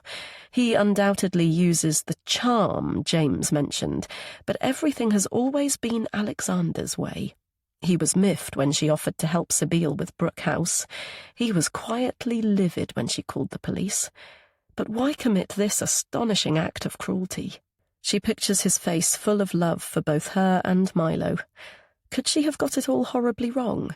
Did he simply use Milo's passport to book a holiday? But why not take hers too? Then what about Bridget? What did she say the other day about if she'd had a child? She was the one who took Milo under the ruse of a trip to the zoo. Has she instigated this nightmare? Is she doing it alone or with Alexander, as a couple? Too frustrated by the circle of permutations, she marches to the bloody man's bedroom. Recovering Milo is the imperative, the rest can wait. But she can't stand idle, so she'll search for clues. Start at the wardrobe and go through every last item he possesses. Climbing the blue chair again, she drags everything out until all the shelves are bare. Then she sits on the bed, inhales deeply, and starts with the lever arch folders. She is so engrossed in the paperwork, it takes a moment or two to realise her mobile is ringing. Scrambling across the mattress, she scoops it up. Her heart pumps loud in her ears as she takes in the name of the caller. It's Bridget. God, it's a FaceTime from Bridget. She knows she should holler for the officers downstairs, but time is of the essence. She can't risk her ringing off. Steeling herself to be calm and not scream in the evil woman's face, she swipes to answer. Milo's smile fills the screen. "Mummy! Milo!" She feels physically sick. "Where are you, love?" "At the zoo, of course." He pans the camera around to the elephant enclosure. "Look, Mummy, it's the baby." Chapter 79. Katie. Dragging herself from the sofa, Katie walks to the front door and looks through the peephole. It's D.I. Femi Tong and her colleague again. Sighing deeply, she turns the key in the lock. Yesterday's adrenaline has clean gone, leaving her with a sensation of sheer emptiness. After the confusion, anxiety, terror, and relief, the strength to feel anything has disappeared. No rage, no hate, not even fear. Numb shock, she supposes, similar to when her mum died. But at least then she had the resolution of her death, not this floating, muffled limbo.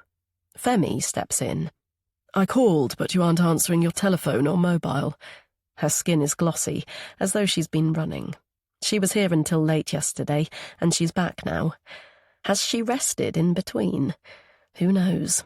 What's the point of sleep, anyway? It only postpones the inevitable next day. Without asking if her visitors would like one, Katie pours water into a teapot and places it on the table. Mugs, sugar, and milk are still there from last night. Femi studies her with a frown. "It's been a traumatic time. Is there someone you can call, a friend or a relative?" "Nope," Katie replies. "Besides, I'm fine." "Okay. I promised to keep you informed in person, so do you want tea? Shall I pour?" Katie asks, to postpone reality a moment longer. "Sure, thanks." Femi spoons in 2 sugars and stirs. "So we've established further background information about your father. He was born Kenton Alexander Henry, known as Kenny at school." "So his name is Alexander?" "Yes. He dropped the Kenton when he enrolled for the bar training course in London." She dips her head. "Are you okay, Katie?" Not really. She doesn't want to hear any of it, but she knows it's best to let the officer spit out what she wants to say, then she'll leave her alone. "Yes, carry on." "I know it's your understanding that your paternal grandparents are dead."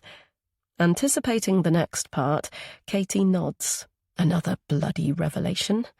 She should be stunned that he lied about them too, but nothing will ever surprise her again. "But we had to check for obvious reasons. Your father's estranged parents are still alive and they're understandably shocked. They've lived in the Lake District since moving there when he was at university. They last saw him 34 years ago." She pats her forehead with a tissue. "As you know, the DNA on our database relates to an alleged sexual assault in—" The pretty girl with the backdrop of green hills. Katie swallows to stop the rising bile. "It's fine, I get it. You don't have to spell it out. So where is he now?" I'm sorry to say we've had confirmation that your father has left the country as we suspected. His car was found at Birmingham Airport car park. At 1:30 yesterday, he took a short flight from there to Amsterdam. We believe he caught a connection there, but used a different passport, so we don't know where to yet. Amsterdam are going through the CCTV. As soon as I know, you will too. She continues to gaze steadily. The better news is that we've interviewed Bridget Checkley with her solicitor, and she has expressed her desire to fully cooperate with our inquiries. The interview was preliminary, so we'll find out much more during the course of today. The main thrust is that she had no idea of Alexander's plans, and certainly not that he intended to leave the country. A shot of anger rattles through Katie. Well, she would say that, wouldn't she? She snaps. And that she was an employee, just doing what she was paid to do. That makes it all right, then. I'm not saying it's all right, Katie. Not for a moment. I'm hoping the CPS will give us the nod to charge her with conspiracy to kidnap. I'm just passing on what she told us, okay? The evidence she gives will help us build up a picture of why your father decided to... Her eyes flicking to the door, she stops speaking. So, this must be young Milo. She smiles reassuringly. Hello, Milo. I'm Femi. You were fast asleep when I came here last night. Milo shuffles forward and stands on one leg. I know who you are. Oh, yes? You're from the police. Her face suitably impressed. Femi nods. Very smart. How do you know that? I looked out of Grandad's window. You came in a police car, a BMW 5 Series. He hops around in a circle. I was in one yesterday, but that was an M2. That must have been exciting. I had a wee at the services, and when we came out, Bridget's car had broken down, but it was fine because the police were waiting to fix it. Then a lady bought me a Coke and some sweets from the shop. I knew she was a policeman because she was wearing He flushes deeply, and Katie smiles despite herself. Carbonated drinks are banned by her dad. Milo knows he's accidentally let it slip. But her grin is replaced by a deep, icy shudder. Her steady, honourable dad planned to steal his own grandson. And the rest, the awful, horrendous rest. Yet she can't think about any of it. For her sanity, she can't. She'll hide here with Milo until it's all over. Though how that will happen, she has no idea. She comes back to her wonderfully oblivious son. Bridget went on the wrong motorway, so we had to turn back. Then we spent ages in the monkey house, he says to the constable. He rolls his dark eyes. It was a bit boring, but she likes monkeys the best. He mimics her voice. I like them because they remind me of a little monkey standing right next to me now. He chuckles. She meant me. I like lions and tigers and leopards, but elephants are my favourite. We watch them throw straw on their backs. He pulls 2 plastic figures from his bulging pocket and puts them on the table. Then he digs around for the baby and lines her up too. Bridget said I could choose anything, but I only wanted these. An elephant family. Was the baby very small? Milo doesn't answer, so Katie taps his shoulder and nods to the young man. He's asking if the baby elephant was very small. He leans against the officer's knees. She was bigger than me, but smaller than you. And whose trunk was longer? He lifts his arm and puts it to his nose. Mine or hers? Milo throws back his head and chortles. My granddad does that.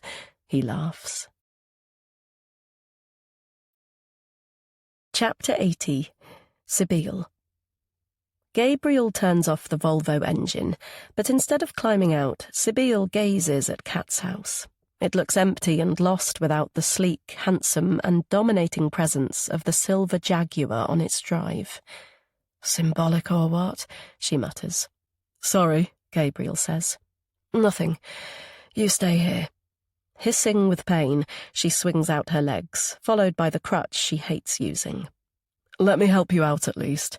You'll burst the stitches again if you're not careful. You're meant to be lying flat, not travelling in a car for nearly 2 hours. God, you're such a nag. She throws over her shoulder, yet she still waits for him to gently hoist her out of her seat. Love you, she says with a grin, when she's upright. He replies. She leans on the stick. You meant to say, love you too, dearest Sib. You're freaking me out. You're far too, well, happy, he sighs. A lot happened at the weekend, Sib. Dreadful things. Inexplicable things. That's why we're here, Gabe. But you stay in the car for now. If we're both at the door, she won't let us in. It's you she won't let in. Not answering your 50-plus texts and calls is a clue. He folds his arms. It'll be a wasted journey.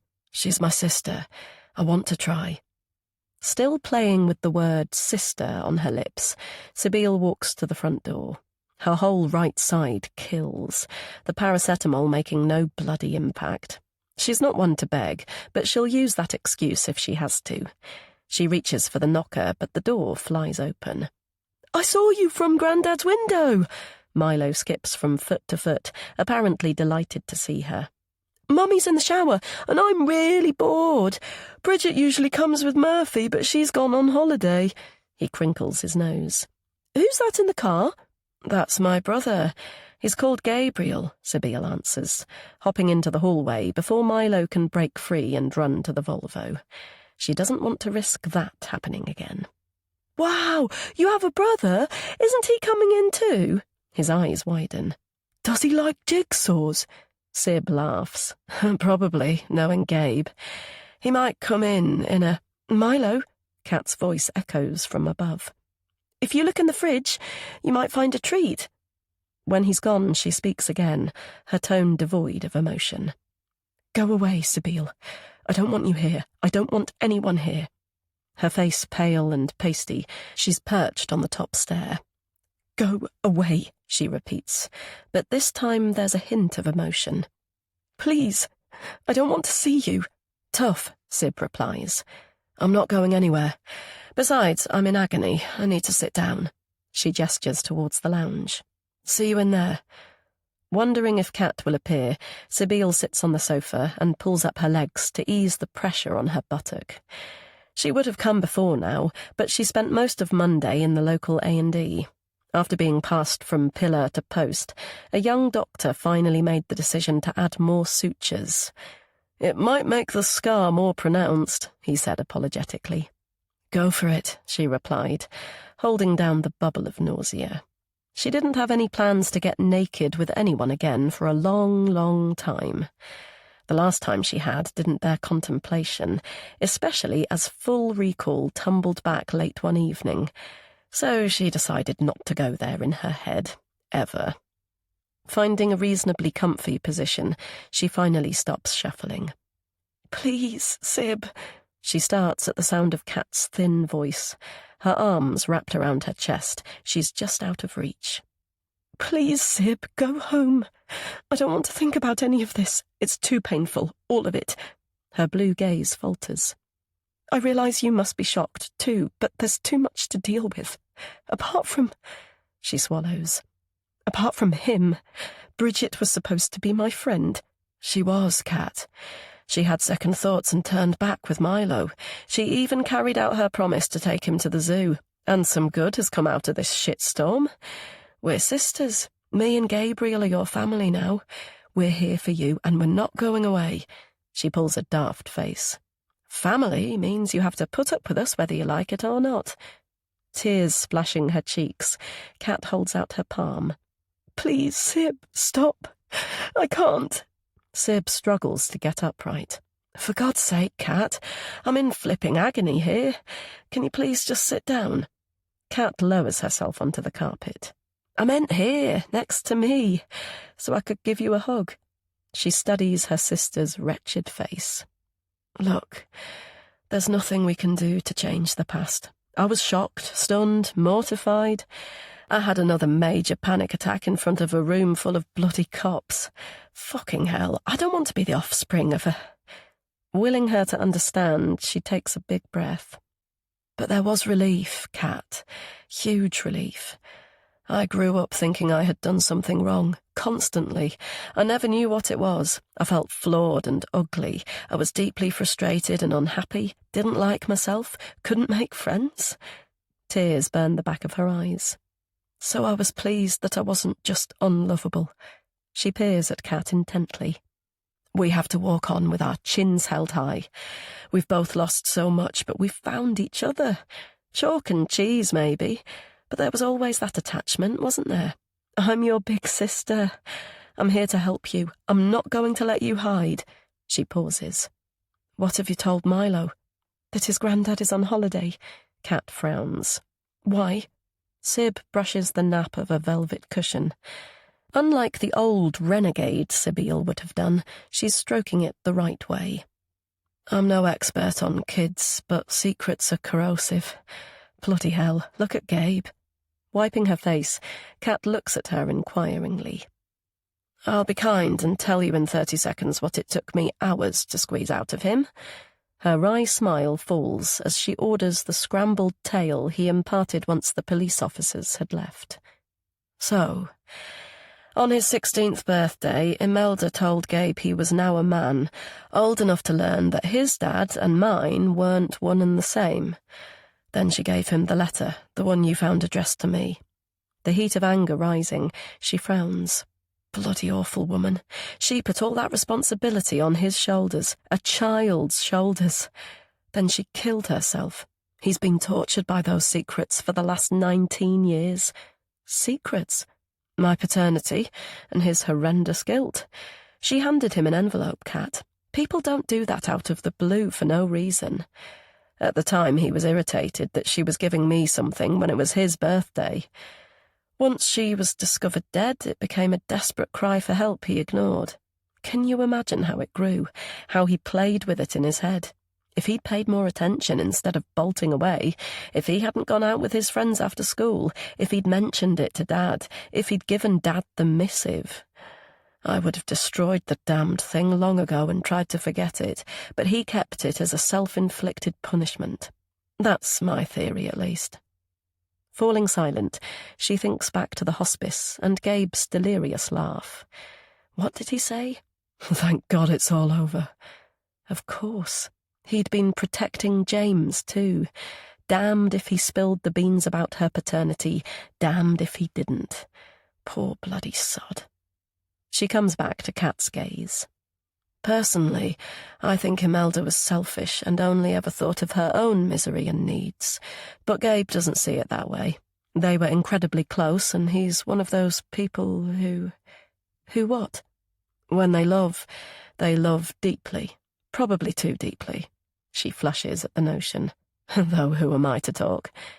Inching forward, Kat takes her hand. You both had really tough childhoods, so maybe that's why. What did the letter say? Sib snorts. After all that bloody grief, the envelope was empty. My guess, she thinks the options through. Alexander when she found him in the dining room at Brooke House? Or Gabriel? Because there's still something he isn't telling her. She can feel it in her gut. She goes for the option she hopes for. Yeah, my guess is that James got rid of it to protect me. So, Kenny... A big, handsome lad, thick, glossy hair, dark chestnut eyes like yours.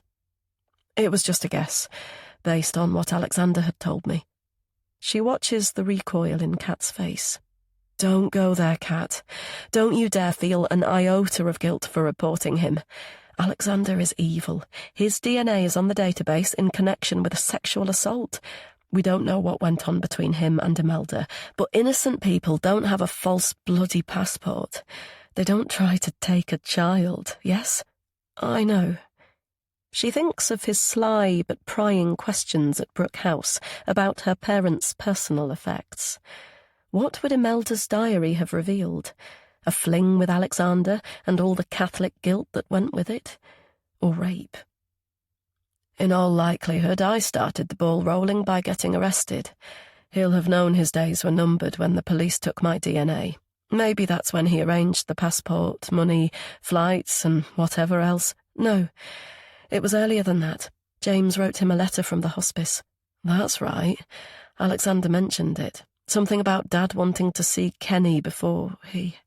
She grimaces. More bloody fiction. What did it really say? Her head down, Kat picks at the carpet. I can't remember exactly. I guess the police have it now. She takes a shuddery breath. But it mentioned your mum, said something along the lines that he was responsible for her suicide. Sibyl blows out a long puff of air. So James definitely did know. All those teenage years when I was a nightmare, rude and willful, testing the boundaries. He never let on. I didn't realise until recently, but he remortgaged Brooke House so I could buy my little place. Her nose burns. He was always there for me, patient and kind. Despite not being his biological child, he still loved me. Kat's tears pool on her knees. I thought my dad did too. It's still so unbelievable. I keep thinking that maybe we've got it wrong. What do we know about the original allegation? It could have been a genuine misunderstanding. He absconded, Kat. Perhaps there is a real Kenny somewhere out... No, Kat. Sibyl waits for eye contact. Everything he did, each clever little fabrication he created, each charming lie he told, was calculated and horribly self-serving. She thinks about her research last night, not only about him, but the pseudonym he chose.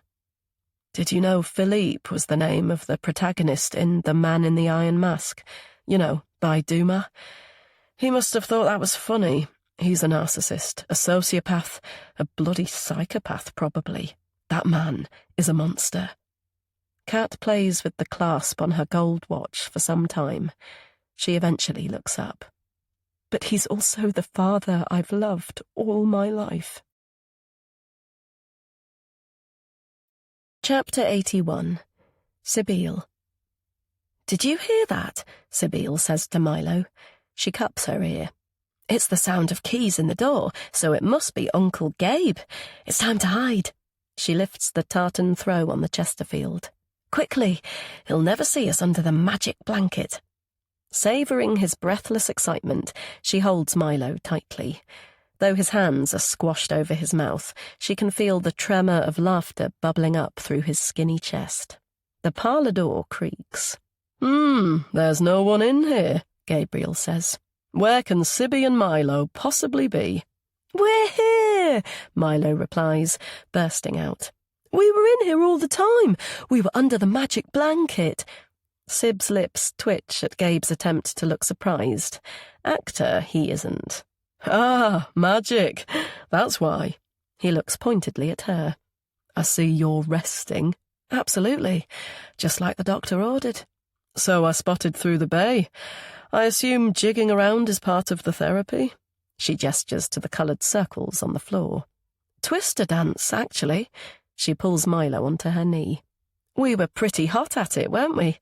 Anyway, it has been 3 weeks, so, less than 2 since the infection. His eyes sweep the room. I see you're still helping the economy by replacing all the toys we chucked out. From when you were little? Milo asks. He doesn't wait for an answer. Did you have the high chaparral? Grandad let me play with his cowboys and Indians, even though they were old and very special. He frowns. Do you think he took them with him when he ran away? Maybe, Sib replies. That's why we went shopping with Mummy for... You've been driving, Sibyl. You're not supposed... Cat drove. Don't worry, Sergeant Major. We arranged insurance.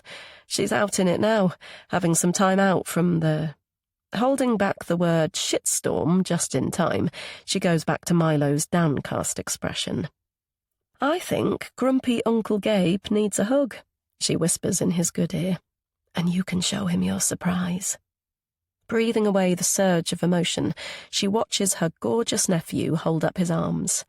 She understands Gabriel feels shy, but she senses Milo's need for another man in his life. Wrapping his legs around his new uncle's waist, he clings on for some time. When he pulls away, he grins. We've been baking, but it's a surprise. I thought I could smell something delicious. What are we waiting for? You lead the way.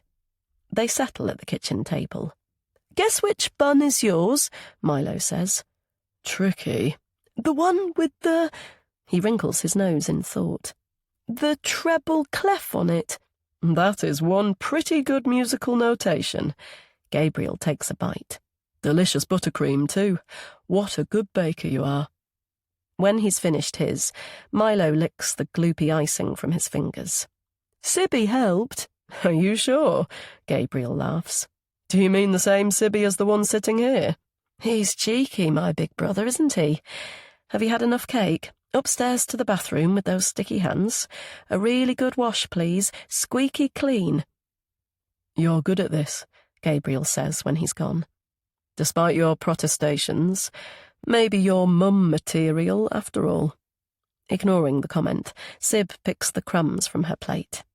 We were going to make gingerbread people, but we got into the story itself, and it became alarmingly topical. You know, his granddad running away like the gingerbread man had. He wanted to know whether Alexander had done something naughty. She laughs dryly. And, of course, the whole fable is about trust. The cookie believed the fox when he promised he wouldn't eat him. So I guess it was the gingerbread man's own fault. His misguided trust led to his downfall. Oh, and Alexander liked wily foxes, apparently. Yeah, of course he did. Gabriel rubs the table. The minefield of trust and downfalls. He briefly glances up. I think we've all had our share. True. She studies him rubbing his glasses with a tea towel. What is Gabe keeping from her?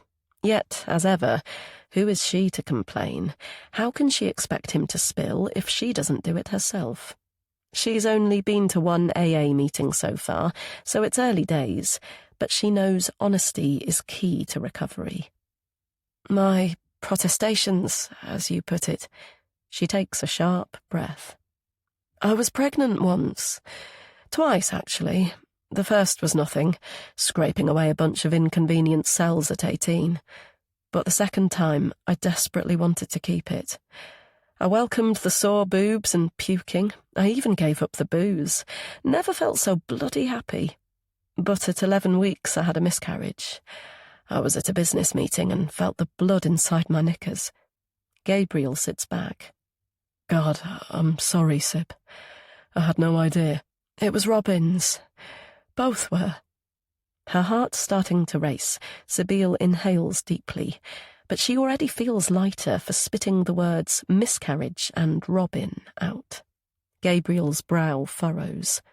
Why didn't you tell me? Robin was married to Zoe, for starters. I didn't want to tempt fate until 12 weeks had passed, so he didn't know about it either. Then he broke the news about her baby. I lost mine, she didn't. As for our relationship, he asked me not to tell you. Right. Though Gabriel plays with his cup, she catches the shot of emotion which passes through his eyes. Sorrow, anger, pain, but not surprise. You knew about me and Robin? Nope, not then, he flashes. Katie told me recently. She didn't intend to, it just slipped out. Gabe? Alarm flutters in Sibyl's belly. There's more. What aren't you telling me? Nothing. He briefly looks up. Really? For God's sake, Gabriel, she begins. Then she quietens as the sound of piano music filters in. Not her dead mother today, but Milo's attempts to perfect Amazing Grace. It feels weirdly symbolic. She lowers her voice. I know it's in the past and complicated, but you kept a huge secret from me, Gabe. You said you'd forgiven me and that we'd look forward from now on. I know, and I have, but we also spoke about honesty. There's still stuff you haven't told me. His inward struggle plays out on his face. They had the I'm not an idiot, Gabriel, I know you're gay conversation in the car when he insisted on dragging her back to Saxton. But the strange glance between him and Zoe at Robin's wake still nags. And what did the woman derisively say when she confronted her in the car? If Robin was in love with anyone, it was... Incredulous realization burns deep in her chest. You and Robin? You were an item. No, Gabriel frowns. Not an item. Then what? Was he in love with you? That's actually funny. He guffaws. God, no. Robin was only ever in love with one person, and that was himself. When his laughter dies down, he rakes his hair and sighs. I was simply his dolt, his fool, his puppy dog, his lifeguard. Lifeguard? He was into autoerotic asphyxiation, even at uni.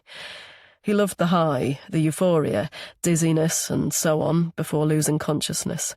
He had some kind of rescue mechanism to stop the deprivation of oxygen once he'd climaxed, but at some point it failed, and he had a close call. He freaked out and stopped doing it for a while, but... Christ, breath play. Picturing Robin's yellow tie, Sibylle touches her own neck. Had it not been for Imelda's mode of death, she would have agreed to try it. She would have done anything for Robin. So, it would appear from her brother's deep blush, would he. But he missed the exhilaration, I guess. Gabriel smiles thinly. So he decided on a close friend to keep him safe.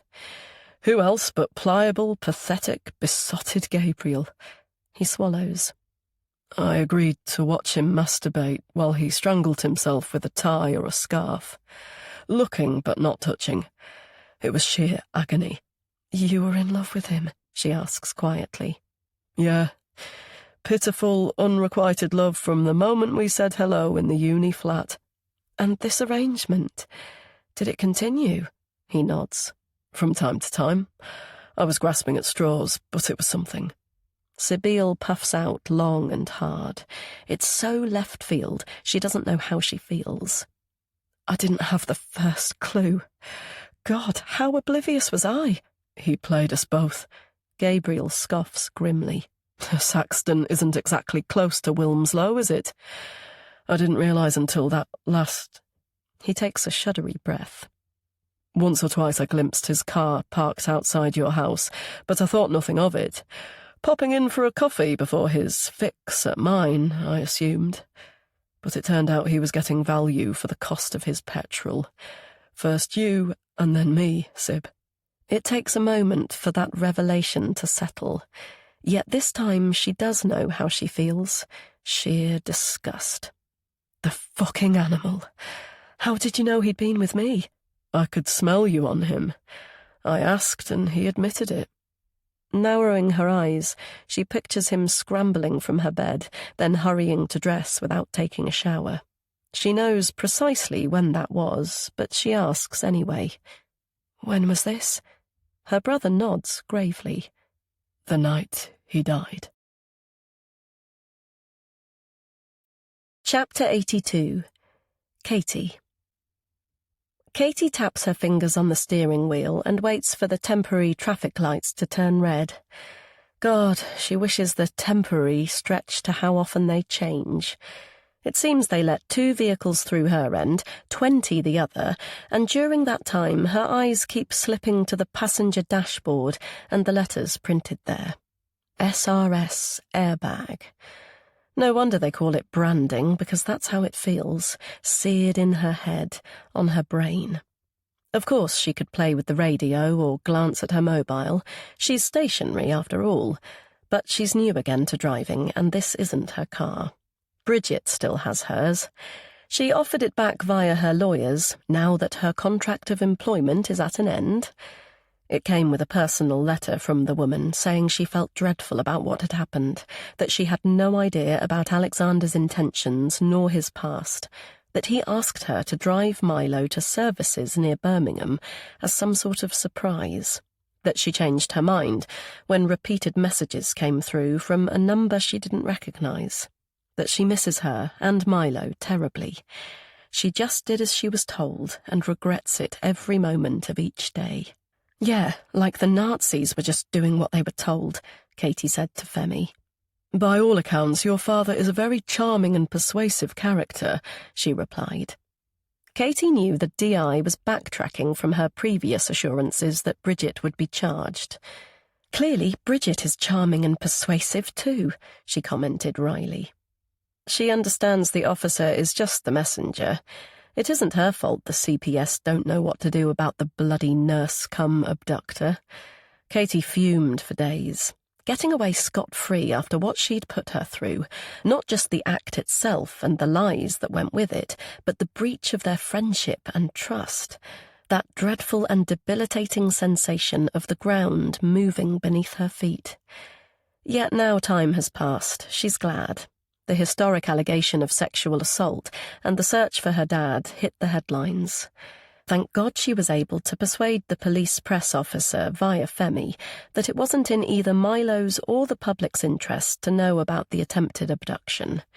She didn't want her son in the news. She did not want him to be the subject of pointing or derision or pity.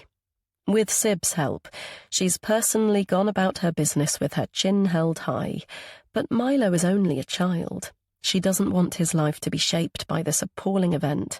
So although she's being as truthful as she can with him, the doses are very small.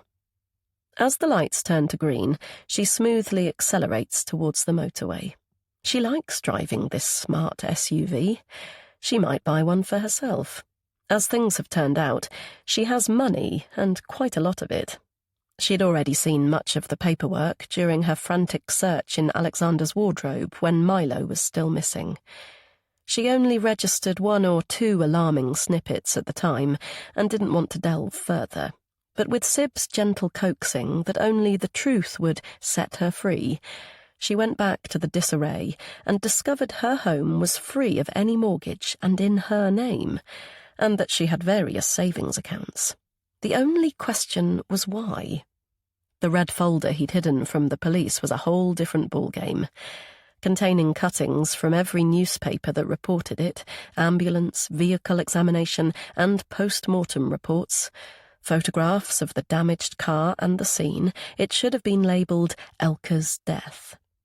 Once she started going through it, she couldn't stop. She examined each image, every document and report, read all the correspondence from Alexander's solicitors. Because the crash had been caused by an unidentified driver, Elka's estate had an unanswerable claim for compensation against the Motor Insurers Bureau, the body that covered such cases, they said. Surely he'd want to pursue it. Then there was the malfunctioning airbag. The car was less than a year old. A successful civil action against the manufacturer was almost guaranteed. Agreeing to the write-off and destruction of the vehicle was premature. Alexander might change his mind. Each reply from her father was polite, but to the point. No, thank you. Money isn't everything. We're putting it behind us. It's what's best for my daughter and her unborn child. Katie now sighs. It's plausible, very plausible. She was undoubtedly traumatized and paralyzed with grief. She can't deny that. And clearly they already had plenty of money in the pot. Indeed, her financial security means she can sell up and move, as Sib has suggested. Buy somewhere new, start afresh. So maybe some good has come out of the darkness. Really? She asks herself in the mirror. Really? Does this feel right, darling? What is your gut telling you? She blows out a long puff of air. The scaring off of boyfriends, the control and manipulation, the lies, the backhanded compliments and anxiety-inducing criticism about her weight, her looks, her academic abilities, behind that honest, reliable and loving facade. Who the fuck is she kidding? The shock and numbness will wear off, and the enormity of everything will strike at some point. But it's vital she keeps it together. All she can do is take one step at a time. Later today, she'll instruct an estate agent to put the house on the market. But first, she's going for a swim. Chapter 83. Sibyl. Sibyl knows from Gabe's frozen demeanour that she finally has her answer to how Robin died. So he did have a cardiac arrest. From strangulation, I'm assuming. He nods. I had a caller at the door, so I told him to hold off until I got rid of them. When I returned to the bedroom, he was unconscious. I immediately called an ambulance, but he died on the way to the hospital. It was horrendous. You went with him? Yeah. Watched the paramedics do their stuff. They really tried. She frowns. But what about Zoe? She was at home with Joseph. I called her, obviously. So how did that go down? God knows why, but the thought of the poor woman's discovery takes Sibyl's breath. Her husband had died 80 miles away from home. Bloody dreadful enough, but from autoerotic asphyxiation in another man's house. I know. But Gabriel lifts his hands. she didn't say it outright, but I think she knew about his proclivities and preferred to take a blind eye approach. I don't know her that well, but when she arrived at the hospital in York, I felt really sorry for her. Her husband had just died, Gabe, so I'd have thought feeling sorry would be the bare minimum. I didn't mean that. She felt deeply humiliated. And you didn't want the truth getting out? Yes, and in fairness to her, she has Joseph and another child on the way. She didn't want them to ever know how he died or have the stigma. So between the two of us, we hatched a more palatable version of his death, for public consumption. Another tune from Little Milo wafting by, Sibyl drifts and mulls on the ability, or more aptly the curse, of loving someone as deeply as she and her brother had loved one man. Obsession like that is truly terrifying. Good God, she's a case in point, drinking excessively, stalking and spying, having irrational thoughts. But Gabriel, she glances at him. That snap of anger he can have, coming out of nowhere. She isn't convinced there was a random caller at his door so late at night. But that's fine by her. Robin was a shit, a complete and utter shit. All those insults Zoe hurled at her would have come from him. He fed many lies about her, too. Then hopping from one sibling to another for a double helping of sexual gratification. She just hopes his death hurt horribly. So Zoe isn't a complete bitch, then? She asks. I think she loves her kids and wants only their happiness. And you can imagine all that denial behind the smile, all that pouting and posing for the camera when she's probably broken inside. Yeah, I feel really sorry for her. The trouble with you is that you're too nice. I wish. He takes Sibyl's hand and traces the fine scars on her fingers. I wish I could turn back the clock and undo this. It was a moment of madness. We all have them. You were a child. You were angry. You didn't mean to hurt me.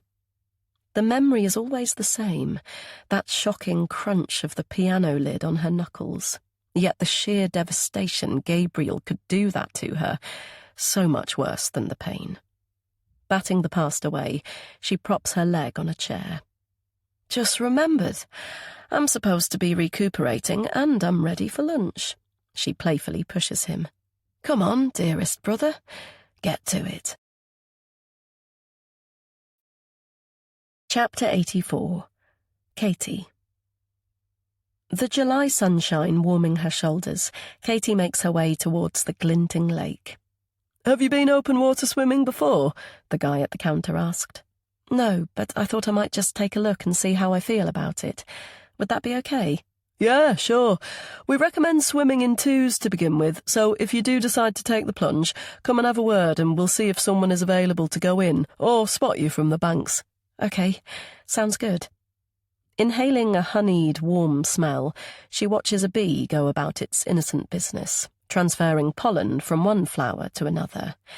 And there's a red admiral, dancing from white to purple to butter yellow. Were there actually more butterflies in her childhood? Or does that thought come more from that insubstantial cloud that swings from sweet nostalgia to murkiness? She mentally pinches herself. Keep it together, stay strong. The future is what matters, not the past. Sitting on the jetty's edge, she slowly slips her feet into the dark depths. She anticipated it would be extremely cold, and it is. But as she closes her eyes and feels the water ripple around her goosebumped flesh, there's already a sensation of cleansing, of purging the voices in her head. Does this feel right, darling? What is your gut telling you? And those deeper tones, so beautiful, so compliant, your skin like alabaster. Why on earth wouldn't you want a beautiful addition to our family? You do know how deranged that sounds, don't you, Elka? You're overwrought with anxiety, that's all. Perhaps take a Prozac to calm you down? She splashes them away and turns to the old nightmare she longs to expunge. But someone from behind interrupts her contemplation. Hi, are you the woman looking for a swimming pair? She turns and looks up. A towel in one hand, cap and goggles in the other, Harry's kitted out for a swim. "Hello," she says. "I didn't know if you'd come." She didn't. She really didn't. A text asking if I wanted to be your partner was hard to turn down. "Swimming partner," she replies, blushing despite herself. "It's safer to have one, apparently." It is indeed. Smiling thinly, he sits down beside her. If it's the right person. That's very true. Gazing at the greenery all around, she falls silent. Why did she message him? Loose ends, she supposes. "Can I ask you a question?" she says. Sure. "What's your real name? Your real first name?" It's Bijan. How come you're asking? Of all her bloody worries, it's strange this one popped out. "I wondered why you call yourself Harry." He smooths the scar on his chin. Short for Harrison, of course. Bijan wasn't a great name growing up. You know, kids shortening it to Bi. He sighs. That's what I told Mum and Dad, anyway. The truth is, I was teased about it at primary school. I hated the foreign name. I was embarrassed about my mum's accent. I just wanted to be normal. So at high school, I changed it and introduced myself as Harry. The next loose end rushes out. "Is that why you were a bad lad?" He looks into the distance. To prove my whiteness. I got in with a bad crowd for a while. He grimaces. You met one of them in Phil's pub. It's a time I'm not proud of. Ashamed, in fact. He comes back to her. You remember me saying that? So beautiful, so compliant, your skin like alabaster. I remember more than I think I do. He peers at her thoughtfully. I heard about your father, he says softly. I'm so sorry, Katie. It must be incredibly hard for you and Milo. She takes a sharp breath. Why didn't you get in touch after I stalked out of your house? I know I was angry and that I reacted impulsively, but I thought you'd message to see how I was. I was completely out of order, but I thought you'd understand. I did text. I called and texted several. There was nothing on my phone. You replied and told me to stop. He lifts his head skywards. Why did you post my keys back? I didn't. They're still in my... Her protest trails off. What did James's letter say? Manipulation, sleight of hand. That clearly included responding to and deleting Harry's messages, as well as visiting his home. And, of course, feeding in those alleged connections. The three-legged mare, red cars, country roads and fast drivers. Deceptive, distorting, clever and cunning. Clearly reading her thoughts, Harry nods grimly. Phil said he'd been in the pub, casually asking questions about me. You knew, didn't you? Katie turns to look him in the eye. You called my dad Kenton when we were looking at his car. Kenton Henry. That's the name I was given when he was admitted to A&E. From his driving licence, I guess. But he frowns. I didn't know anything. I still don't. It's just... He appears to search for the words. Nothing quite added up. Katie swallows. She has to keep it together. She has to find out what he knows. What didn't add up? He massages his forehead, his expression pensive. I was told your dad was brought in unconscious, that he was still unresponsive when you arrived. You confirmed that when we talked about it. But I'd seen him before then in a side room, sitting up and on his mobile. My beeper vibrated, so I hadn't gone in. I didn't think about it at the time, but I recognised you when we met at the fair. He smiles a small smile. You aren't easy to forget. He spreads his hands. I'm sure it means nothing, Katie. It was just odd, that's all. She eases out her trapped breath. When she went through the Elka death folder, her father's impatience to dispose of the faulty vehicle stood out a mile. Of course she'll never know for sure, but a sixth sense tells her that he tampered with the passenger airbag. Praying the high dose of Prozac they found in her mother's body lessened her fear and pain, she shredded every last document in the file. Though the police's investigation is focused on the sexual assaults, she can't take the risk they'll turn their attention to Elka. She can't expose herself, and especially Milo, to more trauma. How have you been? Harry's low voice brings her back. Have you been well? Euphemisms, like her dad, but that's fine. She needs to address it. Reeling from recent events, obviously, but no tiredness, no lethargy, no episodes for quite some time.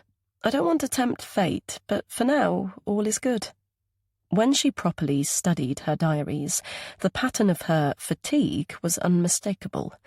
She was only ever ill when her father was home. Drugging her with strong opiates is her guess, sleeping draughts in those delicious sauces he was so delighted to prepare just for her, as well as his curries, porridge, nighttime cocoa, and God knows what else. It must have been a bonus she was opioid-adverse like her sister and took longer to recover from the stupor. The clotted voice swipes in again. So beautiful, so compliant, your skin like alabaster. She shudders deeply inside. To control her and keep her biddable like a pet. That's all. That is all, surely. The disgusting dreams are just dreams. Her mother's surprising insistence she have an abortion simply sensible. The arguments she overheard and the proximity of her pregnancy to her mum's death coincidental. And Milo? His deafness, his cryptorchidism and tendency to catch colds could apply to any kid. Bridget was at his birth to support her, wasn't she? Not there to count his fingers and toes. She'll never let on she glimpsed the destination that man was researching for the holiday, and she destroyed James's letter and the word deviance. The abduction is under wraps, so there's no one left to query why he would snatch his grandchild. And grandsons look like their granddads all the time, don't they? The old nightmare prods. So tired, too tired in the car next to Dad, the flash of his features and the comforting smell of his aftershave in the dark. Stop! Dad, stop! You have to stop! And inevitably the weight, constricting her chest and her body, pinning and pushing her down. She inwardly sets her jaw. She will obliterate it. She will. She'll plunge into the cold water as many times as it takes and swim the evil out. She returns to Harry's soft gaze. Seeing as I'm finally maturing at 28, I think it's about time I... She gestures to the sparkling lake surrounding them. Dive in at the deep end. Not even dipping your toe in first. Nope. She likes this guy. She really does. I'm ready if you are. I absolutely am. Let's do this. He stands and offers his hand. Katie Henry, may I have the pleasure of being your partner? That is the end of The Stranger Beside Me, written by Caroline England and read by Tamsin Kennard. This has been an ISIS audio presentation. Text copyright Caroline England 2023. Production copyright ISIS Audio 2025. The moral right of the author has been asserted. All rights reserved. If you have enjoyed this production, please call us on 01164 971 233 or visit our website www.thereadinghouse.co.uk.